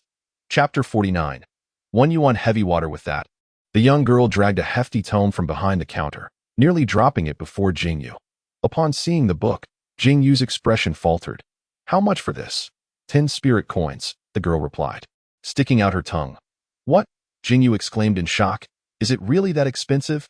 "It is indeed a bit costly, but it is truly worth every coin," the girl chuckled sheepishly. "Why not take a look first? You can preview a few pages at no cost." Jing Yu picked up the book and casually flipped through a few pages, pausing briefly at an illustration on one of the pages, before nonchalantly turning to the next. "This book seems acceptable. I will take one." Wonderful." The girl's face lit up with surprise, as she had not anticipated successfully selling the book, considering 10 spirit coins was quite a sum. After placing the book into his storage pouch, Jing Yu maintained a calm demeanor as he exited the Immortal Hearing Pavilion, making his way back to his humble abode along a narrow path through the market. At that moment, Jing Yu exhaled softly, retrieving the Illustrated Compendium of Wonders in Yinchuan domain from his storage pouch. He navigated through the table of contents until he found the section on ancient spiritual items and turned to the corresponding page. 1 yuan heavy water. One of the ancient divine waters, appearing no different from ordinary droplets, yet a single drop weighs billions of pounds. It can be used in medicinal concoctions to refine divine abilities and to forge magical treasures in ancient times. It was seen falling from the heavens during cataclysmic events, rumored to have descended upon the immortal continent alongside a world-ending meteor, and has since remained lost to the ages. existing only in legend. Next to this annotation was an illustration of the 1 yuan heavy water, which at first glance appeared indistinguishable from a common droplet.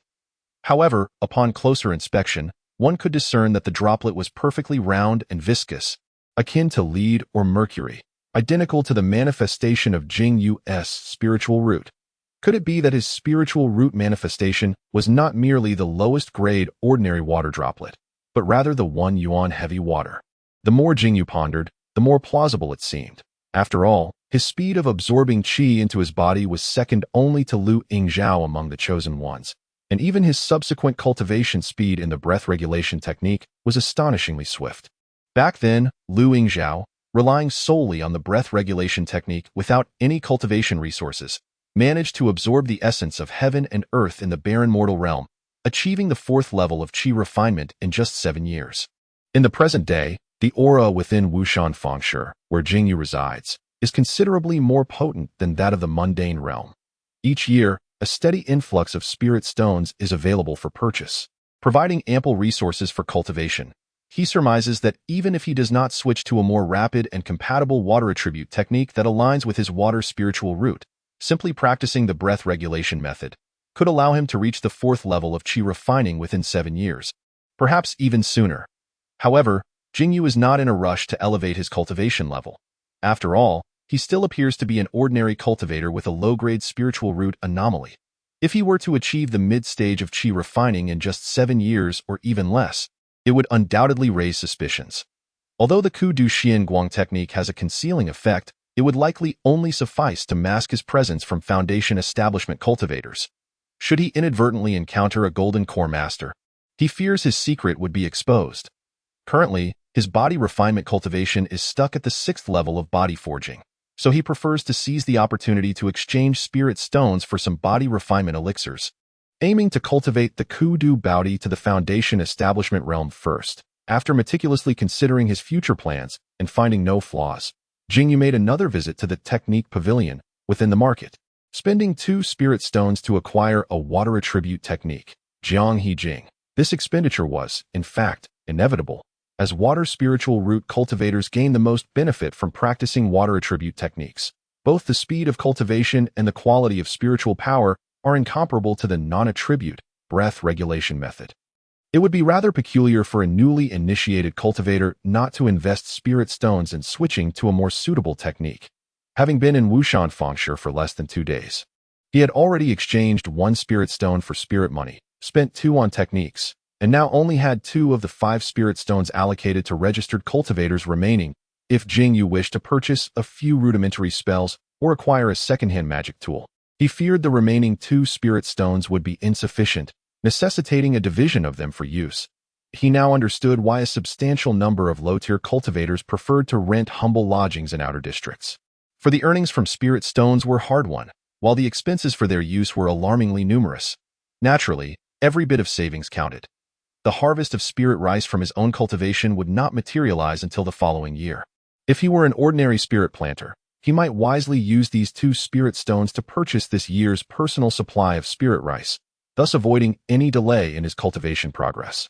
However, Jing Yu harbored different intentions, choosing to set aside these 2 spirit stones for the time being. He then retrieved the Ling Yu technique, Yin Tu technique, and Qing Miao technique from his storage bag, diligently studying them in preparation for his upcoming career as a spirit planter, set to commence in a month. Year 548 of the Eternal Life era, outside Xuanqingzi, in the A district of the Spirit Planting Garden. Rows of freshly planted spirit rice seedlings stand upright in the fields. Jing Yu dons a golden yellow straw hat and carries a large basket on his back, filled with well-grown spirit rice seedlings. With practiced ease, he pinches the seedlings, methodically inserting them into the spirit field. This marks the first sowing of the new year. May it yield a bountiful harvest once again.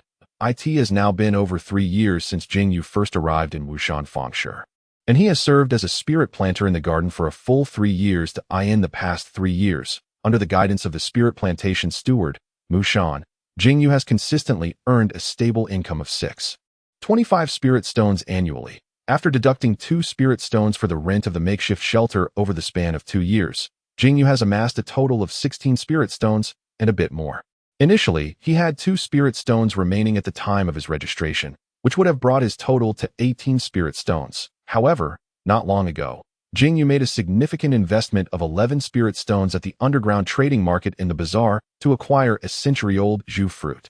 After consuming it, he successfully advanced the Bitter Crossing Sutra to the 7th layer of Qi refinement, leaving him with only 7 spirit stones. Regarding the 200 pounds of spirit rice required for his annual cultivation, Jing Yu has not purchased a single grain.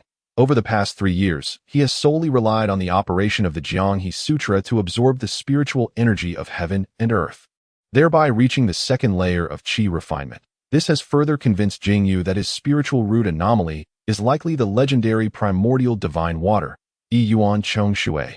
In those years, Yun Xiansu, lacking cultivation resources in the mundane world, spent 8 arduous years to reach the 2nd layer of Qi refinement. If he had sufficient spirit rice and elixirs, this time could have been reduced to a mere quarter. Li Jiangmei, with slightly inferior aptitude yet still on a comparable level, was not short of resources in the furnace hall of the demon sect, achieving the 3rd layer of Qi refinement in 5 years, estimating that he required only about 2 years to reach the 2nd layer. Achieving the 2nd layer of Qi refinement in 3 years could be considered slightly expedited for Jing Yu, given his apparent aptitude, yet it remains within acceptable bounds. After all, the initial layers of Qi refinement do not necessitate a substantial accumulation of spiritual power. The difficulty of cultivation in these early stages is incomparable to that of the later layers. Even those with somewhat inferior aptitudes cannot fall too far behind. The true disparity in time arises from the bottlenecks between different realms. Chapter 50. Mushan's breakthrough. Cultivators with superior spiritual roots generally find it easier to overcome the bottlenecks between realms than their ordinary counterparts. For example, the minor bottleneck from the 6th to the 7th layer of Qi refinement does not pose a significant challenge for cultivators like Yun Xiansu and Li Jiangmei. And for prodigies such as Lu Yingzhao, it is virtually non-existent. Merely attaining the perfection of the 6th layer of Qi refinement enables them to embark on breaking through immediately. Conversely, for cultivators with ordinary spiritual roots, this minor bottleneck could very well span 5, 8, 10 years, or even an entire lifetime. Over the past 3 years, Mu Shan, Jing Yu's nephew-in-law, has been tirelessly striving to break through this bottleneck, yet his cultivation remains stagnant at the perfection of the 6th layer of Qi refinement.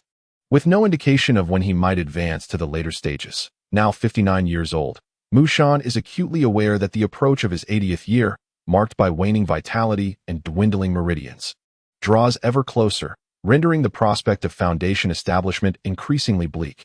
Currently, Mu Shan continues to serve as a steward in Area A of the spirit plantation, while Jing Yu visits daily to tend to the spirit fields.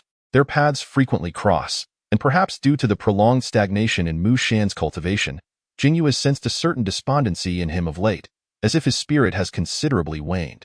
"Uncle," just as Jing Yu was pondering Mu Shan, he unexpectedly appeared.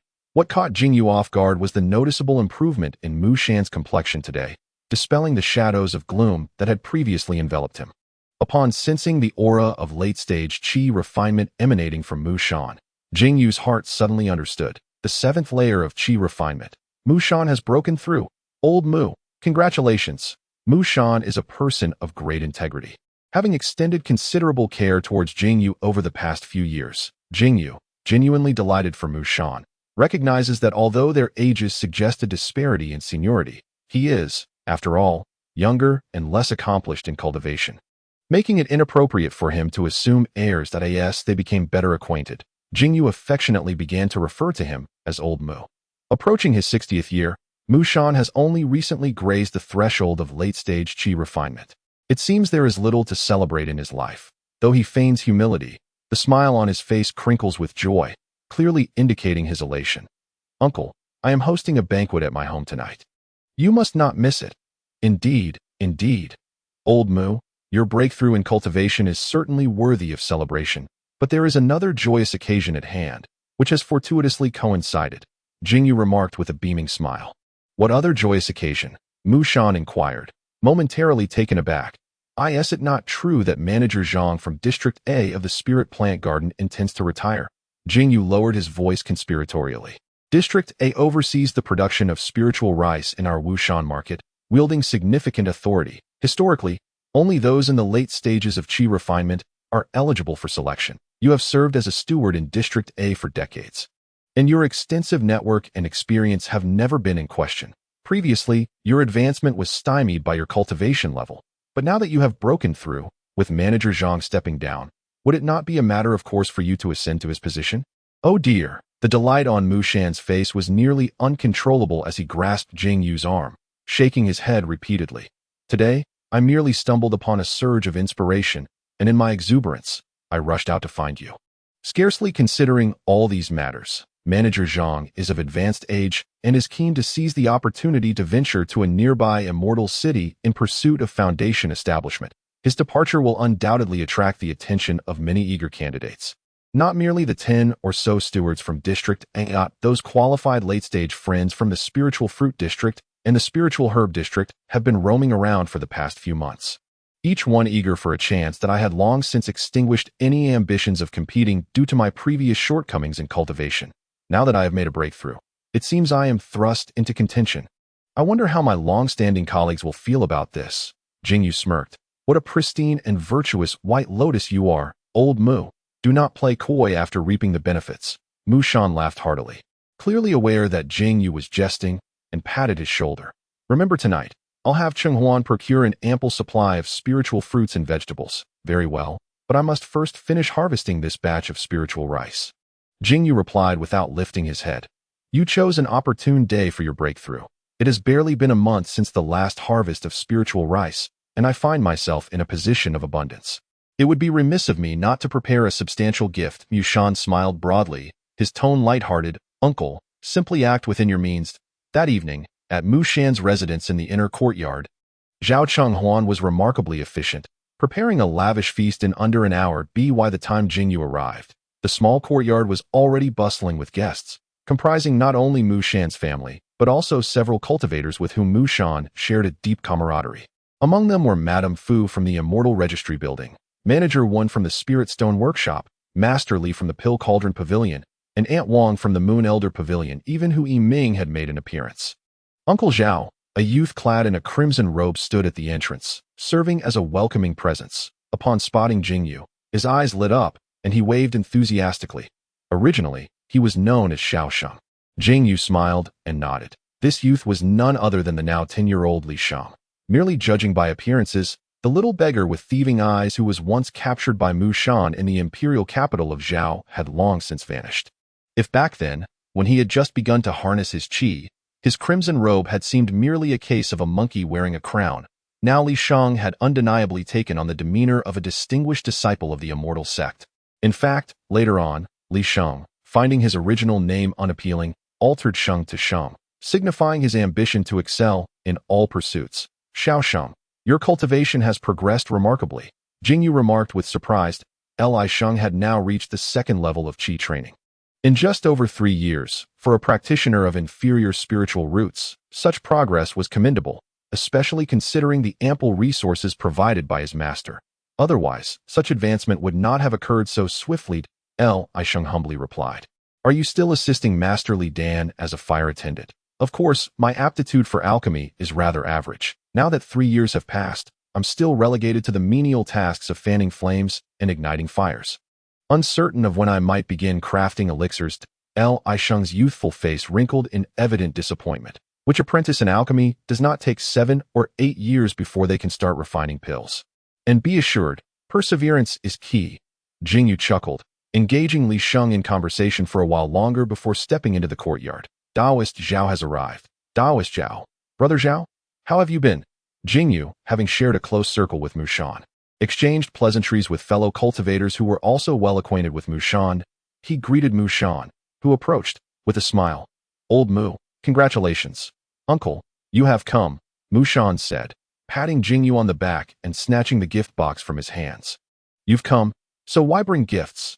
Jing Yu rolled his eyes at a jar of Yinshan tea worth 20 spirit coins. Keep it.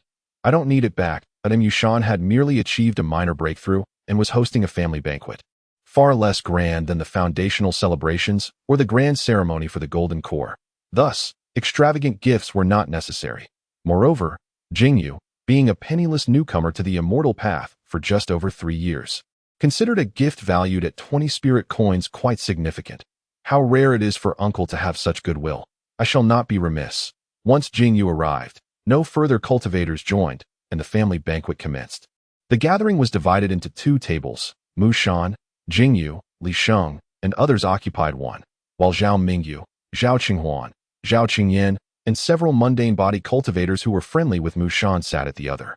This modest family feast already highlighted the distinction between the immortal and the mortal realms. As the evening progressed, the atmosphere was filled with merriment, and as midnight approached, the guests, having feasted and imbibed, began to disperse. Sixth brother, wait a moment. Just as Jing Yu was about to leave, Zhao Mingyu called out to him, "Oh, does third sister have something to discuss?" Jing Yu inquired, surprised. "Please, let us speak in the inner hall." Zhao Mingyu replied softly, leaning on her iron crutch. Jing Yu followed Zhao Mingyu into the master bedroom, noticing that Mu Shan, Zhao Qinghuan, and Zhao Qingyan were already waiting there as the host of the evening. Mu Shan had consumed considerable spirit wine, yet being a cultivator, he had dispelled his drunkenness with spiritual energy. However, Zhao Qingyan's complexion still bore a slight flush. "Third sister, what matter is so shrouded in mystery? Could it be that you wish to arrange for old Mu to oversee the management of the spiritual plantation in District A?" Jing Yu pondered this possibility and asked directly. "Such matters are not resolved overnight. There will be further deliberations to come." Zhao Mingyu first shook his head, his voice heavy with melancholy. "There is yet another pressing matter. Cheng Yin has now reached the age of 37. Alas, it dawned on Jing Yu, who nodded in realization. "I wondered why we invited Wang Pua from the Moon Elder Pavilion today. She has little connection with old Mu in daily life. And it turns out her presence was indeed necessary here." He turned to Zhao Chengyan with a smile. "Chengyan, do you have a lady of your affections?" Zhao Chengyan's face remained flushed, though it was uncertain whether it was due to the spirit wine. "Uncle, I do not possess a lady of interest. In truth, my mother's lineage must ultimately have a successor, and this matter must rest upon me." Alas, Jing Yu was momentarily taken aback by these words. Having lived for 48 years in reincarnation and enjoying a tranquil existence of cultivation and farming, he had never rushed or worried about the continuation of his bloodline. Over the past 3 years in Wushan Fangshi, although he had not accumulated many spirit stones, he lived a relaxed and pleasant life, never contemplating the matter of lineage. Now, awakening to the reality that his nephew was nearing 40 years of age, an age that would be considered that of a grandfather in the mundane world, he realized it was somewhat late to be concerned with marriage. Thus, he could only echo, "Indeed, you ought to consider the matter of progeny. Since there is no lady of interest, it seems you will have to heed your family's arrangements." Jing Yu then turned his gaze to Zhao Mingyu. "Third sister, is there a candidate in mind?" Zhao Mingyu fell silent for a moment, her previously lowered chin lifting defiantly. "What I mean is, to find a suitable female cultivator for Chengyan, a cultivator." "This is simply unfathomable," Jing Yu exclaimed. "Third sister, have you lost your senses? There exists a distinct divide between mortals and immortals. Within Wushan Fangshi, cultivators are inherently superior to mundane practitioners. If Cheng Yan is to take a wife, he must seek someone of lesser standing. Young female cultivators with great potential and the chance to form a foundation would never deign to marry a mortal. And as for those elderly or disabled female cultivators who have lost their paths and hold no hope of foundation establishment, one must consider not only their willingness to bear children, but also the considerable number of spirit stones required to persuade them to marry down." Jing Yu sighed.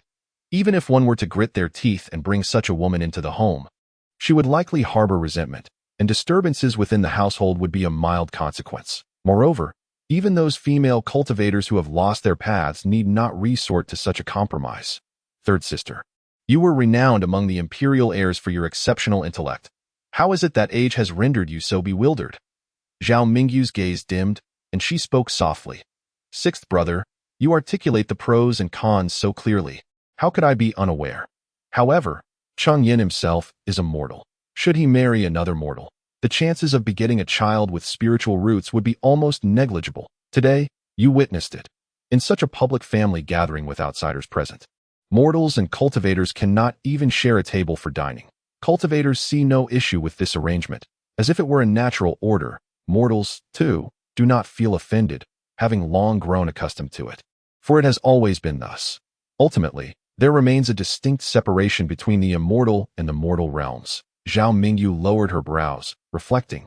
When I first entered the Wushan Fengshe, I often found myself bewildered by its intricacies. In terms of combat prowess, the mortal body refiners lack magical techniques to master, resulting in somewhat limited means. They are slightly inferior compared to their chi refining counterparts of the same tier. Yet the disparity is not significant. Regarding lifespan, chi refiners typically live for only a century. However, a well-cared-for mortal body refiner can live to 70 or 80, and it is not unheard of for some to reach their 90s. What difference does it make if one lives an additional 10 or 20 years? Yet, why is it that mortal body refiners in the marketplace are regarded as inferior to chi refiners?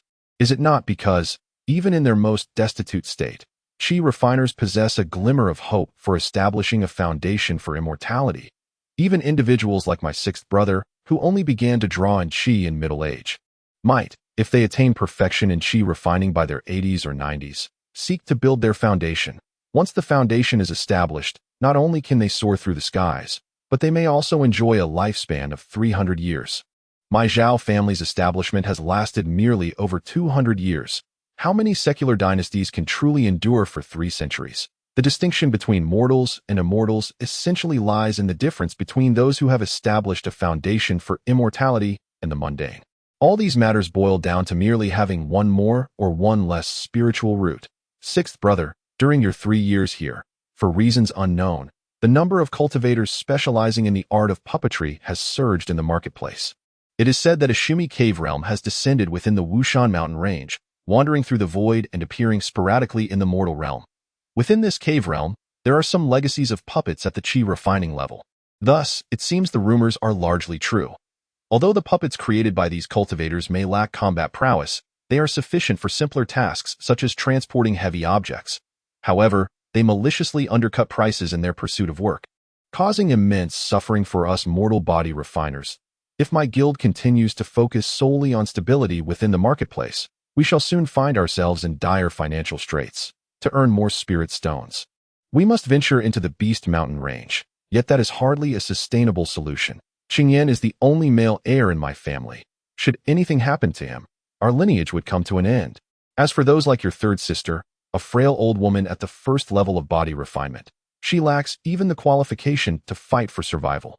Moreover, one cannot ignore the fact that as those puppetry cultivators refine their skills further and produce battle-capable puppets, mortal body refiners will likely find themselves unable to compete, much less fight against those easily repaired iron constructs. If this situation persists, what future do mortals have? Must we truly resign ourselves to servitude for the cultivators? The candlelight flickered within the room, casting a ghastly pallor upon Zhao Mingyu's deeply lined face. If our lineage were to remain entirely mortal, when could my family ever hope to rise within the Wushan marketplace? Chapter 52. The marriage gifts. Since you, third sister, are so determined to match Qingyan with a female cultivator, have you considered the possibility of him marrying into her family? Jing Yu replied helplessly. This is absolutely out of the question, Zhao Mingyu asserted fiercely. The Zhao family cannot end with Qingyan.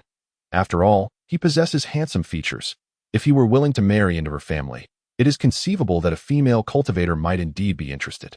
Jing Yu sighed. Third sister, even if he were to marry into her family and have children in the future, would they not still be his own? Would those children bear the Zhao surname? Jing Yu rolled her eyes in exasperation. Is it not possible for you to have Wang Pur from the Yulao Pavilion scout for unmarried female cultivators of the Zhao surname within the market? Zhao Mingyu, irked by Jing Yu's audacity, retorted with a smirk. How can one be so self-deceptive? Third sister, sugarcane is not sweet at both ends. You wish neither to enter the family as a son-in-law nor to seek the hand of a female cultivator. Is it reasonable for you to expect to enjoy all the good fortune in the world? I am well aware of this principle. Zhao Mingyu gritted her teeth and replied. The purpose of seeking you and Mushan today is to borrow some spirit stones. Mother Dame Yushan's lips trembled as he glanced at Zhao Qinghuan, who stood awkwardly to the side, ultimately transforming his concern into a mere sigh. Alas! How much do you wish to borrow? Jing Yu countered. Considering it is indeed a case of someone marrying down, the betrothal gifts must be ample that I should gather at least 80 spirit stones. Surely, there must be a female cultivator who would be swayed. 80 spirit stones? Jing Yu raised her voice, sneering. How much more do you lack? In the Body Refinement Guild, there are still some spirit stones available for circulation. After all, I cannot make decisions alone. I can at most allocate 10 stones. Zhao Mingyu's expression darkened. Over the years, I have saved about 20 stones. Cheng Huan has some savings, perhaps around 15 stones, and Cheng Yin has managed to accumulate 10 stones over these years. By my calculations, we still face a shortfall of approximately 25 spirit stones. M. Yushan's expression grew troubled. Mother, it is not that your son-in-law is unwilling to assist, but the manager Zhang from the Spirit Herb Garden is about to resign. And I wish to contend for that position. There are numerous interpersonal relationships to manage, and the need for spirit stones is quite pressing. Furthermore, the contributions to the Xiaoyao alliance cannot be easily disregarded. I fear I can only scrape together 15 spirit stones at most. Zhao Mingyu nodded. I understand your predicament. The manager position in the 8th district of the Spirit Herb Garden is crucial for your foundation building path. And it is only right that you commit fully. To offer 15 stones exceeds my expectations significantly. She then turned to Jing Yu. 6th brother, your cultivation speed has been commendable these past few years. I imagine you have procured quite a number of resources with spirit stones, so you might not have much saved up. Perhaps you could spare 5 stones. I shall seek assistance from familiar friends for the remaining shortfall. Let alone 5 spirit stones, Jing Yu scoffed. I do not even possess 5 coins. Zhao Mingyu frowned. 6th brother, truly, your mind is clouded by delusion, Jing Yu exclaimed. 3rd sister, I am not trying to dampen your spirits. But if you exhaust your family's resources today, cobbling together this 80 spirit stones in hopes of securing a female cultivator for Cheng Yin, even if wealth can sway hearts, what they will value is the spirit stones. Not Cheng Yin himself. Should anything go awry, and the female cultivator and Cheng Yin part ways, she could simply abscond with the spirit stones, leaving you with nothing in the mundane market of Wushan. Mortals can never be equated with cultivators. Your family of mere body refinement practitioners, to put it bluntly, are but a gaggle of talking puppets, while the law enforcement of the market advocate for you, who are as useful as iron scraps. Over the past 3 years, Jing Yu has enjoyed a harmonious relationship with the Zhao family, seldom engaging in quarrels or disputes. However, today's words were particularly harsh, lacking any semblance of mercy. Not only did Zhao Mingyu appear displeased, but Zhao Qinghuan and Zhao Qingyin also wore expressions of discontent. To entertain a hypothetical situation, even if one were to find a female cultivator willing to settle down. Where would she reside after marriage? It might be acceptable for her to live alone in a humble dwelling in the outer district, but once children arrive, such an arrangement is hardly sustainable. The price of a private courtyard in the inner district has skyrocketed to over 300 spirit stones, with annual rent reaching 2 spirit stones, a considerable expense. Their mother, chastised by her uncle, found herself at a loss for words. Zhao Qinghuan, feeling a pang of sympathy, momentarily disregarded the hierarchy of age and status, retorting, "Is it so unfathomable for a female cultivator to have her own place to live? Have you any idea how many years she has spent cultivating in Wushan Market, merely to sleep in a bridge's underpass?" Qinghuan, I truly do not know how to respond to your statement. Jing Yu replied helplessly. What kind of female cultivator, living without a care and thriving in her profession, would stoop to marry a mere mortal for a mere 80 spirit stones? Enough. Zhao Mingyu struck the ground forcefully with her iron cane. Tomorrow, the matchmaker from the Moon Elder Pavilion will provide me with a list of prospective female cultivators. We shall review it before making any decisions. Very well. I, too, shall see what kind of candidates that matchmaker can procure, Jing Yu said, shaking his head as he stood to leave. The following day, Jing Yu arrived early at the Mu Mountain residence. He had initially wished to remain uninvolved in this matter, but after the heavy words exchanged the previous night, he resolved to observe more and speak less. If the candidates presented by the matchmaker were reasonable, he would offer a few symbolic suggestions and refrain from further interference. However, if the choices were utterly absurd, Zhao Mingyu was not one to be easily misled. She possessed her own discernment and would know to refuse. Daoist Wang, is this truly your selection for my Qingyin? Before even stepping into the courtyard, Jing Yu heard Zhao Mingyu's incredulous voice echoing from within. As he peered into the yard, he spotted the matchmaker from the Moon Elder Pavilion standing awkwardly opposite Zhao Mingyu. Zhao Mingyu leaned on her iron cane, clutching a thin booklet in her hand, her chest rising and falling rapidly, evidently agitated. Jing Yu hastily entered, took the booklet from Zhao Mingyu's grasp, and upon perusing its contents, could not help but feel speechless. Daoist Wang, this is quite inconsiderate of you, Jing Yu said, holding the booklet with a weary tone. The 3 female cultivators you have proposed. One has lost an arm and a leg. Another was previously a courtesan in the outer district, but has since reformed. The last one is 68 years old this year. This. The matchmaker could not help but defend herself. Zhao Daoist, you mustn't blame me for this. It is simply the nature of things. People aspire to ascend. And suitable female cultivators rarely look downwards. These 3 were meticulously selected by me, as I believe there was potential for discussion, especially with a generous bride price. Perhaps a marriage could be arranged. To be frank, among these 3, only the 68-year-old is a sure thing. The first 2 still have the potential for foundational cultivation. If other conditions do not align, they may not even be inclined to consider this proposal. Chapter 53. Hope alas, Taoist Wang. You are well aware that the assessment of spiritual roots in the mortal realm has become a thriving enterprise in the years to come, every 2 or 3 decades. We shall have to cultivate this land anew, and the number of cultivators in the marketplace will undoubtedly continue to swell. Jing Yu pondered. The plight of mortals in the marketplace will only grow more arduous. The younger generation in families eagerly anticipates the emergence of a spiritual root among their descendants, for without it, what hope is there for a brighter future? Wang Po wore a bitter expression. Taoist Zhao, your words cut to the heart of the matter. We all understand this truth. Yet, while mortals, particularly those who practice body refinement, yearn for a child with a spiritual root, how can cultivators not share this desire?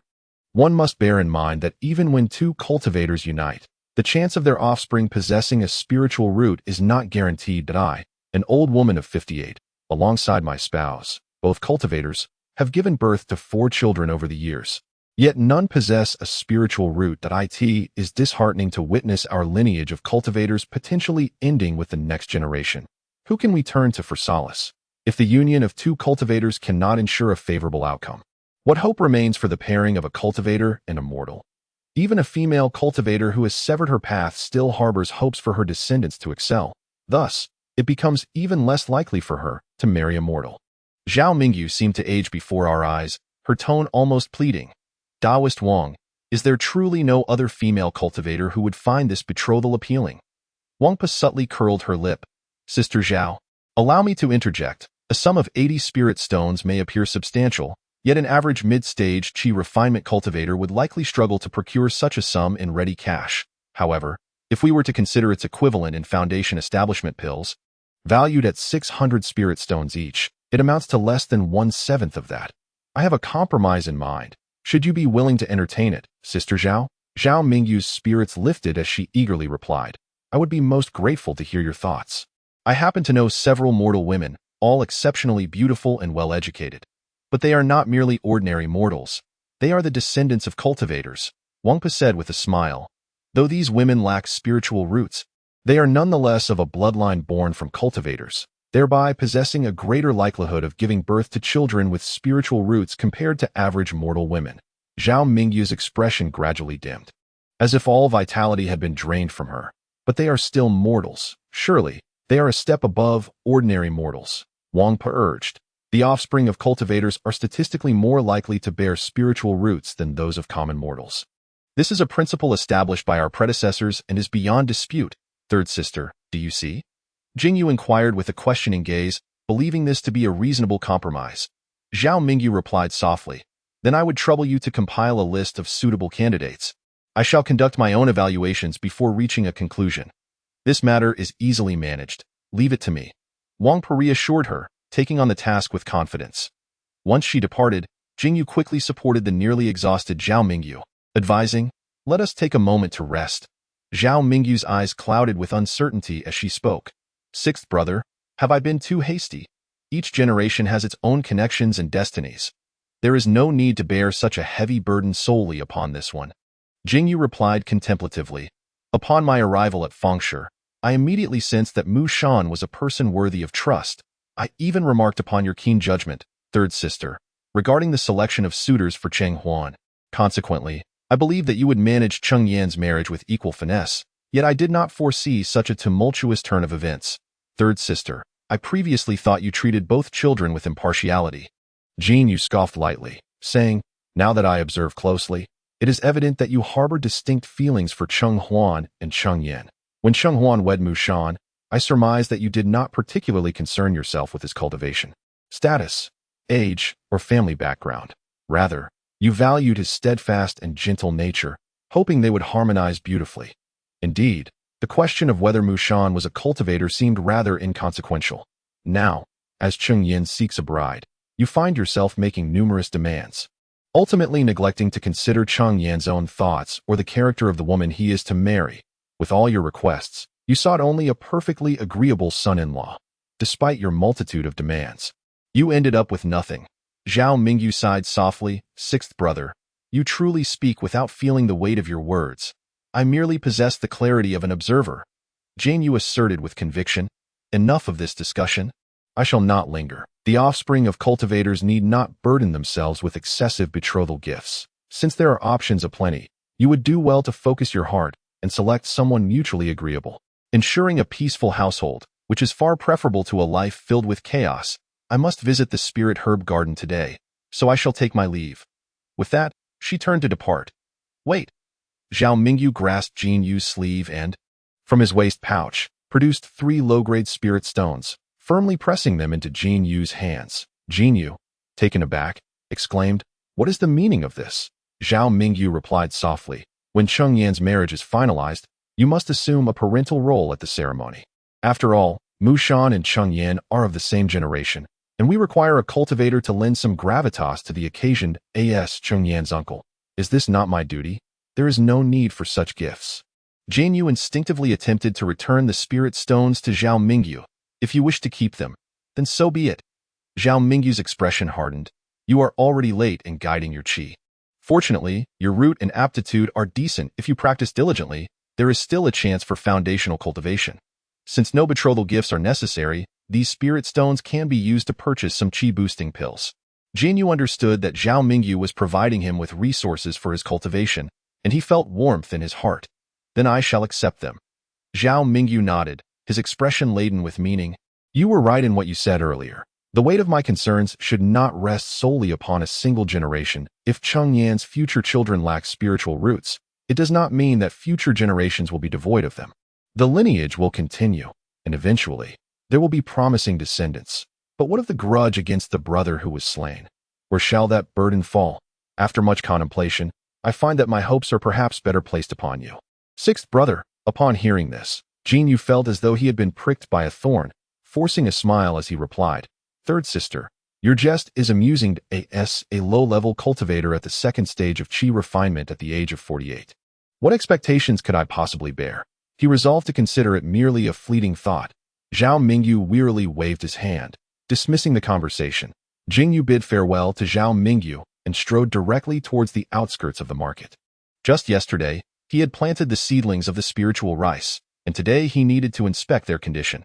Should any issues arise, he could promptly employ the Qingmiao technique to nurture the plants. Upon exiting the market, he found himself on a broad and well-maintained avenue, specifically paved by Wushan Market to connect to the spiritual plantations beyond. Alongside this thoroughfare, law enforcement cultivators frequently patrolled, ensuring the safety of the farmers and allowing these lower-tier cultivators to tend to their fields without fear of banditry. Jing Yu had traversed this route for over 3 years, and it had proven to be entirely safe, devoid of any peril. However, for reasons unknown, the avenue appeared unusually desolate today, with not a single patrolling law enforcement cultivator in sight. Perhaps they were all concentrated in the latter half of the route. Just as Jing Yu began to sense that something was amiss, his body instinctively moved forward, only to suddenly feel a disorienting whirl of sensation. As if the world was spinning, and he abruptly vanished from the avenue. Chapter 54. Opening the Sea of Consciousness, Spirit Leaving the Body Buzz. After a wave of distortion, Jing Yu perceived that the scenery around him had become obscured. What had once been clear and tangible was suddenly elongated into a chaotic mass of meaningless lines that a profound sense of distortion and nausea compelled him to instinctively shut his eyes. When he reopened them, the sensation of vertigo had dissipated, and he found himself in a peculiar chamber filled with a labyrinth of metallic gears. At the center of the room stood a copper humanoid puppet, its surface already encrusted with verdigris, a clear testament to the ravages of time. With the metallic walls of the room also marred and dilapidated, the first thing Jing Yu did upon opening his eyes was to instinctively test the ground beneath him. Upon realizing the entire floor was composed of metal, a wave of dread washed over him, for it indicated that his Earth escape technique would be ineffective in this place. A spatial rift? Or something else entirely? Furrowing his brow, Jing Yu surveyed his surroundings. Clearly, he was not fond of confronting such unforeseen circumstances, especially when he had resolved to cultivate in Wushan market for 50 years, regardless of whether it was a stroke of fortune or not. After all, for one who seeks longevity, it suffices to patiently await the passage of time. Those opportunities sealed in the annals of antiquity would eventually emerge, while ordinary cultivators must vie for them. He, however, did not need to, and he was not particularly concerned with the specifics of these opportunities. As long as he lived long enough, any fortune acquired by others could potentially benefit him in unexpected ways, such as how Xuanqingzi's refinement of the spiritual planting techniques fundamentally transformed the foundational logic of survival for lower-tier cultivators in the cultivation realm, subsequently triggering a new wave of discoveries in the Yunchuan domain, indirectly allowing him to channel energy into his body and enter the cultivation world. While Jing Yu pondered, the copper puppet at the center of the room suddenly sprang into action. Perhaps due to years of inactivity, the aged puppet emitted a series of grating sounds as it moved its joints. Accompanied by those noises, it raised its arm and thrust the pitted copper spear it held towards Jing Yu. With a resounding thud, Jing Yu delivered a powerful kick, shattering the puppet into a multitude of debris, gazing at the scattered parts with a mix of confusion and disbelief. The original strength of this puppet seemed to be merely at the first layer of qi cultivation. Even an ordinary innate master could easily vanquish it. Perhaps due to years of neglect, it was now incapable of even exhibiting such minimal power, thus posing no threat whatsoever to Jing Yu, who had already refined his Ku Du Bao Ti to the 7th layer of body forging. What, then, was the purpose of this nearly powerless puppet standing here? However, in the next moment, the metallic ground suddenly cracked open, revealing a recess from which a metallic platform gradually ascended. Upon this platform lay a jade slip, quietly awaiting that a dull metallic voice resonated through the room. Test passed. Please claim your reward. Jing Yu opened his mouth, momentarily frozen in place. Was that not the voice of the 9 lives Dao Monarch? Dao Monarch? Tentatively, Jing Yu called out, but received no response as he approached the platform, gazing at the jade slip atop it, and muttered helplessly, I am only at the 2nd layer of qi cultivation, my cultivation insufficient to establish a foundation, devoid of any divine consciousness. How can I utilize this jade slip? Barely had his words left his lips when the jade slip erupted into a myriad of jade-like luminescent particles, which instantly surged into Jing Yu's mind as a radiant thought. Yun Shan Shu.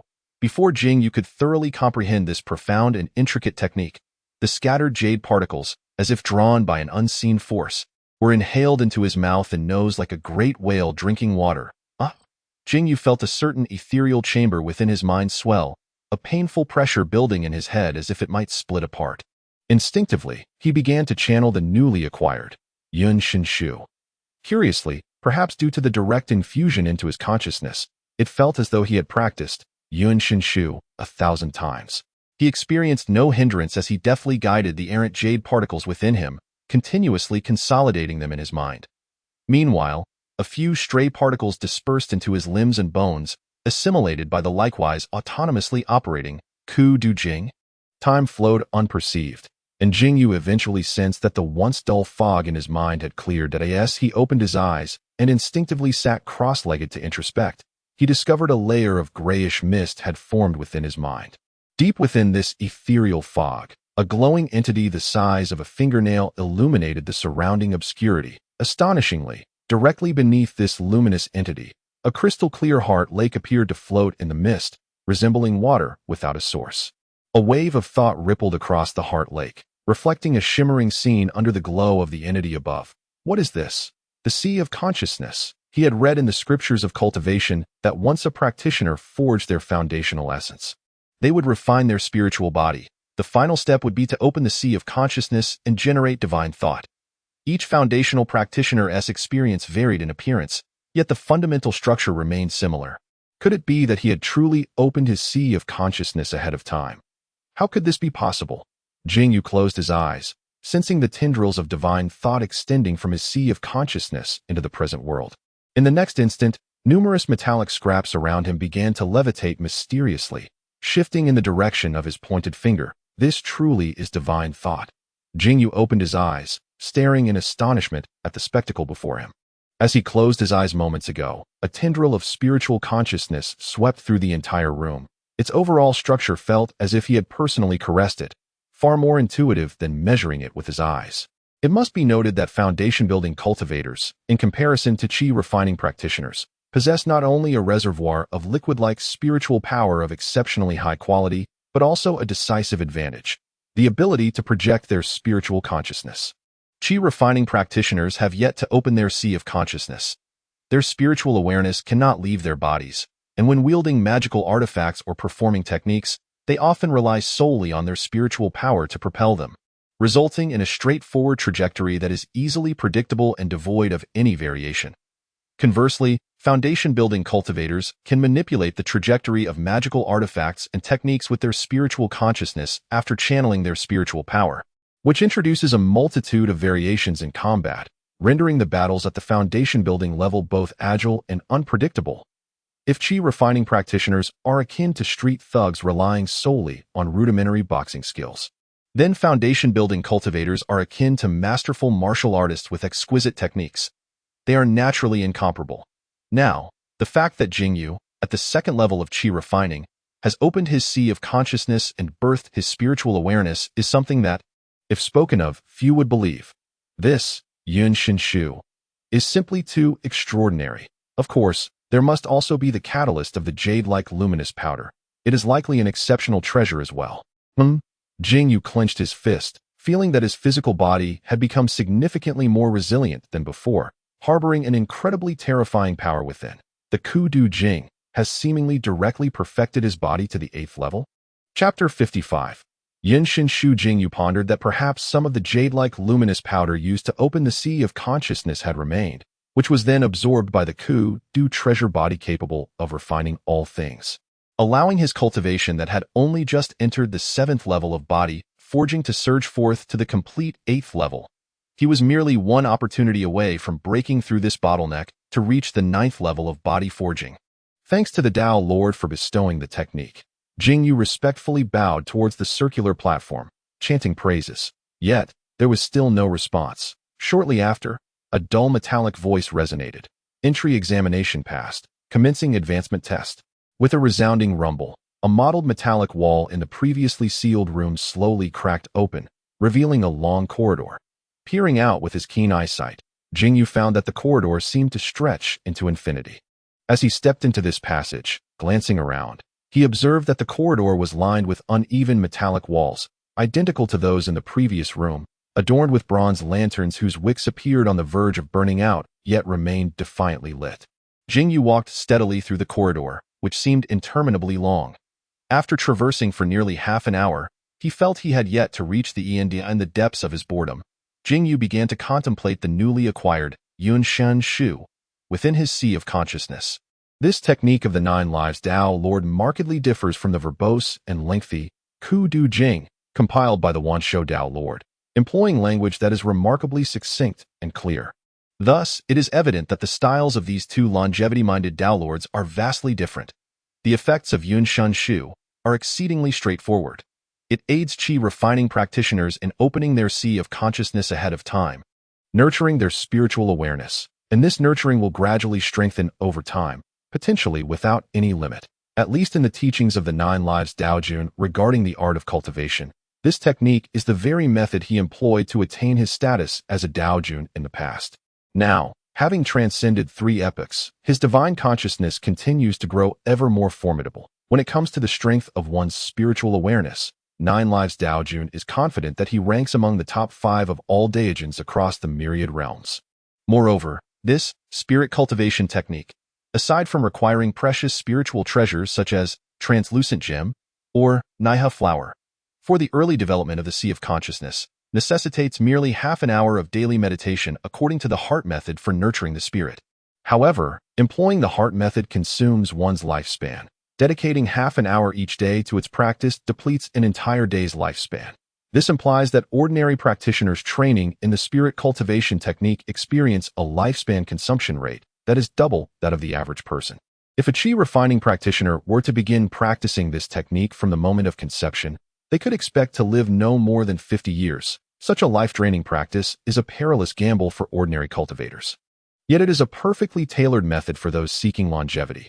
Consequently, practitioners of the spirit cultivation technique possess spiritual awareness that far surpasses that of their peers who have not delved into the secrets of spiritual consciousness, granting them significant advantages in exploration, manipulation of objects, controlling puppets, drawing talismans, alchemy, and array formation, among other pursuits. The Nine Lives Dao Jun even asserts in the conclusion of his teachings that mastering the spirit cultivation technique to a profound level could allow one to completely forsake their physical body, transforming the primordial spirit into a form of spiritual consciousness that can traverse the vastness of the realms and roam freely between heaven and earth. The of the Wand Shou Dao Jun posits that the physical body is the supreme vessel for traversing the sea of suffering, advocating for an indestructible golden body that withstands countless tribulations, even going so far as to transform the flesh into an invulnerable form that possesses a certain insidiousness akin to bone-embedded sores or cowhide plaster. In stark contrast, the Nine Lives Dao Jun views the physical body as a burden, believing that aside from those daozens who have already reached the pinnacle of the myriad realms, no one can possess an immortal and incorruptible form. If that were the case, why would the daozens specializing in body refinement require the protection of a daozuan during epochal calamities? It is far more prudent to completely transform into a form of spiritual consciousness and escape into the void, thereby alleviating concerns regarding the tribulations that arise in the mortal realm.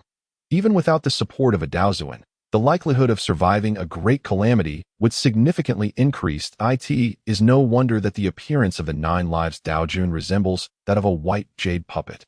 He has long since abandoned his physical body, and whichever puppet he inhabits becomes his corporeal manifestation. It is also understandable why he holds the Wand Shou Dao Jun's path to enlightenment in such disdain. It reflects a divergence akin to that between long-lived practitioners who choose to engage with the world versus those who prefer to avoid it. Ultimately, it is merely a conflict of ideologies.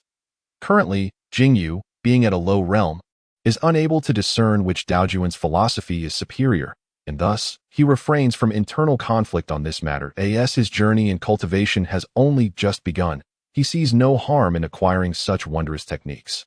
He will practice them first and ponder the choices of the future, which may well be a matter for millennia to come. After traversing for roughly another hour, he finally reached the end of the passageway, where the light of day shone brightly ahead, indicating an expansive vista outside. Upon stepping out, Jing Yu discovered an open-air plaza, at the center of which stood a towering puppet statue over 100 meters high. Remarkably, this puppet bore an uncanny resemblance to the one that Nine Lives Dao Jun had once inhabited in the Hall of Longevity. The puppet statue, in this instance, is seated cross-legged in the square, its right hand raised, the back of the hand resting upon the ground, while the palm cradles a diminutive celestial gate. Atop this celestial gate, 12 exquisite jade pearls are embedded, of which 7 have been illuminated, leaving the remaining 5 in a state of dullness. Scattered across the expansive square are dozens of cultivators, the sheer size of the space causing them to be somewhat dispersed. Most gather in small clusters of 3 or 5, while others remain solitary, clearly forming various small factions. At this moment, the appearance of Jing Yu draws the attention of all. Dozens of gazes converge upon this newly arrived practitioner. "Uncle, over here," a familiar voice calls out, and Jing Yu turns to see his niece's husband, Mu Shan, near the center of the square. "Old Mu, what brings you here?" Jing Yu harbors a vague suspicion, but seeks confirmation. Isn't it the case that those who arrive here have unwittingly stumbled upon the entrance to a secret realm? Mu Shan sighs. "Uncle, did you find yourself walking along the path when suddenly everything began to spin, and the scenery around you transformed, leading you into a confined chamber?" "Precisely. I was quite puzzled." Jing Yu replies that in recent years, hasn't there been talk in Wushan Market of a mystical void containing a Shumi cave that has drifted close to the market? Many cultivators have even acquired puppet inheritances at the Qi refinement level within this cave. "It seems this is indeed the place," Mu Shan explains. "Typically, the entrances to such Shumi caves are elusive, constantly shifting and intangible, allowing entry solely by chance. Without some token, even a golden core or nascent soul practitioner could not ascertain their whereabouts." Jing Yu suddenly comprehends. "So that's how it is? This morning, I visited my third sister and inadvertently stumbled into it on my way to the spiritual herb garden. Perhaps this secret realm has recently become stranded in the void." causing the original cave to overlap with the present world, thus revealing the entrance. I was originally in the closed chamber of the duty hall in the spiritual herb garden when I was drawn in. Who would have thought that within mere hours, the entrance had already relocated to the official road outside the garden? Mu Shan expresses his concern. If the entrance shifts towards the market, that would be fortunate. However, if it turns towards the wilderness outside the market, it could spell disaster. Chapter 56. The 12 Pearls, what do you mean by that? Jing Yu inquires, perplexed. This secret realm represents a significant opportunity. If the entrance were to move into the market, the foundational cultivators stationed there would surely notice something amiss. With the dense population within the market, a multitude of practitioners would be drawn in, and the opportunities within the secret realm would surely be diluted. Alas, uncle, you are new to this situation. Mu Shan gestures towards the celestial gate held aloft by the puppet statue's right hand. Do you see the 12 pearls upon that metallic gate? Each cultivator entering this realm must first undergo an entrance trial before they can exit the chamber and arrive at this square. The puppet statue here contains an advancement trial. Those of us who have entered previously have speculated that we shall face a puppet of slightly higher cultivation than our own at the chi refinement level. This advanced trial is divided into several stages. The first stage is exceptionally challenging, while the second stage is even more formidable. As for the third stage, 2 adept combatants, in a moment of folly, ventured a glance within, only to be grievously wounded by the puppet, narrowly escaping with their lives. As for the existence of a fourth stage, that remains a mystery to all. The 12 precious orbs adorning the metallic doors signify 12 cultivators who have successfully passed the advanced trial. Each cultivator who overcomes at least the first stage illuminates 1 orb. Once all 12 orbs gleam with light, the metallic door shall transport us forth. Otherwise, we shall be doomed to languish here indefinitely. Mu Shan felt a bitter pang in his heart. The entrance to this secret realm first appeared in the spirit plant garden, and most of the cultivators who stumbled in are likely those who lack formidable skills, their combat prowess far inferior to their peers. Currently, there are precisely 36 cultivators in the square, yet only 7 have managed to surmount the first stage. If the entrance to this secret realm were to shift into the wilderness or even into the desolate lands bereft of spiritual energy, it would be uncertain whether we could gather the remaining 5 cultivators to illuminate the orbs. At that point, we would likely find ourselves trapped within this secret realm. However, Mu Shan quickly expressed his relief, saying, fortunately, with you entering the secret realm, you should be able to reliably illuminate 1 orb. What do you mean by that? Jing Yu's expression shifted. The strength of the puppets in the advanced trial is determined solely by the chi refinement realm of the cultivators. You, my esteemed uncle, are currently at the 2nd level of chi refinement, and the puppet of the first stage possesses a maximum strength equivalent to that of a 3rd level chi refinement cultivator. Moreover, given the puppet's rigid techniques, it is comparable to a 2nd level cultivator proficient in combat. With your concurrent training in body refinement, having achieved the 4th level of earth rock body to perfection, dealing with a 3rd level puppet would indeed be a trivial matter. Since the strength of the puppets is solely based on the chi refinement realm, could it not be that ordinary body refiners could directly breach the trial? That would not be the case. There are 2 ordinary body refiners in the square, yet they could not even open the door to the advanced trial. The trials here are explicitly designed for cultivators. Mu Shan shook his head with a wry smile, saying, there are no such glaring loopholes for us to exploit. Now that Zhao has arrived, it is as if we have illuminated 8 orbs. We need only await the arrival of 4 more adept cultivators, and we shall be able to depart. A feeble voice resonated from behind Mu Shan. Jing Yu turned to see that the speaker was an old acquaintance, Hu Yiming, who had entered the Wushan trading market at the same time as him. They had just crossed paths at Mu Shan's family banquet the previous night, and now they unexpectedly reunited in this secret realm, which seemed quite serendipitous. Jing Yu noted that Hu Yiming's condition was far from favorable. His complexion was exceedingly pale, and his shoulder was wrapped in several pieces of spiritual cloth for staunching blood, with a faint trace of red seeping through each. Dao Yu, are you injured? Alas, do not mention it. I, who overestimated my abilities and sought to challenge this advanced trial, nearly losing my life within. Hu Yiming hung his head low, resembling a frostbitten eggplant.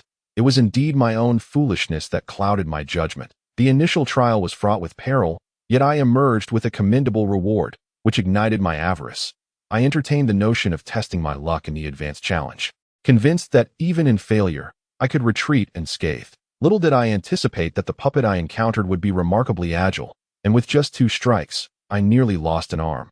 Fortunately, I managed to crush the life-preserving talisman bestowed upon me by the secret realm, allowing me to escape. Zhao Gu, every cultivator is allocated a jade talisman during the trials. If one is aware of impending defeat, it is imperative to shatter the talisman promptly to preserve one's life. Hu Yiming continued. 3 fellow cultivators perished due to their failure to act in time, and I fear they have met their demise within. Lao Mu, have you not faced the first trial? Jing Yu suddenly realized something and turned to Mu Shan. Mu Shan rubbed his nose and chuckled bitterly. Uncle, I only broke through to the 7th layer of Qi refinement yesterday. My foundation is not yet stable. So why would I willingly subject myself to humiliation? I have not even attempted the trial. Among the 3 deceased cultivators mentioned by Hu, one was the esteemed elder steward of the Lingji Gardens Area B, a practitioner of the 8th layer of Qi refinement. Yet, tragically, he also fell within, likely succumbing to carelessness. As for me, I have a family to consider. I seek only to tread cautiously. Jing Yu nodded in agreement. Lao Mu, you have a point. Although your prudent nature may cost you opportunities, it may well lead you far in the realm of cultivation. This must be Zhao Mingjing, the esteemed friend. At that moment, a white-haired elder, armed with a silver spear, approached them. It was none other than the venerable Zhao Leizijian. Jing Yu recognized him as Zhao Yunlong, a practitioner of the 8th layer of Qi refinement and the captain of the Lingji Gardens enforcement team. He was responsible for the garden itself and patrolled the official road connecting it to the Wushan market. With his impressive cultivation at the 8th layer, he was said to have also mastered body refinement techniques, reaching near the peak of mid-Qi refinement strength. Rumor had it that few could contend with him in the entire Wushan market. Regrettably, he was now 83 years old, and his path to foundational establishment was nearly at an end. At such an advanced age, he remained active in the perilous enforcement team, striving to secure a future for his descendants. Mu Shan held this elder in high regard and remarked to Jing Yu, Zhao Leizijian is one of the 2 who passed the 2nd trial. We are of the same lineage. There is no need for excessive formalities. Zhao Daoyu, do you feel confident? Zhao Yunlong smiled. Esteemed elder, might I inquire about your experiences in the 3 trials? It would be beneficial for the younger generation to consider your insights. Jing Yu pondered. I was just about to discuss this with my fellow cultivators. Zhao Yunlong nodded. The first trial involved a puppet wielding a sword and shield, with a spiritual pressure estimated at around the 9th layer of Qi refinement. However, the puppet was rather clumsy. Although I am merely at the 8th layer, I have made some achievements in body refinement, thus I secured victory with relative ease. The 2nd trial featured a bow-wielding puppet, its spiritual pressure seemingly surpassing that of a practitioner at the 9th layer, but not reaching the foundational level. It appears that this is a puppet of the 10th layer of Qi training, thought Jing Yusin. Over the past 3 years in Wushan Fengshi, he had perused numerous texts regarding the cultivation of realms, yet it seemed that no one had ever mentioned the matter of the 10th layer of Qi training, suggesting that this was a significant secret, at least among lower-tier cultivators.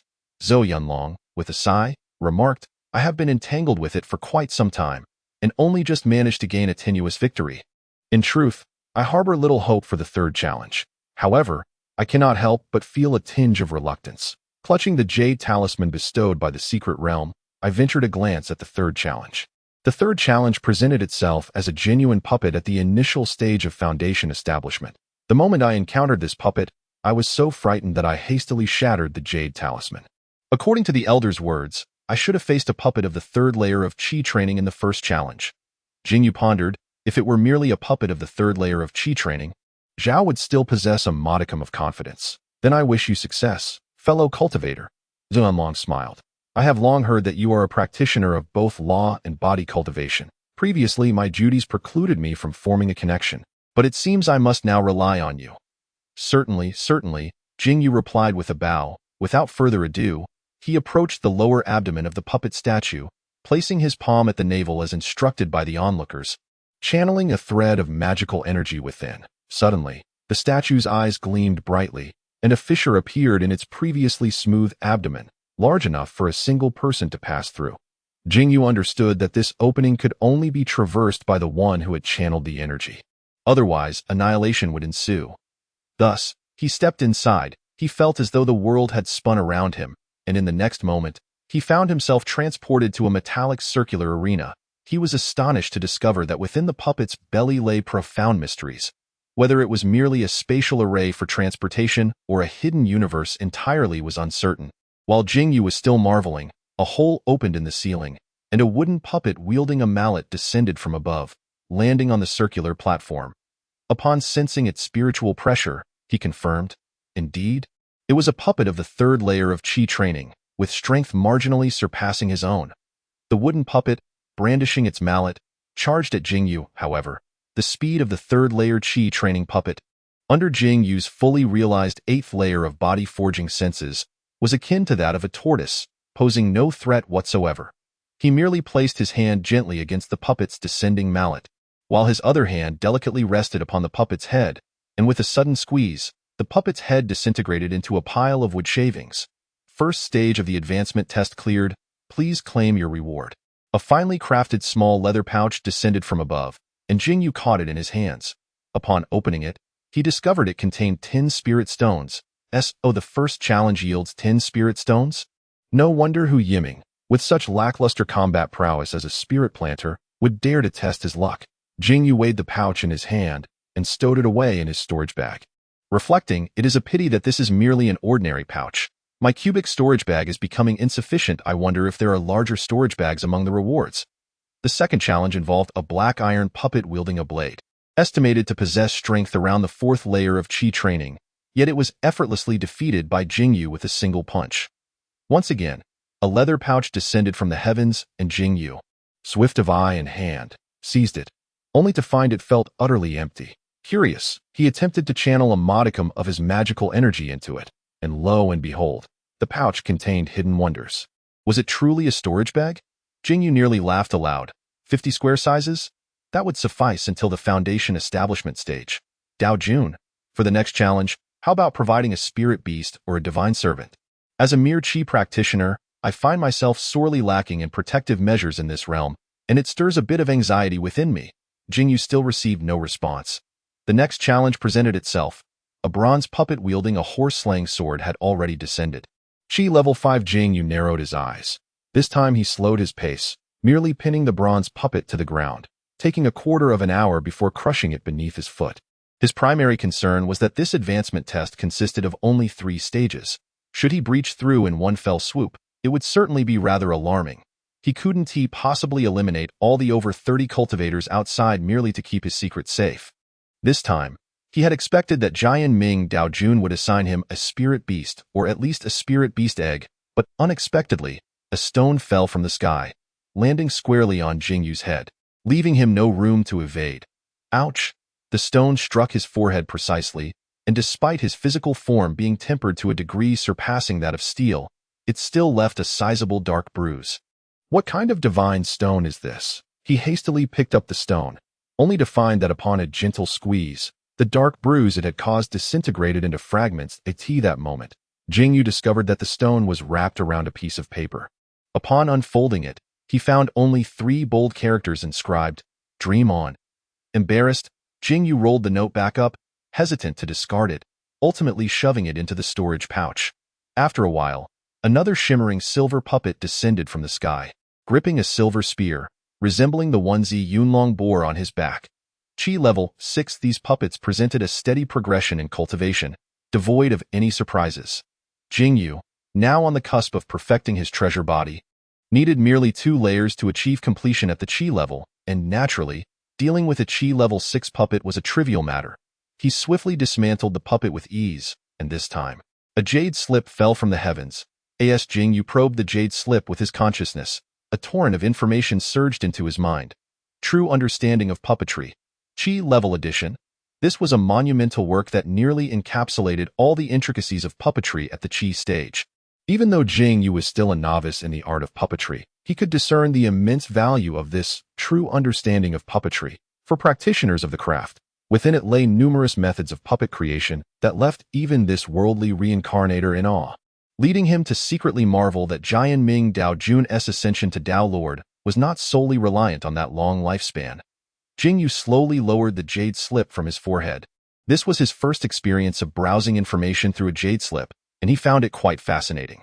Yet, as he finished perusing the jade slip, he suddenly realized that the gap between foundation establishment practitioners and those at the chi stage was perhaps even greater than he had imagined. With the possession of divine consciousness, a foundational cultivator can effortlessly digest millions of words contained within a jade slip in an instant, committing them to memory, while a chi training cultivator can only painstakingly consume knowledge from physical books.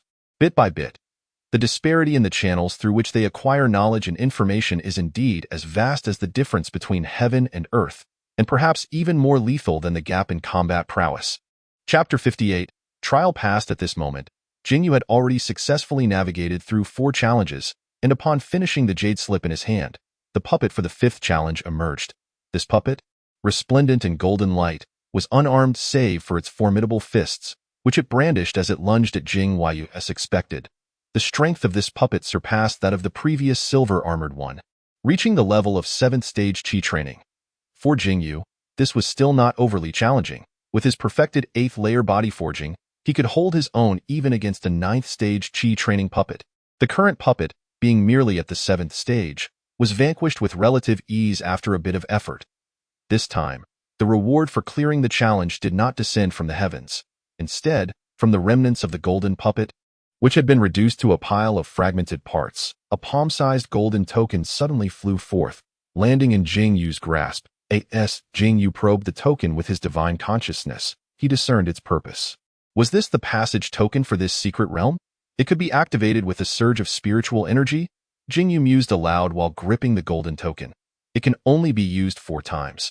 After 4 uses, the token will automatically disintegrate, with each entry and exit counting as 1 USE.AT. That moment, the somber metallic voice resounded once more. The advancement trial has concluded. Shall the core trial be initiated? What is the core trial? Jing Yu inquired.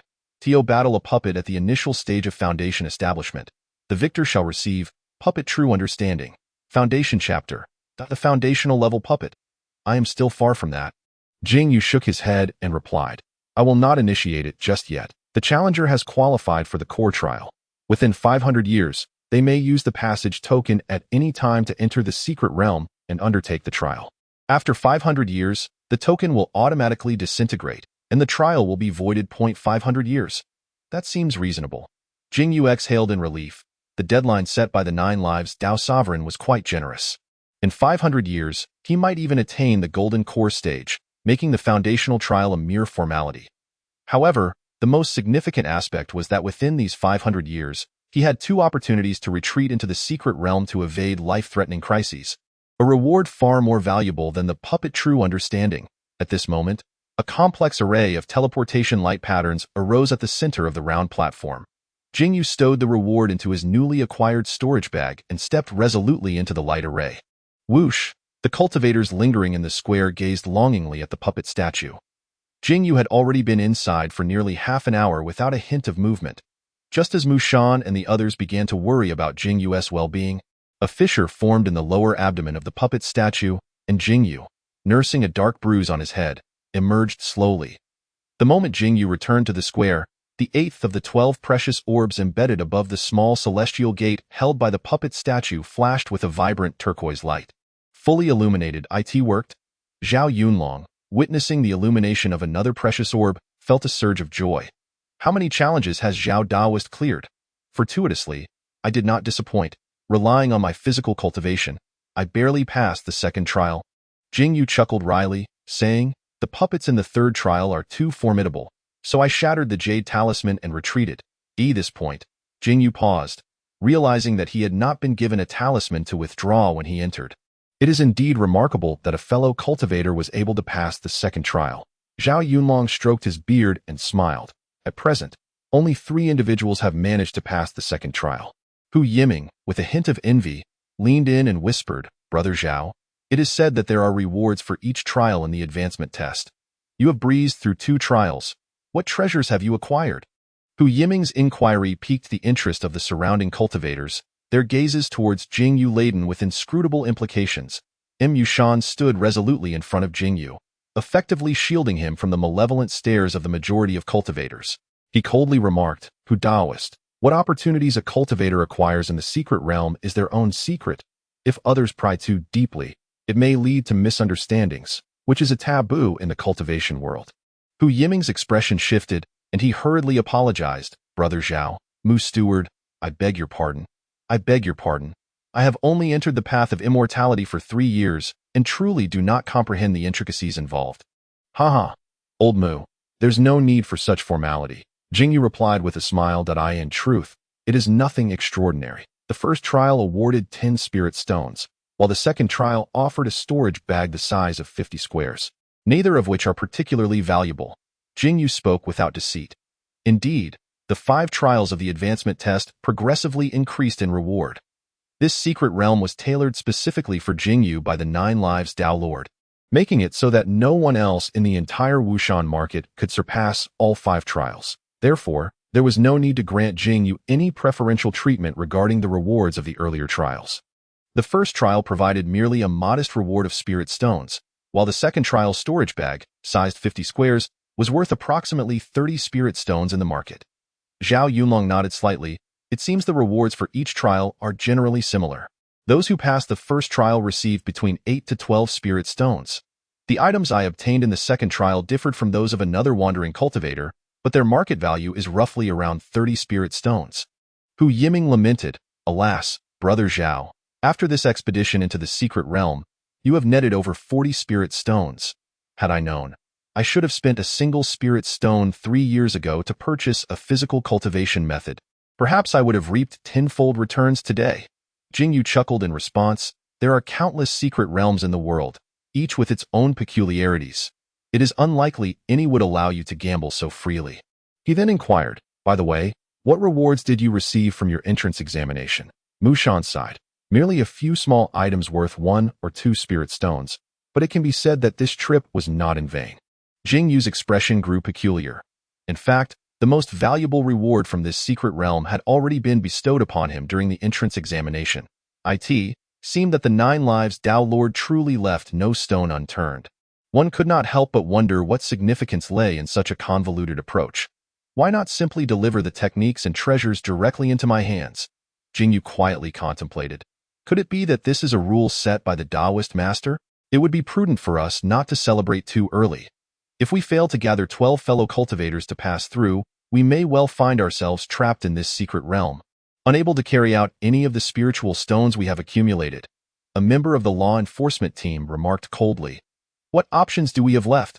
We can only wait. Mushan shook his head and chose a vacant spot to sit down, beginning to cultivate and consolidate his cultivation. Seizing this opportunity, Jing Yu exchanged pleasantries with Zhao Yunlong and other members of the law enforcement team, seeking to forge connections and establish familiarity. Initially, the cultivators of the law enforcement team regarded Jing Yu as merely an ordinary spiritual herb cultivator, often ignoring him during their patrols. However, they soon discovered that he was, in fact, a dual cultivator of both and body. He appeared to possess fortune, and despite his older age, he might still have the hope of establishing a foundation. Consequently, they were pleased to offer him a smile, as who could say when they might need his assistance in the future. As the cultivators engaged in their training and idle chatter, 2 more figures appeared at the entrance of the square. The atmosphere among the cultivators shifted as they turned their gazes toward the newcomers. Zhao Yunlong was the first to identify the duo, his expression darkening as he gritted his teeth and said, This is bad. It's the twin fiends of Yunfeng, Chapter 59. The twin fiends of Yunfeng indeed. It is the twin fiends of Yunfeng. Mu Shan's expression also changed, and he murmured, These 2 brothers are notorious bandits in the vicinity of Wushan Market, specializing in robbing cultivators of their possessions near the surrounding Beast Mountains. The elder brother, Lin Yun, is at the 8th layer of Qi training, while the younger brother, Lin Feng, is at the 6th layer, both being fire element cultivators with extensive combat experience. Numerous cultivators, and even ordinary body refining practitioners in the market have fallen prey to these 2, with over 30 cultivators present from the market. Are we truly afraid of just the 2 of them? We can confront them together. Surely we need not adhere to any martial principles? Hu Yiming inquired, puzzled. Why do Zhao Laozu and the law enforcement cultivators all look so grim? Mu Shan lowered his voice. Firstly, fighting is prohibited among cultivators in this square. There have been prior unfortunate attempts that resulted in severe losses. Secondly, although these 2 bandits have a notorious reputation, they possess formidable combat experience, ranking among the best in their tier, and they could easily extinguish 2 precious pearls that if we wish to leave, we may have to rely on them. Thirdly, these two have always operated within the Wushan mountain range. And since they have been drawn in, it can only mean that the entrance to the secret realm has not shifted toward the market, but has instead relocated towards the Wushan Mountains. The Wushan Mountains are vast and sparsely populated. Aside from a few cultivators who hunt beasts year-round and bandits who prey on isolated practitioners, there are hardly any people around. The entrance to that secret realm is formless and colorless. And given its limited area, it remains uncertain whether we can attract more cultivators who meet the combat qualifications in the future. When the twin fiends of Yunfeng saw the multitude of cultivators gathered in the square, they were taken aback and turned to retreat. However, Zhao Yunlong called out, "Stay right there. Old Ghost Zhao, what could you possibly have to say?" The elder brother Lin Yun, holding a copper-colored circular talisman, inquired from a distance, recognizing Zhao Yunlong's formidable reputation among the bandits in the vicinity of Wushan Market. Zhao Yunlong's demeanor was icy as he spoke. "Do you see the 12 jade orbs upon that metallic door? Only when all 12 jade orbs are illuminated can the cultivators of this realm be transported out of the secret domain. Otherwise, they are doomed to perish in this place. Old Zhao, how can we be certain you are not deceiving us?" "Brother," Lin Feng interjected sharply. "Elder brother, the enemy's hero-bound. Perhaps we should first retreat from the spotlight." "Retreat to where?" "That passage is a one-way route. Having emerged, we cannot return," Lin Yun remarked, casting a sidelong glance at the entrance and cursing under his breath. "Let us hear what this old ghost has to say. Old Zhao, what is the nature of this secret domain?" Zhao Yunlong snorted. "Did you not pass the entrance trial to arrive here? The advancement trial lies within the belly of that statue. Only one person may enter at a time. The trial consists of several stages, each involving combat against puppets of differing realms. For each stage cleared, a cultivator can illuminate one jade orb.as a robbery cultivator." Lin Yun and Lin Feng had explored many secret domains, and with a glint of realization in his eyes, Lin Yun concluded that Zhao Yunlong's words were largely accurate. Among the dozens of cultivators present, is it not absurd that even 12 could pass the first stage? In the advancement trial, the puppet strength corresponds solely to the cultivator's chi refining realm, with the first stage's puppet being a full tier above the cultivators. Most of the practitioners here were unskilled in combat, being primarily herbalists. What was so surprising about their inability to proceed? Mu Shan, unable to contain himself, retorted sharply, "Yet both of you are notorious figures within the robbery cultivators circle. Combat is your craft, so do not embarrass yourselves by failing even the first trial." "Such a sharp-tongued fellow," Lin Yun replied, casting a dismissive glance at Mu Shan. "I merely have not encountered you. You are just another timid turtle who has hidden away in Wushan Market for decades." Mu Shan scolded back. "I am a duly recorded steward of the headquarters of the Xianyao Alliance. Even rats scurrying in the sewers can attempt to claim fame." Lin Feng erupted in a torrent of curses. "You shameless turtle. If you dare to leave the market, I will slice off your head and leave your wife to mourn your absence." "Enough?" Zhao Yunlong's hair bristled with fury. "Are you two here to quarrel? Should you wish to take the trial, feel free. We shall not impede you, but if you suspect there is some conspiracy afoot, you may simply return whence you came."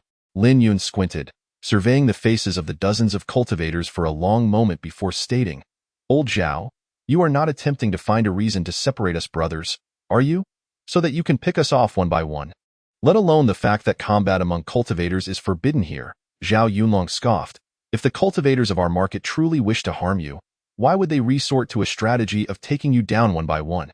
If dozens of cultivators attacked in unison, how many spells could you, the cloud and wind duo, withstand?" Lin Yun chuckled softly, turning to Lin Feng. "You stay here. Do not move, I shall return shortly. Elder brother, perhaps I should scout the way first?" Lin Feng's expression shifted. "No need," Lin Yun replied confidently, clutching the copper-colored circular artifact tightly, and, adhering to Zhao Yunlong's instructions, infused it with his spiritual power as he entered the statue's interior. After approximately half an hour had elapsed, Lin Yun emerged with an air of tranquility. Concurrently, the 9th jade orb suddenly illuminated. Mu Shan squinted, his expression tinged with apprehension. Indeed, Lin Yun possesses remarkable skills. He emerged from the first trial without a single visible injury. Is it a fade, or has he truly sustained no harm? After all, he is an adept at overcoming tribulations, possessing ample experience in combat. Subduing a rigid puppet of merely one tier above him is not a formidable challenge. Jing Yu murmured, Zhao Yunlong's gaze flickered. Lin Daoyu possesses commendable techniques. I wonder how many trials he has surpassed. Lin Yun responded nonchalantly, only one trial. How many trials does this advancement test entail? Unknown, came the reply. At most, some have encountered the puppet of the third trial. Whether there are further trials beyond that remains uncharted, as no one has managed to breach them. Lin Feng approached. Elder brother?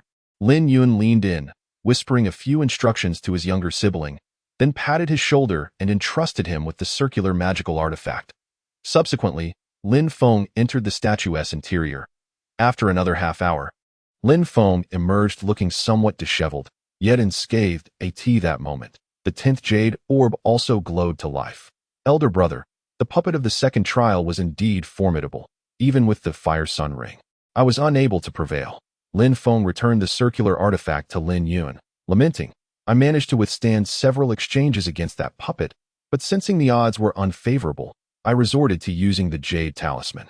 In any case, securing the reward from the first trial is commendable. Lin Yun cast a glance at the gathered cultivators in the marketplace, then silently led Lin Feng to a secluded corner at the edge of the square, where he began to meditate. With 12 jade orbs now illuminated, 10 had been activated. Only 2 more were required for them to be transported out of the secret realm. However, to the astonishment of all the cultivators, an entire 6 hours passed without a single individual entering the secret realm. What shall we do now? Mu Shan, fraught with anxiety, had lost all focus for cultivation and paced restlessly. If the entrance to the secret realm has completely shifted deeper into the Wushan mountain range, or worse, has severed its connection to the mortal world and vanished into the void, shall we be trapped here forever? There is no need for such haste. Mu Daoyu, Zhao Yunlong reassured him, maintaining a calm demeanor. This secret realm has manifested multiple times in the vicinity of Wushan Market over the years. Many cultivators have acquired puppet inheritances within. Perhaps the next emergence will not take more than 10 days or a month. Uncle, have you brought sufficient spirit rice? I have some fasting pills here. Cultivators can sustain themselves solely by absorbing spiritual energy for 2 to 3 months. Coupled with spirit rice, spiritual fruits, and fasting pills, we could manage to endure here for several years, Mu Shan whispered to Jing Yu, then grew agitated. But if we were to be missing for years, who knows what has transpired with Cheng Huan? Alas, this secret realm, is it a blessing or a curse? It is truly hard to discern. If no cultivators come forth, we can only await developments. Jing Yu nodded in agreement. In truth, he could easily escape the secret realm at this moment using the passage token rewarded from the 5th level. However, doing so would directly consume one of the limited token usages. The tokens inherently allow for only 4 entries and exits, clearly designed for 2 complete round trips. Should he expend one now, the subsequent journey would effectively become a one-way trip, thereby squandering an opportunity to evade a life-and-death crisis, a rather regrettable loss. The cultivators had waited for almost 4 hours, yet not a single practitioner had entered the secret realm, leading many to grow increasingly impatient. Zhao Laogue, my brother and I were brought here from the eastern outskirts of the Wushan mountain range, specifically from the Xiaowuling area, which is quite distant from the Wushan market. I fear that no cultivators will be entering anytime soon. Lin Yun grew restless and proactively approached Zhao Yunlong and other late-stage qi cultivators for a discussion. Lingering here is hardly productive. Unlike you market cultivators who receive stipends, we bandits rely on our wits to survive. We cannot afford to squander our time in idleness. We must devise a plan. Squandering time indeed. Jing Yu, listening nearby, was taken aback. While it was true that the profession of banditry involved a hand-to-mouth existence, Lin Feng's brazen and shameless proclamation left Jing Yu astonished by his audacity. Zhao Yunlong cast a glance at the 2 brothers and replied nonchalantly, What insights do you possess? The advancement test is neither as simple as it may seem, as it fundamentally assesses a cultivator's qi cultivation level. The first level is set higher than the individual's own.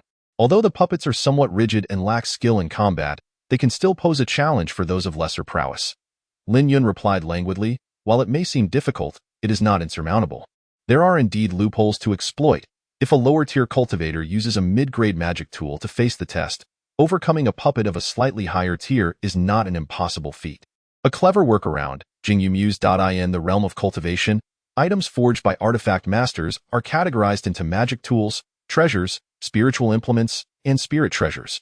Among these, magic tools are further divided into low-grade, mid-grade, and high-grade tiers. Typically, cultivators at the initial to mid stages of Qi cultivation, levels 1 to 6, utilize low-grade magic tools, while mid-grade tools are predominantly used by late-stage Qi cultivators and some foundational cultivators of modest means. Once cultivators reach the mid to late stages of foundation establishment, high-grade magic tools become the norm. As for those who have formed their golden core, they generally employ treasures of the first tier. Treasures, in terms of material quality and spiritual potency, far surpass the capabilities of magic tools. However, most golden core cultivators will nurture a high-quality artifact embryo to develop their own innate treasure, an item whose full power can only be harnessed by its designated cultivator, thus placing it beyond the realm of ordinary discussion. Qi cultivators, not having established a sea of consciousness or birthed divine thoughts, cannot leave their mental imprint within the magic tools as foundation cultivators do. Therefore, there is little distinction of ownership among magic tools among Qi cultivators. Anyone can utilize a magic tool simply by channeling their spiritual essence into it. This explains why Lin Yun was able to lend his Fire Sun Ring to his brother Lin Feng for the challenge. Your suggestion is indeed clever, though not entirely novel. Others have surely contemplated similar strategies before. Zhao Yunlong pondered. It appears that the companion who previously borrowed the magical artifact has become overly confident, and unbeknownst to them, they have instead met with misfortune. Consequently, the beloved artifact belonging to the lending companion ended up lost within the trials of a secret realm, which contains more than one such domain. The subsequent companions have yet to encounter the lost artifact, and it seems increasingly unlikely that it will be recovered. Thus, no one is inclined to lend their possessions anymore. This matter is quite straightforward. We merely need to establish a pact against inner demons, and once the first trial is passed, we can cease further actions.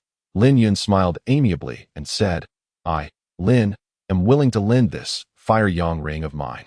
Are there any early-stage Qi refinement practitioners of the fire or wood element who would be willing to undertake this journey? Lin Yun, why this sudden display of kindness? Surely, you must have some ulterior motive. Mu Shan questioned. How can one so easily judge a gentleman's intentions with a villain's perspective? Lin Yun replied nonchalantly. However, since it is a loan, there must naturally be conditions. Should any companion wielding the Fire Yang Ring successfully pass the first trial, I require 50% of the spirit stones obtained. Oh, I thought he was genuinely benevolent. Turns out he merely seeks to profit from spirit stones. Mu Shan scoffed. This particular Fire Yang Ring is considered excellent even among mid-tier magical artifacts. If placed on the market, it would fetch no less than 100 spirit stones, Jing Yu remarked, to undertake the risk of loss for merely 5 spirit stones. Truly, he is a rogue who gambles with his life. Such audacity is remarkable. One cannot speak so lightly, Mu Shan explained. Early-stage Qi refinement practitioners possess limited magical power, and mid-tier artifacts should not be used for extended periods in a battle of attrition against another practitioner. They may not necessarily surpass a suitable low-tier artifact. Yet, the puppets within the secret realm are devoid of any operator and act solely on their programmed combat instincts, lacking wisdom.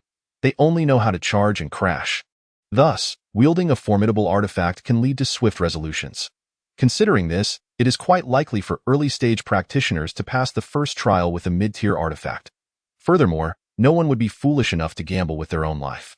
Having witnessed the unfortunate fate of the previous companion who succumbed to the trials in a fit of overconfidence, others have come to understand the wisdom of knowing when to withdraw.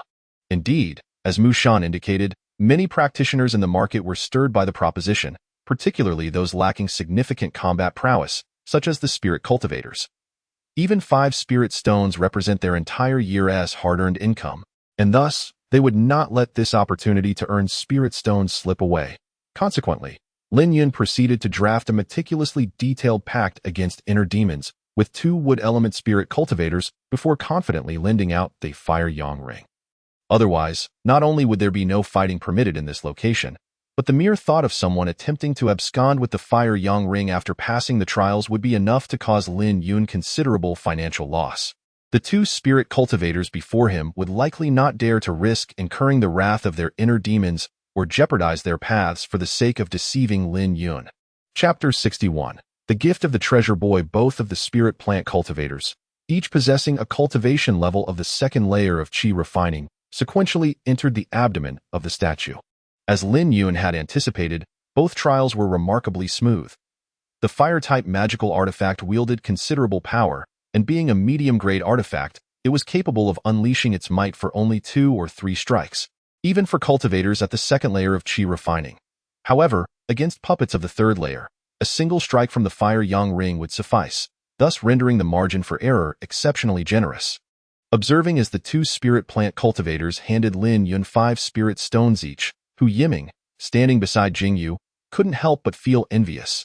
If only I hadn't acted rashly before and sustained injuries that haven't healed. I could have earned 5 spirit stones as well. At that moment, the statue's hand, which held the heavenly gate, trembled slightly, and the 12 embedded treasure orbs shone brilliantly all at once, causing the surrounding space to ripple. Uncle, be cautious. This fluctuation seems to indicate random teleportation. Mushan managed to place a hand on Jing Yu's shoulder. Just in time, a wave of distortion swept through. Jing Yu felt the figures and scenery around him stretch once more. Even Mu Shan's hand resting on his shoulder began to take on an ethereal quality. After a bout of dizziness, Jing Yu found himself in the midst of a primordial forest. This is the Wushan mountain range, he mused, surveying his surroundings. That I wonder how deep I've ventured. This mountain range is endless, and there could be foundation establishing demon beasts within. Just as he hesitated, a sudden distortion enveloped him, and a chaotic tangle of threads abruptly appeared in the air. These threads twisted together in an erratic manner, ultimately solidifying into a human figure. Hiss! Jing Yu inhaled sharply, as he experienced, for the first time, the bizarre sight of a cultivator being teleported through space, finding it utterly strange and uncanny. The cultivator who had been transported here opened his eyes and almost instantly shook off the dizziness. Upon seeing Jing Yu, his expression turned stern, but upon sensing the spiritual pressure of a second-layer Qi refining cultivator, he visibly relaxed and displayed a look of disdain. Lin Feng? Jing Yu exclaimed in surprise. What a coincidence indeed.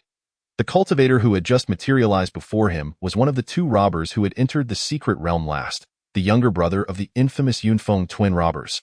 Do you recognize me? You're a spirit plant cultivator from the Wushan marketplace, aren't you? Lin Feng casually brushed aside his slightly disheveled hair and said nonchalantly, Since you know me, will you hand over your storage bag voluntarily? Or shall I be obliged to take matters into my own hands? Fellow Lin, if I were to surrender my storage bag, would you grant me my life in return? Jing Yu inquired with a curious expression. Humph. Although I, Lin Feng, am a robber, I have always acted with integrity, unlike those treacherous and deceitful sorts. Lin Feng declared proudly. To be frank, whether you surrender the storage bag or not, you are destined for death today. What a ruthless robber indeed, Jing Yu sighed. Your perspective is rather short-sighted. As a spirit plant cultivator of my modest cultivation level, I possess only a meager amount. If you were to completely strip me of my spirit stones today, at least spare my life. Wouldn't we simply have another chance to meet again and do this all over? Surely, robbers must refrain from exhausting their resources entirely. Lin Feng laughed heartily. What a joke. You are merely at the second level of Qi refinement now, and you certainly won't remain there for eternity. What if, in the future, fortune smiles upon you and you rise? Moreover, the cultivation world is currently experiencing a grand expansion. Ever since the advent of the spirit root detection artifacts, low-tier cultivators have been popping up like chives, one after another. Do I need to fear depleting resources?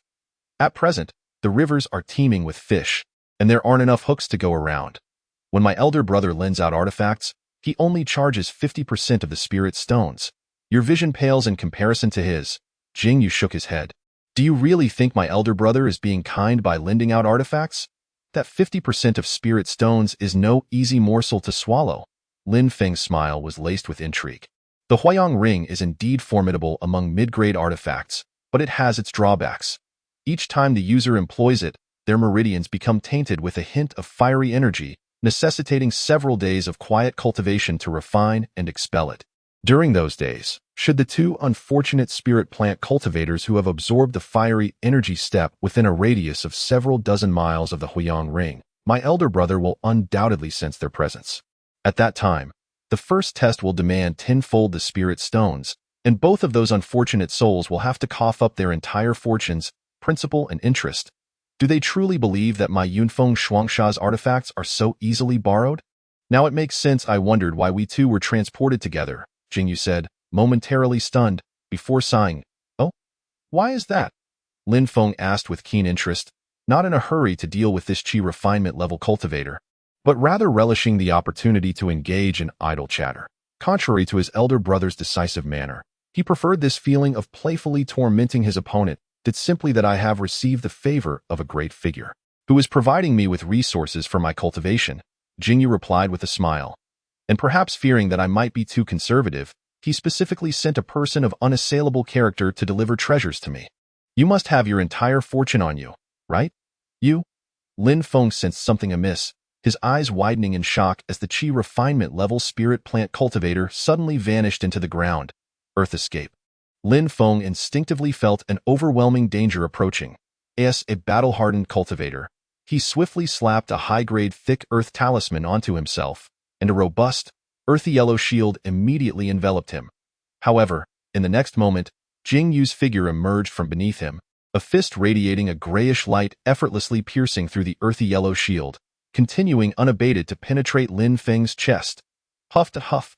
Lin Feng, bewildered, lowered his head to gaze at his empty chest, his throat hoarse as he attempted to utter something. But a mouthful of blood obstructed him. Ultimately, he merely opened his mouth, releasing a few unintelligible croaks before collapsing to the ground, lifeless, shaking the blood off his hands. Jing Yu muttered, "This person reacts swiftly." But unfortunately, he used the wrong talisman. In the realm of literature, Lin Feng's reaction was indeed not slow. His instinctive response to the impending danger prompted him to employ the finest defensive talisman at his disposal. However, Jing Yu's Ku Du Xianguang, though ordinarily of modest power, was a bane to earth-based techniques. Even the protective barrier formed by a Ho-Tu talisman, which was a product of the peak of Qi cultivation, could not withstand a single strike. Jing Yu harbored doubts that upon witnessing his earth evasion technique, Lin Feng might have contemplated utilizing talismans of other attributes for defense. Alas, earth-based spells excel in protection, while wood-based spells, which counter earth techniques, are not renowned for their might. Typically, talisman smiths prefer to inscribe Ho-Tu talismans for defensive purposes, leading Jing Yu to surmise that Lin Feng possessed only this particular talisman. A circumstance dictated by fate. Chapter 62. Inventory of gains. After meticulously searching Lin Feng's corpse, Jing Yu indeed discovered a storage pouch concealed within his inner garments. This pouch, approximately 30 cubic feet in size, was sufficient for a cultivator like Lin Feng, who was stuck at the pinnacle of Qi cultivation. Jing Yu emptied the contents of the pouch and sifted through the items, only to find a mere 34 spirit stones within. How impoverished. Jing Yu furrowed his brow. It was no wonder he perceived Lin Feng as destitute. After all, cultivators like him, who risked their lives to rob others, were invariably aspiring to establish their foundation. Even if one were to calculate based on the minimum market price of a foundation-building pill at 500 spirit stones, Lin Feng, at the pinnacle of Qi cultivation's 6th layer, ought to have accumulated over 100 spirit stones. Moreover, a rogue cultivator like Lin Feng would never spend 500 spirit stones through legitimate channels for a foundation-building pill, likely having to pay a premium in the black market instead. Given the frequent skirmishes among rogue cultivators, it was quite improbable that he would retain such a meager sum of spirit stones. The only possibility Jing Yu could conceive was that most of Lin Feng's spirit stones were actually stored with his elder brother, Lin Yun, who had already reached the 8th layer of Qi cultivation, with the 9th layer within sight. It was plausible that Lin Feng prioritized his brother's foundation establishment, intending to assist him once he became a foundational cultivator. Over the course of more than 3 years, Jing Yu had originally amassed only 7 spirit stones. Just over a day prior, his third sister, Zhao Mingyu, had gifted him 3 additional stones, combined with the 10 stones rewarded from the first stage of his advancement trial, and Lin Feng's 34 stones. Jing Yu now possessed a total of 54 spirit stones. Truly, the gold belt of murder and arson, while bridges and roads are built without corpses. Jing Yu mused as he weighed the storage pouch in his hand, marveling at how, in just over a day, he had acquired more than 50 spirit stones, an amount equivalent to a decade's worth of diligent labor in the spirit herb garden, according to the market rate of 120 spirit stones for a shed in Wushan's market. With a 30% down payment strategy, this substantial sum could afford him a shed requiring a 30-year loan repayment. Naturally, Jing Yu was not foolish enough to squander his spirit stones on a property that would saddle him with 3 decades of debt. He returned the spirit stones to the storage pouch and began to sift through other items. The remainder consists primarily of conventional artifacts and talismans, among which is a medium-grade magical tool known as the Li Huashan. When infused with spiritual energy by a practitioner, it can generate wind and ignite flames, which may be employed both to harm adversaries and as alchemical fire for pill refinement. Its efficacy is maximized when wielded by cultivators of the fire or wood element. While someone like Jing Yu, a water element practitioner, would find its potency significantly diminished, given that this Li Huashan has already seen considerable wear and tear and is rather unremarkable in design. Not crafted by a renowned artisan, it holds a nominal reputation as a medium-grade magical tool and would fetch no more than 30 spirit stones at most. Fortunately, due to its status as a standardized magical tool, at least half of the 10 mid to late stage fire element chi practitioners would likely possess this very fan, lacking the strong personal branding of the Huayanghuan. Thus, Jing Yu has no concerns regarding its marketability. He vaguely recalls that Mu Shan possesses a similar one, albeit in poor condition, inferior even to Lin Feng's. Additionally, there is a medium-grade earth element defensive artifact, the Tu Yen Dun, which appears considerably newer than the Li Huashan and could likely command a market price of around 50 spirit stones. A flying vessel intended for transportation is also present. Jing Yu estimates its appearance to be superior to that of Mu Shan's dilapidated craft, though the interior likely remains comparable. IT would suffice for short distances. But for long treks, one might find it less reliable than a spirit horse of beastly lineage. Among the findings is a fire element chi cultivation technique, the Li Huaju, a fire element evasion technique, Lu Hua, and a fire element spell, Hua Dan Shu. These are exceedingly commonplace, and their combined worth may not even reach 5 spirit stones. There are also 2 upper-grade, Ho Tu Fu talismans, 1 upper-grade, Gung Jin Fu, and around 7 or 8 medium-grade talismans, with not a single lower-grade talisman in sight. The classification of talismans in the realm of cultivation is far less intricate than that of artifacts. It corresponds neatly to the practitioner's level, with chi practitioners utilizing lower, middle, and upper-grade talismans corresponding to the early, mid, and late stages of chi cultivation. For instance, this upper-grade offensive talisman, Gung Jin Fu, can rival the full-force strike of a late-stage metal element chi practitioner, and it can be activated instantly, serving as a formidable trump card. However, since talismans are single-use, their prices do not compare to those of artifacts, typically fluctuating around 5 spirit stones. After stowing away the talismans, Jing Yu further discovered an assortment of bottles and jars within Lin Feng's storage bag. Among them were 2 vials containing Qi Dan, which can enhance cultivation during the Qi stage, with 1 vial containing 5 pills, the standard quantity for such unremarkable and conventional pills, while the other vial held only 3, clearly indicating that Lin Feng had consumed 2. There was also a vial of Jiedu Dan, consisting of 5 pills, and a vial of Qing Xen Dan, presumably intended as an emergency remedy for when one succumbs to the perils of reckless cultivation. Additionally, there were 3 vials of Baigu Dan, meant solely for staving off hunger, lacking the efficacy of spirit rice in enhancing cultivation. A few large bags of spirit rice were also present, deemed necessary for daily cultivation sustenance. After rummaging through a pile of miscellaneous items for quite some time, Jing Yu unexpectedly unearthed a double-eared brass alchemical furnace. The furnace appeared rather worn, with a thick layer of black rust at the bottom, indicating that it had not been neglected by its owner, but rather frequently employed. Continuing his search, Jing Yu indeed found a copy of Xiao Yao Mingdan Dao Ru Min, along with some unrefined spiritual herbs and plants. Could it be that Lin Feng is an alchemist?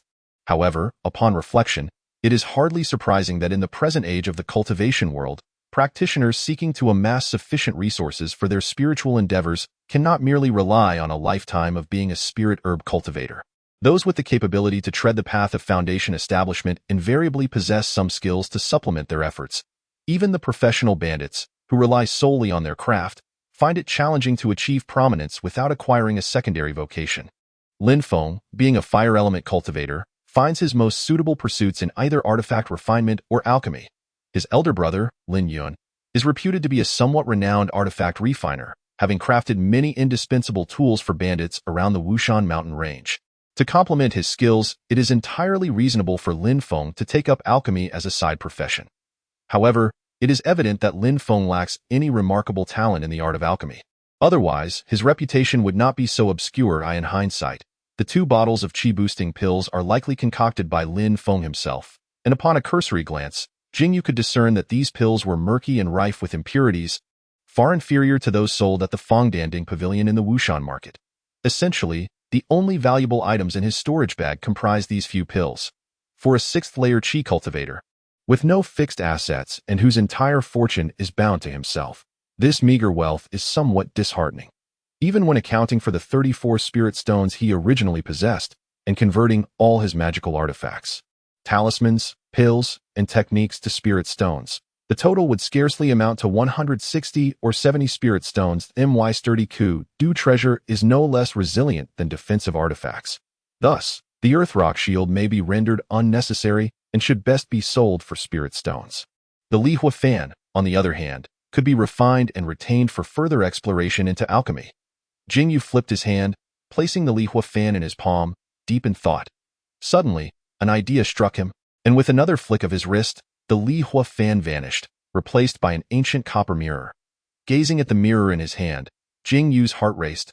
Indeed, by opening my consciousness ahead of time and acquiring spiritual awareness, can I not leave my own spiritual imprint within this mirror?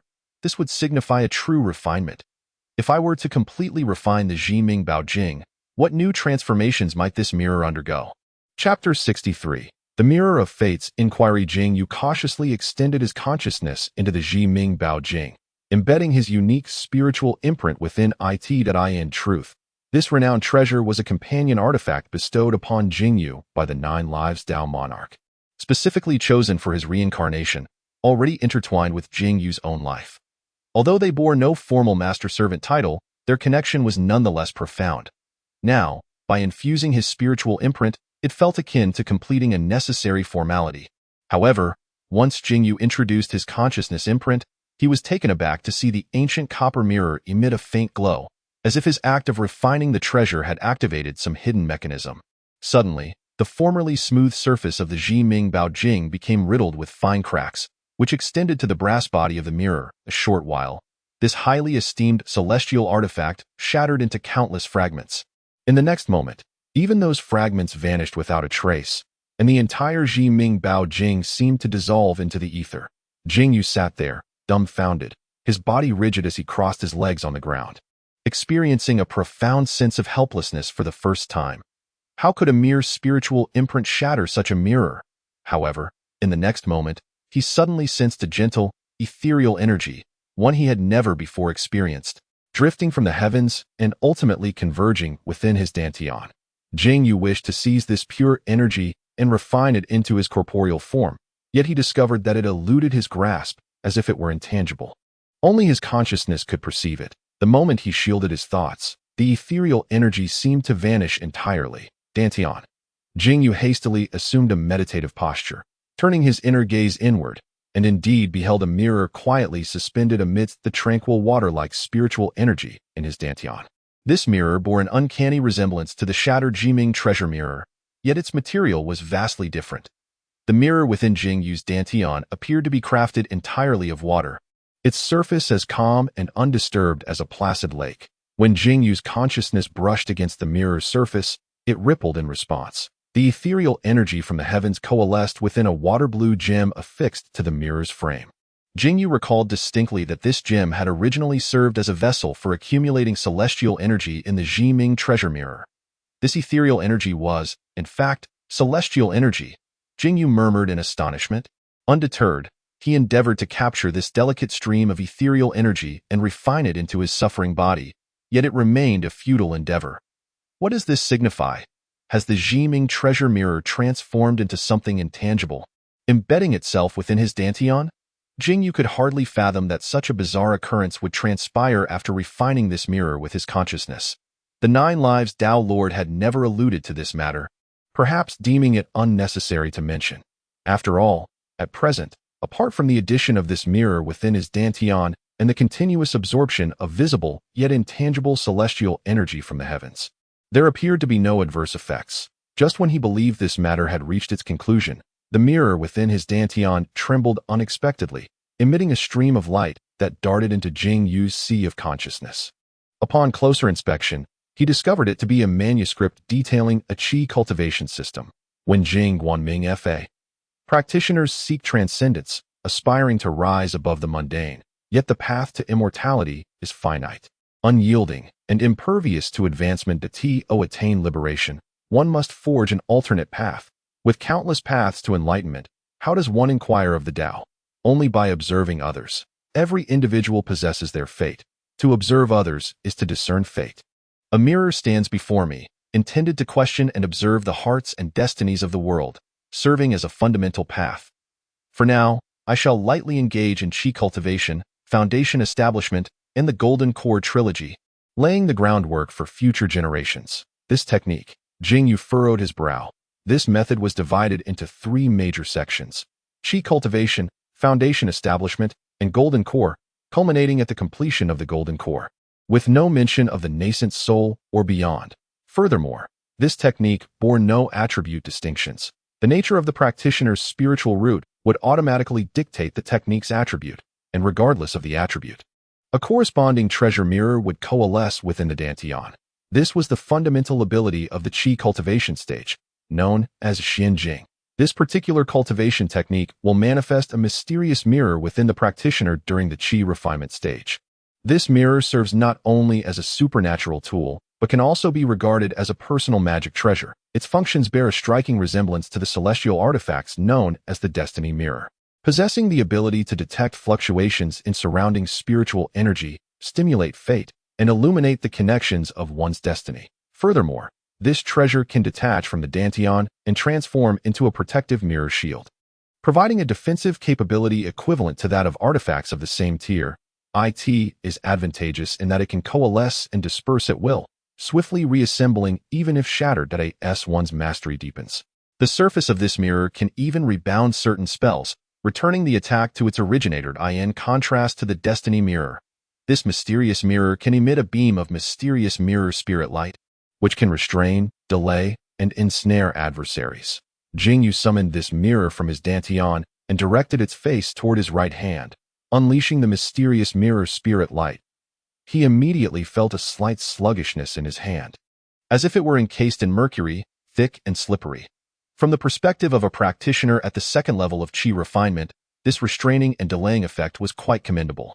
After testing the capabilities of this Qi refinement level supernatural power, Jing Yu decided to evaluate the efficiency of this technique in absorbing the spiritual energies of heaven and earth. However, to his surprise, the cultivation speed of the inquiry mirror viewing fate method was rather unremarkable, only surpassing common water-based techniques like the River Sutra by a modest 30 to 40%. It did not exhibit the anticipated grandeur, akin to a great whale gulping down water. Nevertheless, the overarching principles of this technique were described in myriad ways. Jing Yu's understanding could not possibly compare to Taoist lords such as Xuanqingzi and Jiuming, yet he sensed that the inquiry mirror-viewing fate method held a significant status, perhaps even overshadowing the suffering-crossing sutra and the spirit-nurturing technique. He pondered the authorship of this Taoist text. Could it be the work of another Taoist lord? After a moment's reflection, he dismissed the thought.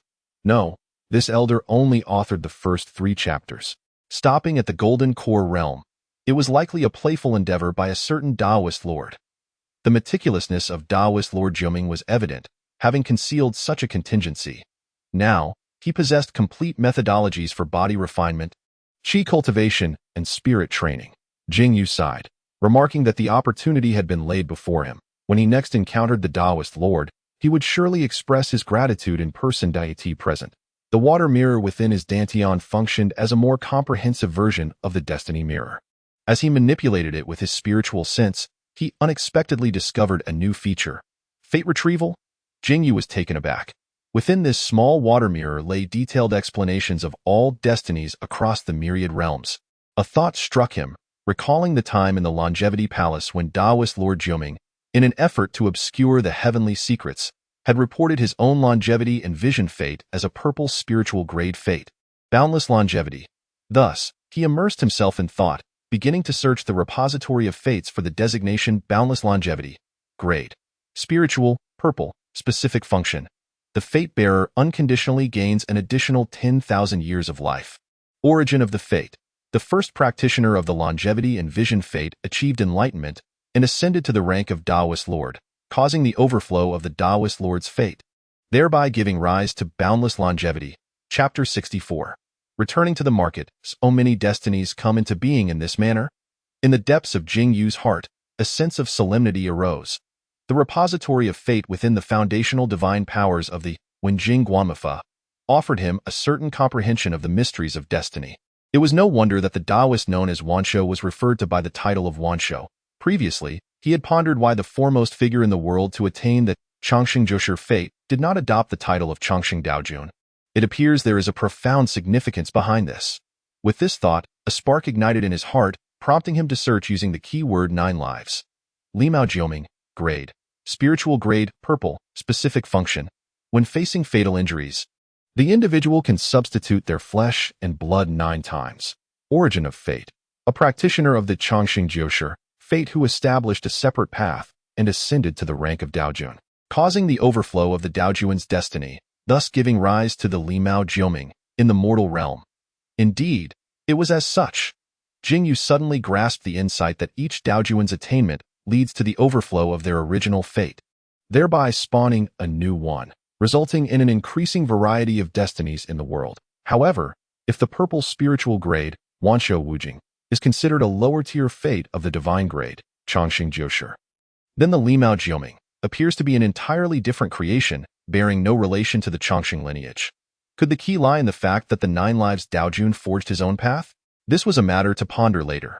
Since the fate stemmed from the Daojun's attainment, where did the original fates originate? Jing Yu tilted his head, embarking on a search for Changxing Jiushi. Changxing Jiushi. Grade. Divine grade. 7 colors. Specific function. Changxing. The possessor of this fate enjoys boundless natural lifespan. Jiushi. The possessor possesses clear hearing and sight, agile thinking, the ability to dispel delusions and eradicate evil, safeguarding truth and dismantling illusions. All illusions and magical arts across the myriad realms are rendered ineffective against this fate, and during breakthroughs, the spiritual platform remains lucid and immune to inner demons. Origin of fate. Unknown. Unknown? Jing Yu raised an eyebrow, thinking that this repository of fates was all-encompassing. He was surprised to find it lacking in information. Since he could not derive any insights for the moment, he decided not to dwell on the matter. After condensing the Xianjing divine power, all his magical energy had transformed into the unique magical energy of the Wenjing Guanmafa. After conducting a few experiments, he discovered that, aside from the magical energy being more enduring and resilient than the Jianghe Jing, with significant aftereffects, there were no other distinctive features. However, when Jing Yu then attempted to cultivate the Jianghe Jing, he found that the magical energy was irrevocable. Every bit of magical energy cultivated from the Jianghe Jing was swiftly obliterated by the Xianjing in his dantian. It remained unclear whether this was due to the low rank of the Jianghe Jing, or if it was fundamentally impossible to cultivate other methods. Alas, although this technique culminated in the perfection of the golden core, lacking any subsequent methods for the nascent soul, he was still far from reaching the nascent soul stage and did not feel an urgent need. Jing Yu mused, moreover, since this technique was bestowed upon him by the 9 lives Daojun, it might be that he possesses subsequent methods, akin to the continuations of quasi-zhenjia, which require trials to obtain. With a soft exhalation, Jing Yu surveyed his surroundings, where towering trees, thick enough to embrace, pierced the heavens, casting fragmented shadows upon the sky. He agilely ascended the tallest of these trees, gazing into the distance. According to the map discovered in the storage bag, I finally managed to ascertain my location. It was a considerable distance of 700 to 800 miles from Wushan Fangshi. Even though Jing Yu was adept at earth escape techniques to evade most dangers, it still took him several hours to return to Wushan Fangshi. By the time he arrived at the entrance of the market, night had completely fallen. Instead of retreating to his own humble abode to rest, he chose to head directly to Mushan's residence within the inner market to report his safe return.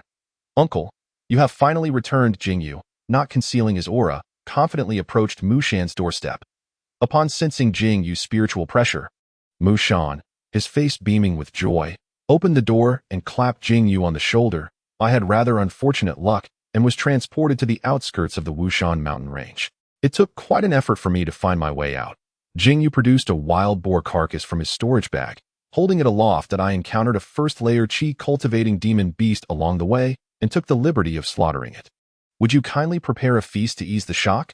"Excellent. Excellent. Uncle, I was fortunate to be directly transported to Wushan Fangshi along with a few fellow cultivators.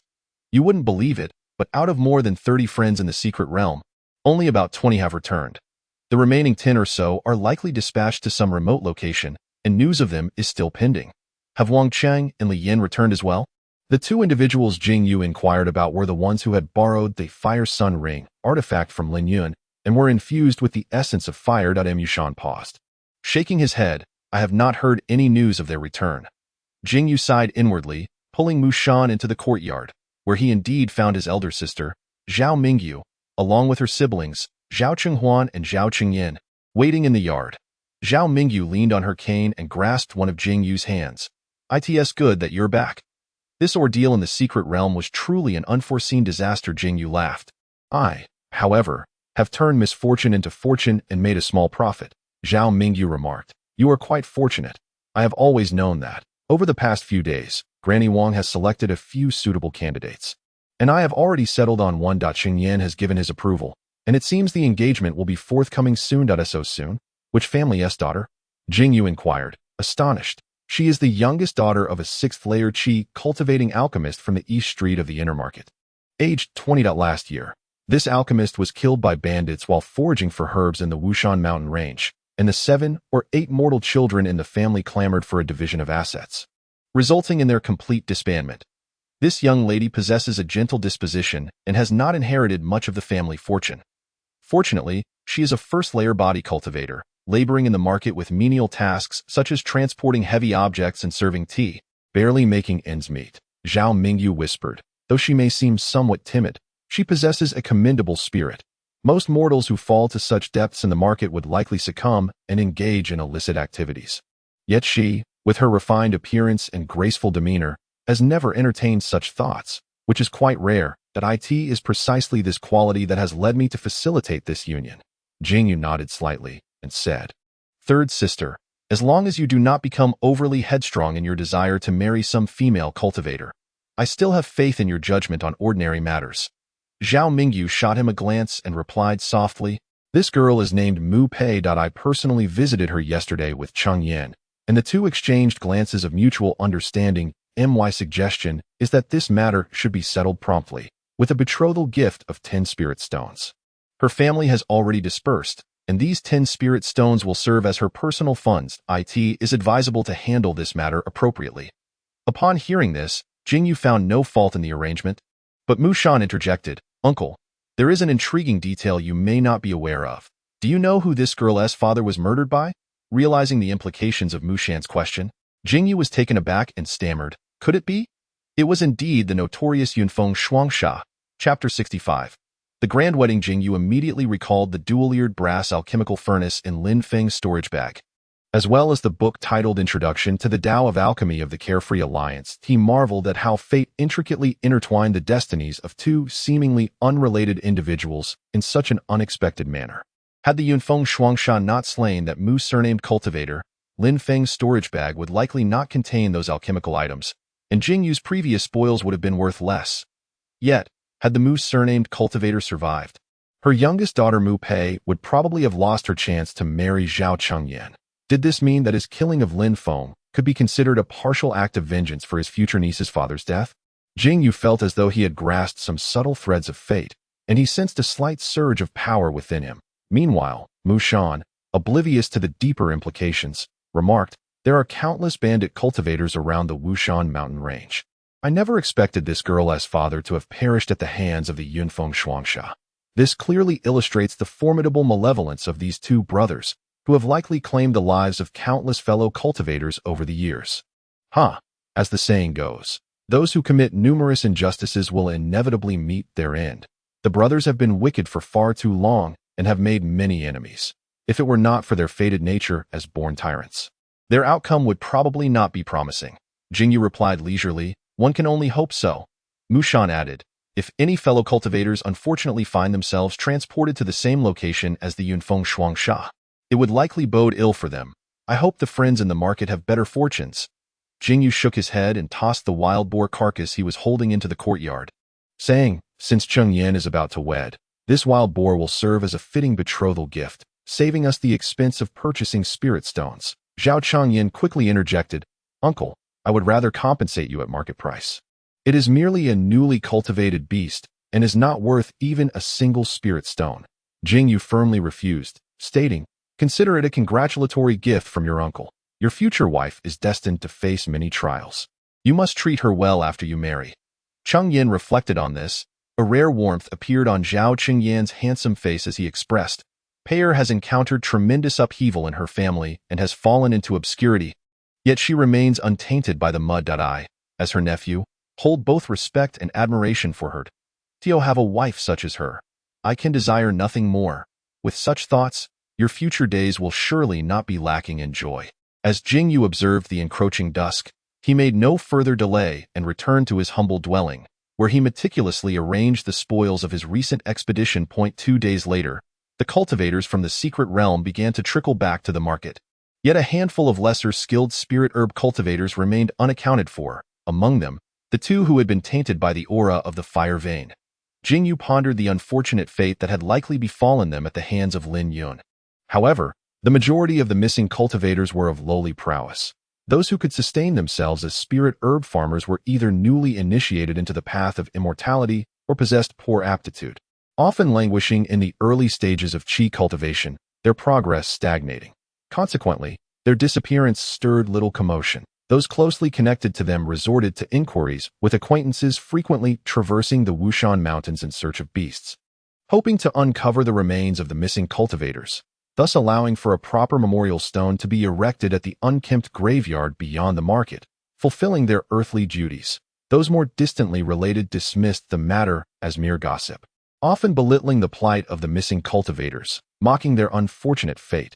Despite possessing spiritual roots that afforded them a glimpse into the path of cultivation, their lackluster talents rendered them inconsequential, toiling through life only to ultimately be devoured by beasts. A truly lamentable fate.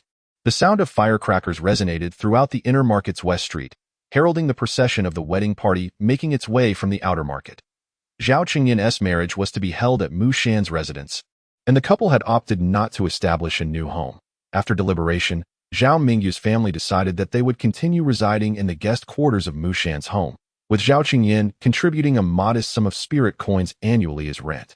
It would be deemed disgraceful in the mundane world for a newlywed couple to stay with the groom's brother-in-law, yet the practitioners of the cultivation realm were predominantly pragmatic. Zhao Qingyan and Mu Pei, both mere mortal body refiners, could scarcely afford to rent a private courtyard.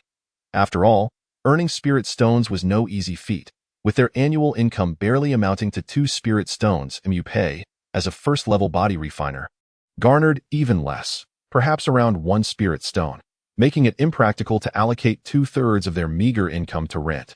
Moreover, considering the prospect of future offspring, residing in a rented dwelling in the outer market would not be convenient should their family grow.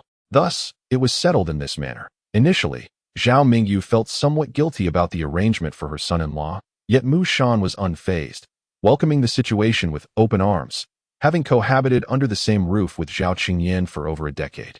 They had grown as close as brothers. The addition of a few more chopsticks at the table was of little consequence. Today, Jing Yu donned attire far more festive than usual, for he was to await the newlyweds at the parental seats during the tea ceremony. Thus, he could not be overly casual.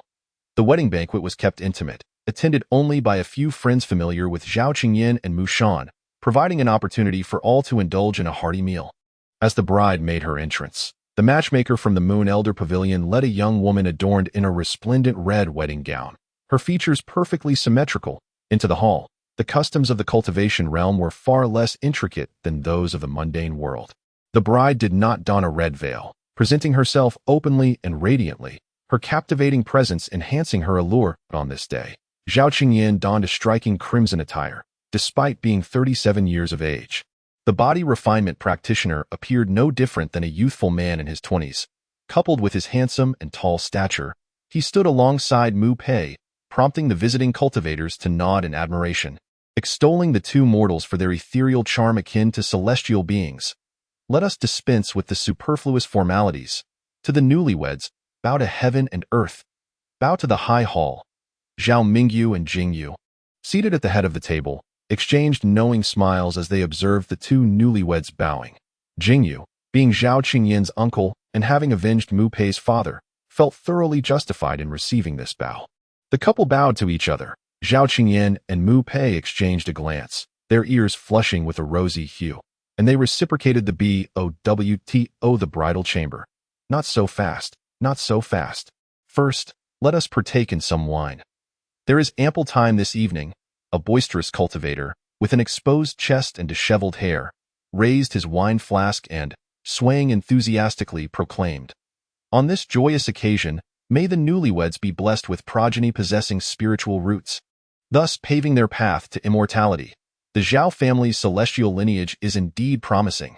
The gathered cultivators and body refinement practitioners, all close friends, chuckled at the exuberant toast and raised their cups in unison, echoing, "We toast to the newlyweds. May they be blessed with progeny possessing spiritual roots, thus paving their path to immortality. The Zhao family's celestial lineage is indeed promising." Xuanqingzi, seated at the head, felt a wave of emotion wash over him, murmuring softly, "A path to immortality, a promising celestial lineage." Chapter 66.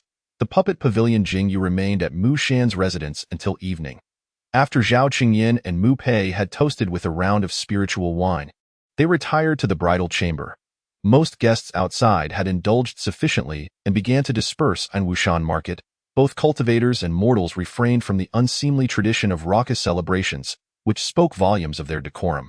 Exiting the inner West Street, Jing Yu did not hasten to return to his humble abode. Instead, he meandered through the bustling commercial street of the inner market. And truth, the night-dwelling cultivators in Wushan market were not few, and the commercial street remained vibrant throughout the night, creating an atmosphere that rivaled that of daytime. The variously shaped lanterns lining the street emitted a gentle glow, imbuing Jing Yu with a sense of the festive spirit of the mortal realm. As he strolled, he found himself pausing before a moderately sized, yet imposing structure known as the Puppet Pavilion. Originally, the Puppet Pavilion in Wushan Market was quite modest, serving as a gathering place for cultivators at this level. The number of practitioners specializing in puppetry was limited, as the art of puppetry is relatively niche among the myriad of cultivation arts, and its teachings were not as ubiquitous as those of alchemy, artifacts, or formations, thus raising the threshold for this craft. However, in recent years, the emergence of a secret realm of puppetry nearby had led to a significant increase in practitioners acquiring puppetry techniques, resulting in a skyrocketing demand and prices for the necessary materials. The Puppet Pavilion underwent several renovations, achieving its current stature.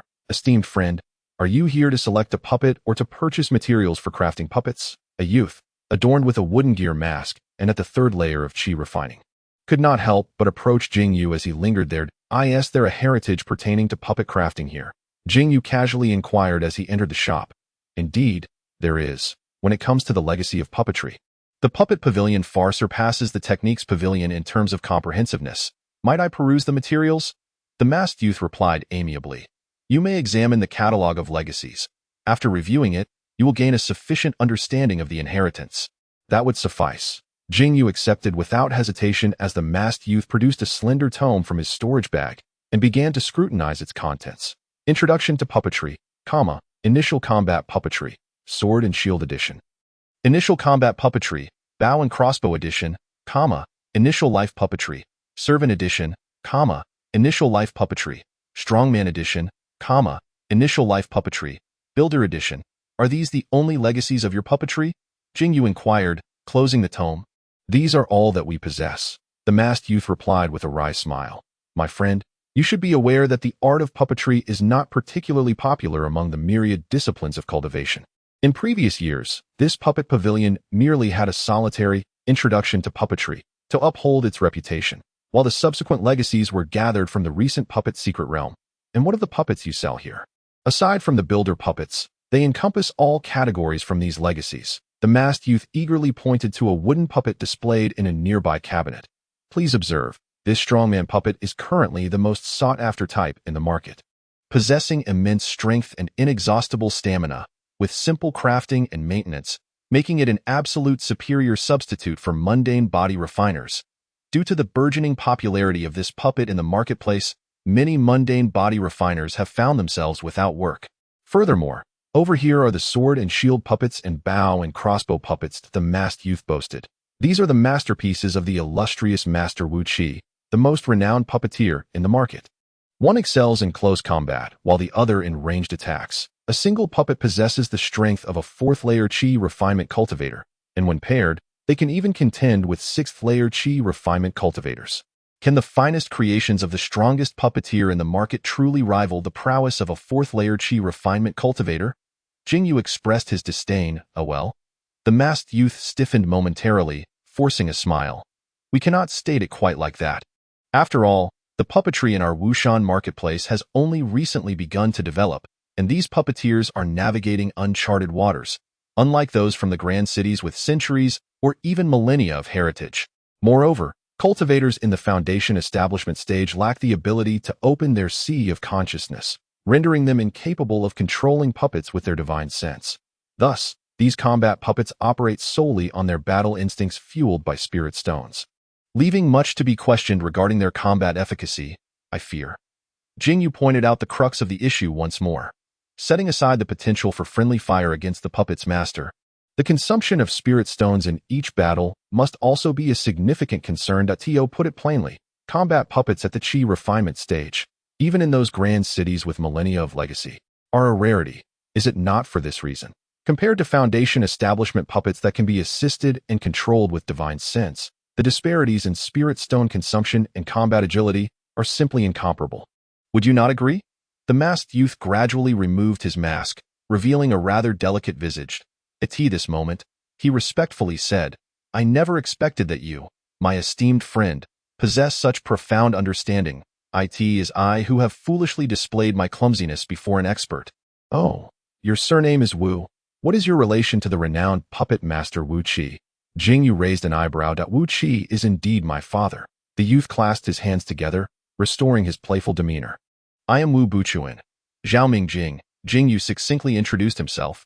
Are you the one who recently triumphed over 2 trials in the puppet secret realm and achieved dual cultivation of both the spiritual and physical forms?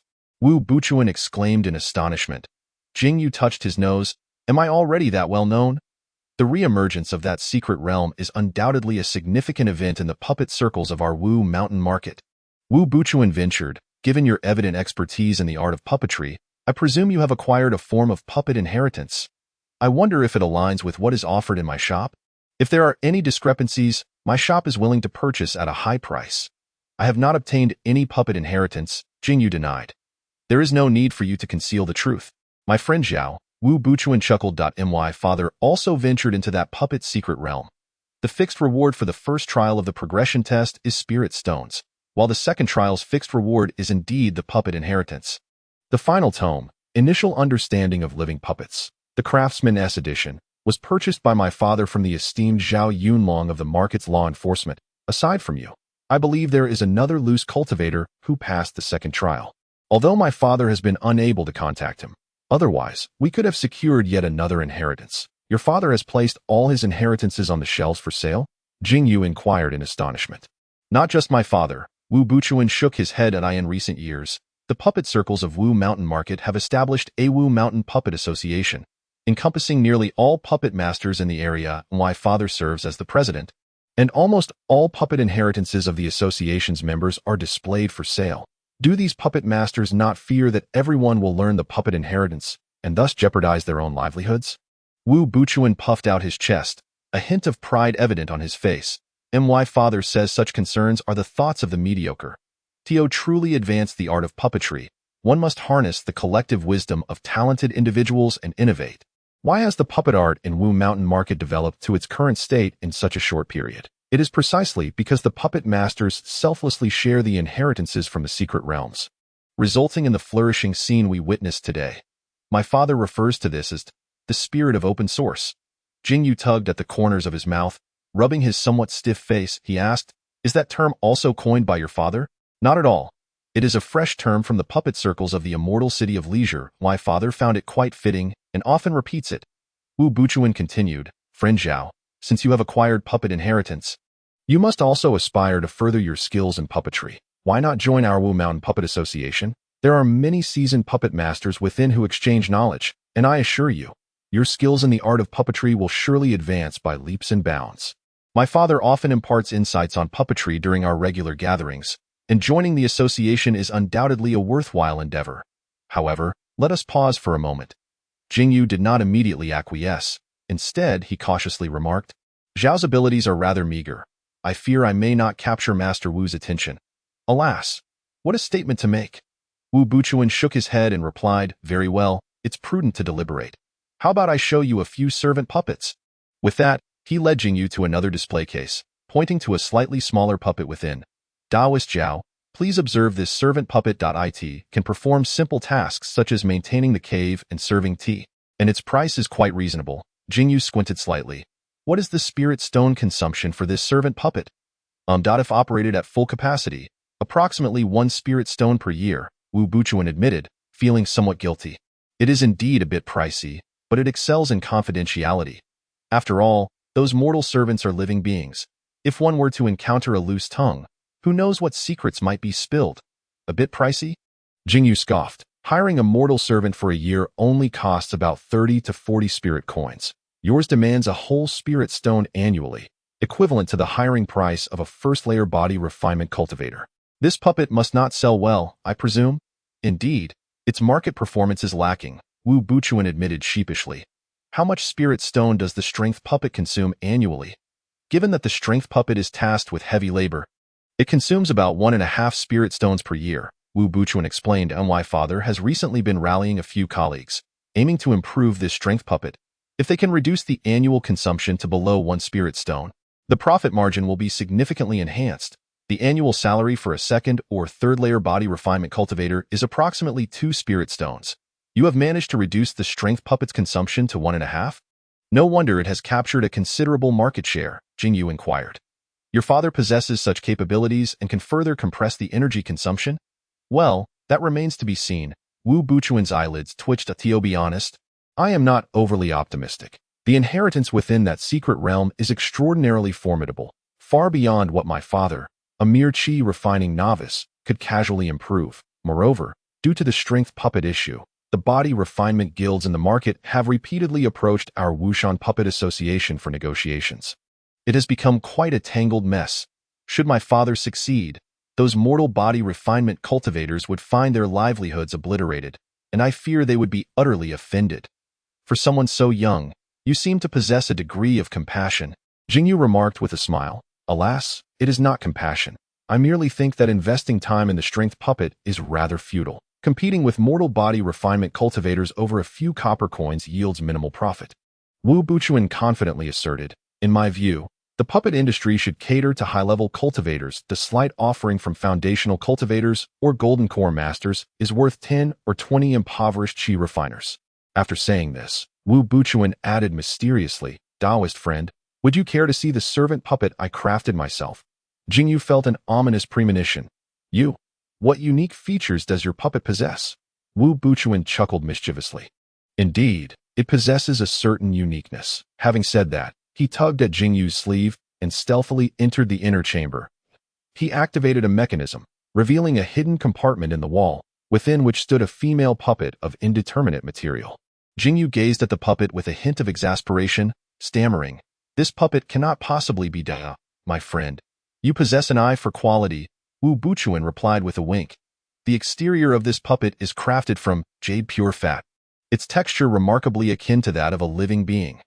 The most exquisite feature is that once embedded with a spirit stone, it can move autonomously, capable of performing several common poses.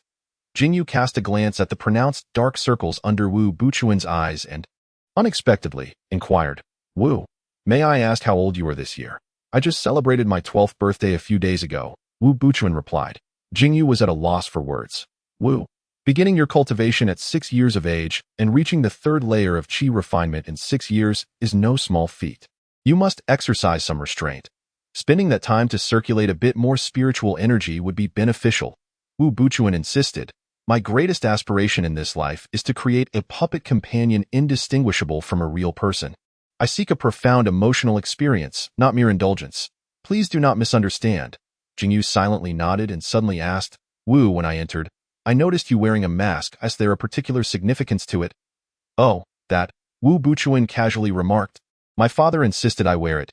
He instructed me to never reveal my identity to customers, especially when showcasing the puppets I create. He said he cannot afford such a loss of face. Well, you should continue wearing it. Jing Yu suggested that I need to procure some puppet materials, including calming spirit wood, mysterious pattern wood, water dust iron, and mysterious blue stone. Very well, I shall search for them. Please provide me with the quantities. We have sufficient stock, and I can fulfill your request immediately. If our inventory falls short, I would need to source them from other markets. As soon as business was mentioned, Wu Buchuan adopted a serious demeanor, stating gravely, Taoist Zhao, you should seriously consider joining the Wushan Puppet Society. This would not only facilitate the exchange of knowledge, but also allow for the procurement of puppet materials at internal prices, considerably cheaper than the market rate. I will certainly consider it, Jing Yu replied perfunctorily. Before long, Wu Buchuan had gathered all the spiritual materials Jing Yu requested and concluded the transaction. The total is 7 spirit stones and 13 spirit coins. I shall waive the fractional amount of the coins. Thank you, Taoist Wu. Having recently come into a windfall, Jing Yu was quite generous with his expenditure, promptly paying the 7 spirit stones. As he departed, he discreetly cast a fate detection spell on Wu Buchuan. Jing Yu's expression shifted as the Xianjing in his dantian glimmered slightly, and suddenly, 4 blue seal characters appeared on its surface. Chapter 68. The True Understanding of Puppets, Skilled Craftsman. Grade, Premium, Blue. Specific function, naturally excels in the creation of handcrafted and mechanical products, slightly enhancing the efficacy and quality of the items produced. The origin of the fate. The art of heavenly creation bestows upon the practitioner the title of Taoist sovereign. The destiny of the Taoist sovereign spills forth, leading to the emergence of skilled artisans. In the world that it is indeed a remarkable fate. Jing Yu could not help but cast several glances at Wu Buchuan, who, feeling somewhat uneasy under Jing Yu's scrutiny, inquired, Dear friend, is there a shortage of spiritual materials? I just counted, and there should be no mistake. It's nothing, Jing Yu replied with profound meaning. Wu Taoist, your diligent research into the art of puppetry will surely bear fruit in the future. Wu Buchuan, perplexed by the unexpected flattery, assumed it was merely a light-hearted compliment from his companion, a dual cultivator of law and body, who had uttered a few auspicious words. Just as he intended to reciprocate the praise, he noticed that Jing Yu had already turned away, swiftly vanishing amidst the bustling crowd of the merchant street. Upon exiting the puppet pavilion, Jing Yu did not hasten home. Instead, he visited several mobile stalls, purchasing the remaining spiritual materials needed to assemble the parts he had disassembled, spending over 4 spirit stones in the process, before leisurely returning to his humble abode in the outer district. Once inside, he maximized the detection range of the mysterious mirror within his dantian and retrieved the jade slip titled True Understanding of Puppetry, Qi Refinement Edition, pressing it against his forehead. It seems my conjecture was correct. Those practitioners who obtained the initial understanding of puppetry from the secret realm of puppetry merely acquired a simplified and incomplete version of this true understanding of puppetry. The jade slip left to Jing Yu by the 9 Lives Taoist is indeed comprehensive, encompassing a myriad of puppetry inheritances, including combat puppets, strength puppets, servant puppets, puppet components, large machinery, and more. It also contains a core technique that is entirely unrelated to the outside world. The artisan puppets. The vitality pill puppet, when infused with spiritual herbs, can automatically refine pills, yielding standard vitality pills. The thick earth seal puppet, when supplied with spiritual materials, can automatically forge items, producing standardized thick earth seals. The minor gathering spirit array puppet, when provided with array materials, can automatically engrave array patterns, create array flags, and arrange minor gathering spirit arrays. The low-grade Qi refinement light body talisman puppet, equipped with talisman brushes, paper, and ink, can automatically draw talismans, producing low-grade Qi refinement light body talismans. It is utterly terrifying. Each time Jing Yu perused the True Understanding of Puppetry, Qi Refinement Edition, he felt a chill run down his spine. If ordinary strength puppets merely displaced mortals from their safe, low-paying labor in the market, forcing them to risk their lives in the perilous Beast Mountains, then the numerous artisan puppets within this true understanding would directly undermine the very foundation of low-tier artisans. Jing Yu could almost envision the chaos that would ensue if this jade slip were to circulate from his hands. The artisans of Wushan Market, and even those of the surrounding markets and great celestial cities, would likely face a staggering rate of unemployment. The contents regarding artisan puppets in this jade slip must absolutely not be leaked. Jing Yu thought to himself. He was well aware of the immense business opportunities and the substantial spiritual stone profits contained within. However, compared to the hatred harbored by the low-tier practitioners across the entire Yunchuan domain and even the whole of Penglai immortal continent, no matter how great the Spirit Stone profits, it was not worth the risk for him. A cultivator of longevity, he could even envision that if he were to craft a Ichidan puppet and sell it by the following day, his humble abode would likely be razed to the ground by the furious alchemists of Wushan Fengshi.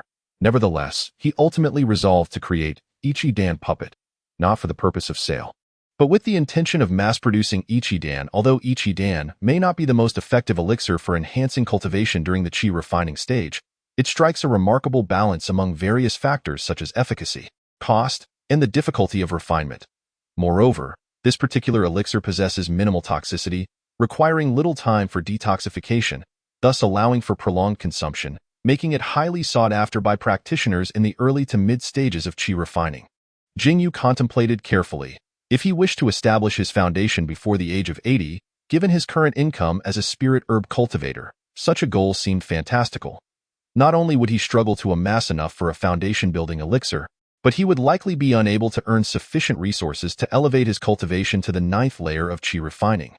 This is not to say that Jing Yu's innate spiritual roots preclude him from achieving this.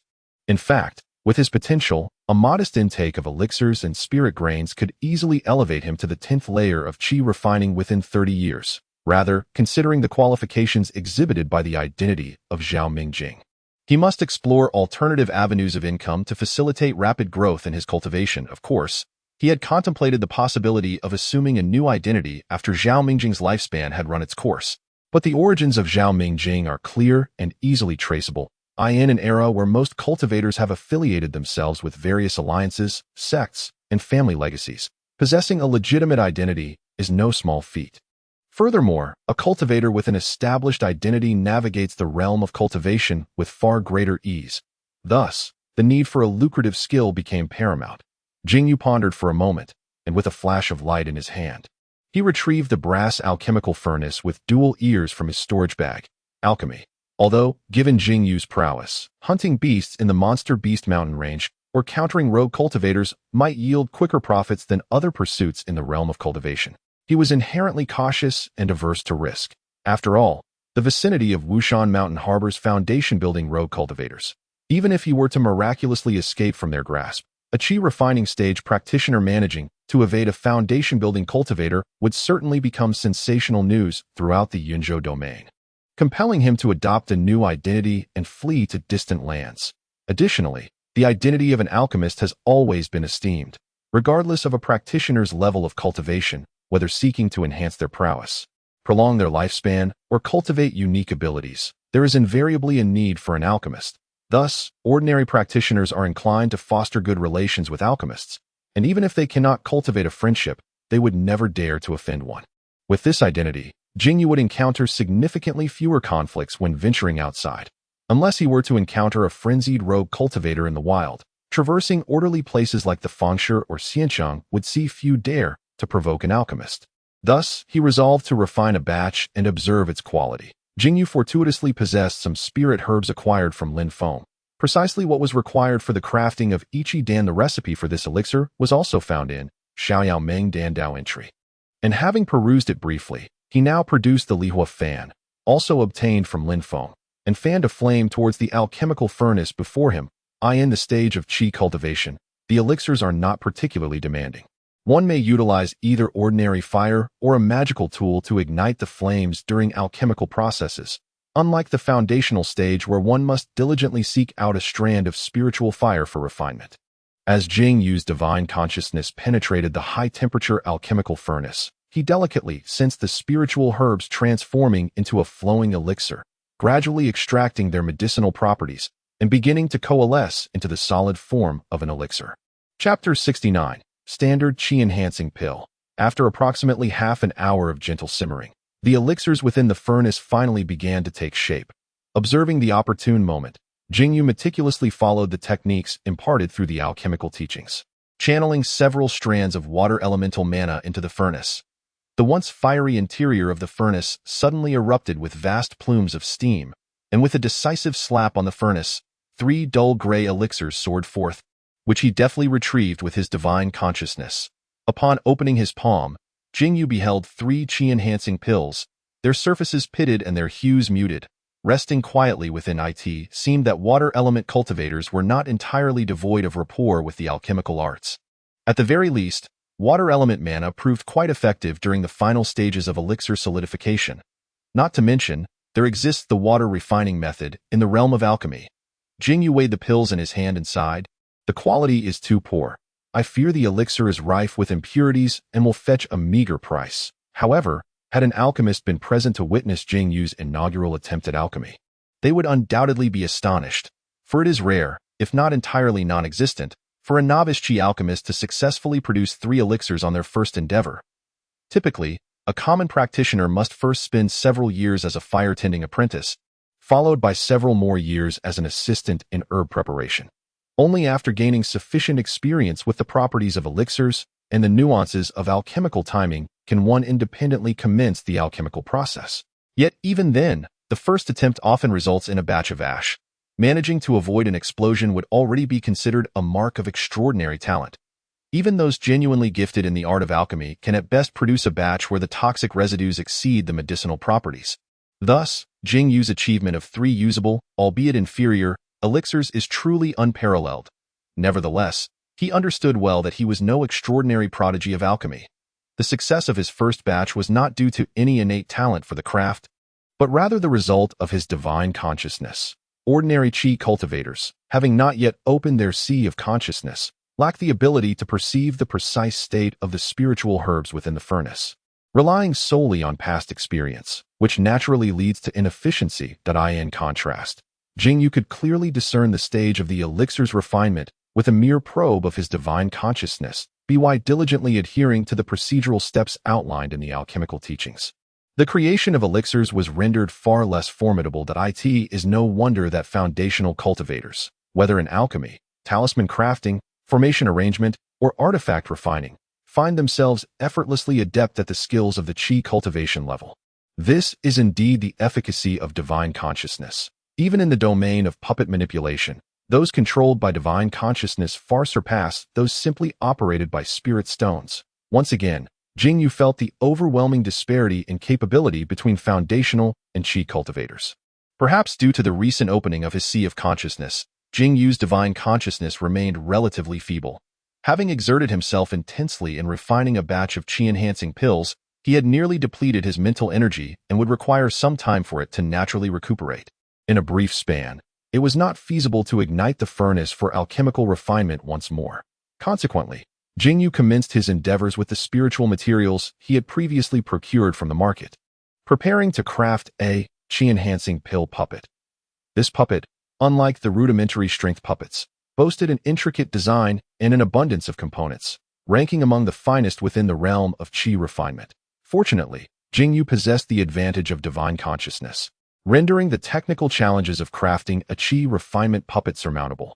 Nevertheless, despite this, the meticulous processes of processing the spiritual materials, forging the torso, polishing the components, assembling them, and lubricating the joints, after navigating through dozens of intricate steps, Jing Yu expended a full 5 days to produce a puppet that barely met the required standards. Gazing upon the diminutive figure before him, with an oversized abdomen resembling an untoppable toy, Jing Yu felt that this was not merely a puppet but rather a furnace capable of autonomously refining pills. The operational method of this puppet was astonishingly straightforward. One simply needed to place a piece of spiritual stone within its occipital cavity, followed by inserting the requisite spiritual herbs and medicines for the qi-enhancing pill into a concealed compartment in its chest, then await the passage of an hour. Following the prescribed steps, the puppet indeed began to function autonomously. Upon probing the puppet's interior with his dwindling divine consciousness, Jing Yu was taken aback. This technique, the puppet seemed to be the epitome of a masterful teacher in the art of refining qi-enhancing pills, executing each step with a precision that was nothing short of astonishing. After a moment of observation, Jing Yu realized that his own alchemical proficiency had subtly improved. As the hour elapsed, the once red-hot abdomen of the puppet gradually cooled, and its previously sealed exterior slowly opened. With a sweep of his divine consciousness, 5 flawless, pearly qi-enhancing pills shot forth from the puppet's interior, landing softly in the palm of his hand. The sight of these pills ignited a sense of awe within Jing Yu. They were impeccably uniform. Each of the 5 pills exhibited no discernible variance in potency. The quality of each pill was on par with the average output of a seasoned qi-refining alchemist. How could the quality control be so extraordinarily precise? Jing Yu could not help but feel profound admiration for the puppet-making skills of the 9 Lives Taoist. Even a puppet of the qi refinement level transcended the boundaries of what was conceivable in the lower realms. According to the Puppet True Solution, Qi Refinement Edition, after producing a batch of qi-enhancing pills, the puppet required a cooling and repair period of 2 to 3 days, which coincided with the typical cycle of a conventional alchemist's refining and resting periods. Even without employing divine consciousness in the process, alchemy was immensely taxing on the mind and necessitated rest. At this frequency of pill production, a qi-enhancing pill puppet would require an annual investment of 3 lower-grade spiritual stones. What does this imply?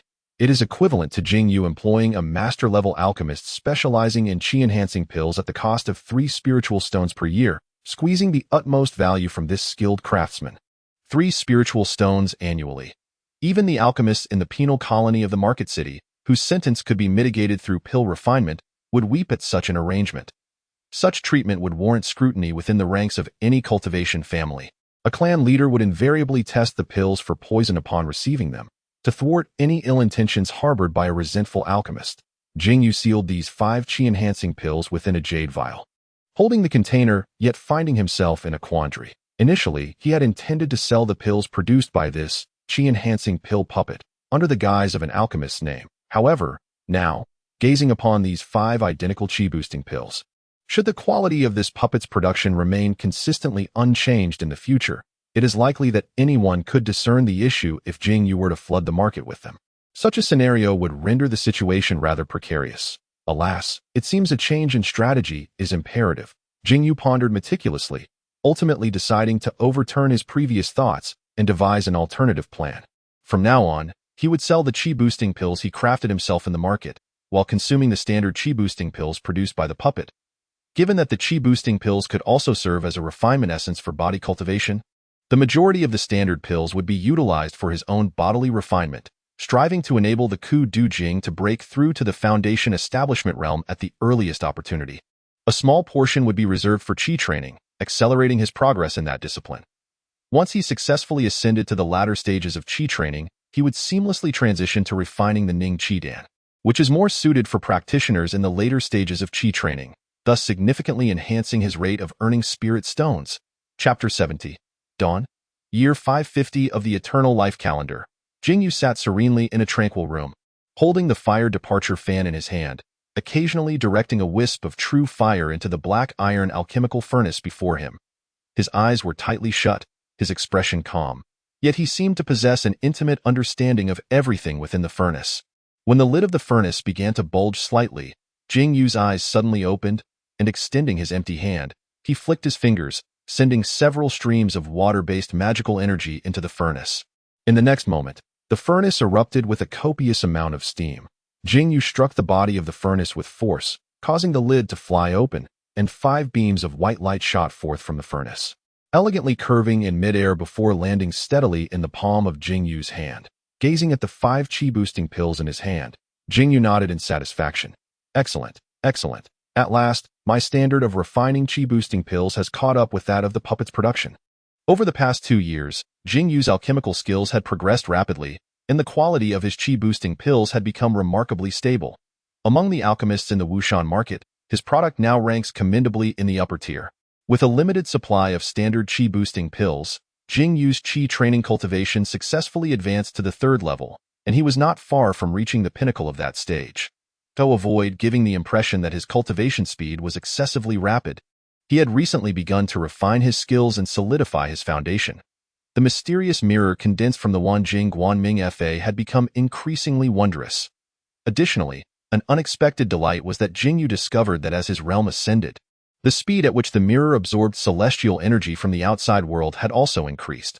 Although this celestial energy could currently only be used for glimpsing and monitoring those connected to the mirror's fate, the lengthy intervals of 4 to 5 decades required for a single glimpse were still too prolonged. Jing Yu estimated that with his current progress, once he reached the pinnacle of qi training, the mirror might allow him to glimpse into the fate of individuals approximately every 30 years. Furthermore, over the past 2 years, aside from alchemy, Jing Yu had not neglected his puppet skills. 2 years prior. With the introduction of Wu Buchuan, he had successfully joined the Wushan Puppet Society, utilizing a fragment of the large mechanism initial understanding. Flying Boat Edition derived from the true understanding of puppetry. Chi Training Edition. Originally, Jing Yu had merely intended to enjoy the internal pricing for purchasing puppet spirit materials at the association, without any expectation of acquiring new knowledge from a group of Qi refinement puppet masters who had only recently received fragmented legacies. Little did he know that among the puppet masters in Wushan Fangshi, particularly Wu Bichuan's father, Wu Qi, there were indeed some unique insights to be gained.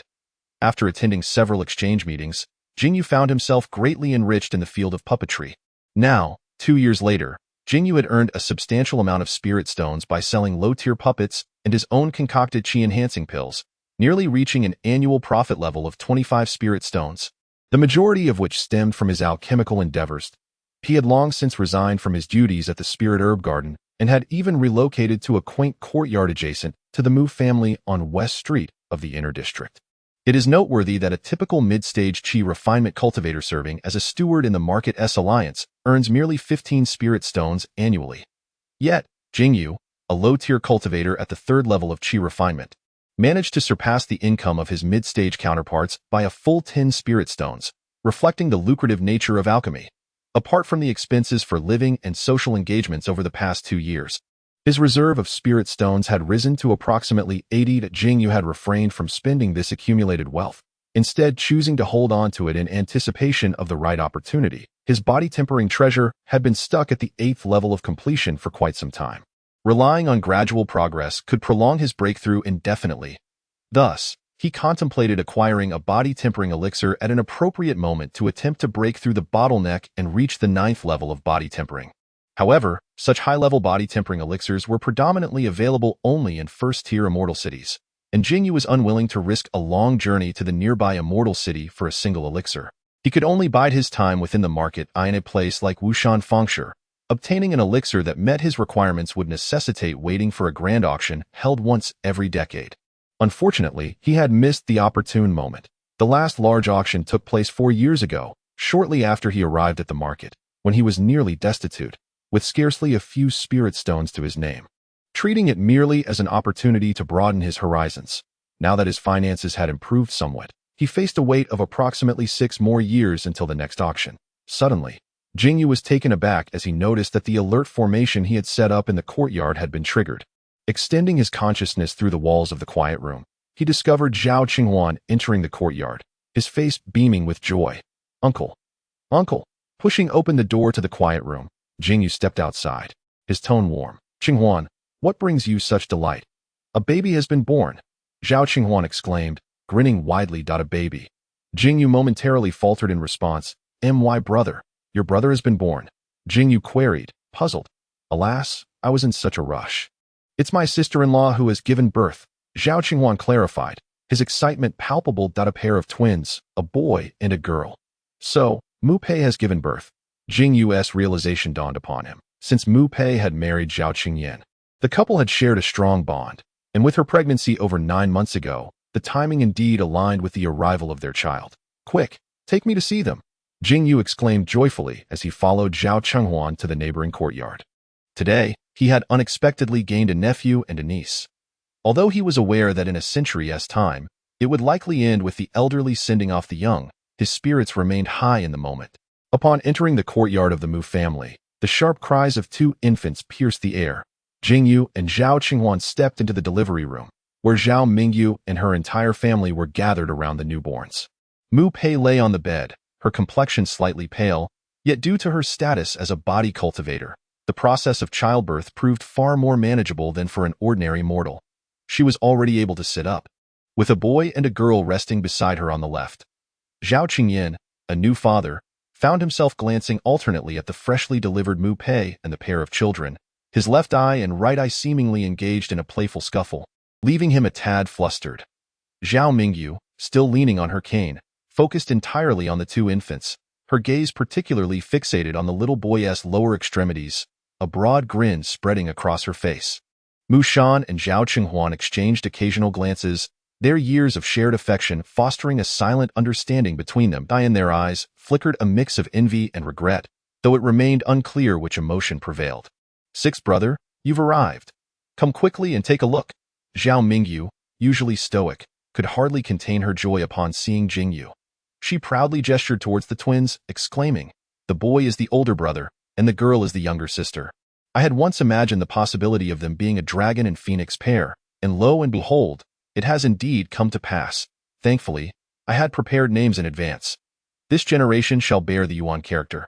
The brother shall be called Zhao Yuanxun, and the sister shall be named Zhao Yuanxi." Yuanxin and Yuanxi? What splendid names! Jing Yu nodded in approval. One can only hope that among these children, one will possess a spiritual root. Then the Zhao family shall. Zhao Mingyu murmured. Why the haste, third sister? A child's spiritual root does not manifest until the age of 6, and the assessment of such roots is a matter for 6 years hence. Jing Yu replied with a smile. Even if this generation lacks spiritual roots, the lineage shall continue, and heaven will surely bestow its grace upon us in due time. But when will heaven bestow its grace? Will I live to see that day? Zhao Mingyu sighed. When will heaven bestow its grace? Jing Yu pondered this sentiment, instinctively casting a fate detection spell upon the boy. Zhao Yuanxin to her surprise, the spell revealed nothing. He possessed no fate. Jing Yu chuckled softly, realizing that she had entertained a fleeting, unrealistic hope. She then cast a spell upon the girl, Zhao Yuanxi, and this time, the mystic mirror within her dantian trembled, revealing 4 blue seal characters upon its surface. Stunned, Jing Yu exclaimed, "This! Longevity of tortoise and crane, quality, premium, blue, specific function. The bearer of this fate shall unconditionally gain 500 years of life. Origin of the fate, derived from 10 cultivators of the endless longevity. Fate, their golden essence immortal, attaining the golden immortal position, their destinies intertwined. Thus the world bears, longevity of tortoise and crane, unconditionally gain 500 years of life." Jing Yu gazed at the tiny girl with a complex expression. As her fate was awakened by the mystic mirror, it was certain that her spiritual root would manifest after she turned 6. Who would have thought that third sister's hopes for divine favor would indeed be realized? Today marks the birth of the first cultivator from the Zhao Mingyu lineage. Moreover, Jing Yu opined that the turtle years and crane longevity is undoubtedly one of the most formidable fates for low-tier cultivators.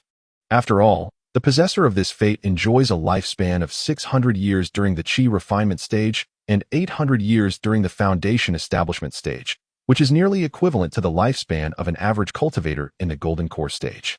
However, as one ascends in rank, this advantage in lifespan becomes increasingly insignificant. Yet, it remains true that no matter how powerful or precious a fate may be, it requires time to manifest. Even if one possesses a spirit grade or even a mortal grade fate, unfavorable luck could lead to an untimely demise during the mortal stage. In contrast, a refined fate like turtle years and crane longevity, if allowed to endure long enough in the mortal realm, stands a greater chance of encountering the fateful day of transcending into the immortal world. Now, Zhao Yuanxi has been born directly within the cultivation marketplace, inherently blessed with celestial opportunities.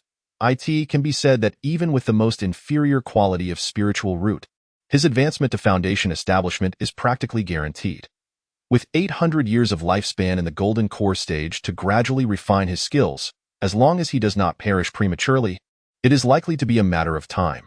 The nascent soul stage, however, cannot merely be attained through the passage of time. It remains uncertain whether this child possesses such fortuitous destiny. At this moment, as Jing Yu's thoughts wandered, he suddenly noticed his third sister, Zhao Mingyu, with her head bowed, a smile gracing her lips as she playfully interacted with Zhao Yuanxin's little chirp that a wave of melancholy washed over him. His third sister's affection for these 2 children is, after all, distinctly different. Third sister. May I have a word? Zhao Mingyu, taken aback, lifted her head to see Jing Yu stepping out of the delivery room. She slowly rose, leaning on her cane as she followed him outside. Sixth brother, you are either holed up at home concocting pills or lost in frivolous antics with those wretched puppet masters. I hardly catch a glimpse of you these days. Aside from Mushan, who occasionally visits you, you seem indifferent to everyone else. What brings you to seek me out today? Third sister, both Yuanxin and Yuanxi are children of the Zhao family. I noticed your gaze was solely fixated on Yuanxin, as if your very soul were captivated by him, while you paid no heed to Yuanxi. What could be the reason for this? Jing Yu furrowed his brow. They are all flesh and blood of our sons and daughters-in-law. Do not show favoritism. What a curious matter indeed. Zhao Mingyu shook her head. Your cold and aloof demeanor seldom reveals concern for Cheng Yin and Cheng Huan. Now you turn to reproach me. I am well aware of the implications. Cheng Yin and Cheng Huan are treated equally by you. So why should Yuanqing and Yuanqi be differentiated? You do not treat Cheng Yin and Cheng Huan equally at all. Jing Yu silently scoffed, masking his thoughts while subtly stating, I perceive that Yuanqi, from the moment of his birth, exudes a remarkable vitality, almost as if he possesses a natural affinity for celestial roots. It's not inconceivable that he might indeed have a spiritual root. Should you exhibit even a hint of favoritism early on, and he is later discovered to possess a spiritual root and becomes a cultivator, it may not bode well for you when recalling past events. Zhao Mingyu chuckled. Whether Yuanqi possesses a spiritual root is still uncertain. While Yuanqing undoubtedly has one, Jing Yu retorted, you might as well spend your life fixating on your precious grandson's root. Sister San, at times I find it truly perplexing to comprehend you, Dai. In the past, during the grand celebration of our father the Emperor's longevity, the princes displayed their talents in a bid to elicit a smile from him. Yet, I could only marvel at your exquisite presentation of that singular loquat fruit. Following the demise of our elder brother, had it not been for the misfortunes associated with being a woman, the matter of establishing the heir might not have fallen upon our fourth brother. Now, as circumstances have shifted, many assert that experience is the greatest teacher. How is it that after all these years, the once brilliant Princess Mingyu has transformed into such a befuddled matron? Zhao Mingyu endured a reprimand from her own younger brother with remarkable composure, and instead of reacting with ire, she gently brushed her gray, brittle strands of hair aside and remarked, no matter how astonishing one's intellect may be, it is ultimately destined to be crushed beneath the casual gesture of a foundational cultivator. Jing Yu paused momentarily, and the two exchanged silent glances, falling into a shared silence. Knock, knock, knock. At that moment, the front door of Mushan was rapped upon. Zhao Mingyu pressed her lips together, leaning on her iron cane as she ambled toward the gate and opened it, inquiring, Who is it? As soon as the door swung open, she was met by a youth adorned with a wooden mask, leaning against the doorframe, whose expression soured instantly. Gritting his teeth, he muttered, What brings you here again? You little rascal, by the way, how has my dear aunt been lately? Is Zhao Mingjing here? I knocked next door for quite some time and received no response. I surmised he must have come to Mu's residence. The masked youth was none other than the puppeteer Wu Buchuan, who greeted Zhao Mingyu with a cheerful bow. Thanks to your Wu Mountain Puppet Association, our mundane cultivators have been thriving more than ever. Zhao Mingyu's sardonic remark struck Wu Buchuan, causing him to stiffen slightly, his smile becoming somewhat awkward. Little Wu, what brings you to me? ISNT, the next Puppet Association meeting scheduled for half a month from now. Jing Yu's voice emerged from behind Zhao Mingyu, effectively alleviating Wu Buchuan's discomfort. Uncle Zhao, I have come to share some good news, Wu Buchuan quickly interjected, grabbing Jing Yu's arm as they made their way out of the courtyard. Let us discuss it as we walk. Sister San, I shall take my leave now. Jing Yu nodded towards Zhao Mingyu and followed Wu Buchuan for a short distance, gradually stepping beyond the confines of the inner court Southwest Street, before finally asking, what good news warrants a personal visit from the esteemed son of President Wu? It pertains to the energy consumption improvement of the leisure puppets, Wu Buchuan exclaimed with enthusiasm. My father has succeeded. He has truly accomplished it. Chapter 72. Brash revelations. Jing Yu felt a sudden jolt of surprise and swiftly pulled Wu Buchuan to a secluded corner of the street, ensuring their privacy before expressing her skepticism. Are you certain it concerns the energy consumption improvement of the leisure puppets? Does your father possess such remarkable capabilities? If he achieves this, even the Golden Core cultivators specializing in puppetry from the carefree immortal city would have to address him as master. Surely, you are not exaggerating? I am not. My father's newly developed leisure puppet has reduced its energy consumption from 1.5 spiritual stones to approximately 1 spiritual stone and 40 spirit coins. Wu Buchuan whispered earnestly. Though the reduction may seem modest at 10 spirit coins, it at least indicates that we are on the right path. Two individuals stealthily made their way from the western street of the inner district to the northern street, where the Wushan Puppet Association had deliberately rented a courtyard as a venue for the daily activities of its members. Originally, puppetry was not particularly popular in the Wushan marketplace, but in recent years, thanks to the vigorous development by esteemed puppet masters like Wu Qi, it had seen a resurgence. However, this location was generally quite desolate. For reasons unknown, today the entrance of the Wushan Puppet Association was teeming with people, and the neighboring residents had formed a large circle around the entrance. What on earth is going on? Jing Yu had initially intended to sneak in and observe Wu Qi's improved strength puppets, but was now blocked at the entrance by the dense crowd. Esteemed friends, behold, this is the latest improved version of the strength puppet from Wu. After much effort to squeeze into the throng, Jing Yu and Wu Buchuan spotted an elderly man with a handlebar mustache and a scholar's hat standing in front of a wooden puppet approximately 2 meters tall, boasting, "Now that the general direction is established, in as little as 5 years, or at most 10, I will reduce the annual consumption of the new strength puppet to under 1 spirit stone. I hope all esteemed friends will come to support us." The Wushan Puppet Association warmly welcomes all practitioners interested in puppetry to engage in discussions. Perhaps in the not-too-distant future, our puppetry could, like the improved spiritual plants, give rise to astonishing inventions that fundamentally alter the living conditions of foundational practitioners. Those able to rent in the inner district are mostly affluent mid to late-stage qi practitioners or high-level body refiners whose cultivation has reached a level comparable to late-stage qi practitioners. This group whispered among themselves as they surrounded the strength puppet. Several elderly high-level body refiners, their faces etched with wrinkles, displayed expressions of resentment and turned away from the crowd, only to be precisely captured by Jing Yu's divine sense. A nearby alchemist sighed, "Master Wu is truly remarkable. If he truly manages to lower the annual consumption of the strength puppet to under 1 spirit stone, I fear that a significant portion of the mortal body refiners in the marketplace will be unable to afford even the shabby dwellings in the outer district." Indeed, who can argue with that?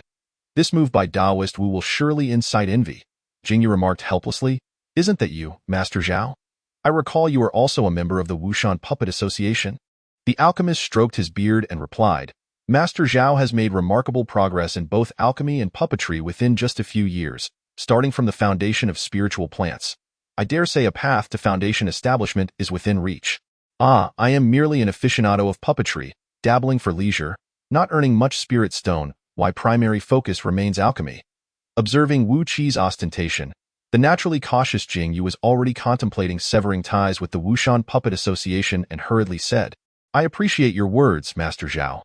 The alchemist chuckled. "To put it plainly, puppetry is but a minor art. If we are to speak of prominent skills in the world, it is still the traditional 4 arts: alchemy, artifact crafting, array formation, and talisman making. Among these, alchemy stands at the forefront, and no matter how improved the strength puppet may be, it ultimately remains a crude task, one that cultivators disdain to engage in. What does this signify? It signifies that, when selecting tasks, one ought to choose those with higher thresholds." The alchemist puffed out his chest and proclaimed, "In our profession as alchemists, we shall never be replaced. This career is as steadfast as Mount Tai." With a chuckle, Jing Yu smiled in agreement, and as the crowd gradually dispersed, he was drawn into the courtyard by Wu Zichuan. "Zhao Daoyu, you have arrived," Wu Qi exclaimed upon seeing Jing Yu, his eyes narrowing into slits of delight. "Thanks to the selfless sharing of the puppet flying boat legacy by you, my friend, I have gained considerable insights, which have led to today's innovations. Oh? Might I inquire about the specifics of your thoughts? Wu Daoyu, could you elaborate?" Jing Yu found it somewhat astonishing that Wu Qi, as a chi-refining puppet master, was able to optimize the puppet legacy of the 9 Lives Dao Monarch, prompting him to accompany Wu Zichuan to explore further. "Please, enter the main hall. The other friends have already arrived," Wu Qi invited with a smile. "We have commenced this exchange meeting ahead of schedule to clarify the doubts of all present." Following the Wu father and son into the main hall, Jing Yu indeed found the remaining puppet masters of the Wu Mountain Puppet Association already assembled. Before them lay a powerful puppet disassembled into dozens of components, with each puppet master meticulously examining several pieces. Esteemed friends, in keeping with the tradition of our Wu Mountain Puppet Association's selfless sharing, I shall now elucidate the key points of enhancing the warrior puppet to reduce its energy consumption. Wu Qi spoke eloquently from the main seat, while the puppet masters listened intently from the guest seats. Jing Yu also paid close attention throughout the discourse and ultimately had to concede that this esteemed puppet master, who held the highest nominal expertise in puppetry within Wu Mountain, indeed possessed some remarkable knowledge. Regrettably, it was limited. The original living puppet primer, Warrior Edition was merely a simplified version of the fragmented text found in True Puppet Mastery, Qi Refinement Edition. Compared to the authentic transmission of the 9 lives Dao Monarch's Warrior Puppet, the fragmented version inherently represented a lower-tier model. Nonetheless, even this downgraded warrior puppet boasted capabilities that were exceedingly formidable for a corner of the cultivation world like Wu Mountain. Not only was its mobility exceptional, capable of running and jumping, but it also exhibited remarkable adaptability to various environments, effortlessly scaling mountains and swimming through water. It even featured specialized adjustment mechanisms in its fingers, granting it a flexibility nearly indistinguishable from that of a real person, sufficient for executing intricate tasks. However, in reality, Wu Mountain's demand for warrior puppets was far less extravagant. Typically, the puppets or body-refining practitioners engaged in merely rudimentary tasks such as hauling or construction. To put it into the perspective of Jing Yu's past life, it was akin to intending to peel an apple and inadvertently producing a Swiss Army knife. To be more straightforward, the current warrior puppet possessed an abundance of redundant features that Wu Qi's reasoning was quite simple. Given the multitude of functions inherent in the warrior puppet, yet the absence of applicable scenarios to showcase these capabilities within Wu Mountain, why not eliminate the unnecessary functionalities altogether? Wouldn't that subsequently reduce the spiritual stone energy consumption required by the puppet? Chapter 73.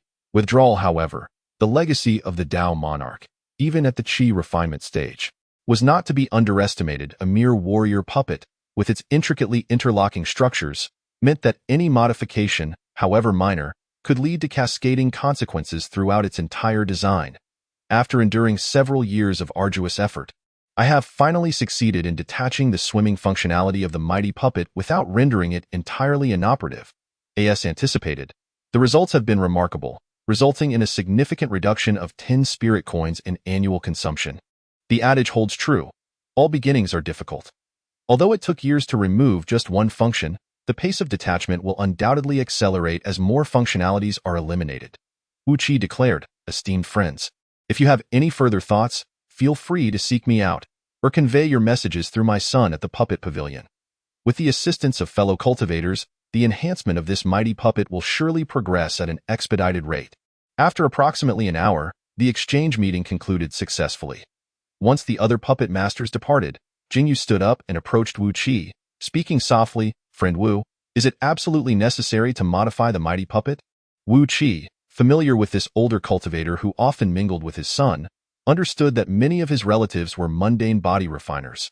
He replied candidly, "Are you concerned about the livelihoods of your mortal relatives? Zhao Dao, there is no need for such worries. In the Wu Mountain market, there are only a handful of cultivators in the puppet path, and we share deep bonds as fellow practitioners. Although I manage the Puppet Pavilion on behalf of the market, my words still carry weight. I can arrange for your relatives to take on some work at the Puppet Pavilion, ensuring they earn a living, which would be far better than toiling away at those labor-intensive jobs. As for my nephews and nieces, their matters are easily manageable. Even if they were to lose their livelihoods, sustaining them with a few spirit stones a year would pose no burden to me." Jing Yu shook his head, "But friend Wu, your actions risk uprooting the very foundation of the mundane body refiners in the market. If they lose their work here, they will have no choice but to venture into the monster beast mountains, a place fraught with peril where the number of robbers may even surpass that of the beasts. The mortality rate among cultivators is alarmingly high, let alone for mortals." Jing Yu did not lament the loss of livelihood for these mortals. Rather, he believed that the tasks of mundane body refiners within the market were mostly simple and repetitive, with high replaceability. That it was only a matter of time before they were supplanted by the cost-effective and efficient mighty puppets. This was not something a mere Qi-refining puppet master like Wu Qi could influence, but rather an unstoppable tide of change. However, Wu Qi, or perhaps the entirety of Wu Mountain puppetry, would inevitably assume a role in this transition, drawing the ire of the mundane body refiners. Perhaps Wu Qi sought fame or profit, or even harbored higher ideals, eagerly desiring to alter the status quo. Yet, he must also bear the short-term pains of change, along with the backlash that may arise. As an immortal, Jing Yu saw no need to wade through such murky waters. He could simply observe the unfolding of this epical transformation from the shadows and enjoy the benefits it would bring. "You are overthinking it." Zhao Dao. Wu Qi laughed heartily. "The mundane body refiners may soon find themselves lacking opportunities to gamble their lives in the monster beast mountains. once I have reduced the annual consumption of the mighty puppet to a satisfactory level. The next step will be to enhance the combat puppets. At such a time, whether the cultivator is exploring hidden realms, gathering spiritual herbs, or hunting demonic beasts, bringing along a few readily available combat puppets is undoubtedly far more advantageous than the timorous, life-preserving approach of ordinary body-refining practitioners. Indeed, this is how you wish to play it. Fortunately, this conversation is held behind closed doors, were Wuqin to utter such words in the public square, Jing Yu would fear the blood splattering within a Tinzhong radius. Thus, I shall extend my early wishes for Wu Dao's success. Jing Yu forced a smile and remarked, there is another matter today. Zhao may possibly withdraw from the Wushan Puppet Association. Whatever for? Wubichen exclaimed in shock. Over the past 2 years, nearly everyone, even his own father, has scoffed at his partner's puppet plan. Yet only Jing Yu has consistently encouraged and expressed great faith in its future, even contemplating investing some spiritual stones for a share, which has left Wubichen with a profoundly positive impression of this middle-aged cultivator who had only recently begun to gather qi. Despite their brief acquaintance, their bond has transcended mere friendship, blossoming into a deep camaraderie. And why might that be? Zhao continued. At the age of 45, I have only just begun to gather qi, and now, having crossed the half-century mark, I am still merely at the 3rd level of qi gathering. With less than 30 years remaining, I shall soon miss the optimal age for foundation establishment. Jing Yu sighed. Fortunately, Zhao possesses some aptitude in alchemy. With this skill, perhaps there remains a chance to continue on the path. From now on, I must enter a prolonged seclusion, focusing on alchemy and cultivation, striving to reach the 9th level of qi gathering before I turn 80. I fear I can no longer afford to be distracted by the art of puppetry. Wuqin nodded in understanding. Your resolve in seeking the Dao is commendable. With such determination, what do you have to fear regarding foundation establishment? Indeed, there is no need to withdraw from the association over this matter. In the future, you may simply refrain from attending the exchange meetings. However, should you wish to purchase puppets or related spiritual materials from the puppet pavilion, transactions will still adhere to the internal pricing of the association. He then turned to reprimand Wubichen. Look at Zhao, what it means to be an old steed in the stable, aspiring for 1,000 miles. Now look at you, day after day, merely tinkering with your few broken dolls. You ought to either devote yourself more earnestly to cultivation or focus your thoughts on genuine puppetry. I shan't criticize you further on that, but, father, enough of this. Wubichen hastily pulled Jing Yu away, leaving Wuqin alone in the room, fuming in silence. Once they had exited the courtyard, Wubichen lamented, Uncle Zhao, are you truly going to begin a lengthy seclusion? Will we not be able to see each other often in the future? After all, Wubichen is the first premium fate cultivator Jing Yu has encountered since his reincarnation, and he does not wish to relinquish such a valuable connection. Thus, he replied with a smile, why must you be so concerned? Young Wubichen, I shall indeed be in seclusion, but it is not a complete deadlock. Should time permit amidst my cultivation, a small gathering would be entirely acceptable. He then kindly reminded, young Wubichen, do encourage your father to leave some leeway between himself and those ordinary body-refining practitioners. Lest he completely block their paths, it is not worth such a great risk for trifling gains that I shall reflect upon this. Wubichen whispered, my father is resolute in his decisions. I cannot sway him. In the future, I shall at most advise him against venturing out recklessly. Moreover, Uncle Zhao has instructed me to simply be known as Chun.Wu Buchuan, with an air of mystery, remarked. A few days ago, I contacted a merchant friend, and in a few months, he will bring me several pieces of beautiful skin paintings crafted by the spirit painters of the immortal city. When the time comes, I shall adorn the latest jade essence puppets I have developed with these paintings, undoubtedly marking the pinnacle of my creations thus far in terms of Dao companion puppets. In this vast Wushan market, only Uncle Zhao is my confidant. Should this puppet come to fruition, I shall present one to you for a thorough appreciation. Chapter 74. 6 years later, year 556 of the longevity era, in the tranquil chamber, Jing Yu sat cross-legged, holding a flawless, round white pill in his hand. With a flick of his finger, he sent it into his mouth, swallowing it with a soft gulp. The pure medicinal power dispersed within him, permeating through his meridians. Jing Yu calmed his mind and began to introspect, soon realizing that the vitality pill's essence, under the operation of the Wenjing Guanming Fa technique, rapidly transformed into solid and resilient water-type magical energy, accumulating in his dantian. However, After the transformation, some black impurities lingered within his meridians. Dan poison. Jing Yu understood well. Regardless of the nature of any pill, its essence invariably harbors some impurities, which constitute Dan poison. If neglected for an extended period, this Dan poison would erode the practitioner's physical form, accumulate within the meridians, ultimately hindering any progress in cultivation. Thus, practitioners who frequently consume pills to enhance their cultivation invariably keep a method to resolve Dan poison, solidifying their foundation and preventing future troubles. However, regardless of how sophisticated the secret method, resolving Dan poison is a prolonged endeavor, not something achievable overnight. Yet, astonishingly, waves of grayish light penetrated Jing Yu's meridians, and in an instant, they swept away all the accumulated black impurities and Dan poison. The Kudu Jing is reputed to refine all worldly substances for one's use, extracting the essence of body refinement, and it seems even Dan poison can yield 2 liang of essence, thus sparing me the lengthy process of resolving Dan poison. Jing Yu mused. Immediately, he emanated a formidable spiritual pressure akin to that of the 5th layer of qi refinement. Jing Yu abruptly rose. After 6 years of seclusion, my qi refinement has indeed advanced, and I should be close to the 6th layer. He then clenched his fist. I never anticipated that even without seeking body refinement elixirs, my Kudu Jing would have broken through to the 9th layer of body refinement. Only 1 layer remains, and the Kudu treasure body will be perfected at this stage. Although Jing Yu was not entirely isolated during his seclusion, he did venture out occasionally for fresh air. Nonetheless, he spent the majority of his time nestled within the tranquil chamber.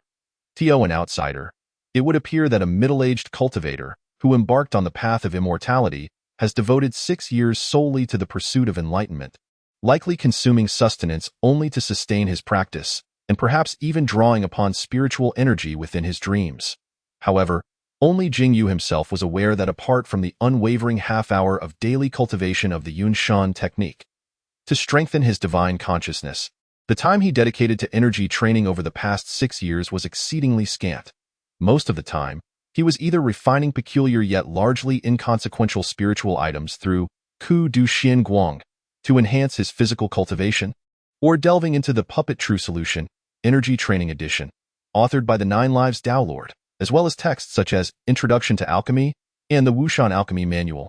When boredom struck, he would peruse the wealth of anecdotes and lore from the immortal realm acquired from the Xianwen Pavilion, or indulge in strange tales.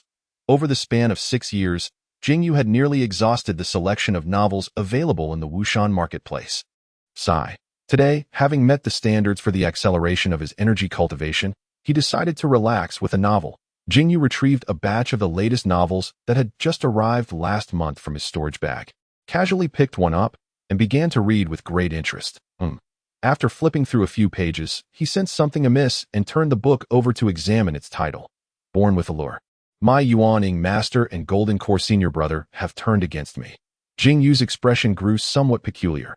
He flipped through a few more pages, pondering how the female protagonist of this romance novel bore such a striking resemblance to Li Jiangmei. Perhaps the archetypes of love in this world are fundamentally cliché, finding the writing exceedingly trite. Jing Yu soon lost patience, sweeping his divine consciousness over the entire book in one go. Casting it aside with a sigh, I refuse to be superstitious. It truly is a dreadful read. Another quarter of an hour of my life wasted. Splendid. He abruptly stood up, pushed open the door to the quiet room, and calculated that it was time for him to emerge from seclusion. This time, there were 2 significant matters he needed to attend to. The first was the grand auction held in Wushan Marketplace, which occurred once every decade and was set to commence in half a month's time. Jing Yu's divine consciousness was steadily growing stronger, his alchemical skills were becoming increasingly refined, and his annual income was on an upward trajectory. Considering the accumulation over these 6 years, after deducting daily expenses, Jing Yu now possessed an impressive total of over 220 spirit stones. Such a sum would surely allow him to acquire several coveted items at the grand auction. Jing Yu's original plan was to purchase a rare alchemical medicine for breaking through a bottleneck. Although he had fortuitously reached the 9th level of body refinement, it was still reasonable to buy a potion at the auction for future use when he aimed to achieve completeness at the 9th level and subsequently break into the 10th. The second matter was imminent. Tomorrow marked the day for Zhao Qingyin's twins, Zhao Yuanqing and Zhao Yuanqi, to test their spiritual roots as their uncle. Jing Yu could not afford to be absent. approaching the gate of the neighboring courtyard. He noticed the door was ajar and entered directly. At a glance, he spotted 6-year-old Zhao Yuanqing dashing around the yard with a finely crafted peachwood sword. His niece, Zhao Yuanqi, sat quietly on a step on the opposite side of the yard, engrossed in a book. Meanwhile, Zhao Qingyin's wife, Mu Pei, was rolling up her sleeves, her hands immersed in a wooden basin filled with soapy water, washing clothes. "Uncle," Mu Pei looked up upon seeing Jing Yu, smiling. "Have you emerged from seclusion? Is this Pei washing clothes?" Jing Yu has been in seclusion for a full 3 months, and after such a long absence, I cannot help but wonder, why do you not utilize the cleansing garment talisman?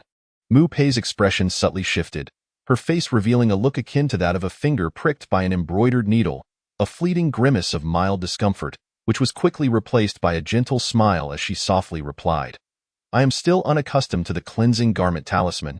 After all, Pei is a body-refining practitioner with considerable strength, and it is best to wash these clothes by hand."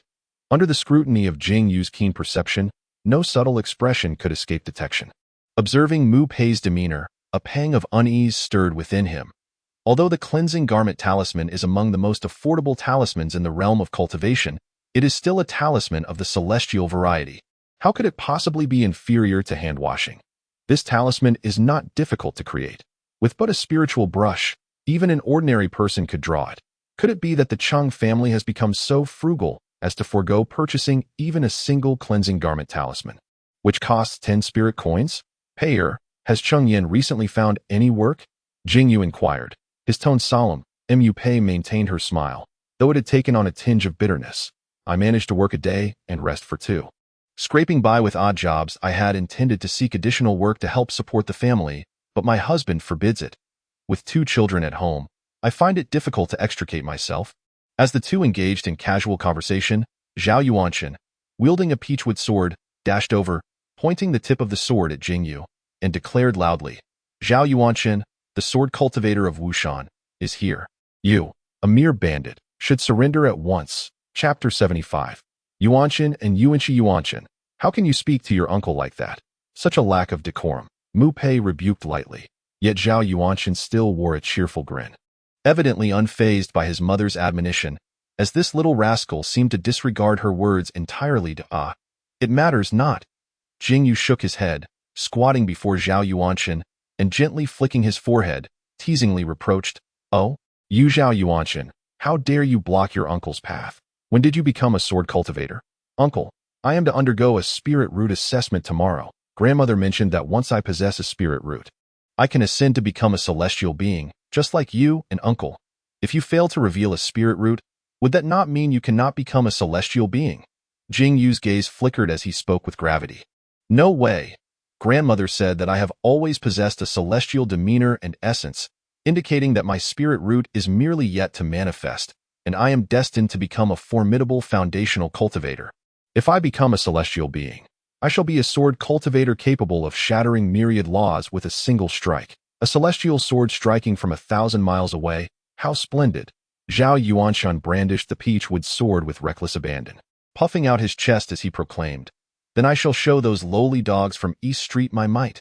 Mu Pei frowned and scolded, "Yuanqing, where did you learn such foul language? Have you memorized yesterday's 1,000-character essay?" Zhao Yuanqing stuck out his tongue, made a face at Mu Pei, and scampered off to play outside with his peachwood sword. Alas, this child is spoiled by his mother. A source of constant worry, a frown creased Mu Pei's forehead as she sighed.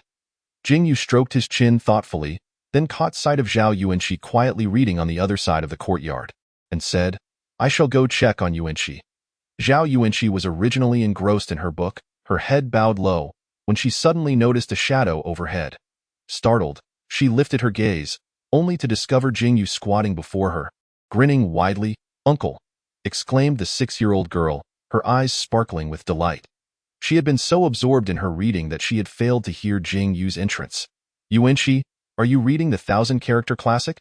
Zhao Yuanqi shook her head and replied, "I've long memorized the 1,000-character classic, so there's no need to read it again. This is another book, though." Jing Yu's mind flickered over the title, causing her to pause slightly. "Comprehensive Guide to the Practice of Mortal Talismans." "Yuanqi, what do you intend to do with this?" Zhao Yuanqi whispered, "I found it in my Uncle Mu Shan's study, I overheard my father and mother mention that in the celestial city of leisure, some immortals have created several types of talismans that mortals can draw. There are a few small workshops over on East Street of the inner quarter that are in need of workers. My family has praised my calligraphy skills, and perhaps I could try my hand at drawing talismans to help with household expenses. You're still so young. How do you know about such matters? Jing Yu frowned and said, aren't you supposed to be testing your spiritual root tomorrow?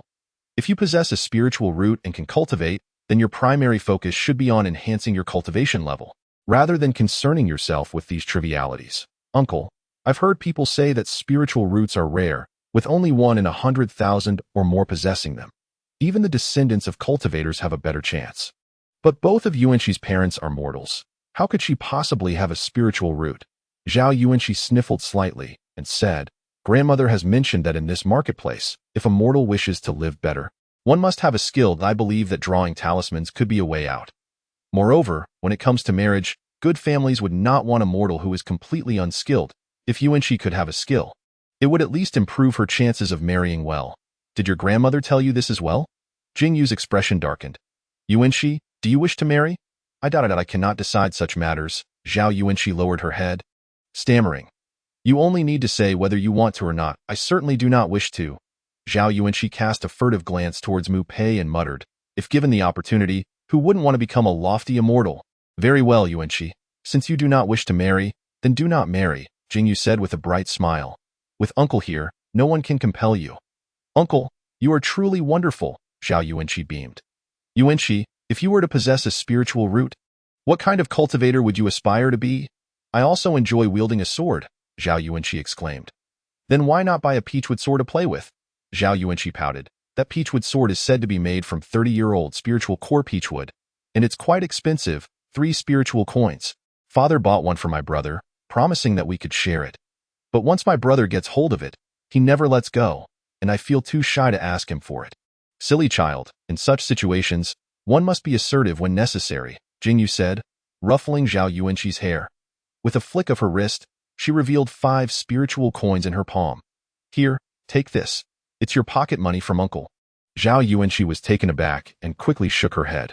Uncle, there's no need. In a hushed tone, he confided. Uncle, to be frank, my uncle discreetly slipped me 3 spirit coins yesterday, urging me to procure an identical one as well. Old Mu. Jing Yu paused momentarily, then replied with a smile. An uncle is an uncle, and a maternal uncle is a maternal uncle. They are 2 separate matters. Keep this money hidden close to you. Do not reveal it to your parents, nor to your grandmother. Use it to buy whatever you wish. Zhao Yuanqi gazed longingly at the 5 spirit coins in Jing Yu's hand, as if having resolved something significant. He reluctantly diverted his gaze and said, Uncle, why not give this money to Mother? We require funds for various household needs. Such matters are for adults. Why should a child concern himself with them? Take it for yourself, Jing Yu insisted, forcefully placing the 5 spirit coins into Zhao Yuanqi's small palm. Very well, Uncle. Let it be so. Zhao Yuanqi seemed to have conceived a mutually beneficial solution, gleefully proclaiming, I shall keep 2 coins for myself and present the remaining 3 to my parents to assist with household expenses. Very well, as you wish. Jing Yu sighed, lifting Zhao Yuanqi into his arms. Good child. Zhao Yuanqi playfully pinched Jing Yu's cheek. Uncle, why is your face so hard, resilient, and smooth? She tilted her head, seemingly pondering a suitable analogy, and after a moment declared, as hard as iron, as tough as cowhide, and as smooth as white jade. How peculiar, moreover. How is it that you never seem to age? Zhao Yuanqi frowned slightly and pouted. Clearly, both my uncle and you are cultivators, yet my uncle has several strands of white beard. Jing Yu smiled warmly. That is because I have practiced body refinement, which helps maintain one's appearance and preserves youth. But grandmother also practices body refinement. Why does she appear so aged, with wrinkles etched upon her face? That is because your grandmother's practice has not been consistent. Zhao Yuanqi's small face scrunched up, and she sighed heavily. Alas, aging is truly unappealing. Xuanqingzi does not wish to grow old. Then do not grow old. Jing Yu replied gently. When little Xuanqingzi matures, she can practice body refinement alongside her uncle, and thus, she shall remain forever youthful like me. Chapter 76. The pitiful thick barrier. Jing Yu played with Zhao Yuanqi for a while, teaching her a few talismans, when Mu Shan, Zhao Mingyu, and Zhao Qingyan returned to the courtyard one after the other. Upon seeing Jing Yu, Mu Shan felt the faint spiritual pressure emanating from him, indicative of his 5th level of qi refinement, and was momentarily taken aback, both surprised and admiring. Uncle, congratulations on your remarkable advancement in cultivation. Have you not also broken through to the 8th level of qi refinement? Jing Yu replied with a smile. The path to foundation establishment is within reach. Old Mu Dada, Mu Shan said bitterly. Alas, my aptitude is mediocre. After 8 years of stagnation, I have barely reached the 8th level. Now at 67 years of age, in another 13 years, I shall face the critical juncture of declining vitality and depleted meridians that I wonder if I will ever attain the 9th level of qi refinement.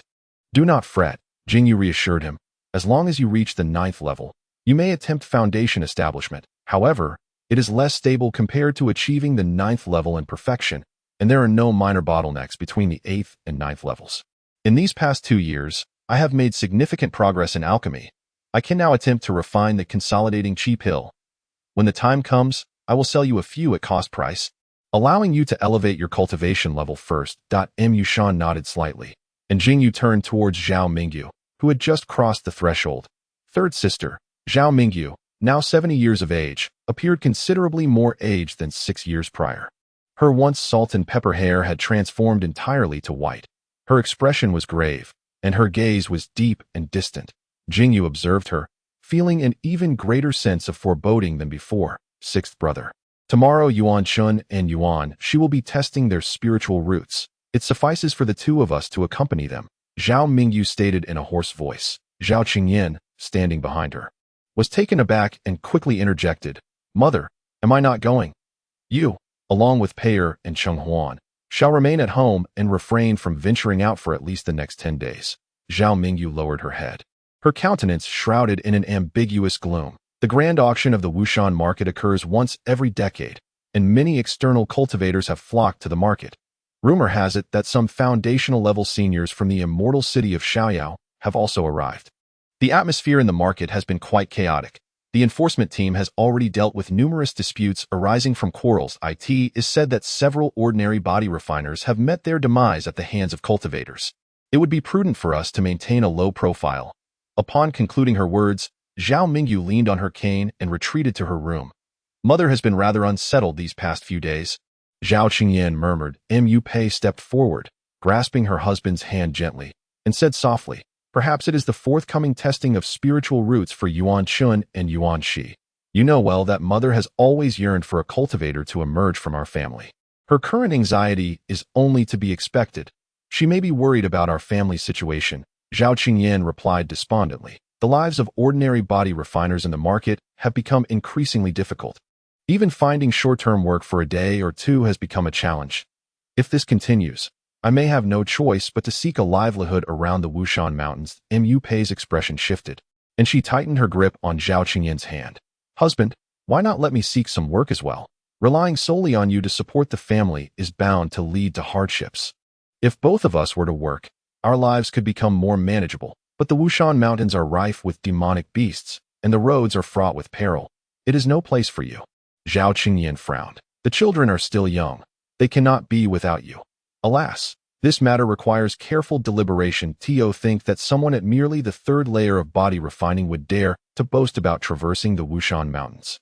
Have you considered whether your frail physique is sufficient to withstand the jaws of high-level demonic beasts? A warm yet cutting voice echoed in Zhao Qingyan's ear. Turning towards the source, he found it was his uncle who had spoken.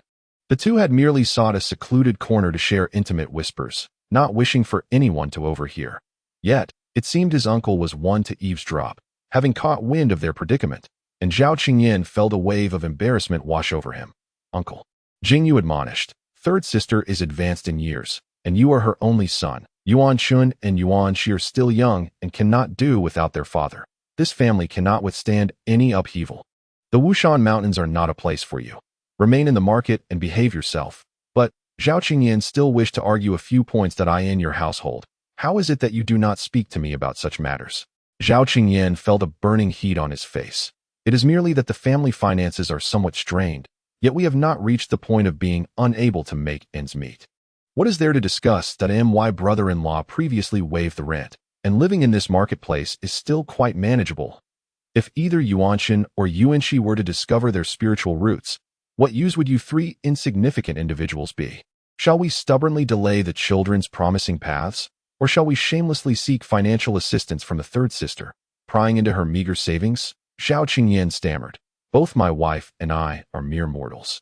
It is not something one can simply aspire to bear a child with spiritual roots in a single generation. Jing Yu shook his head, revealing 2 spirit stones in his palm and tossing them to Zhao Qingyan. In due time. Once the grand auction concludes and the visiting cultivators have departed, assist me in procuring the necessary herbs and medicines for alchemy. Idling at home day after day is hardly a solution. Zhao Qingyan, originally born into the royal family of the Zhao kingdom, had once been a figure of considerable esteem among mortals. However, after traversing countless miles northward in search of immortality with his mother and sister, he settled in the Wushan marketplace. Although life here could not be compared to his previous existence, it was, after all, a gathering place for immortals, and he could not help but feel a sense of pride. Yet, among mortals, there were those without even the talent for body refinement, relegated to servitude for the amusement of cultivators, and he had once held himself in high regard. Now, however, the rise of the modified strength puppets had continually diminished the living space for body refiners in Wushan. As the handsome Zhao Qingyan tightly clutched the 2 spirit stones that Jing Yu had casually tossed him, an indescribable sense of embarrassment began to emerge within him. Initially, he had intended to maintain some semblance of dignity, pondering how to gracefully decline Jing Yu's goodwill. But upon glancing at the 2 spirit stones he was gripping so tightly, he found himself at a loss for words. Jing Yu patted Zhao Qingyan on the shoulder and glanced towards the room where Zhao Mingyu resided, saying, I shall arrive early tomorrow to take the third sister and the 2 children to test their spiritual roots. With that, he turned and departed. Zhao Qingyan watched Jing Yu's retreating figure, recalling the carefree expression his uncle had worn when he produced the 2 spirit stones. Once more, he vividly felt the vast chasm that lay between cultivators and mortals. For the first time, he sensed a lamentable barrier separating him from his uncle, a feeling he had not experienced even when he heard tales of this man slaying innate beings with a single strike during his childhood in the Zhao imperial capital. 2 spirit stones. Even during better times, his annual earnings had scarcely amounted to such a sum. At this thought, Zhao Qingyan felt a pang of sorrow. Among the descendants of the Zhao family, who knew when a child with spiritual roots would finally emerge? Chapter 77. I's spiritual root. On the following day, Jing Yu rose early, taking Zhao Mingyu along with siblings Zhao Yuanqing and Zhao Yuanxi to the designated place to test their spiritual roots. Perhaps due to the early hour, the streets were not particularly crowded, yet one could still spot a few cultivators whose attire starkly contrasted with the style of Wushan marketplace, judging by their spiritual pressure. They were mostly cultivators in the later stages of qi refinement, but it appears that the grand auction at Wushan Fengshi is quite a spectacle. Even with more than 10 days remaining before the event, a multitude of external cultivators has already arrived at the market. Jing Yu, cradling a child in her arms, remarked, This is far more impressive than the one held a decade ago. Zhao Mingyu, seemingly having had a restless night, exhibited a pair of somewhat murky eyes with traces of bloodshot veins. In a low voice, she explained, It is said that several foundational masters of Wushan Fengshi are jointly orchestrating this event. This large-scale auction will feature numerous rare and exotic items, personally transported from the carefree immortal city, all to bolster the reputation of Wushan Fengshi. Currently, the number of registered cultivators in Wushan Fengshi is nearing the significant threshold of 3,000. Observing the current scene, the masters must surely be hoping to leverage this auction to enhance their renown and attract new talents. Zhao Mingyu elaborated.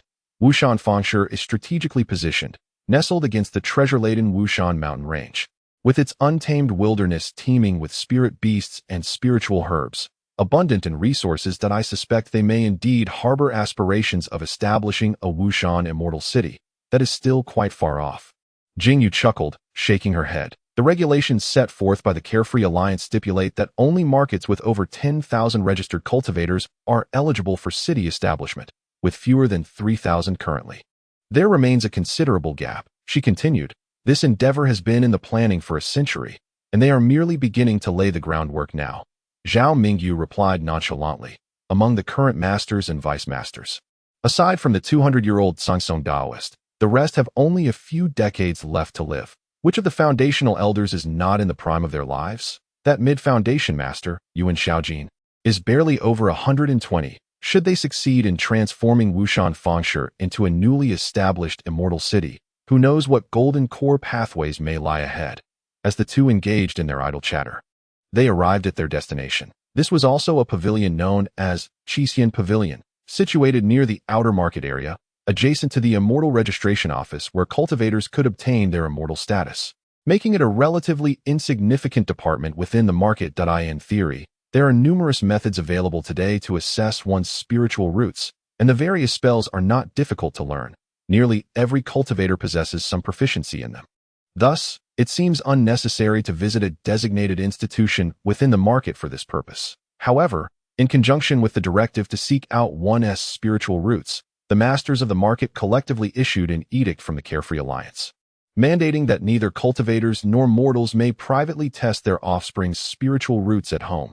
Violations would incur severe penalties, sparing no cultivator from such consequences. Furthermore, upon arriving at Qixian Pavilion for the assessment, individuals would receive a subsidy of 3 spirit stones upon completion, and upon registering at the adjacent immortal office, an additional 5 spirit stones would be granted. Thus, if a child possessed a spiritual root, the family would gain a windfall of 8 spirit stones. This dual approach of incentives and penalties has led the residents of the market to adapt, and when their children reach the appropriate age, they dutifully send them to Qixian Pavilion for testing. Upon entering, Jing Yu and Zhao Mingyu found several individuals already in line for assessments, requiring them to wait their turn for a while. "We woke up early, yet it seems others have arrived even earlier," Jing Yu remarked, observing the mortals ahead, each leading their child patiently in line. The establishment known as Qixian Pavilion stands as a rare sanctuary within Wushan Fengshe, where the statuses of cultivators and mortals are regarded as equal, devoid of any preferential treatment for practitioners. Even the offspring of foundational cultivators must dutifully queue in line. Yet, once they exit this pavilion, these children, after having their spiritual roots assessed, will no longer experience such parity. "Esteemed immortal master, might I request another evaluation? Perhaps my child's ample physique has obscured his spiritual root." An elderly man with a head of silver hair implored the cultivator stationed at the counter. Accompanied by a portly boy, the cultivator, a middle-aged man at the 3rd level of Qi training, responded with noticeable impatience. "Do you take spiritual roots for trifles, easily concealed by mere flesh? Off with you. Don't waste time for the next patron. Indeed, do not hinder my child's assessment of his spiritual roots." The woman behind the old man chimed in. "Your child simply lacks the fate of an immortal. What good will it do to throw a tantrum? And you presume your child possesses such destiny?" The old man shot a fierce glare at the woman, reluctantly ceding his place. The cultivator at the counter held a circular disc, performed a hand gesture, and a beam of light entered the small boy beside the woman. After a prolonged silence, there was no reaction. The cultivator addressed the woman, whose face had turned ashen. "No spiritual root detected. Next attain. Servitude to immortals for a lifetime is his rightful fate." The white-haired elder guffawed, seemingly more delighted by the failure of the woman's child to exhibit a spiritual root than by the success of his own progeny. "Curse you, old wretch." The woman, one hand grasping her child, seized the collar of the elderly man, and the two, each with a child in tow, were embroiled in a tussle as they exited the Qixian Pavilion. Jing Yu turned to observe, shaking his head, and sighed at the myriad of human experiences. "Esteemed friend," the middle-aged cultivator, upon noticing Jing Yu and sensing the faint spiritual pressure emanating from him, straightened his demeanor, adopting a far more respectful attitude. "Are you here to have your younger kin's spiritual roots assessed?" "Yes, I would be most grateful for your assistance," Jing Yu replied with a warm smile. "Not at all, esteemed friend. Please wait a moment." The middle-aged cultivator replied with a smile, then performed a hand gesture, causing the disc in his hand to spin, and another beam of light to enter Zhao Yuanqingzi's body. Yet this light vanished without a trace, akin to a cow plunging into the sea. "Esteemed friend, this young lad possesses no spiritual root," the cultivator stated cautiously. "Thank you." Jing Yu sighed inwardly, handing the somewhat bewildered Zhao Yuanqing to Zhao Mingyu. Mourning, even though she had prepared herself for this outcome, a fleeting shadow of disappointment crossed Zhao Mingyu's aged face as she gently patted Zhao Yuanqing's head, falling into a thoughtful silence. "Might I trouble you once more?" Jing Yu sensed that Zhao Yuanqing's small frame stiffened slightly, As if this perceptive young girl harbored weighty thoughts of her own, the middle-aged cultivator nodded, repeating the process, and a beam of light entered Zhao Yuanxi's body. Boom! The disc in the cultivator's hand suddenly glimmered, as a small ice crystal snowflake began to coalesce upon it, a manifestation of spiritual roots. Zhao Mingyu's eyes widened in astonishment. The veins on her forehead, lined with wrinkles, bulged prominently as she nearly dropped her cherished grandson in her shock, abruptly rising from her seat in anticipation. Wow! With a painful thud, Zhao Yuanqing fell to the ground, unable to suppress his tears. Accompanying Zhao Yuanqing's heart-wrenching cries were the jubilant congratulations of a middle-aged cultivator that reached the ears of Jing Yu and others. Congratulations, my friend. Your daughter possesses a low-grade ice spirit root. This cultivator mistakenly assumed that Zhao Yuanqi was Jing Yu's daughter, continuously uttering auspicious words. From this moment forth, the path to immortality is within reach, and longevity is in sight. Chapter 78. Secrets. Thank you for your kind words. Jing Yu replied with a cheerful smile. These are 3 spirit stones that every spirit root child is entitled to. Esteemed senior, please accept them. The middle-aged cultivator produced 3 spirit stones and handed them to Jing Yu.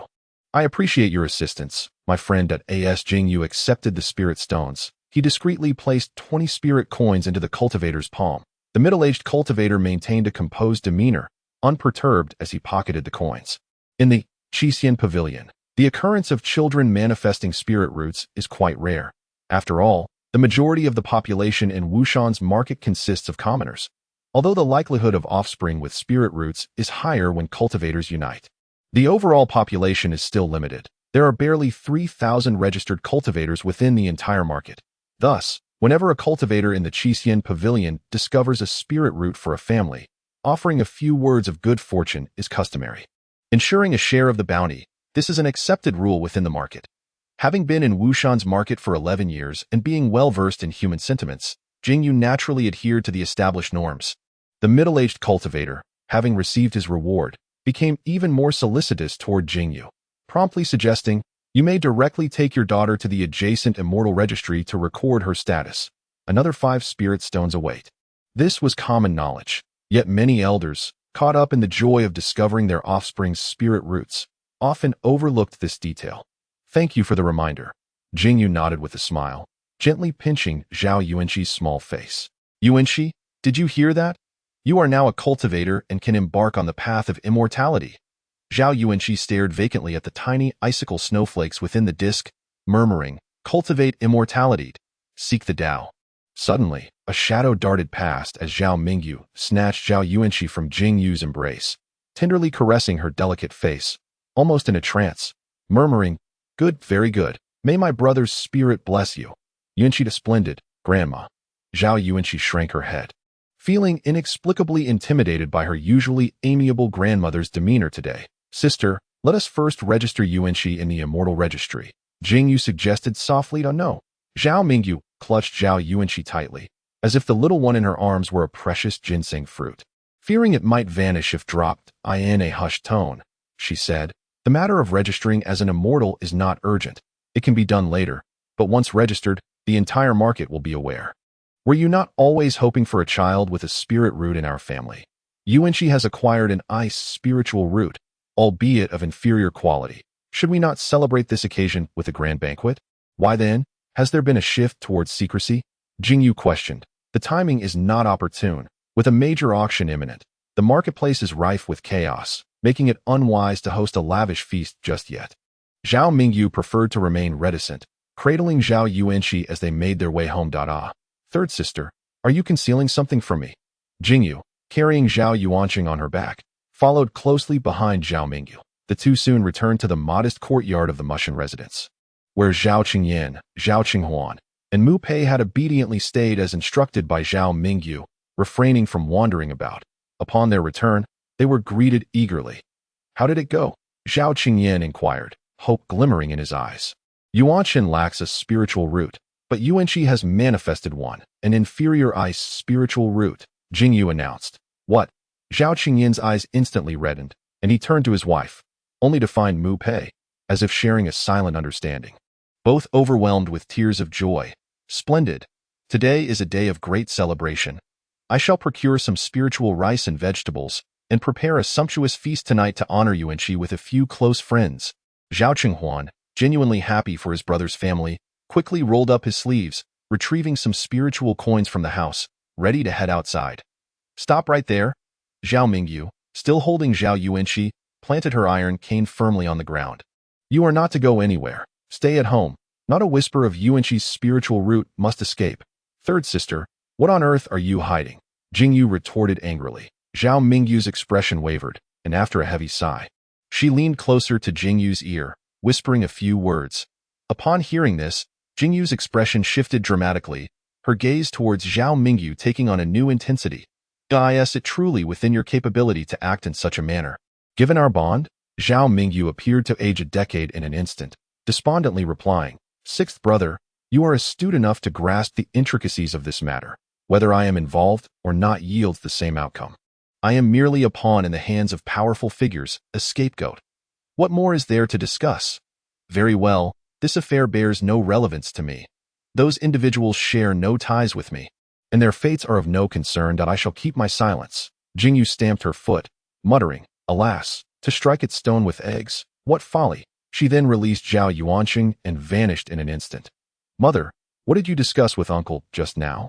Zhao Qingyin asked, bewildered. Zhao Mingyu shot her son a fierce glare, admonishing, when elders converse, what business do you, a junior, have in meddling?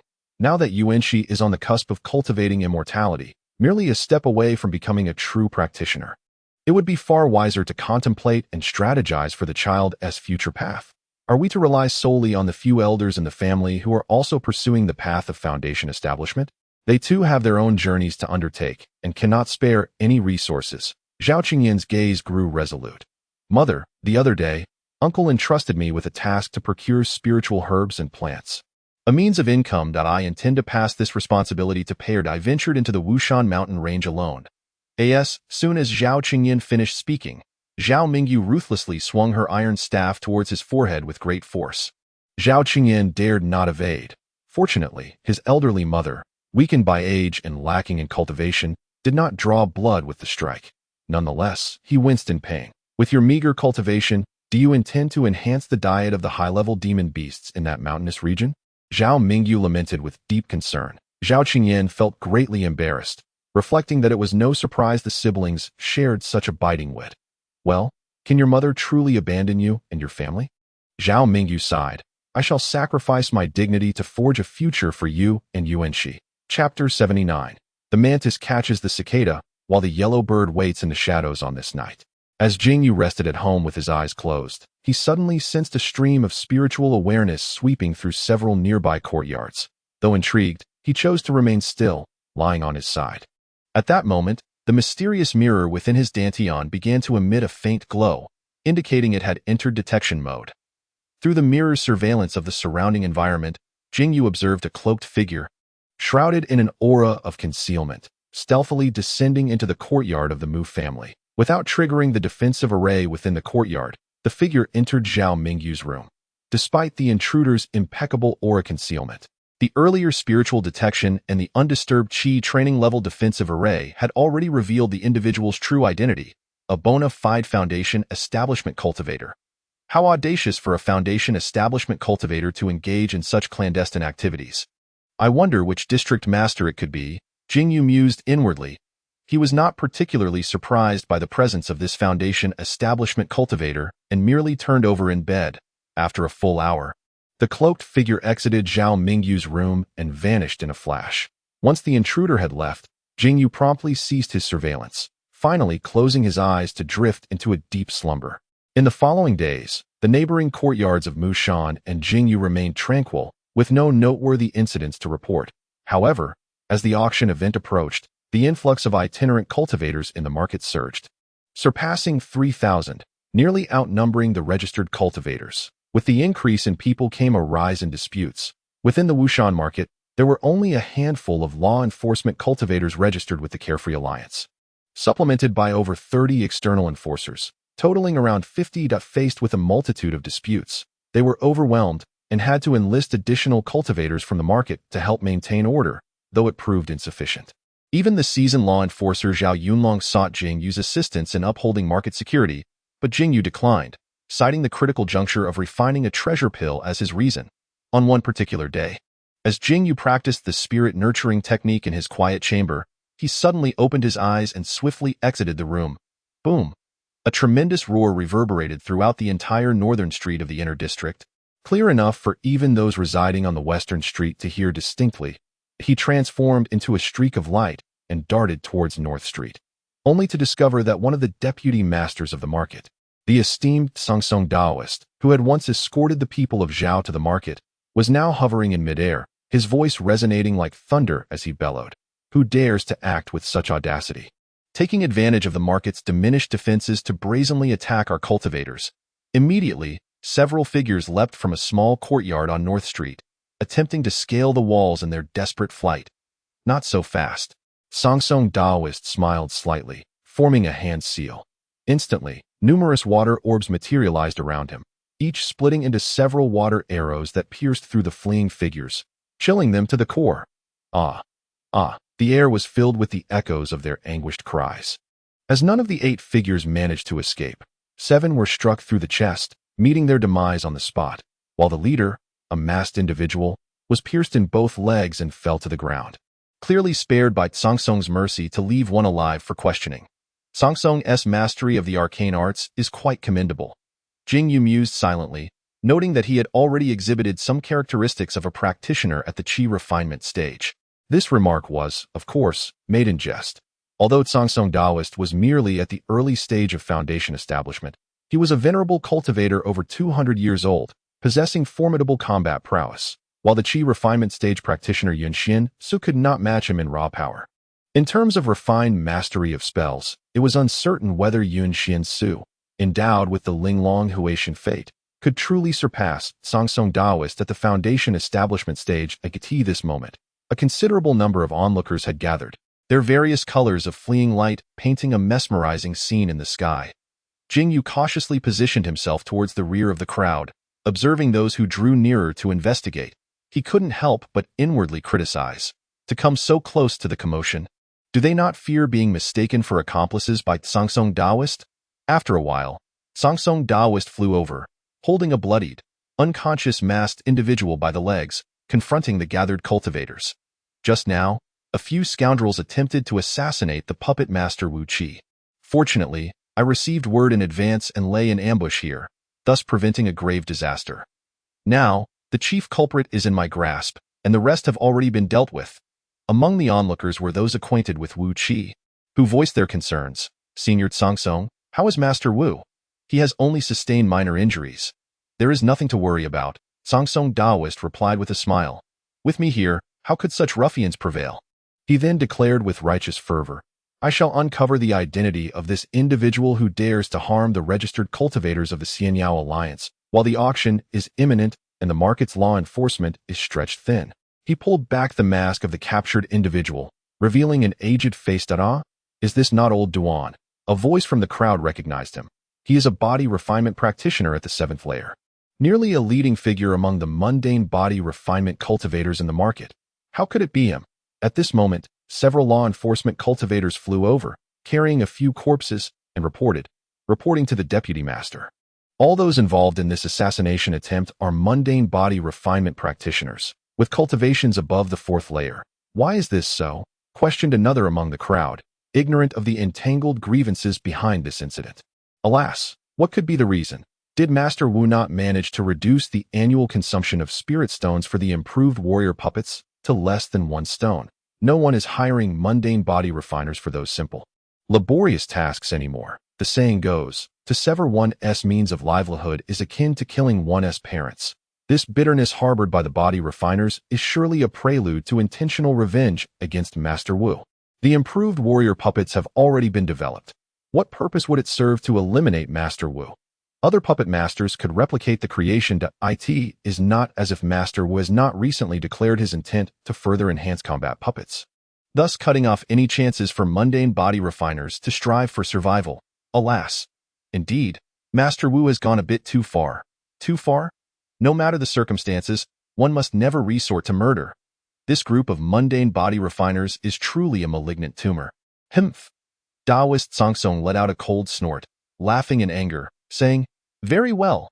These mundane body refiners dare to harm the disciples of my carefree alliance for a mere handful of spirit stones. I fear this matter involves more than just these few individuals. There must be orchestrators behind the scenes. Investigate.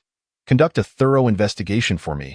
It seems that after decades of cultivating my character, these petty villains truly take me." Taoist Xuanqingzi. For clay to be molded. Chapter 80. At this moment Jing Yu gazed at the indignant Taoist Xuanqingzi with a look of disdain. The old man's acting was truly subpar. However, no one really cared how much of Taoist Xuanqingzi's current fury was genuine and how much was feigned, for an unmistakable tone had been set following the failed assassination of Wu Qi by numerous body refiners today. The market would begin to gradually rectify and expel the mundane body refiners. It is essential to note that currently, there are 3,000 registered cultivators in the Wushan market, while the mundane body refiners number around 5,000. Adding in the tens of thousands of relatives of both cultivators and mundane body refiners, this constitutes the permanent population within the Wushan market. The least fortunate among them may reside in makeshift shelters in the outer market, while the remaining hundreds of thousands of ordinary mundane servants cannot even stay within the market, forced to rest in the nearby villages at night and rising early each day to work in the market. However, with the proliferation of warrior puppets, the role of mundane body refiners in the market is diminishing.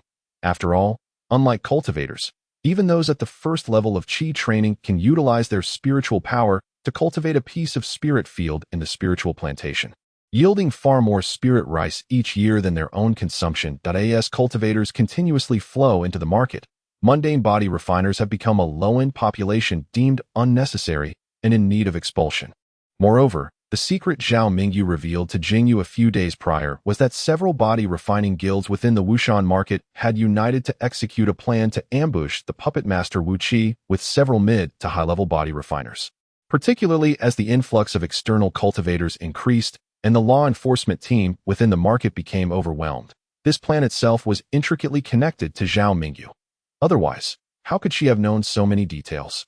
Yet, in the end, Third Sister sold this information to the upper echelons of the Wushan market. Thus, today's grand performance came to fruition. Jing Yu chuckled coldly to herself. Why did Third Sister betray those old friends with whom she shared many years of camaraderie? Is it because Xuanqingzi has revealed her spiritual roots and is on the verge of becoming a cultivator?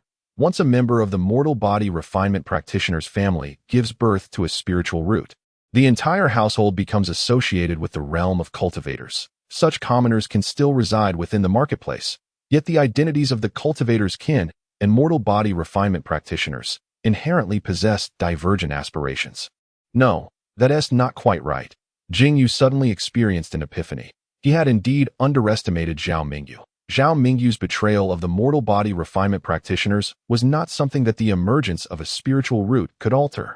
Indeed, regardless of whether Yuan Qin or Yuan Shi possessed a spiritual root, Third Sister had already resolved to sell those mortal body refinement practitioners at a lucrative price. She had always been a person who would stop at nothing to achieve her goals. A chill coursed through Jing Yu's heart. Even I can recognize that the actions of these body refinement practitioners are merely a desperate struggle, a futile fight against overwhelming odds. Could Third Sister, with her intelligence, truly be oblivious to this? She had made up her mind from the very beginning to align herself with the upper echelons of the marketplace. Consequently, by fully disclosing the assassination plot to the upper echelons, Third Sister solidified her role as a whistleblower, allowing the marketplace to take advantage of the situation and eradicate the entire group of mortal body refinement practitioners, ensuring that they would never again be able to compare themselves to cultivators in terms of status. Henceforth, even the Qi refining practitioners would be distinctly separated from the commoners, and as a whistleblower and traitor, the marketplace, even if merely for the sake of securing substantial rewards, would certainly bestow ample benefits upon Third Sister. Yet, even if Zhao Mingyu refrained from whistleblowing, would the marketplace abandon its plans to expel the mortal body refinement practitioners? Certainly not. Jing Yu immediately realized that for the foundational level cultivators of Wushan marketplace, the successful execution of this assassination, resulting in the demise of the puppet master Wu Qi, would yield even greater advantages for them. This would allow for a more legitimate exploitation of the situation. This is precisely why, as Xuanqingzi stated, her presence or absence would not alter the overall situation. She was merely being utilized as a scapegoat. However, she would rather be used as a tool for murder. Willing to sacrifice her reputation, facing betrayal from all sides, to devour the benefits bestowed by the foundational cultivators, paving the way for her younger kin and securing resources for Xuanqingzi's cultivation. Jing Yu murmured to himself, "Third sister, this truly is your style." One could argue that the only one deserving of gratitude from this incident is the puppet master Wu Qi. After all, had it not been for Xuanqingzi's whistleblowing, the upper echelons of the marketplace would not have altered their predetermined plan to expel the mortal body refinement practitioners. Yet Wu Qi would have likely met his demise regardless. Alas, Jing Yu shook his head. What a situation! In his perspective, the gradual replacement of mortal body refinement practitioners by powerful puppets within the cultivation world is an unstoppable trend. Although Wushan Marketplace may have relied heavily on mortal body refinement practitioners in its inception, the upper echelon's ruthless abandonment of them, once the marketplace flourished, seemed rather heartless. Yet, it was also an entirely foreseeable outcome. Jing Yu never expected such rulers, especially those who wielded great power, to fully consider the plight of the weak. From the viewpoint of the mortal body refinement practitioners, he found it somewhat incomprehensible. Knowing full well that they were about to be eliminated by the cultivation world, why persist in such delusions? Indeed, even a mere mortal body refinement practitioner at the first level of cultivation can attain a status equivalent to that of an innate grandmaster in a secular nation devoid of cultivators. Such an individual would be a distinguished guest at the court of a sovereign, enjoying a life of luxury and ease in the mundane realm. Had Jing Yu lacked a spiritual root and merely been an ordinary body refinement practitioner, there would have been no need to toil year after year for a meager sum of spirit stones, as the emergence of the first improved warrior puppet by the puppet master Wu Qi would have rendered him capable of reclining in the spirit-deficient secular nation. However, when Jing Yu adopts the perspective of these mortal body refinement practitioners, enlightenment dawns upon him. Bearing the burden of a long lifespan, devoid of concerns over mortality, he inevitably embodies a certain sense of indulgence akin to the phrase, "Why not enjoy the luxuries of life?" Ultimately, these mortals, who cling stubbornly to their lives in the Wushan market, share a common aspiration with Third Sister. They hope that their descendants might possess a spiritual root and embark upon the path of immortality. Pursuing the road to eternal life, the pursuit of immortality captivates countless souls, leaving them spellbound. What indeed is this path of cultivation? As Jing Yu flicked his sleeves, preparing to depart, he suddenly caught sight of a corpse belonging to a mortal body refinement practitioner on the ground. This body had evidently been brought here by law enforcement cultivators, who, perhaps due to new assignments, carelessly discarded it, knowing that soon enough, designated mortal servants would come to clean up. The practitioner, likely of considerable refinement prowess, had been struck by 3 water arrows conjured by the Xuanqingzi Taoist, leaving his upper body utterly obliterated, rendering it unrecognizable. Jing Yu felt an unsettling familiarity with the state of this deceased individual. And after a moment of contemplation, he suddenly recalled something, his countenance darkening as he hastily departed. 41 years prior, at the birthday banquet of his father, Emperor Zhao Sheng, his elder brother Zhao Mingyang had met a fate similar to that of this mortal body refinement practitioner. Having been severed in half by a spell from the foundation-building cultivator He Shui Daoist, at this very moment, it was as if history were repeating itself. Chapter 81. Transmigration, the assassination case in the inner district. On the 3rd day following the conclusion of this case, a multitude of mortal body refinement practitioners involved were apprehended. That a total of 327 practitioners were captured, with 13 being killed on the spot for resisting arrest, while the remainder were temporarily detained in the market's prison, awaiting sentencing after the grand auction concluded. Of course, most of these body refinement practitioners were entirely oblivious to the assassination plot and could not even be deemed accomplices. The market's upper echelons were evidently aware of this, and thus, they could not afford to act too ruthlessly. Ultimately, the majority faced expulsion from the market. Many mortal body refinement practitioners sensed an unusual shift due to this incident, prompting numerous families to uproot and relocate from the market. Those with familial ties to cultivators sought to discreetly inquire about the situation, learning that the upcoming actions would not target the mortal kin of cultivators, which eased some concerns, though worries about their livelihoods in the market began to surface. This unexpectedly created vacancies in the makeshift shelters outside the market. However, these shelters were soon filled by newly registered incoming cultivators, leading to a situation of supply not meeting demand. Taoist Zhao, Taoist Wu. You have no idea how dilapidated my former residence at the Lingzhou Mountain Market was to in a quaint tea house. Wu Buchuan and Jing Yu were listening intently to a burly man named Li Dao, whose animated storytelling was accompanied by generous gestures and a spray of spittle. The Lingzhou Mountain Market area was renowned for its abundant production of spiritual bamboo, with the aged varieties being used for medicinal purposes and the crafting of wooden magical artifacts.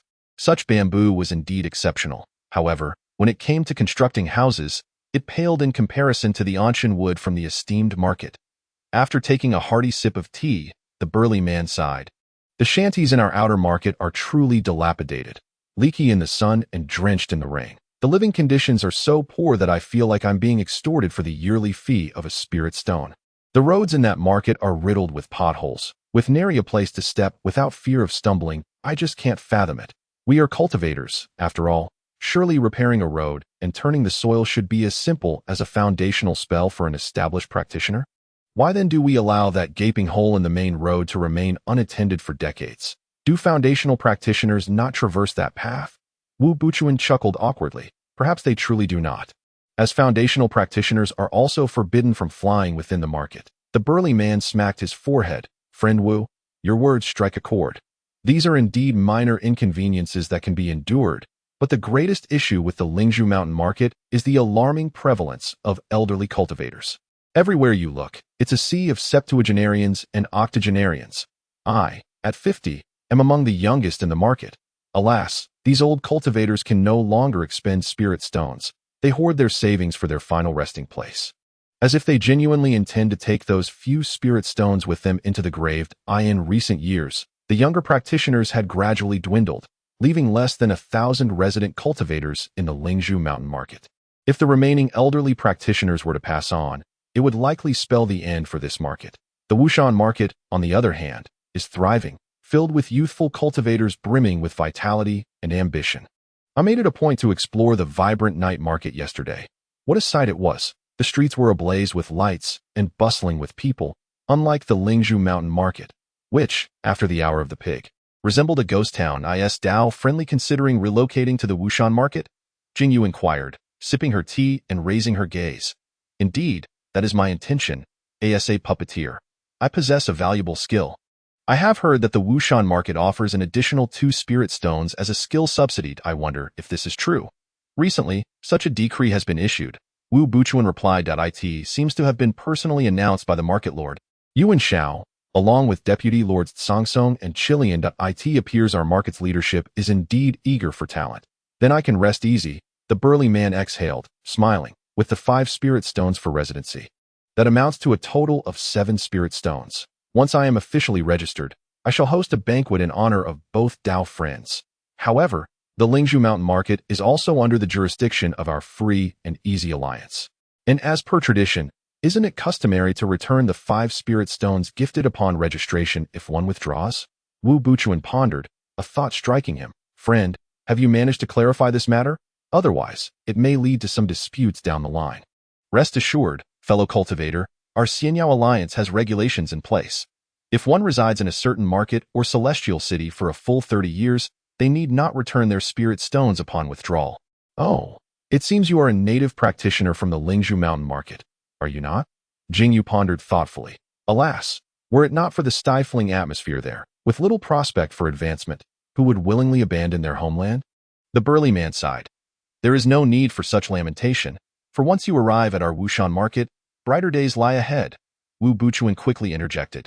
As a puppeteer, you might also consider joining our Wushan Puppeteer Guild, which stands as the largest congregation of puppeteers within Wushan Market, offering various secret techniques and transmissions entirely free of charge. The burly man chuckled.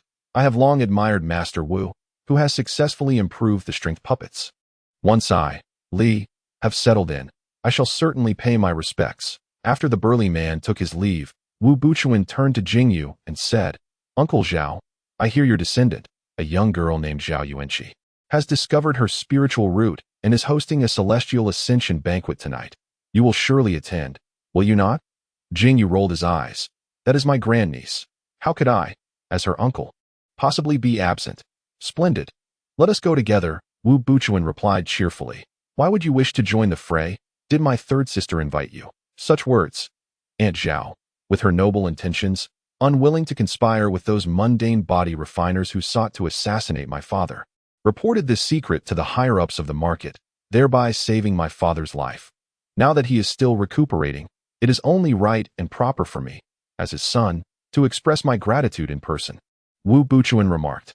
How fortuitous. Aunt Zhao's own granddaughter has discovered her spiritual root.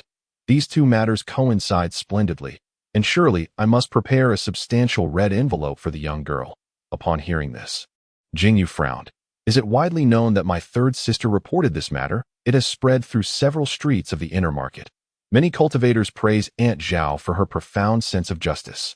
Wu Buchuan gave a thumbs up. It is said that the market will offer further rewards, and there will be some kind of commendation ceremony. Jing Yu sighed inwardly, realizing that his third sister's family had surely made fierce enemies of the mundane body refiners who have yet to leave the market.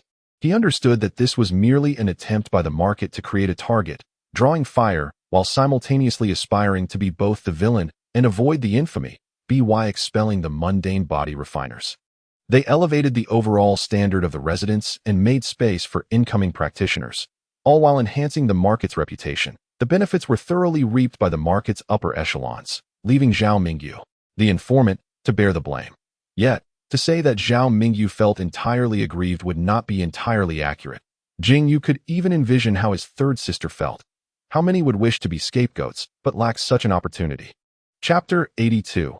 Different fates for the same kin. When one scrutinizes this matter closely, it reveals itself to be an intricate web of complexities, and Zhao Mingyu's role therein is far from glorious. Because of this incident, Jing Yu even entertained thoughts of distancing himself from Zhao Mingyu.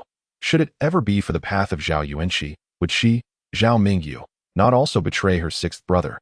Much like the mortal body refiners she has turned against today, after all, one is her beloved granddaughter, while the other is merely a half-brother. Furthermore, both hail from the imperial lineage of the Zhao dynasty, where sibling bonds are often more tenuous than those of common folk.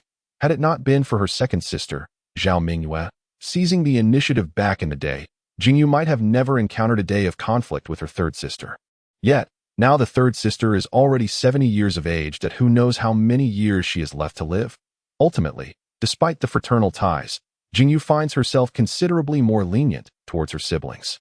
In the past, their fourth brother, Zhao Mingcheng, had grown quite senile. Before his demise, he even ambushed them with assassins in the palace's secret passages. Yet, in the end, he was not utterly lost to madness and withdrew. Although Jing Yu was fully aware of the truth, she chose not to hold it against her dying fourth brother. Now, it is likely that the third sister has but a few years of life remaining. She merely hopes for a harmonious parting, preserving the bond forged over many years, and wishes no further complications to arise that in her thoughts. She recalled Zhao Yuanqi, who has just turned 6, and sighed inwardly, saying, "It is about time. Let us depart." The two strolled leisurely through the bustling streets, exchanging insights on the use of companion puppets, until they soon arrived at their destination, Zhao Shu, Wu Daoyu. This time, the welcoming was once again conducted by Mu Shan's disciple, Li Shang. Years have passed, and Li Shang has now grown into an 18-year-old youth. Having achieved the third level of Qi refinement. It seems he has been stalled at the threshold between the early and mid stages for some time. Little Shang, I have heard that you have begun refining pills on your own? Jing Yu inquired with a smile. That I am nowhere near the prodigious talent of Zhao Shu. Li Shang, who has long admired this older cultivator who entered the market around the same time as himself, responded with a wry smile. The success rate is dismally low. I can barely break even, let alone profit. While the techniques of alchemy are indeed crucial, one's cultivation must also keep pace. Otherwise, with insufficient spiritual power, it becomes all too easy to produce a batch of useless pills. Jing Yu offered a few words of guidance. What Zhao Shu says is quite right. Recently, I have felt a slight loosening at this bottleneck. It seems that the fourth level of Qi refinement is not far off, Li Sheng replied humbly. Jing Yu nodded and entered the courtyard with Wu Buchuan. Greetings, Daoist Zhao. Master Zhao, might you have the time to refine a batch of pills for me? Greetings, Daoist Wu. I hope you are well. The courtyard was already bustling with guests, most of whom were neighbors and acquaintances exchanging pleasantries. However, the gathering was now entirely composed of cultivators. The Zhao family consisted of mere mortal body refiners. Yet none of the guests at the banquet were ordinary folk. Qingyan. Naturally, Jing Yu took a seat at the family table. Upon noticing his nephew's somewhat forlorn expression, he could not help but jest. I hear you have been appointed as an attendant at the Xianwen Pavilion. Officially recognized by the Xiaoyao Alliance, such an honor for a mortal body refiner is unparalleled throughout the Wushan market. Today is also Yuanqi's Ascension Banquet, a double celebration. Why do you still wear a long face? Zhao Qingyan forced a smile, uncle that alas. At this moment, Jing Yu glanced towards the inner hall and his eyes brightened. Yuanqi? Zhao Mingyu emerged from the inner hall, holding Zhao Yuanqi's small hand. Today, Zhao Yuanqi has taken great care in her appearance. Zhao Mingyu must have tailored a child-sized ice blue robe for her, and she has styled her hair into a bun, transforming into a delicate-looking young Taoist maiden. Originally somewhat anxious, Zhao Yuanqi's face brightened upon seeing Jing Yu, and she waved her hand vigorously at him. Aunt Zhao, my father's injuries have yet to heal, making it unwise for him to move about. I have been specially sent to express our gratitude. Today coincides with Sister Yuanqi's Ascension Feast, and I bring a modest gift, which I hope you will graciously accept. That Wu Buchuan handed over a storage bag, which Zhao Mingyu accepted with repeated expressions of thanks. This storage bag was merely the most basic model, requiring no refinement and lacking any spiritual restrictions, making it usable by mortals. Thus, Jing Yu could easily discern its contents with a mere probe of his spiritual sense.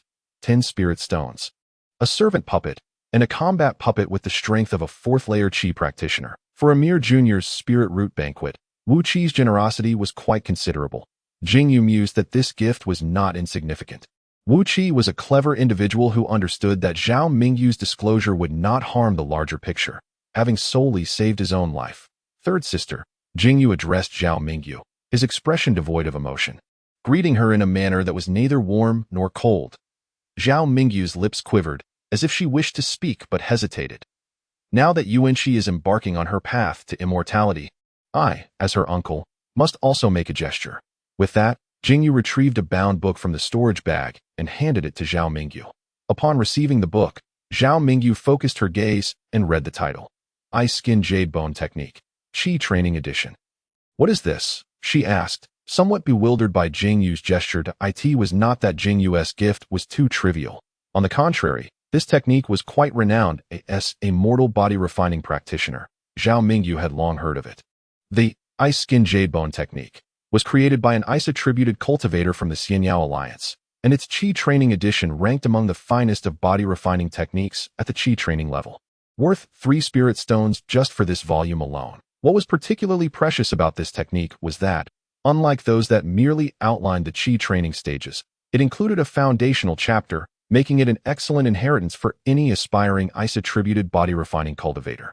However, the issue lay in the fact that such a congratulatory gift would be quite fitting if Zhao Yuanqi were devoid of a spirit root and merely an ordinary mortal. Yet, Zhao Yuanqi already possessed a spirit root. Her aptitude not particularly poor, but certainly not exceptional. She barely had time to cultivate, let alone practice body refinement. Jing Yu could only hint at his intentions, having meticulously selected this body refining technique to provide Zhao Yuanqi with some cover for the future. It must be noted that even if one remained in the Qi training stage for a lifetime, the lifespan could extend to 600 years, with the natural aging process significantly slower than that of ordinary cultivators. If, in the future, she refrained from consuming beauty-preserving pills and lacked any form of body refinement to maintain her appearance, it would inevitably raise suspicions. Yet, this layer of understanding was known only to Jing Yu. To others, his gift of this expensive body refining technique seemed rather perplexing. Uncle, if Yuanqi practices this technique, will she be able to maintain her youth like you? Zhao Yuanqi blinked her eyes and inquired. Jing Yu gently patted Zhao Yuanqi's small head, smiling as she remarked, "This is certainly not a trivial matter." She then lifted her gaze and inquired, "Where is Yuanqin?" Zhao Mingyu replied, "This place is predominantly filled with cultivators. And Yuanqin is merely a mortal child. I fear he might be overwhelmed by such a scene. So I have left him in pair to guard the inner hall." Jing Yu's expression darkened as she coldly reflected. Indeed, there is a clear distinction between immortals and mortals. From the very beginning, these two siblings are destined for different fates. Chapter 83. The Rare Treasures exhibition of the cultivation world Zhao Yuanqi's Ascension Banquet concluded amidst the congratulatory voices of numerous cultivators. Presently, the registered cultivators in Wushan Fengshe number only around 3,000, with even fewer residing in the inner courtyards, likely less than 1,000. When any household produces a child with spiritual roots, it is regarded as a significant event, generating much discussion among nearby cultivators. Individuals like Wang Pu from the Yu Lao Pavilion begin to take note of such children as early as 6 or 7 years old, considering them as potential resources for future matrimonial arrangements within the market. However, the cultivators soon forgot this minor detail, as the grand auction event held once every decade in Wushan Fengshe was about to commence. It is said that this auction is the largest in the past century, boasting over 10,000 items for sale. Correspondingly, the number of itinerant cultivators in Wushan Fengshe has already surpassed 10,000. This implies that if these wanderers were to register in Wushan Fengshe simultaneously, the market would instantly qualify for city status. Old Mu, there are rumors circulating that this grand auction features over 10,000 items. Is that true? On the eve of the grand auction, Jing Yu sought out Mu Shan to gauge the situation. Her nephew-in-law had now become the chief steward of the spiritual plant garden in Area A, firmly positioned within the upper echelons of the market. Aside from a few foundation establishment stage masters, the ranks below were primarily composed of stewards like Mu Shan, not merely 10,000 items. To be precise, it exceeds 30,000, Mu Shan replied, stroking his beard with a smile. Uncle, you are now a pill master. I have heard from Manager Li of the Danding Pavilion that your alchemical talent ranks among the best in all of Wushan Fengshe. Over the past few years, you must have accumulated quite a fortune. Are you planning to showcase your skills at this auction? Oh, I am but a humble participant, merely here to join the excitement. Jing Yu modestly replied, but then her expression turned to one of confusion. The last grand auction featured over 1,000 items and took 5 or 6 days to conclude. 30,000. Will it not take half a year to auction them one by one? Uncle, you may not be aware, but this grand auction is fundamentally different from those in the past. The format has changed entirely, Mu Shan explained. Due to the sheer volume of items, this auction has been divided into a main venue and several sub-venues. Items of the Qi refining stage will be displayed at various stalls in the sub-venues, with auction durations ranging from 3 to 10 days based on item value. During this period, anyone can participate in the bidding, and the highest bidder wins. Alternatively, one may negotiate a private deal with the stall owner, though the price will undoubtedly rise significantly once the Qi refining stage items are either auctioned off or remain unsold. The main venue will commence, featuring valuable items of the foundation establishment stage. I have heard that there are more than 10 foundation establishment pills alone. A grand undertaking indeed. The entirety of the large auction, encompassing both the main venue and its subsidiary locations, will span a full month. Following this month-long event, a substantial area will be designated for free trade among all practitioners. Just the other day, Master Yuan mentioned the intention to establish this free trade zone as a permanent fixture, aimed at rectifying gaps within the commercial district of the marketplace. Oh, and by the way, the large auction has undergone a name change. Mu Shan slapped his forehead.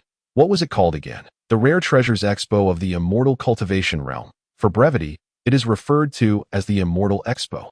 This name, along with the format, has been inspired by the Xianyao Immortal City, which has hosted several successful editions of the event. Consequently, it is being trialed within the marketplace under the auspices of the Xianyao Alliance.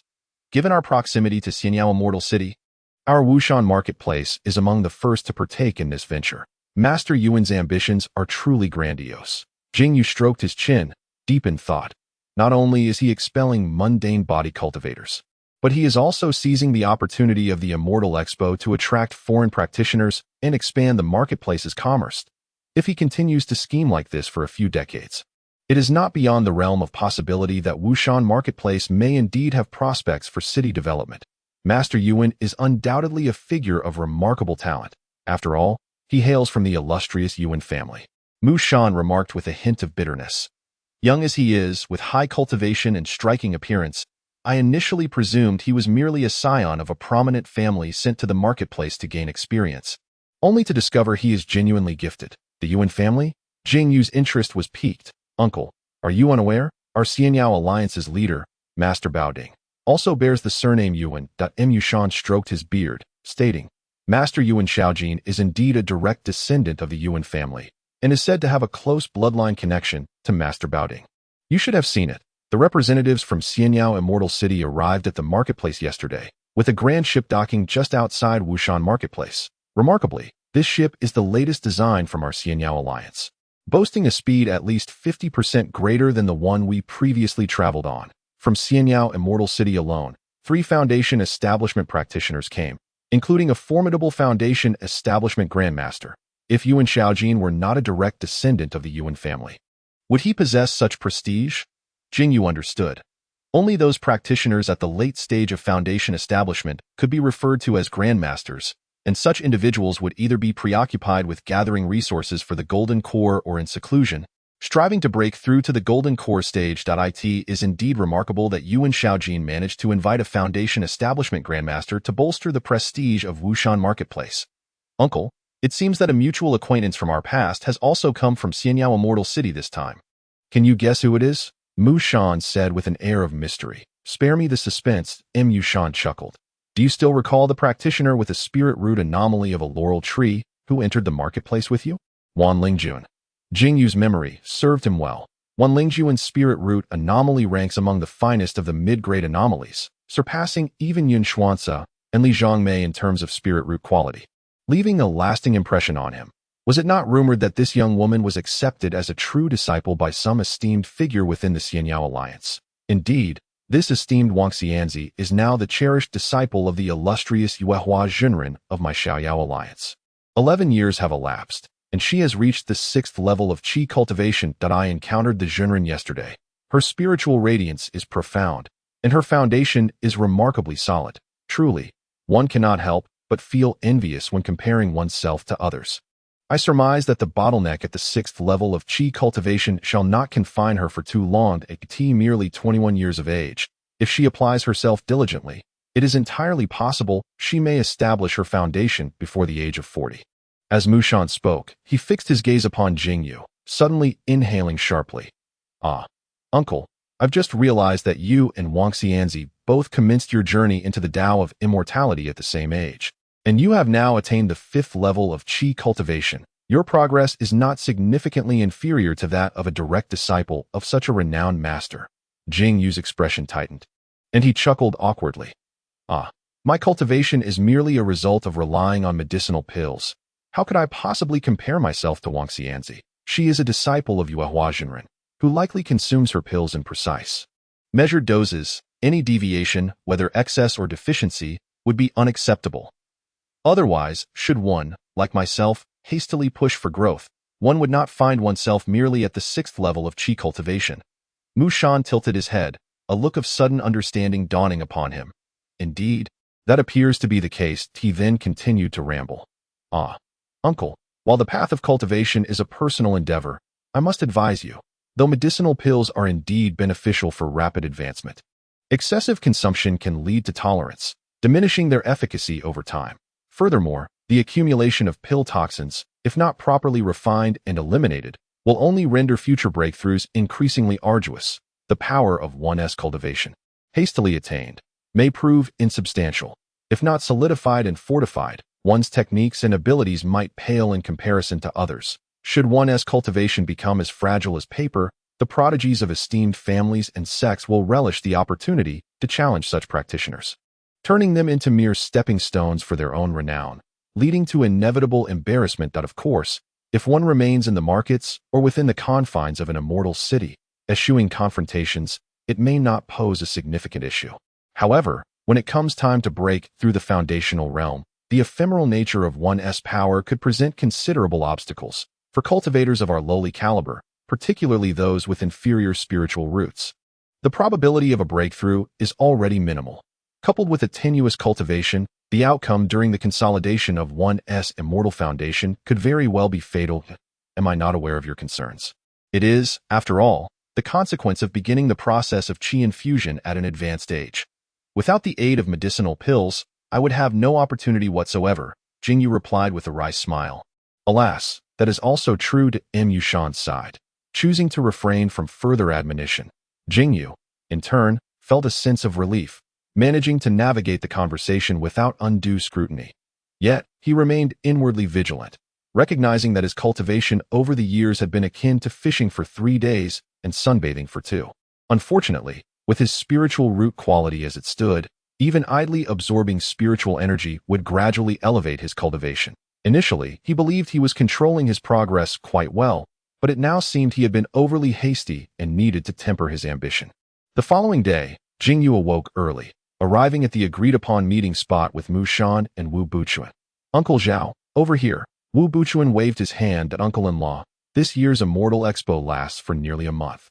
A few days ago, the items for auction at the sub-venues were just displayed, and everyone was relatively restrained and conservative with their bids. It often takes a few days before the true competition begins. Today, the primary purpose is to observe what each person requires. If one lacks spiritual stones, it is prudent to prepare adequately during these few days." Mu Shan led Jing Yu and Wu Buchun to a small building at the entrance of the sub-venue. Every cultivator must receive a jade token here as proof of participation in the auction. The number inscribed on this jade token serves as our sole identifier for this Immortal Expo, thus ensuring anonymity regarding what one is bid on. The confidentiality measures in the market are indeed commendable. Subsequently, Mu Shan submitted 10 spiritual stones as collateral at the front desk and exchanged them for a jade token. "Is it truly necessary to deposit 10 spiritual stones?" Jing Yu nodded. "It is reasonable for such a large auction to establish an entry threshold. Yet among the tens of thousands of cultivators in Wushan market, apart from the newly initiated spiritual plant cultivators, it is unlikely that anyone would be unable to produce even 10 spiritual stones. Although one may not be able to purchase anything substantial, mingling in the crowd to broaden one's horizons poses no issue." Jing Yu and Wu Buchun followed suit, depositing 10 spiritual stones each to obtain their own exclusive jade tokens. 4399. Jing Yu glanced at the number on the jade token and stored it in his spatial pouch. Upon entering the designated area of the Immortal Expo, they were immediately met with the sight of countless cultivators jostling together, gathering in groups before various exhibition booths to peruse the auction listings and place their bids. "What a sea of humanity!" Wu Buchun exclaimed. "I have never witnessed so many cultivators in my life.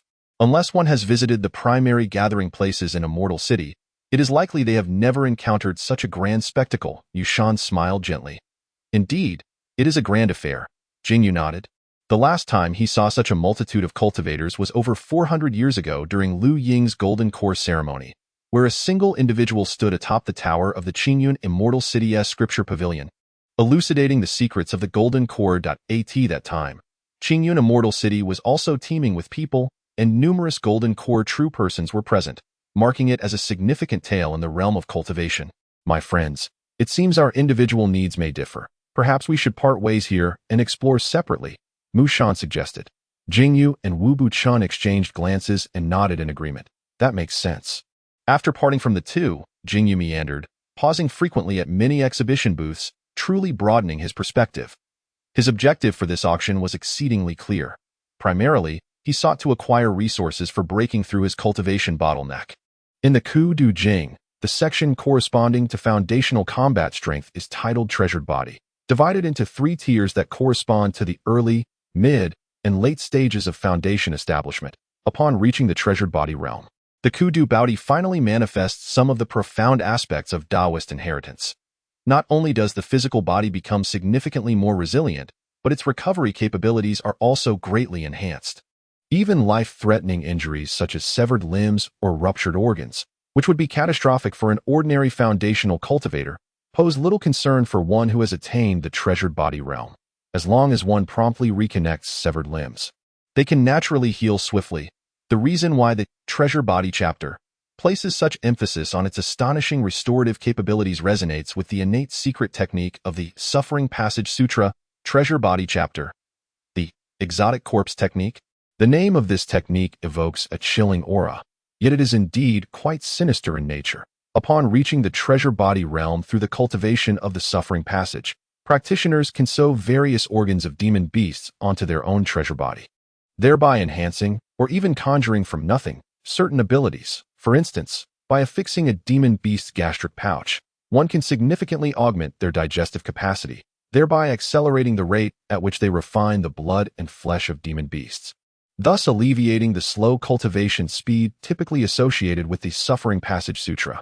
Alternatively, sewing on a demon beast's heart can greatly enhance blood-pumping capabilities, enabling the mobilization of a greater volume of vital energy in a short span, resulting in a substantial increase in the physical body's explosive power. Moreover, the effects of certain techniques that consume vital energy would also see marked improvement. Indeed, Jing Yu could even attach a venom sac from a poison-type demon beast, thereby bestowing upon himself an additional ability to expel poison. However, the exotic corpse technique has its limits. Should one attach too many demon beast organs, the treasure body would trigger a severe rejection response.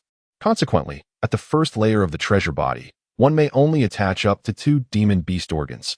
With each subsequent layer achieved, an additional organ can be added, culminating in a maximum of 4 at the 3rd layer.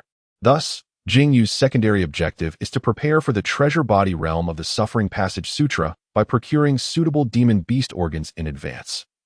As he pondered this, Jing Yu strolled to a display stand and was immediately captivated. The variety of items at this celestial expo is indeed remarkable.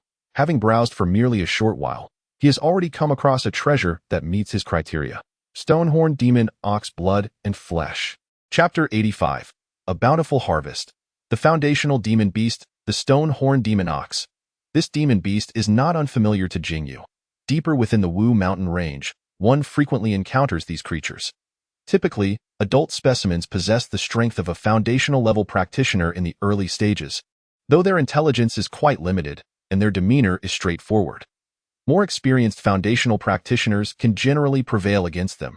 Moreover, since most of the beast's essence resides in its pair of stone horns, the flesh itself is not particularly rare. Although it is a foundational demon beast, the value of its blood and flesh can only be considered on par with that of the Qi refinement stage.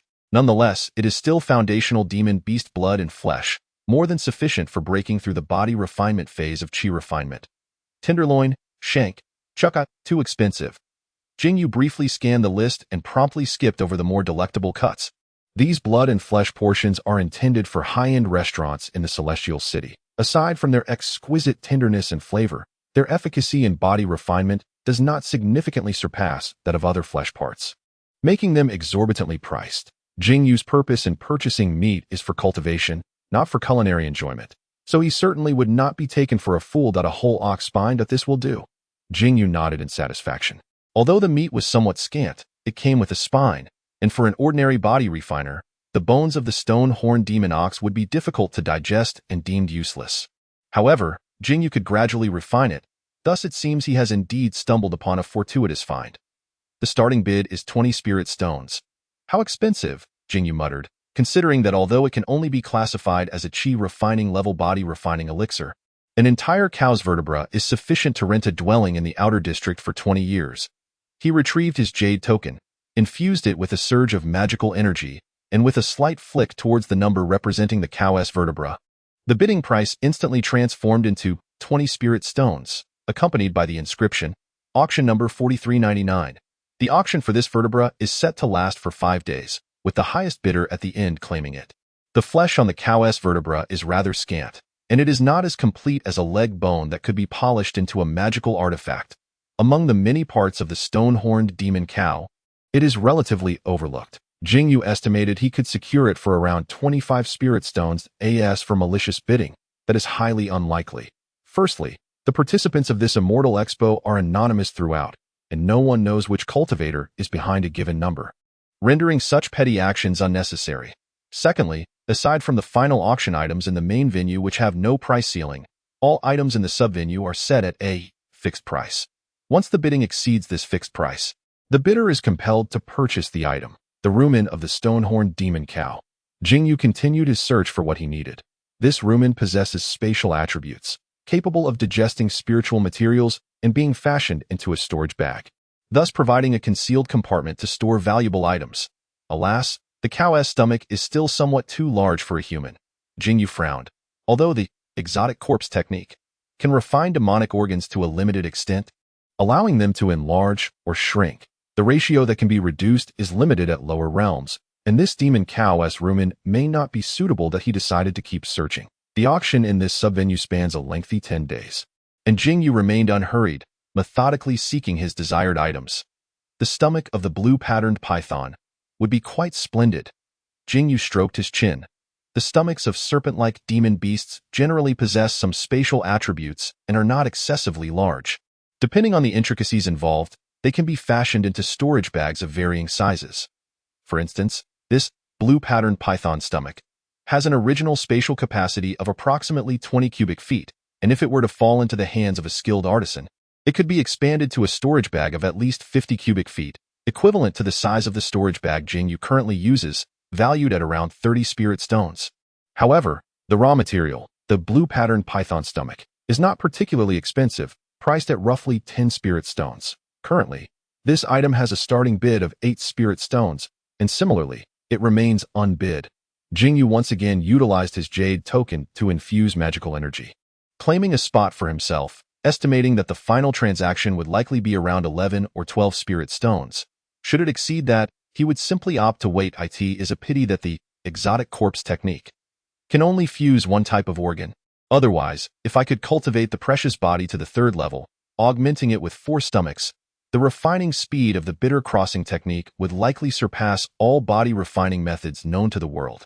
Jing Yu pondered inwardly. Upon reaching the precious body realm, the first layer would allow the fusion of 2 types of demonic organs, and Jing Yu immediately thought of enhancing digestive capabilities while also accommodating storage functions with the stomachs of demon beasts. With one final spot remaining, he intended to reserve it for an enhancement of his escape speed. After all, the art of earth escape was the sole expertise of the bitter crossing Xuanqingzi, and most of the battles at the Foundation establishment level transpired in the air. Hence, it was imperative for him to improve his aerial escape velocity, as it would be invaluable for his future journeys. According to the description in the A, wings were considered a distinct part, which was somewhat acceptable. Jing Yu pondered. If strengthening the escape speed of the wings counted as 2 parts, it would be rather unwise. He resolved to seek a pair of beastly wings. However, the wings of avian beasts at the Foundation establishment stage were either stripped of feathers for individual sale or utilized as culinary ingredients. Alternatively, there were entire avian corpses, which were priced among the highest at this branch of the Immortal Expo, far beyond Jing Yu's financial reach. Nevertheless, this Immortal Expo was indeed all-encompassing, and Jing Yu managed to discover an item that met his criteria: the Howling Wind Eagle wings. The preservation of these wings was not entirely pristine, as faint charred marks could be seen near the base, likely the result of a fire element cultivator's attack, leading to some degree of damage to the Howling Wind Eagle's corpse. In a state of necessity, they had no choice but to sever the relatively intact wings and preserve them through secret methods. The condition was average, with slight damages, yet this was a fortuitous circumstance for me, as it rendered the price more affordable. Jing Yu glanced at the starting bid of 15 spirit stones for this pair of wings and cheerfully noted it down. The auction duration for these wings was set at a mere 3 days, indicating that the seller was aware of their lack of desirability and opted for a minimal auction timeline, hoping for a swift sale. If the item went unsold, they would simply relist it after another 3 days to avoid prolonged uncertainty. Within less than an hour of perusing this branch of the Immortal Expo, Jing Yu had successfully gathered all the necessary items, leaving him in high spirits, free to explore further without any burdens, merely to witness the extraordinary treasures of the cultivation world. As he strolled casually, he noticed a crowd gathered around a display booth, animatedly gesturing towards the items within the showcase. Jing Yu approached to join the commotion, and upon focusing on the cabinet, he nearly had his eyes pop out in astonishment. The Foundation Establishment Pill. Is this something one could encounter at a branch venue? Chapter 86. Defective Foundation Establishment Pill. What? The starting bid for this Foundation Establishment Pill is only 100 spirit stones. In the next moment, Jing Yu sensed something amiss and scrutinized the Foundation Establishment Pill again, only to realize with a sudden clarity. It was a defective version. Currently, the mainstream Foundation Establishment Pills in the cultivation world were all crafted using a singular formula known as the Foundation Establishment Pill formula. It wasn't to say that this was the only method of crafting Foundation Establishment Pills across the entire cultivation realm. Some ancient prestigious sects indeed possessed a few formulas with higher success rates, such as the Heavenly Dao Foundation Establishment Pill formula and the 10,000 Methods Foundation Establishment Pill formula. However, these formulas were either excessively intricate in their crafting techniques or demanded exorbitant resources. Take for instance the renowned Heavenly Dao Foundation Establishment Pill, which required enough precious herbs to concoct a batch that could significantly enhance the probability of pregnancy. rendering its cost-effectiveness lamentably low. The elixir known as Foundation Establishment Dan, crafted through a method of moderate complexity, requires a reasonable consumption of spiritual herbs, which has led to its swift proliferation. Typically, a genuine Foundation Establishment Dan is adorned with 2 golden patterns, referred to as Dao patterns, also known as Double Pattern Foundation Establishment Dan. This not only safeguards the cultivator's dantian, preventing those attempting to establish their foundation from losing their lives due to failure, but it also enhances the success rate of foundation establishment by 20%. This 20% increase does not imply that the original success rate was merely 10%, which, upon consuming the genuine foundation establishment Dan, would rise to 30%. Rather, it signifies that for a cultivator with an original success rate of 10%, the probability increases to 12%. Conversely, if a prodigious cultivator initially possessed a 50% success rate, consuming the genuine foundation establishment Dan would elevate their assurance to 60%. Should fortune favor, one might even concoct a superior foundation establishment Dan with 3 Dao patterns, also known as Triple Pattern Foundation Establishment Dan, which could enhance the success rate by an additional 30%. However, should luck be less favorable, or if the alchemist's skills are lacking, it is plausible to produce a inferior foundation establishment Dan, featuring merely 1 golden Dao pattern, which would only augment the success rate by 15%. Yet, this is all contingent upon success. Should the alchemical process fail, the potential for an explosion exists, or one might end up with several defective foundation establishment Dan, devoid of any Dao patterns, which would merely increase the success probability by 5% and offer no protection to the dantian. If one were to attempt foundation establishment with a defective Dan, success might be fortunate, but failure could result in a high likelihood of catastrophic consequences, leading to the destruction of the dantian and, ultimately, death. What lies before us in the display case is such a defective foundation establishment Dan, lacking any Dao patterns. Surrounding the case is a circle of elderly cultivators, their white hair contrasting with their hesitant expressions as they gaze at this defective elixir. "Wang Daoyu, are you ready to make a move?" inquires a frail female cultivator, turning to a bearded male cultivator. The elderly man struggles with his thoughts. "At 79, I have amassed barely over 300 spiritual stones. Not only is a genuine foundation establishment Dan beyond my reach, but even an inferior one remains a significant gap away that if I delay for a few more years, my hopes of establishing a foundation will grow increasingly dim, perhaps by the time I reach 85. The additional 1.5% success rate from a genuine Dan will not offset the decline in probability due to diminished vitality and depleted meridians. However, this defective Dan lacks the protective properties for the dantian, and failure carries a considerable risk of death. Alas, if I cannot establish my foundation in this lifetime, what difference is there between the remaining years of mere survival and death? I cannot bear to make such a decision. I would rather save for another 5 years to buy an inferior foundation establishment Dan at 85. I feel the same way. The terror between life and death is immense. Ultimately, it is far better than what you, Wang Daoyu, have endured. I cannot break free from this bind. I cannot. I must take my leave. At 83, I no longer aspire to foundation establishment and have no desire to endure the turmoil. I shall simply save the spiritual stones for my eldest grandson's foundation establishment, which at least provides a glimmer of hope. Qian Daoyu, do you still lack a grandson? As the elderly cultivators converse, several gradually disperse, leaving only the silver-haired female cultivator and the Wang surname male cultivator standing still. Subsequently, the auction price for the defective foundation building elixir fluctuated several times, ultimately rising to 109 spirit stones. The silver-haired female cultivator sighed, shook her head, and departed.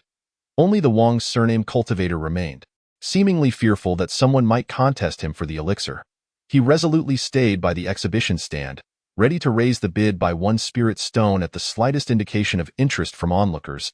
Leaving the stall owner in a state of bemused exasperation, in the future, when I reach the foundation building stage, I might just purchase a defective foundation building elixir to deceive others.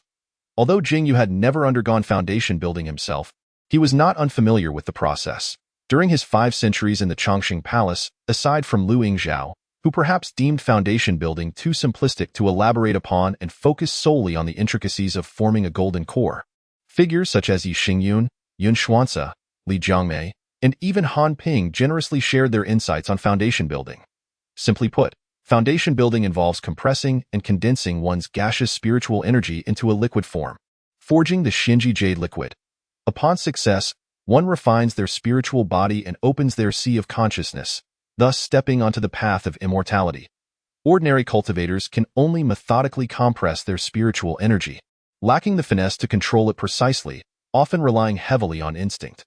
However, Jing Yu, having already opened his sea of consciousness during the Qi training phase, would merely need to employ his divine sense at that time, making the transformation of spiritual energy into liquid a straightforward endeavor, devoid of any possibility of failure. It could even be stated that Jing Yu did not require the so-called foundation-building elixir to safeguard his dantian, for unless he were to be struck unconscious during the process, the chance of failure was non-existent.